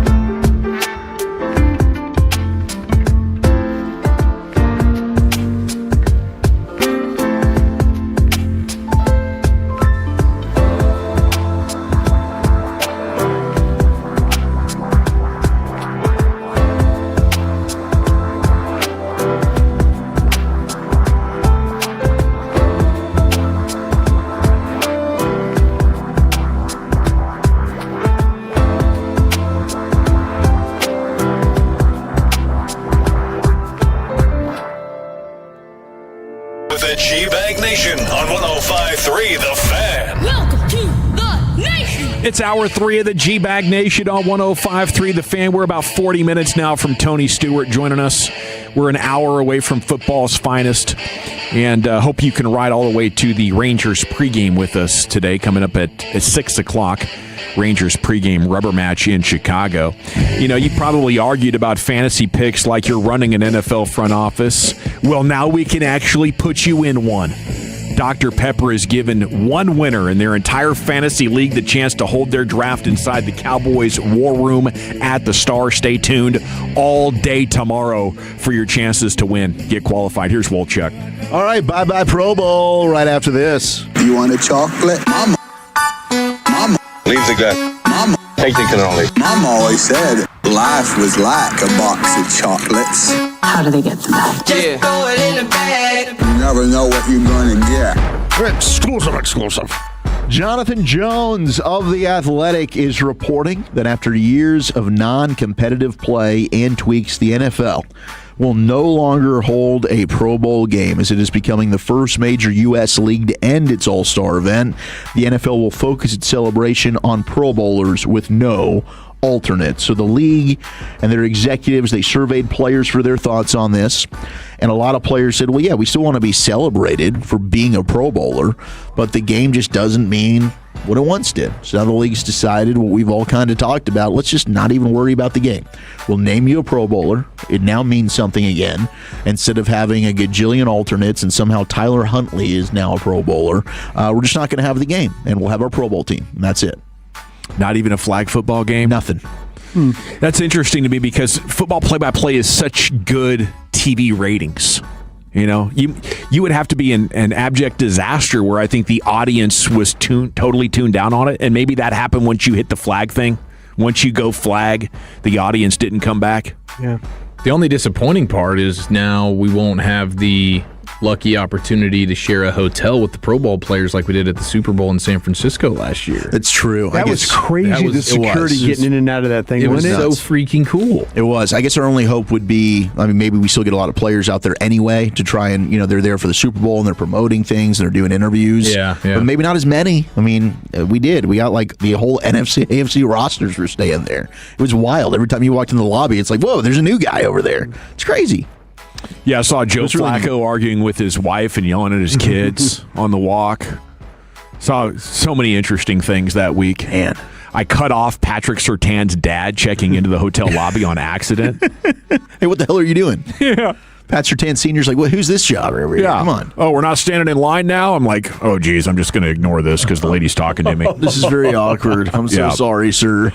Don't mind me. We also are getting the off-season edition of Hard Knocks back for the first time since 24 when the Giants were featured. But this time around, they're going to do an entire division. So we're going to, and I think this has been the best version of Hard Knocks. This is the one that I really liked because we got all of the combine, free agency, the draft, like all of that offseason stuff was featured. It did not go well for the Giants, but I guess maybe if they're going to split it between 4 teams and we get an entire division, maybe it takes the heat away from just like one individual team. It's going to be bad. It's great as a viewer. I'm sure for the teams it's not good. No, I loved it. I thought it was amazing to watch. Off-season, you think teams are going to say anything after what happened to the Giants? That's a fair point. Trust me, if I was a general manager and we were part of this, I would say, guys, listen, this is what we're about to do. We're going to act up that we have to do this Hard Knock stuff. We're going to have meetings. Nobody's going to say anything. But when we really have to go meet, we'll go somewhere else. We'll go because nobody is going to subject themselves to their owner walking in and saying, "Are you sure you want to cut this guy? Are you sure? Oh yeah, we could do this." It's, you know, that right there ruined Hard Knocks for everybody. That one time when John Mara walked in there and told that general manager and asked him that question, and he said, "No, we'll be fine. You know, we're good." You know, and then he wasn't sure about it. No, nobody's going to do this again. You'd be foolish if you did. You know. Yeah, let's be holding fake meetings for the cameras. Yeah, I would. I'd hold fake meetings and just say random things and, you know. Yeah, it might. It might end up being a very watered-down product. I'd like to think if HBO was concerned about it, then they just wouldn't do it. And the fact that they're bringing it back, then they feel like, okay, these teams are actually down and they're going to give us a solid product. But Maybe it does end up sucking. Would you if you were a general manager of this team? I mean, I think at times the idea is hopefully you're going about your business and you're not even thinking twice about it. Like they're just so good at hiding these cameras. They're not. I mean, listen, we used to sit in meeting rooms. I remember Mike Zimmer, and they had a camera up on the wall, and Zimmer looked at the camera and goes, "Hey, can you hear what we're saying right now?" And the guy took the camera and nodded it like it was his head. And then from that point on, it was like we were just all kind of like, okay, nobody's going to say anything. We had a bunch of actors. We really did. We had guys that were actors trying to get their screen time. Well, yeah, we were a bad football team, and people felt like that this was their chance to be like somebody famous, and they already were famous. They were Super Bowl coaches and stuff like that, and it was just terrible meetings, and nobody was honest, and it was. You probably didn't want to talk bad about your players and then have it go on TV. That's the problem. Yeah. You can't have an honest meeting and say, listen, Brown, as much as everybody loves him, sucks. We can't carry 6 wide receivers. That Cornelius and this overrated. Guy can't separate and all that. Because then the next day or the next week they'd have the episode, and they weren't cutting that out. Anytime you were critical of something, they weren't cutting it out. No, that's the juicy stuff. That's what you wanted. They're How's the player one? Are the player ones any good when it was the quarterback dudes? Oh, the show? Yeah. Quarterback on Netflix? I've only seen cuts of the new season Lucius like that's out that, now. right? I think Lucius like the quarterback ones. But yeah, I just don't know how you could be like, hey, you guys are part of this, and just know exactly what John Mara and that group at the Giants went through and feel like was awesome. This is a good idea. Yeah, I'm curious to see how this one will go, but they are doing the full division, so that's coming back first time in 2 years. Now we got former running back Damian Harris, who has turned analyst on CBS Sports, and Daquan Wright, who was doing the whole, I was the Cleveland Browns, now I've gotten released, now I'm going to try and go back to LSU and enter the transfer portal. He had an opinion on this, and here was Damian Harris just kind of ripping Daquan Wright. Well, first and foremost, I want to say this ain't the type of history that you want to be making. And to be honest, I'm going to be very candid. I think that this is embarrassing. I think to go through an NFL training camp, go through the process of being selected or being signed as an undrafted free agent, going through the preseason, playing preseason football, playing NFL football, and then returning to college and taking up a roster spot from somebody who is deserving of their time there. I think that this is very elementary. And I know that there are a lot of lawsuits. There are a lot of different things going on in college football to where the players have the control and they're doing exactly what they want with it. And this is the exact example of that. You've got a guy who, like I said, has gone through and gotten NFL experience just to go back to college to make more money and have more opportunity that he's already had his time. He's already had his time. And if I'm an NFL GM and I'm looking at guys like this who could potentially be coming out next year, these aren't guys that I want to draft because I don't know how competitive they are. I don't know how much they love football. I don't know how hard they're willing to work in order to prove themselves on a football team and earn their spot. I can't guarantee that a guy like this is a guy that I would build a program around. So I think in totality, this is Bush League. The college football, the NCAA landscape has become that, kind of like what we saw from Danny's tweet. It's become this over the course of some years. And to see where the game is now, see where the NCAA is, see where athletes are trying to finesse the system of both college and NFL, I think it's very elementary. I don't know how much Damian Harris knows how much he's coming off as a hater. He really is. It's like, bro, he really is. You only have one chance to get paid. The NFL doesn't exactly want right. you. That's exactly right. I might go be able to buy a house. Yep. Off going back to college for 1 year. How about, and the world's calling out my football character? Bleep you. How about my chance, my family? How about my mom and dad? How about I'm from a single family, my mom, and I never had the opportunity to do this or really, really take care of her before, Yeah. See, he's out there calling people out. You shouldn't be commenting about other people's situations that you don't know about. Sure. You don't know where, like, say, it's one thing. Hey, if you knew my situation, that's why Babe Laufenberg and I have a problem. Babe Laufenberg called me out on air about, failed scout and why didn't he have a job. He didn't know my situation with my son Bennett. That's why I had the biggest problem with Babe Laufenberg. Is like on national TV, Michael Irvin was trying to give me some credit, and Babe Laufenberg's, well, if he was so good, why can't he go get another job? I didn't take another job because my son needed me to be there. His mom and I were divorced. You know, Babe didn't know my situation, but he opened his mouth in a way that, he didn't know. And, that's fine. I mean, that's cool. If that's what he wants to do, if that's how he wants to handle things, great. But you know what? You should know people's situations before you make comments about it. So, I mean, that's the kinds of things. We don't know what these guys are going through. They might absolutely need every dime so their families can survive. Yeah, and I'm sure he got advised, like, you're not making the team. So for him, it's like, okay, well, let me go back, and I've got this option. There's this loophole. Let me go back to school. Now he's caught in no man's land because they're putting all these rules out, and rightly so. I think the NCAA is doing the right thing by fixing this. But 2 days ago, that wasn't the case. Yeah. So he's doing what was allowed in college football. Now they've kind of changed things. Now he's stuck with, I can't play at LSU, and I can't go back to the league. Yeah. So I just have to sit out the year, and I'm not making any money. Yeah, no, that's the unfortunate thing. When there's a lot of golfers who made a lot of money off of LIV. There's a lot of guys, and now all of a sudden people get laid off over there at the golf with LIV. You make decisions, you move on, you're trying to do what's best for your family and all that, or you're trying to do what's best for yourself, maybe professionally, and it doesn't work out. Yeah. You have to kind of, you have to learn what's going on and then move on to the next thing. Okay, so you had the story, Eric, last week about Lenore Sellers, and he does not have a class that he's taking. He's just doing an internship. Because he's got all his hours under his belt. Let the record show. Yes. He's already done all the school stuff. He's a graduate of South Carolina, right? Yeah, well, I think he's Joe won. Burrow was the same way when he came to LSU. I don't know if he's technically graduated yet, but he's done what he's had to do to graduate. He graduates in December, and I think he's one internship away from fulfilling all of his collegiate obligations from an he's working at a driving standpoint. range, right? Yeah, that's right. He's doing the golf course deal where Shane Beamer was asked about this at the podium, and, well, he was defending his guy.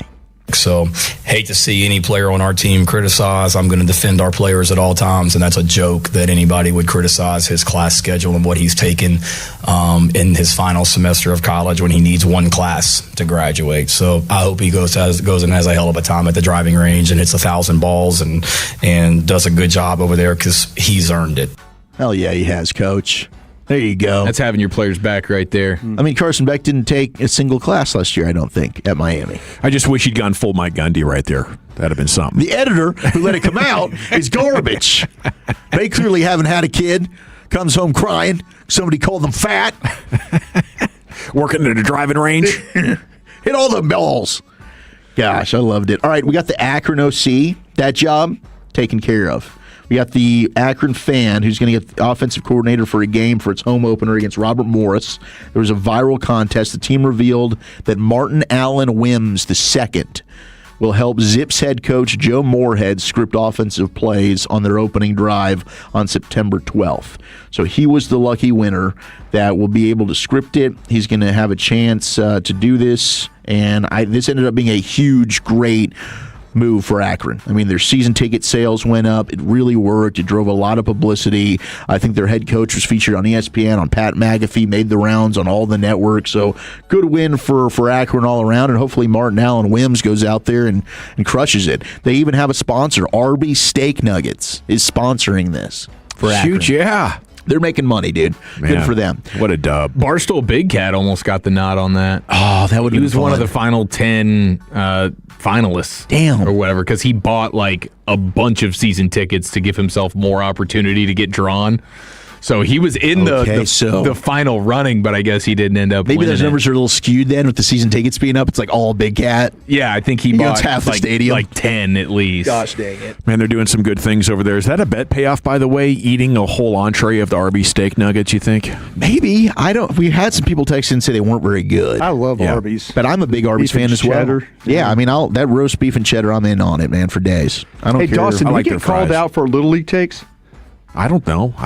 There's a gentleman Somebody named did. Mickey Yeager. It's a hell of a day for him. Mickey Yeager? Did you get an email? Maybe I'm the one who got You got this an email from You got Mickey an email? Yeager? Mickey Yeager. Excuse me, not Mickey. Michael Yeager. Oh, wait, his name is Mickey Yeager.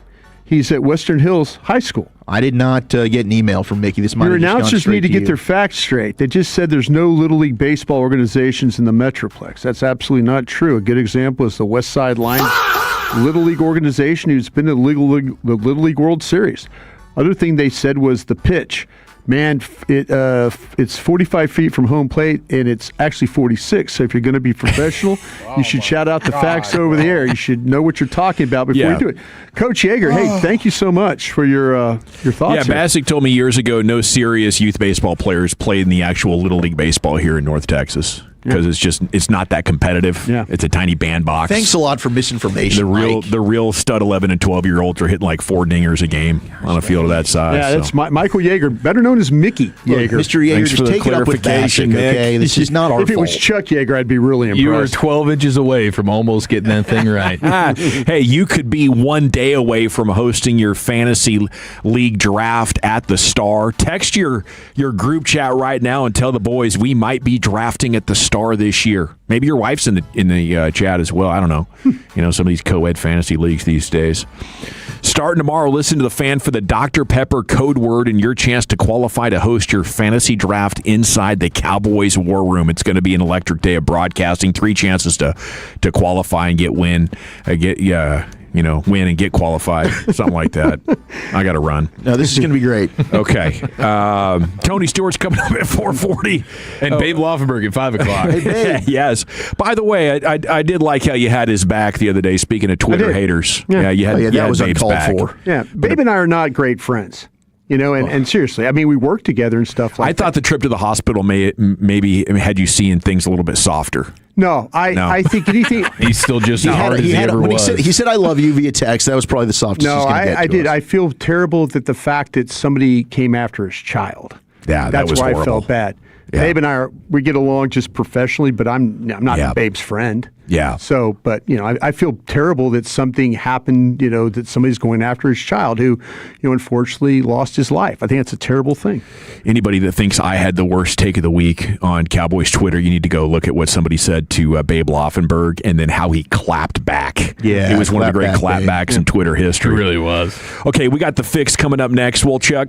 I got Hump Day mocks. We got Trayvon Diggs on Hard Knocks, and this is the kind of guard you're going to be able to get via trade, maybe even tackle. It's not good next to the nation. The more time you give, the more our crush grows. Together we continue to build something special. Keep turning it on and leaving it on 105.3 The Fan and the Odyssey, iHeartRadio, and TuneIn apps. Something big is coming. On September 2nd, DraftKings Game Day arrives with massive deals, exclusive deals, and an all-day celebration built for sports fans. The countdown has begun. All roads lead to Game Day. The DraftKings Sports app is now live in all 50 states. That means Texas, from California to Florida. Every fan is in on the excitement. One app, every sport, all 50 states. DraftKings Game Day is yours. Remember the date, September 2nd. DraftKings Game Day is the kickoff of a new season, a new era, and the biggest day in sports history. Get ready to celebrate. New DraftKings customers sign up with code DFW the Fan. Spend $5 to get $200 in rewards within 21 days. That's code DFW the Fan. In partnership with DraftKings, the crown is yours. Event trading offered by DraftKings Predictions, a CFTC registered introducing broker. Trading involves risk of loss. Market availability varies. Eligibility restrictions apply. $50 every 7 days via click to claim, issued in non-withdrawable predictions dollars that expire in 1 year. Terms dkng.co/predictions promo. Nationwide based on sportsbook predictions and free-to-play sports contest availability. Varies by state. Hey, this is Jason with Rhino Shield. Let's be real. Paint fails, it chips, fades, cracks, peels, and you're back to repainting your home in just a few years. Rhino Shield is different. It's a ceramic coating that won't chip, crack, peel, or fade, and it's backed by our 25-year transferable warranty. And here's the game changer: financing. Unlike paint, Rhino Shield can be financed. So instead of a big upfront cost, your monthly payment could be less than your daily coffee habit, and it'll help reduce your energy bills. Right now, get 20% off. Call or visit rhinoshielddfw.com. Never paint your house again. Rhino Shield. I'm Jeff Stewart with Reliant Air Conditioning. Every year, the utility companies set aside millions of dollars to help DFW homeowners buy more efficient air conditioners. But it's first come, first serve, and now there's less than 50 of those $2,500 rebates left. And when they're gone, they're gone. So call us today to see if you qualify, because when you combine that with the current factory rebates, that's saving over $5,700 on a brand new system that can cut your electric bill in half. Don't just take our word for it. Call 2 other companies first, get their price, and then call Reliant Air Conditioning, because we provide comfort to homeowners who don't want to be taken advantage of, and our techs don't work on commission. Call us at 877-YOUR-HERO or schedule your free estimate online at ReliantAirConditioning.com and see how we've been gimmick-free since '83. Reliant Air Conditioning. At Genesis of Plano, part of the Huffines Auto family, luxury is found in every detail of your experience. It's transparent pricing with no dealer addendums. It's a family-owned legacy serving North Texas for over 100 years. And it's the confidence that comes from knowing you're taken care of every step of the way. Because our vehicles are built to inspire what's next. And our dealership experience is built around you. Discover Genesis of Plano. Discover luxury on your terms at genesisofplano.com. Hey, Tolos, RJ Chapa here. Join Sean, Bobby, and myself live from Tarleton State University this Friday from the Luxury Club at Memorial's. First 100 that show up get a free Texans Tolo t-shirt. Free concert Friday night with Casey Donahue, and then Saturday kickoff. For more info, tarletonsports.com. New Game Plus with Oxy makes your laundry smell incredible and fights stubborn smells, like the ones your dog Biscuit brought into your freshly made bed last night. But you washed that all away with Game, and now you're drifting asleep to the scent and sound of waves. Ah, no, that's the dog licking your ear. Biscuit. It just might be our greatest scent ever. Now with odor fighting power. New Game Plus with Oxy. Sniff the difference. This is the story of the one who keeps multiple buildings running smoothly day after day. Plumbing that flows, HVAC that hums, cleaning supplies that keep surfaces sparkling. That's why she counts on Grainger. With easy reordering online and 24/7 support, Grainger helps her keep the products she needs on hand. So shelves stay stocked and buildings stay ready. Call 1-800-GRAINGER, click Grainger.com, or just stop by. Grainger, for the ones who get it done. Summer is coming. Are you ready to look and feel your best? If you're dealing with low energy, weight gain, muscle loss, or low sex drive, your hormones may be holding you back. BioT certified providers help treat men and women for low testosterone, low energy, muscle loss, and low sex drive. Visit myhormonelevels.com to see if you qualify for a reduced cost program, or call 817-518-4580. That's myhormonelevels.com, or call 817-518-4580. Hey, it's Tony at East Dallas Diesel. Around here, trucks are a way of life. Lifted, leveled, wheels, tires, blacked out trim. If you can dream it, chances are I've got it.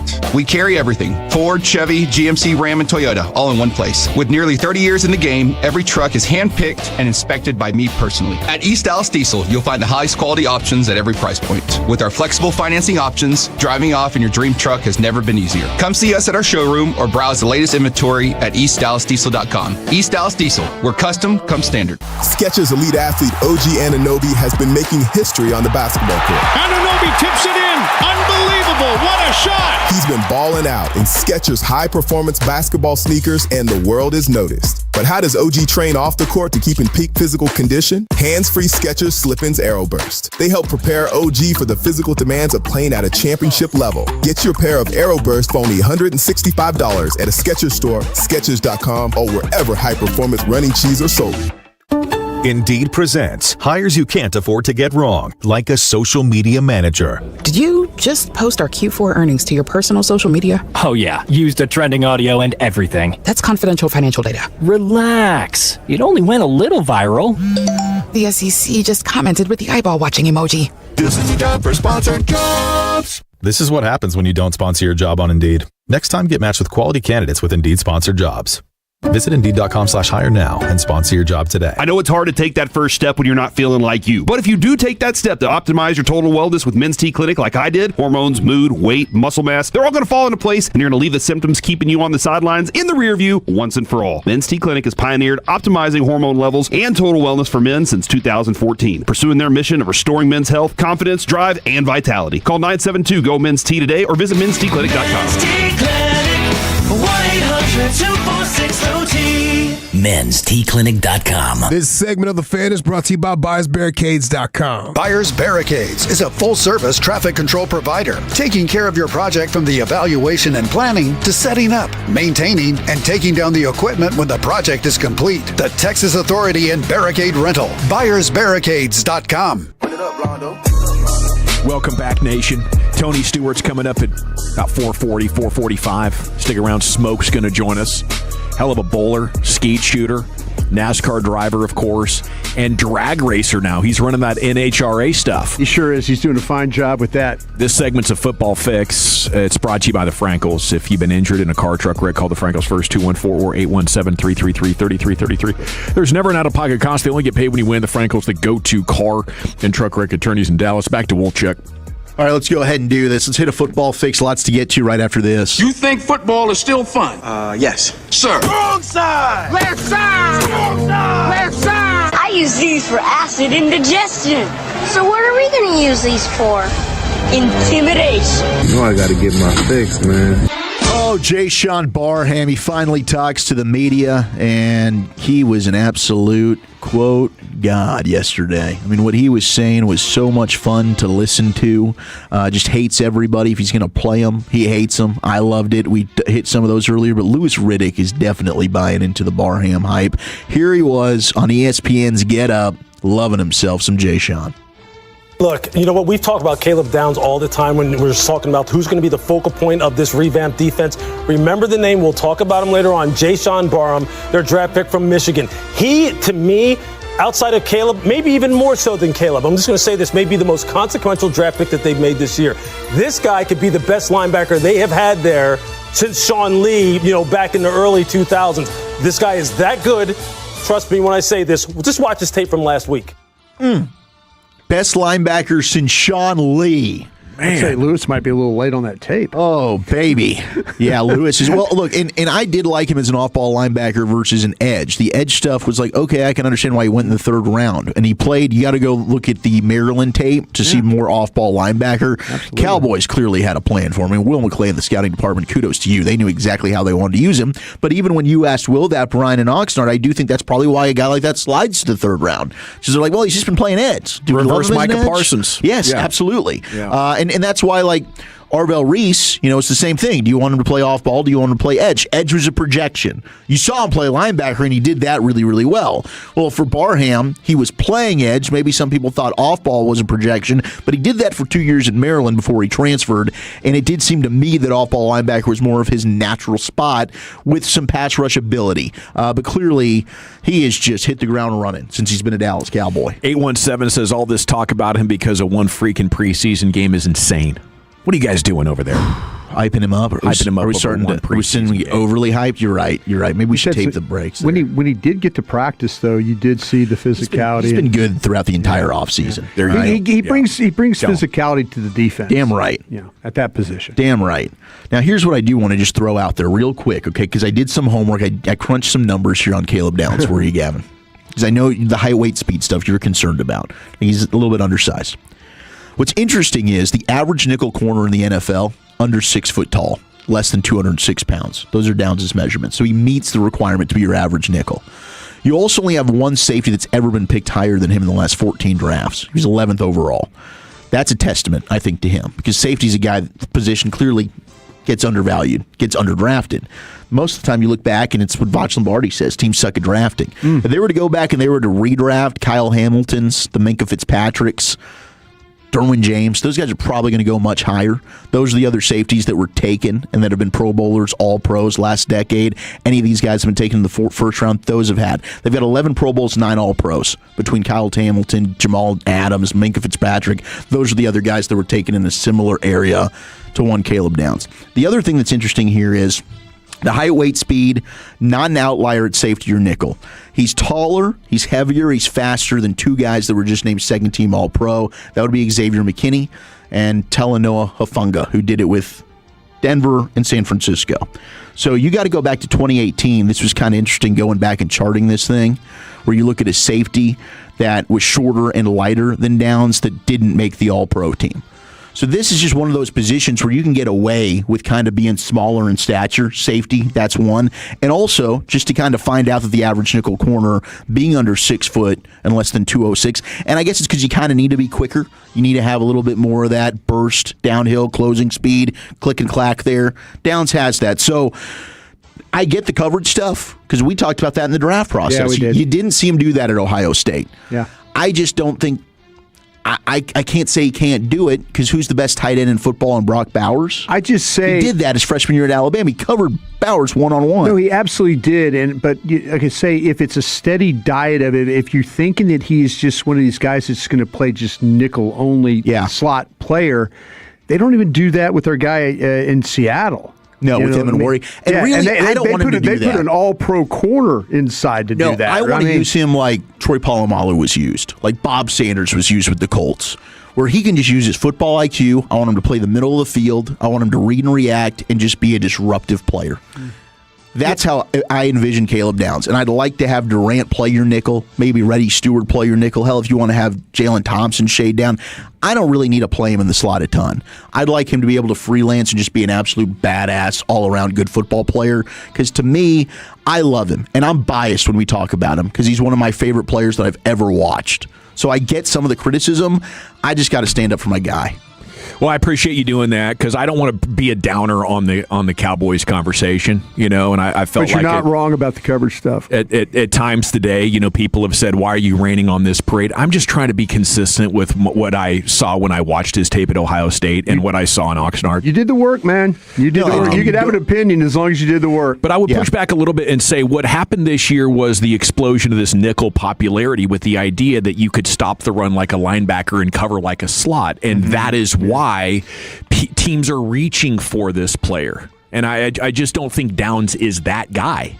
He could very well be a damn good safety. I think he's going to be a damn good safety. Fundamentally, like the basics of the job, he's incredible at those things. He's just not a superstar that's going to change the game for you. He is going to be a cog in your very good, hopefully, defensive wheel.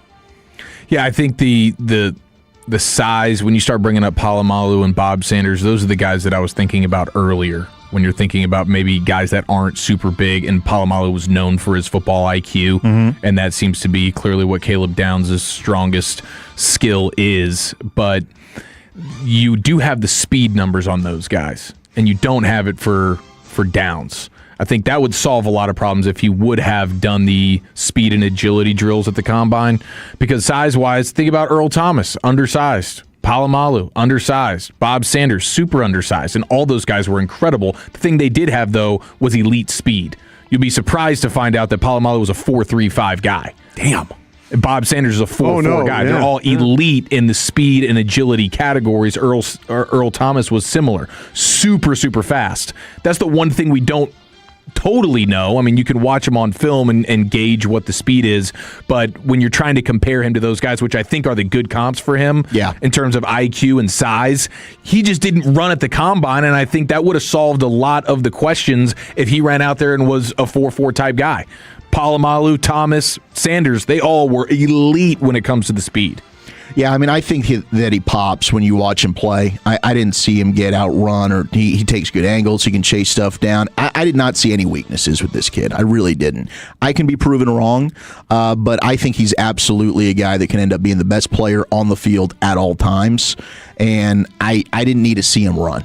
Now, I understand for some, maybe you did want that. And I would have kind of loved to see what his 40 would have been. Would have been fun. Sure. I mean, the Buda Bakers, that was another comp for him. I don't know what Buda Baker's 40 time was. I'll tell you, it's looked good too, is Bane. I mean, and now Bane's in with an AC joint issue. Oh, is he really? It's not supposed to be serious, though, but he has. I mean, any highlight we've seen from Ruben Bane, he's looked fantastic. I was trying to make it a point, to go watch some Tampa tape just to see him kind of throwing dudes around. He looks like he's kind of been the real deal in the opportunities he's got.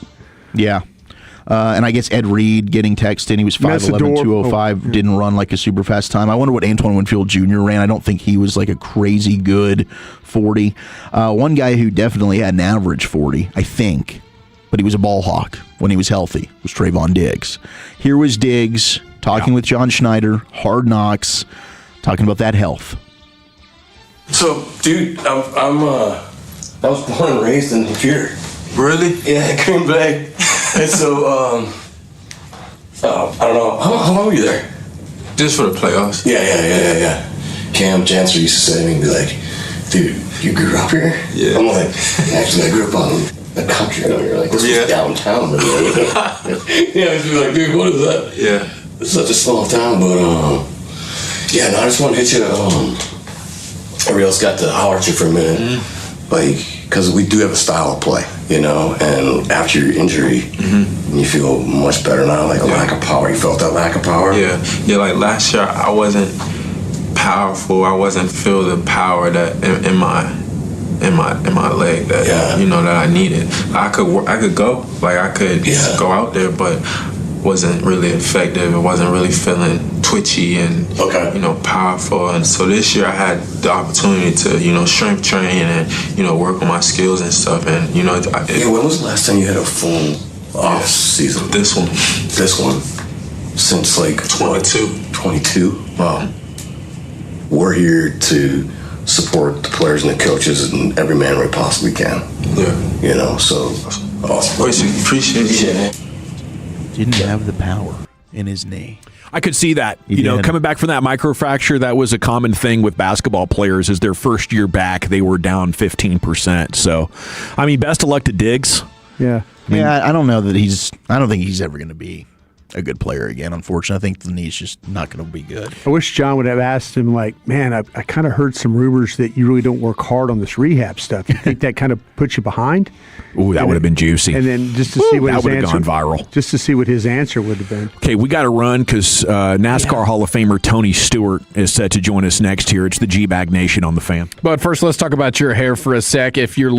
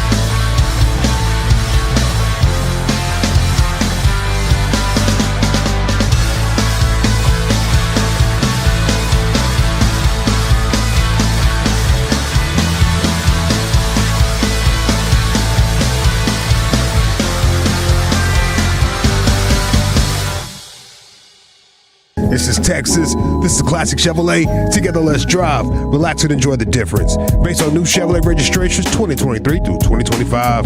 Thank you very much, Lucius. It is the G-Bag Nation here on The Fan, and joining us now, a 2020 NASCAR Hall of Fame inductee, 3-time Cup Series champion.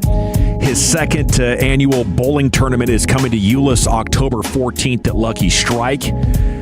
The event's going to help raise funds for children in need, including Jared Sandler and Derek Collins projects. You can visit speedwaycharities.org/Texas to register your 4-person bowling team today and join Tony Stewart out there October 14th in Euless. And here he is, Smoke. Good afternoon, sir. How the heck are you? I'm hanging in there. How are you guys? We're doing great. Excited to chat a little bit with you about this event. Now, what all are people getting when they sign up their team for this thing? Well, the good news is you get to watch me make a fool of myself bowling because I'm not as good as I should be. I mean, for a guy that has 2 lanes in his basement of his house in the man cave, you would expect me to bowl much better. And I get shamed all the time from my good friend Sean Rash, who's a PBA Hall of Famer, and he's bringing 9 or 10 of his buddies to the tournament to help out. So get to see some professional bowlers do some cool stuff. I know Sean will do some trick shots while he's there. But yeah, to get everybody together and you know, this kind of started out years ago at Texas Motor Speedway with Eddie Gossage back in the day. And Kenton Nelson has kept this thing alive and kept it going. And, you know, we went from, you know, driving around the racetrack in school cars to last year trying the bowling event, and it was a huge success. So everybody had a great time. The great thing is, you know, 2 things that you normally see together are bowling and drinking beer, which is one of my favorite hobbies. So you get to do that. You do not get to do that when you're driving race cars at Texas Motor Speedway. So it's a great chance for all of us to get together and raise a lot of great money for Speedway Children's Charities and some side projects that they got going on with the Sandlot Children's Charity. For youth athletes and special needs children, part of the proceeds is going to go to that as well. So it's neat for us to have a night where we get to just bounce around from lane to lane and hang out with everybody, see some great PBA bowlers, and keep Eddie's dream alive of, you know, raising a lot of money for Speedway Children's Charities. We're almost at the $2 million mark, so it's been a lot of fun to do this year after year. Like I said, we got to drive a lot, but you know, now we're on the bowling side, and Sean's a good friend of mine, and he's going to bring some awesome bowlers there to have a good time with everybody as well. Bowling alley in the home. Is that the coolest thing you have? Is that the one seat if you were touring us around right now? Or is there something even more badass than that? Well, I think my wife's the coolest thing I have at the house. But not everybody gets the chance to play with that or ride that or anything. So kind of a one shot deal there. Not even for charity, huh? Not even for charity. No, not at all. So, I mean, we might consider it, but I'm pretty sure the answer at the end of the day is going to be no. So, did I hear she's running the drag racing cars with you in NHRA?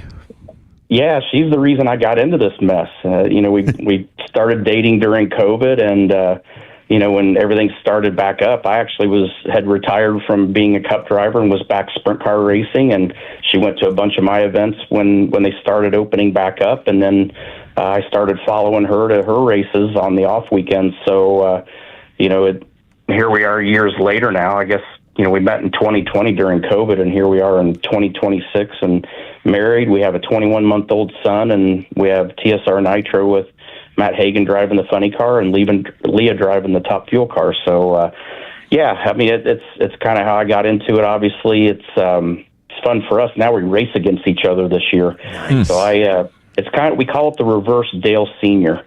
And so Dale was driving for Richard Childress, and then he started DEI and, you know, had Michael Waltrip and Steve Park and Dale Jr. driving his cars. And this is the reverse of that. So we have TSR, and we have our top fuel car and funny car. And my wife took 2 years off to have our son, make sure we were doing the right thing as parents last year while watching him go through his first year. And then toward the end of the season, I could tell her demeanor was changing at the racetrack. And I didn't take me too many weeks to figure out I was probably going to get fired from the race team that I own. So she wanted her car back, and so she commandeered her car back, and I said, well, that's fine. I'll go find another car to drive. So I'm driving for Elite Motorsports over there, and we race against each other now. Who talks more trash between the two of you? I definitely do, no doubt. Has she beat you? Oddly enough, we haven't really raced each other yet. We were qualifying with each other multiple weeks, but as far as races go, the only time that we ran with each other on Sunday during the races was at Charlotte during the 4-wide. So there were 4 of us in that final, but we haven't had that head-to-head matchup. I think she's looking forward to that way more than I am, because I already know what happens if I get beat by my wife. My phone blows up and goes off the hook, and my buddies are calling me, telling me how I got my ass kicked by my wife. So that's never a fun thing. Tony Stewart here with you on The Fan. Hey, Tony, I was going to ask you something about the double, and because I'm a big race fan myself, and I just, we've seen people try the double, but there's all this, you have to prep this and prep that, and you're a guy like AJ Foyt that just got into a damn race car and drove. And we're just really, really good at it. But the double, is that something that, did you feel like you accomplished what you wanted to accomplish out of that? Or was it the fact that being an Indiana guy that you didn't get the 500 part of it? Yeah, it's honestly, the last part of that's exactly right. I mean, I got to race IndyCar for 3 years full-time with John Menard, and then got my opportunity to drive for Joe Gibbs on the NASCAR side in the Cup Series in '99. So went and did that full time, and had the unique and great opportunity, thanks to Joe, that he allowed me to try to do the double. So we did it the first year, finished 9th at Indy and finished 4th at the Coke 600, and then 2 years later went and did it with Chip Ganassi and ran 6th at the Indy 500 and 3rd at the Coke 600. So it was, there's a lot of preparation that goes into that, because it's just a logistical nightmare to a certain degree because of weather and different things that can happen in the 500. But, the hard part is the second part of that is the part that is your full-time job. So, right. And I remember in 01 driving for Chip, we were in a scenario where we were leading the race,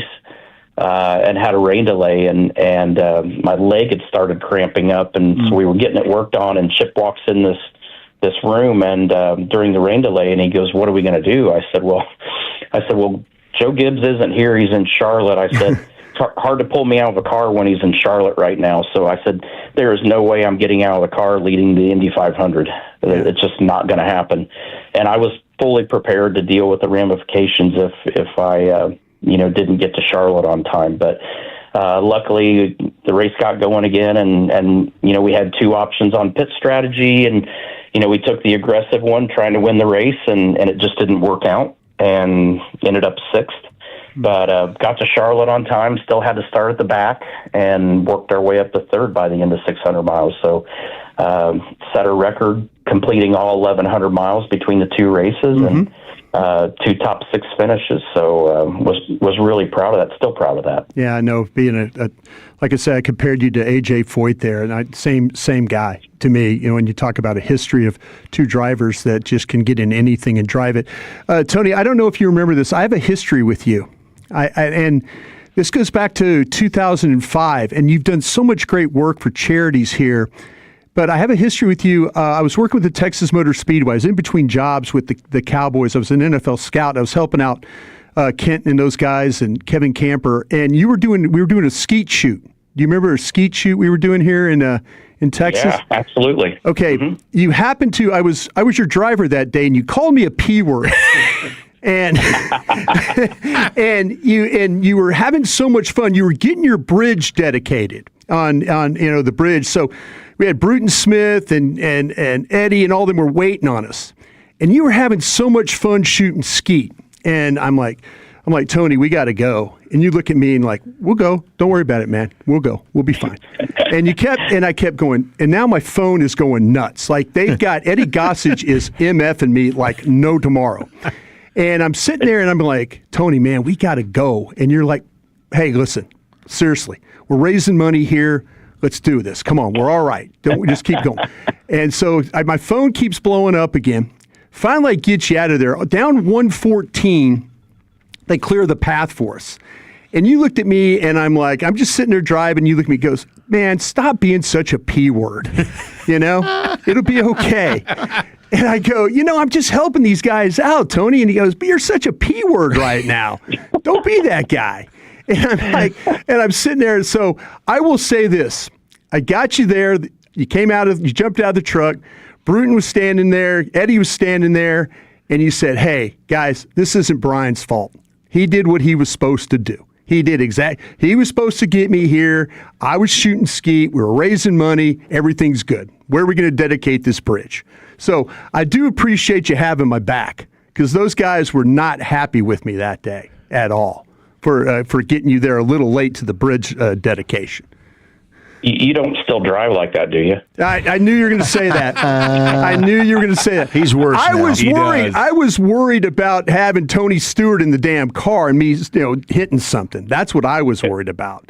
Guys, I got to see so much stuff because at the speed we were going to the racetrack, I got to see everything. Both sides of the road. I had plenty of time to look around and enjoy Texas. All right, let me tell you this one, Tony. Your wallet was $25,000 lighter that day. You know why? Do you remember why your wallet was light that day? Normally, if somebody asked me that, it would be a NASCAR penalty, but I don't think it was that. No. There was this girl at the skeet shoot that bet you. She goes, Tony, for Children's Speedway's charity, $25,000 if I could hit 5 skeet in a row. And you looked at her and says, "There's no way you can do this, ma'am. No way." And she said, no, $25,000. And you go, I'll put it up. $25,000 if you hit 5 skeet in a row. She put the 5 skeet on the ground and shot him off the ground. And I remember you looking at her and go, who do I make the check out to? Yeah, it was brilliant. Next day on the driver's introduction, you stood up on stage and presented a $25,000 check to Children's Speedway's charity. But she said, I bet you I could hit 5 skeet in a row. And you said, no way, ma'am. There's no way you can do that. But that was a long time ago, Tony. I did. You called me a P word. I'll always remember it, but you're right. I absolutely was a P word that day, and I apologize to you, sir. Well, you'll grow out of that at some point. I mean, I used to be literally late for everything, so that was not surprising to Eddie and Kenton and everybody. But so I learned how to drive in traffic on the city streets too, because I was always trying to make up time and get where I was supposed to be, make up time for being late. But I thought that woman, she definitely taught me a really good lesson that day it's all about the details, attention to detail. Attention to details. She put those skeet on the ground, and you watched her take that shotgun and just blast them off the ground. And you just said, who did I make the check out to? You didn't even flinch. You did not even flinch. I give you credit, sir. It's because I couldn't believe that it was so brilliant. It was brilliant. I was so mad that I didn't even see it coming. I'm like, the odds of her hitting 5 in a row are, none. Not terrible. None. But way easier when you just sit them on the ground and just point the barrel down to the ground and blast all 5 of them at once. That was it. Tony Stewart's second annual bowling tournament coming to Euless October 14th at Lucky Strike. Go to speedwaycharities.org/Texas. You can register your 4-person team. You can sponsor this thing. Tony, thank you so much for the racing stories and reminiscing, and give them hell. We'll be pulling for you. Yeah, we're excited about it, guys. It's everybody had such a good time last year, and just getting the word out that it had changed from a driving event to a bowling event. I was very surprised and shocked at the turnout we had, and I think it's going to be way bigger this year. And like I said, my buddy Sean Rash from the PBA, he's bringing a lot of pros, and we are going to have an absolute blast there. So come out, have a good time with us, and help us raise money for charity. And the word on the street is you guys are that we're bowling together. That's right. And that you guys are, going to be selling some lanes. So I'm curious how many lanes you guys are going to sell. We'll give it a go. All of them. We got good shirts, right, Tony? Really good shirts. You're known for these shirts, right? Yeah, I want one of those smoke shirts. Yeah, you got your smoke Absolutely. stuff. Is gear was awesome. Awesome stuff. Well, I mean, maybe we should have an over-under. If you don't sell enough shirts, you guys got to kick in $25,000 to the charity or something. Yeah, good luck getting that from the Tony. There he goes. Smoke. Tony Stewart here with you in the G-Bag Nation on 105.3 The Fan. We got 1 hour to go, Chief. Where are you taking us next? Football's finest. There's a lot to laugh at in the NFL today, including Gavin Dawson's comment section next in the nation.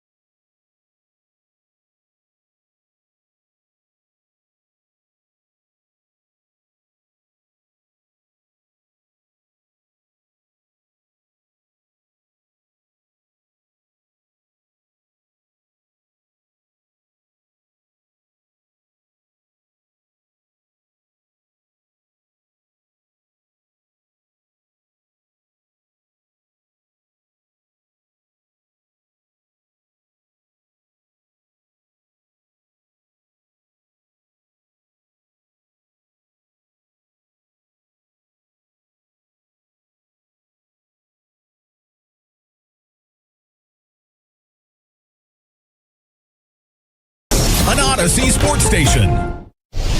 Driven by our D&M Leasing Studios, you're rolling with the G-Bag Nation on 105.3 The Fan.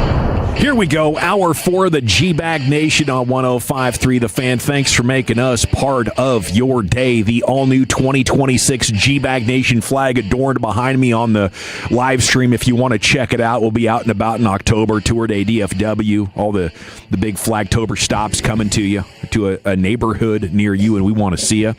In the meantime, here's Chief of Football's Finest. Yeah, lots to laugh at today in the NFL right after this. But at the end of the day, it's about taking it a day by a time, a day and a day, just continuing to do that. You cannot lose games in the NFL and still win. To win games, you have to win the game, not lose the game. It doesn't matter. He pulls another rabbit out of his head. Commanders beat writer Nikki Jabvala tweeted out, "This is the worst I've ever seen the Commanders offense in years. Inoperable offensive line." This during the joint practice between the Commanders and the Ravens today. Now, Nikki did follow up a little bit later by saying they were working with some backups on the offensive line, so that might have some reason to do with it, which I think is probably factual there if you're working with some backup offensive linemen. But apparently Trey Hendrickson, Travis Jones, Trenton Thompson were having a party in the backfield versus the Commanders today. And it was the first 4 of 5 plays on a drive, resulting in no gain or TFLs all over the place.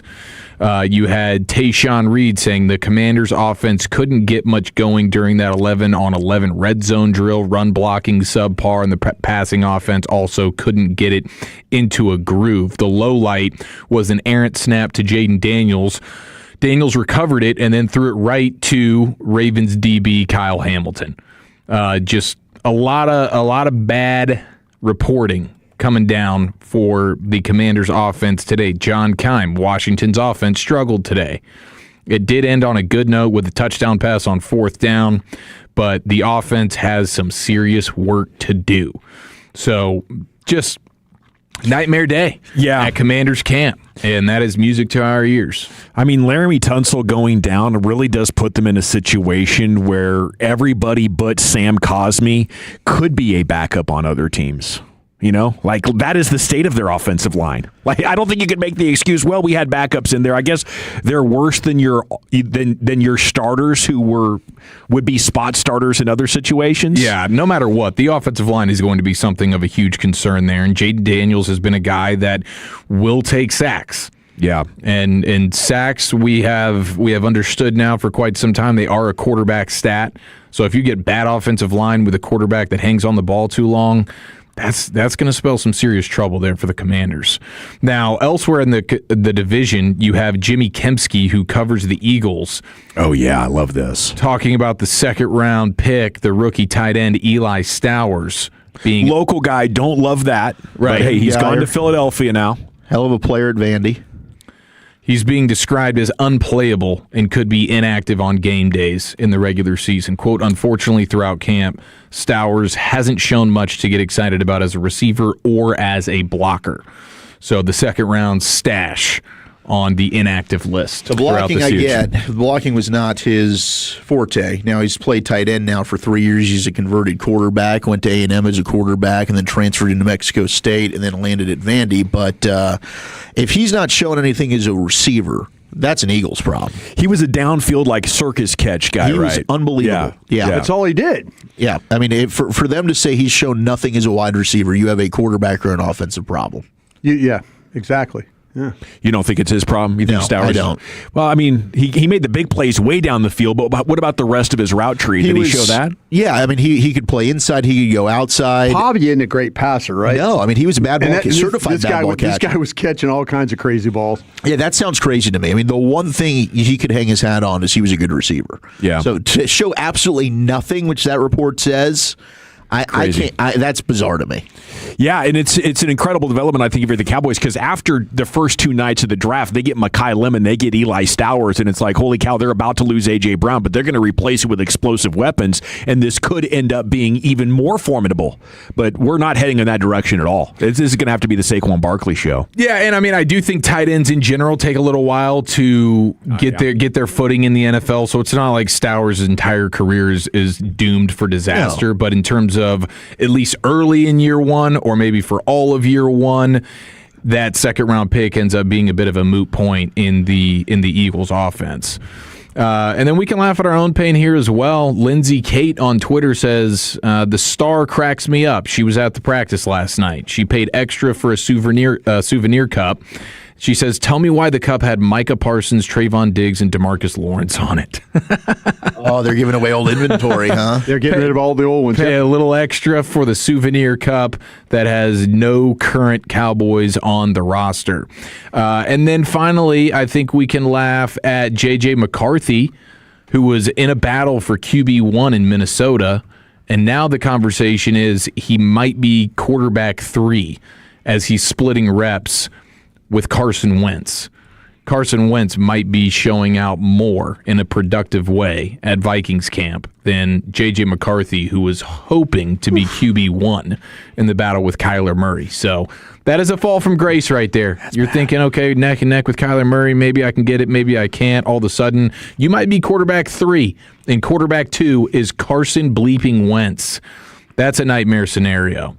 The Dolphins, how funny is this? The highest paid players on the Dolphins this season are Tua, not on the team, Tyreek Hill, not on the team, Jalen Waddle, not on the team, Jalen Ramsey, not on the team, Minkah Fitzpatrick, not on the team, Zach Sealer. He's not on the team. He actually is on the team. Is he hurt? No, I think he's fine. Bradley Chubb is also on the list for highest paid Dolphins, not on the team. In fact, he's in their division, as is Minkah Fitzpatrick, who's with the Jets. And finally, their 7th highest paid player on the team is not actually on the team. It is Teron Armstead, who is retired. That is the cap situation that the Dolphins find themselves in, an unmitigated disaster.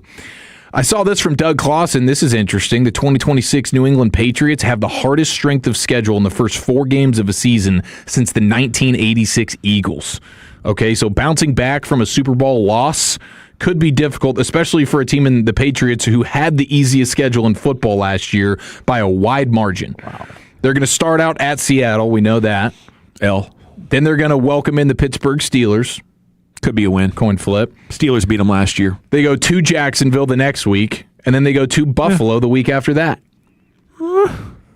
I could see them doing all right. I could see them being 500 after that. Maybe they could be 2-2. Yeah. Man, if they're 3-1 after that, you're feeling like $1 million if you're a Commanders fan. Now, let's go ahead and get to the wonderful Twitter topic of the day, where Gavin Dawson, I believe is he being ratioed here? Oh, no. Is that what that is? Getting ratio? You get like just a buttload more comments on it than you do the actual likes and retweets, other than the quote tweets. You do have some serious quote tweets going on. As you decided to tweet out, was this earlier this morning? Yeah. You woke up and chose a little bit of Caleb Downs violence? Mm-hmm. Well, Wolchuk had tried to throw me under the bus as usual last night watching I didn't throw you under the bus. The Cowboys practice. He posted the Caleb Downs interception and fed me to the wolves. Fed me to his Cowboy Homer wolves that follow him. Okay. So that's how keep you accountable. That's all it is. You had a massive fraction of the fan base that was, that chooses positivity over objectivity. Just real ball knowers that know ball. They were dunking all over me, and right. I just wanted to clarify exactly what my take was. And your take is that he's overrated and terrible. He says he is overrated because people are fitting him for a gold jacket already. And he's going to get one. Thank you. Right? So they're overrating him. He's not overrated. And I just wanted to say, I think Caleb Downs is going to be a good player. The tweet reads, the entire league passed on the so-called best player in the draft in the top 10, but sure, y'all know better. He's short, average speed, short arms, and weighs 200 pounds. That's not him. He's a good starting safety / pseudo big nickel. That's it. And then that's when the comments started lighting up. Yes. in a pretty big way. And I know there's been a lot of quote tweets to this as well. Let's see here. We have love the fan, love G-Bag, but it's been hard to follow your takes ever since the lighter debacle. I don't know if it's been a debacle since then. I think I was dead balls on lighter, too. You might have nailed that one. Thank you for bringing that one up. This one's going to age bad. You must be smoking the good S over there, dude.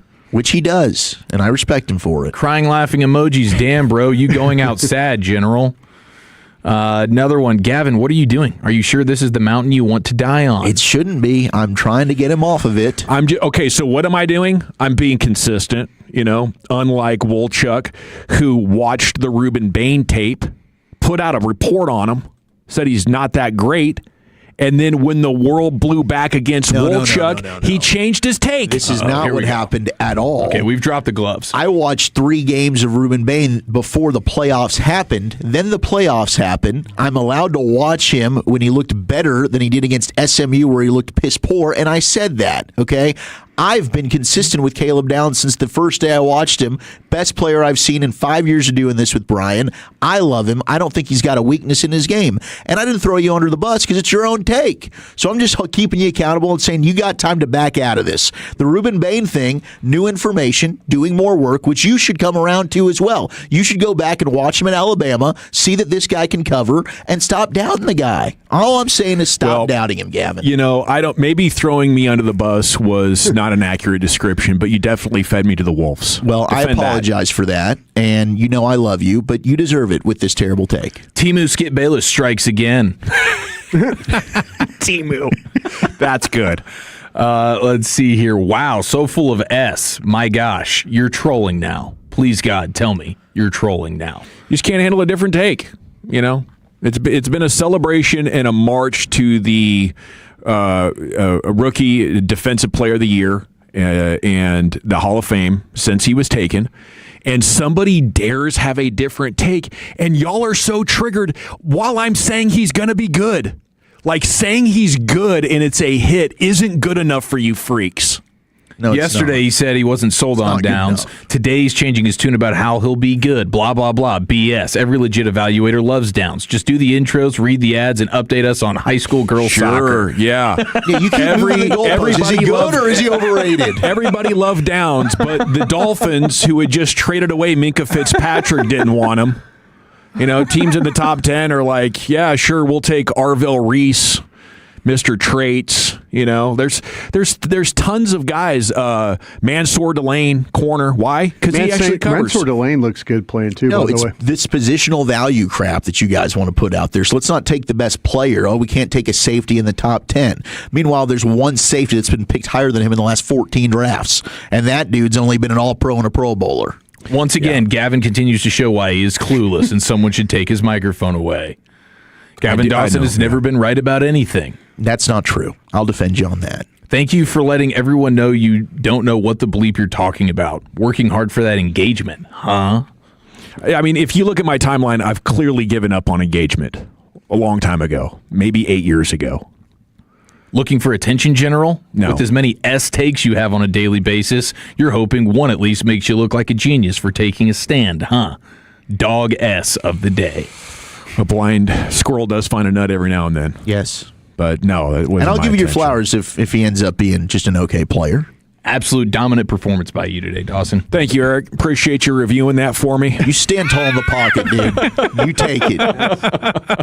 If there's one guy in your fantasy league who has never listened to the fan, tomorrow is the day to fix that. Starting tomorrow, we have the Dr. Pepper code word that could help send your entire league to the Cowboys draft room for your fantasy draft. Everybody that wins will get a Dr. Pepper prize pack, and one of the 6 will win this ultimate fantasy draft party at the Star. We're coming back to hit the expressway. We'll go commercial free to the top. G back of the day in LA Live around the corner here on the Fan. Hey, it's all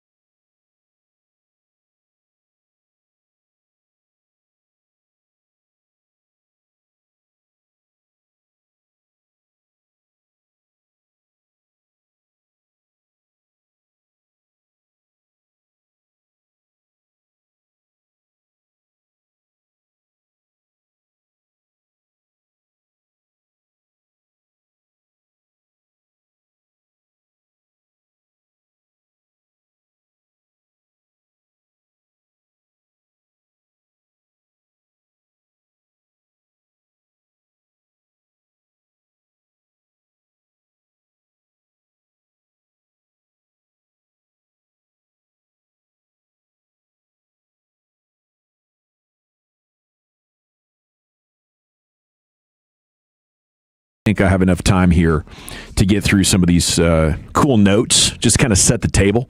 Of course, it is Rangers-White Sox coming up here. Pregame at 6 o'clock, and Mackenzie Gore is on the hill. I think he's looking for his 6th really good start in a row. Okay, why the Astros are in this position? Number one, it's Yordan Alvarez, Triple Crown candidate, favorite for AL MVP. Plus, Josh Hader, the Hater, is back. And he's 19 of 19 in save chances with a .81. So he was hurt. He came in later in the season, but Josh Hader is rolling. Why the Astros aren't better? Their rotation is 28th in the majors with a 5.19 collective ERA, on pace for the lowest WAR by a Houston rotation in franchise history. That's insane. That absolutely is insane. Okay, how have their deadline acquisitions done? Dalton Varsho has hit 186 with 6 RBI in 19 games, so kind of a fail. Maybe that's why Dana Brown got capped a couple of days ago. Yeah, that might have something to do with it. Schedule notes, they're done with the Rangers and have a tough trip to Philly and Tampa in mid-September, but the Astros will end the season with 4 games on the road against the struggling Athletics, although the A's just won a series in Houston. They did. Well done. Let's go. And they were down 6-0 and won 7-6 in one of those games. I think that's what got the GM fired. Yeah. Random. It's a pretty ugly one. Astros fact. Entering Monday, the starters were averaging 4.5 walks per 9, which would be the most for a starting rotation since the 1987 Rangers issued 4.9 per 9. With Bobby Witt Sr. walking 140 batters in 143 innings that year. So if you remember the 87 Rangers pitching staff, that's basically how bad the Astros are right now. Why the Rangers are in this position? Zeke Duran has started games at 7 different positions and leads the team in WAR.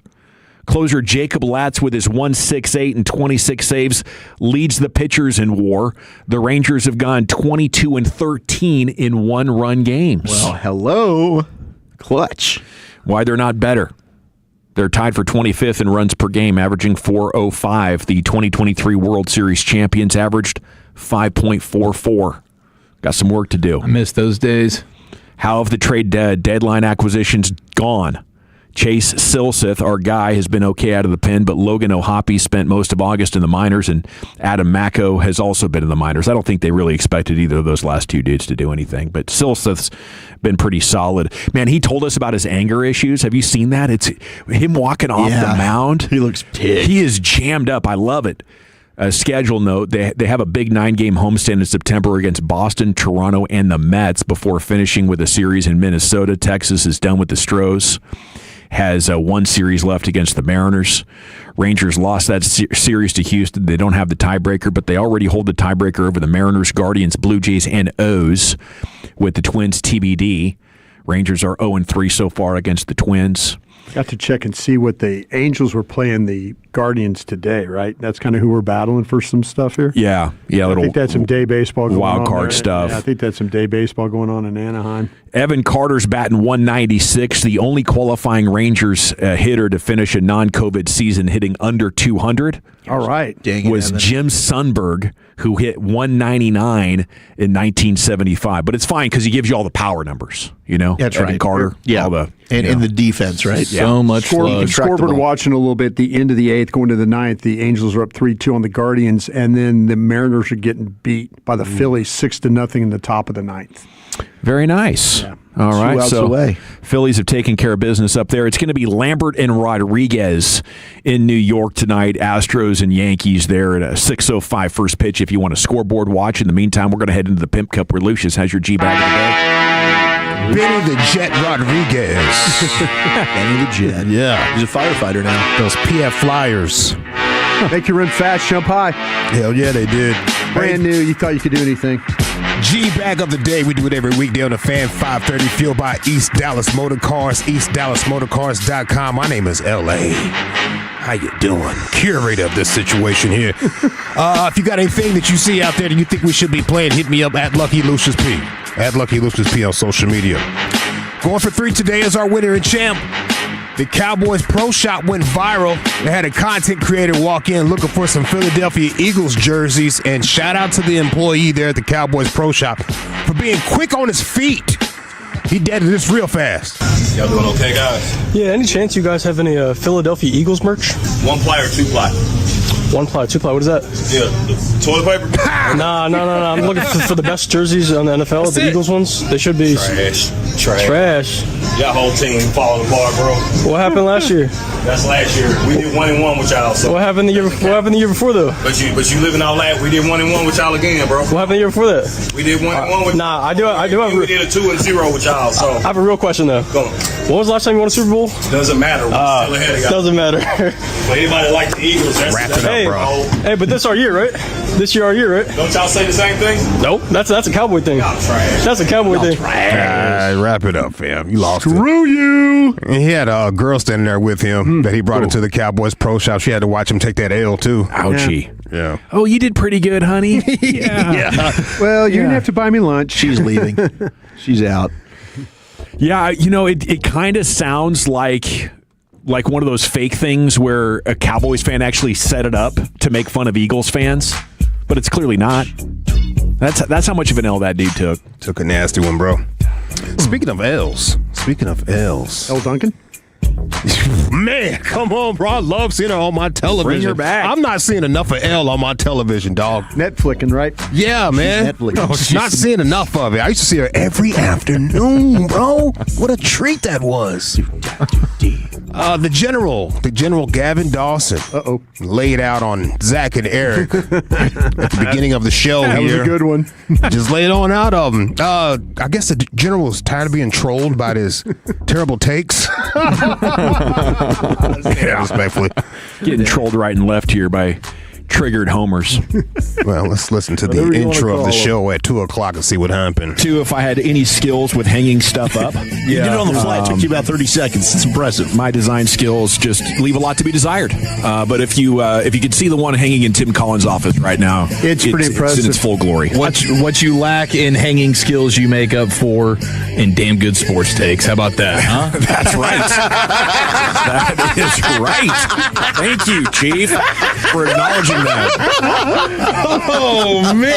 Oh, man.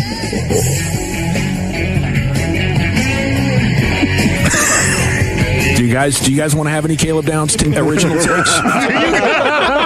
Do you have any? Where's yours at? You guys want to have any?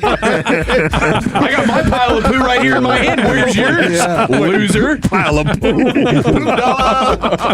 Pile of poo. Man. Oh, a pile of poo, man. Shut up, fool. Screw all of you guys. Screw you, Lucius, for playing that. Depend on you to dump stuff like that. I love how upset you got. Do you guys want to have any Caleb Downs original takes? Original takes. Oh, yeah. Everybody can do this. What a great pick. Oh, yeah. Everything's perfect. Guy gets his first pick 5 weeks into training camp. Oh, wow. Look, you see that pick? Yeah, finally. I touched the ball 3 times this year. Get this man some 2-ply. That has got him right there, dog. Do you guys have any takes or what? Do you guys want to have any Caleb Downs original takes? Okay. Let's go to the Texas Rangers radio broadcast where a foul ball was hit towards the radio booth. And my man, Jared Sandler, I knew you would be a star one day, bro. I just knew it. Nice play. Jared Sandler makes a play from the radio booth. This pitch foul back. Look out. That's you. Yeah. Yes. Way to go. Jay Boogie redeems himself. Jay Boogie. I got to find a kid, a Rangers fan. Right, Ranger. The ghost of Target Field is no more. Outstanding work. Let me see the seams on your palm. What? That's pretty good. I'm impressed. Anybody make a play? Jared redeems himself. Dream come true for Sandler. Did he give it to a kid? He gave it to a Ranger fan and got booed for it, making sure that I know he is better than me. Attaboy, Jay Boogie. Jay Boogie. Hixie's excitement. He was so fired up. Fantastic. Oh! Is that Jared's like childhood nickname? Like you have E Hammer and he had J Boogie. E Hammer, maybe. Good question. J Boogie. We got to start just talking about J Boogie for the rest of time when he comes on the air. Here he is, J Boogie, our Rangers insider. Boogie Nights. Ooh, gosh, I wish that one would have stuck for me. E Hammer sounds like he was starting Boogie Nights. Yeah, he really did. The Diggler. Yeah, the parody. Move version. over, Diggler. It's time for the Hammer. This pitch foul back. Look out, that's you. Yeah. Yeah, I thought Matt Hicks really stole the show there. Yeah, the palms. You see your palms. Yeah. And what? You little freak. What's going on with you, Go eat man? your soup, Hicksy. Hey, these aren't one right here, but, people are in traffic right now. Might be able to relate to this. Talking to the GPS. This one right here had like 98 minutes added to your trip. I think this is clearly a truck driver. I just like his reaction. 98 minutes of delay were added to your route. It's just a scream, and that's it. What? He's quiet for the rest of the time. 98 minutes of delay were added to your route. Man. That nearly happened to me. I think this was last week or maybe 2 weeks ago on a Wednesday on 6:35 after practice. They were they're shutting down 6:35 under the underpasses. Oh, that's a nightmare. No. And it happened at 3 different ones for like 15 minutes. I don't know what they were doing under there. But we were in this rolling stoppage. That's awful. Took us an hour and 40 minutes to get home. That's a freaking nightmare. I'm good. I've been so ticked off. I'm good. Yeah, and it gets so bad that even trying to get on the service road and go around, that's just all gridlock as well. People are figuring out the same thing you are. Everyone's just trying to, how do I get around this? It's such a beatdown. Me, Grimlock. Let's see here. Oh, yeah, we're still talking to the GPS. How about this when the GPS talks back? Siri, send a text to Nick. Good job, Ed. 20. Good job, Ken. No. I've done that before, for sure. She was ready. And last one right here. Let's go to WABI in Maine, where meteorologist Patrick Osborne, he said it was a prank gone wrong, but all he did was just laugh through his report. And resulting in the chance for some heavier precipitation, a few bands of storms in some spots. We got to finish up this weather right now. I'm so sorry. I'm losing my mind over here. Plenty of those 70s, some low 80s in spots on Monday. I can have this stuff on the screen. I've never had this happen before. Hey, get it together. Oh, jeez. All right, let me get it together real quick. Wow. Yeah. I'm so sorry. Your points will be falling off. What? This is what rainfall's looking like. Let's just throw it to the 7 days. Oh my God. What are we doing? 70s and low 80s for Lindarius coastal spots. What It's the a hell? little cooler. Low to mid-70s. Josh, please. Everybody's fired. Yeah, you're all fine. Yeah, you're Maine. Professionalism, Patrick. Jeez. Tell HR to go home. I'm kicking this guy's ass. Yeah. Yeah. Yeah, call security and then the mortician. Yeah, get it together, bro. Yeah, drag this guy out front. Get it together. Yeah, somebody put helium in the weed. Happened to professionalism, Patrick. Yeah, you need to get professional. All right, that's it, bro. Okay, we got an Eagles fan at the Cowboys Pro Shop. 2-time champ? That sounds right? Yeah, going for 3 today. Dawson laying out on Zach and Eric. Matt Hicks, maybe more excited than at any time since the World Series? Man, I think so. Dude, there's 2 really strong ones in here, Paul. He was fired up. You got the GPS combo platter. You got the weatherman laughing through his report. I'll go with Matt Hicks there with his guy Jay Boogie, Chief. Dawson layout. I know, right? It's Hicks. It's Sandler and Dawson with Hicks in there. You I can't figure out which one for me. But Although, yeah, please. Brian? yeah, I'm going to go with Hicks. Okay, Gavin Dawson. I'm going Gavin Dawson. By a score of 3-2. Can I get any original takes or what? Yeah, here's my original take. He's going to be good. He's going to be a good player. Where's yours at? Nobody wants to say anything, huh? Can I go viral for something good? Just once. Whenever I go viral, I'm embarrassed. Where's your pile of poo? That is crazy. You owned Mickey, and that was good. It's been a long time, Chuck. It has. Here's Lucius with LA Live. All right, man. It is a Butt Naked Wednesday edition of LA Live right after the great Rick James, baby.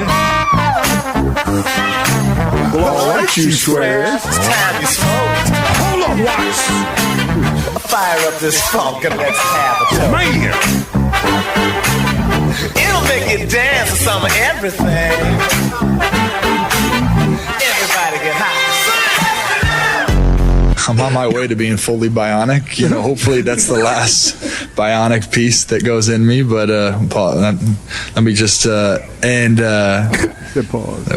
anyways, yeah, no, it's right. So I understood the mentality of the load management. I understood the conversation and the dialogue. But did you enjoy it when they tried to manage your load? No, because I'm. Huh? You see.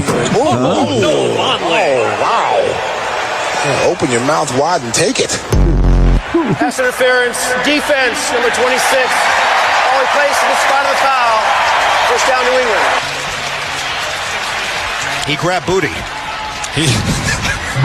Puts it in there, rides it, and at the last minute pulls it out. That fooled Marlon Humphrey. Hey, come on, man. If you don't want me to get a triple-double, damn it, stop me. Put some D on me. What? We had Neil come in, get on my butt. We got him getting on my butt. We got him getting on my butt. We all get on each other's butt. We challenge him at halftime. So we just stay together, bro. It's Butt Naked Wednesday. Yeah. Hey, this is LA Live for Wednesday, August 26, 2026. It is a Butt Naked Wednesday edition of LA Live. Welcome in, folks. We're busting out of this serious joint. It was too slow for me. Do you get my point? I don't think you get my point. Shout out to Mrs. Erykah Badu, Dallas's own Mrs. Erykah Badu, for naming today Butt Naked Wednesday. She's seen the future. That clip is from like 2011, 2012 or something like that, where she says all of the female entertainers are going to be selling a whole lot more than just music in the future. And boy, I'll tell you what, she nailed that one, because a whole lot of them got OnlyFans. Oh, what? She named it. Hey, peace to the gods and mad props to the God you're born. LA Live is brought to you by Metro Flow Plumbing. Shout out to those sailors and Marines on the USS Abraham Lincoln. Oh my gosh, finally. After a record-setting deployment to the Middle East, the ship spent more than 250 consecutive days at sea without a port call. Wow. Without actual food, it seems like, for the last 40 or so. Exactly. Remember, morale was real low on the ship because they've been out there for way too long. It was a food shortage. Some of that meat was looking great. They were showing photos of. You had people jumping off the ship. It's getting crazy. Well, they're headed back to San Diego. Finally. Good for them. Yeah, headed back to San Diego. Good for them. After they make a port call in Thailand. Let's go. That's what I was going to guess. Oh, God. Make a hard man humble. We're going to stop them. They said we know how to get them around back. We're going to stop them in Thailand. They'll be okay. We know how to get this back. Trust me, they're chicks. Yeah, I'm headed back to Thailand. Good for those guys, man. Enjoy yourself. Be safe. Be safe. And line up for that shop. Yeah. When you get back on the ship and you guys get ready to head to San Diego, they're going to line everybody up for some shots. Get that shot, fam. You're going to need it. You're going to need it. Hey, LA Live 105.3 The Fan, Butt Naked Wednesday. I got a question for the Tolos. I usually ask the Tolos a question on Wednesday because you think you know about us, and we're just trying to get to know you. So I like to ask these questions here. This was inspired by a conversation I had at the pool on the weekend. I met a couple out there that got together during the pandemic. There you go. And they had a pandemic baby. They've been together. They're enjoying themselves. They say they traveled a lot during the pandemic. On the airplane. On the airplane. They were out there, during the height of the pandemic. Good for them. They said they were out there and enjoying themselves. Nobody else was. So might as well get on a plane. So what's something we only did during the pandemic that we really just don't do too much now, but we only did this during the pandemic? What's something out there? I asked this mask. to the Tolos. Masks, of course. Yeah, the mask. I was for sure. fine with the mask until the plane ride for like 5 hours, and it's steaming up and it's itching. I almost had a couple of nervous breakdowns as a result of that. I would say for me, it was the Vigi games. You know, it was just it was a perfect time to game.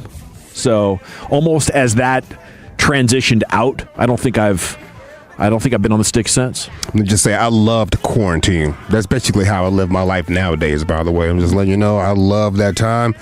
People hate on the quarantine. During that time, I definitely loved it. Just like when people hate on the summer. I like to count down my favorite time of the year. We've got 41 more days left. You like this 108?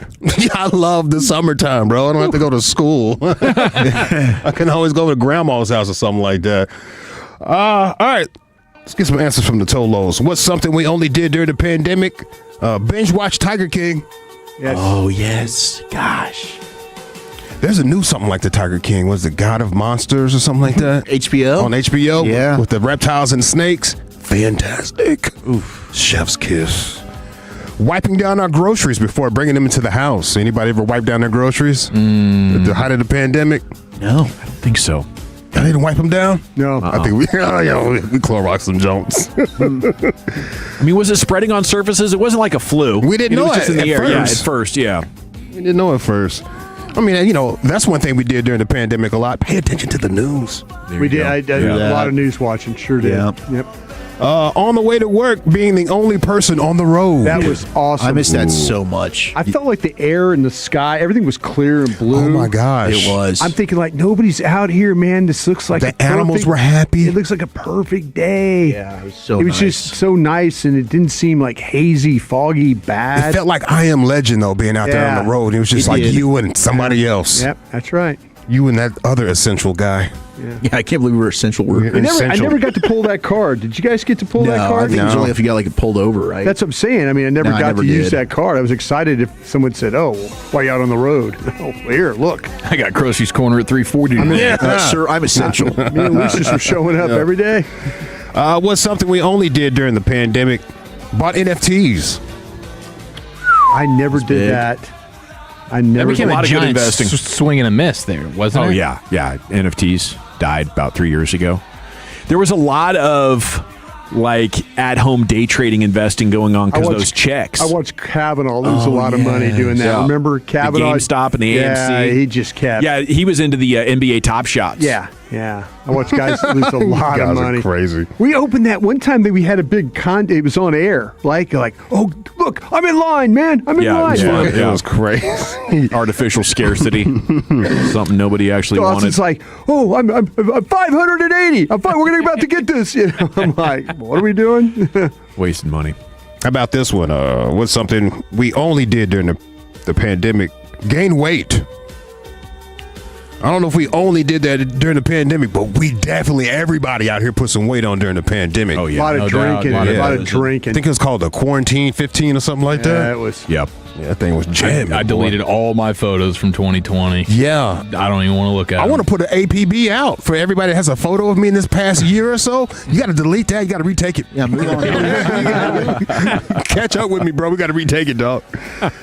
Getting your temperature taken before you walked into any place. Any place. Yeah. Couldn't even clock into work. Million questions. Well, have you been near anybody that's had? You know, Yeah. So we're going to need to swab your nose. And you just lie. No, I'm good, bro. I'm good, bro. Thanks. I'm good. I'm fine. Yeah, I'm fine. Thank you. You got a Kleenex anyway? Yeah. Drive-through events like graduations, baby showers. Yes. You had to drive through in your car. Tell you what, now You decorate the front yard. Driving away. Yeah, Yeah, everything was in the outside.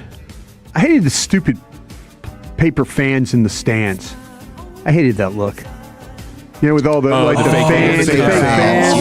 Yeah. Like at the Okay, Rangers, watch- you could buy your. Yeah, you watch the Waldo or something game. set up there. Remember, Yeah. they're playing all the games at our stadium here. Remember, and I'm like, why? I'm like, this is so stupid. It was killer when the NBA though they did the one where you could zoom in and have your face up there. That was the bubble. And Lil Wayne was smoking weed. Yeah. It looked like he was in the stands. Yeah, that was great. The draft was awesome, where you got like all the coaches reading from their homes. Bill Belichick's dog, Cliff Kingsbury, posted up in his crazy mansion. That's when Raul Raj started off like coat and tie. By the end of it, he was like in his underwear, in his underwear and t-shirt. Like, I wish the draft was like that every year. 7th round pick. Who we got? The draft was probably the best thing they did in sports with COVID. Man, I used to love the NBA, though. Without the fans, you can just hear them talking trash to each other. It was cool. Oh, you hear the squeak, squeak, squeak, shoot it. Oh, you suck. I went to all the adjectives and everything flying on the television. I went to a couple of Mavs games, and they sat us up in that Lexus Club, away. So McMahon. Social distancing. Yeah, they had all those, the NBA reporters were down in the lower bowl area, but everybody else was up top. But watching an NBA game with no fans is wild because you can hear them talking and the squeaking. The squeaking. Cut off over there. Get it. And they're yelling at each other and stuff like that. Stuff you don't hear when the fans are in the stands. What's something we only did during the pandemic? Went for walks as a family. That was not bad. No. That was not bad. Hoarded the toilet paper. That was bad. Oh, so many people bad. hoarding. That was really bad. Jerks. Stimulus checks and PPP loans. I don't think I got one. Yeah, me. I didn't get one. I didn't get one this year. I should have. I didn't get really should have.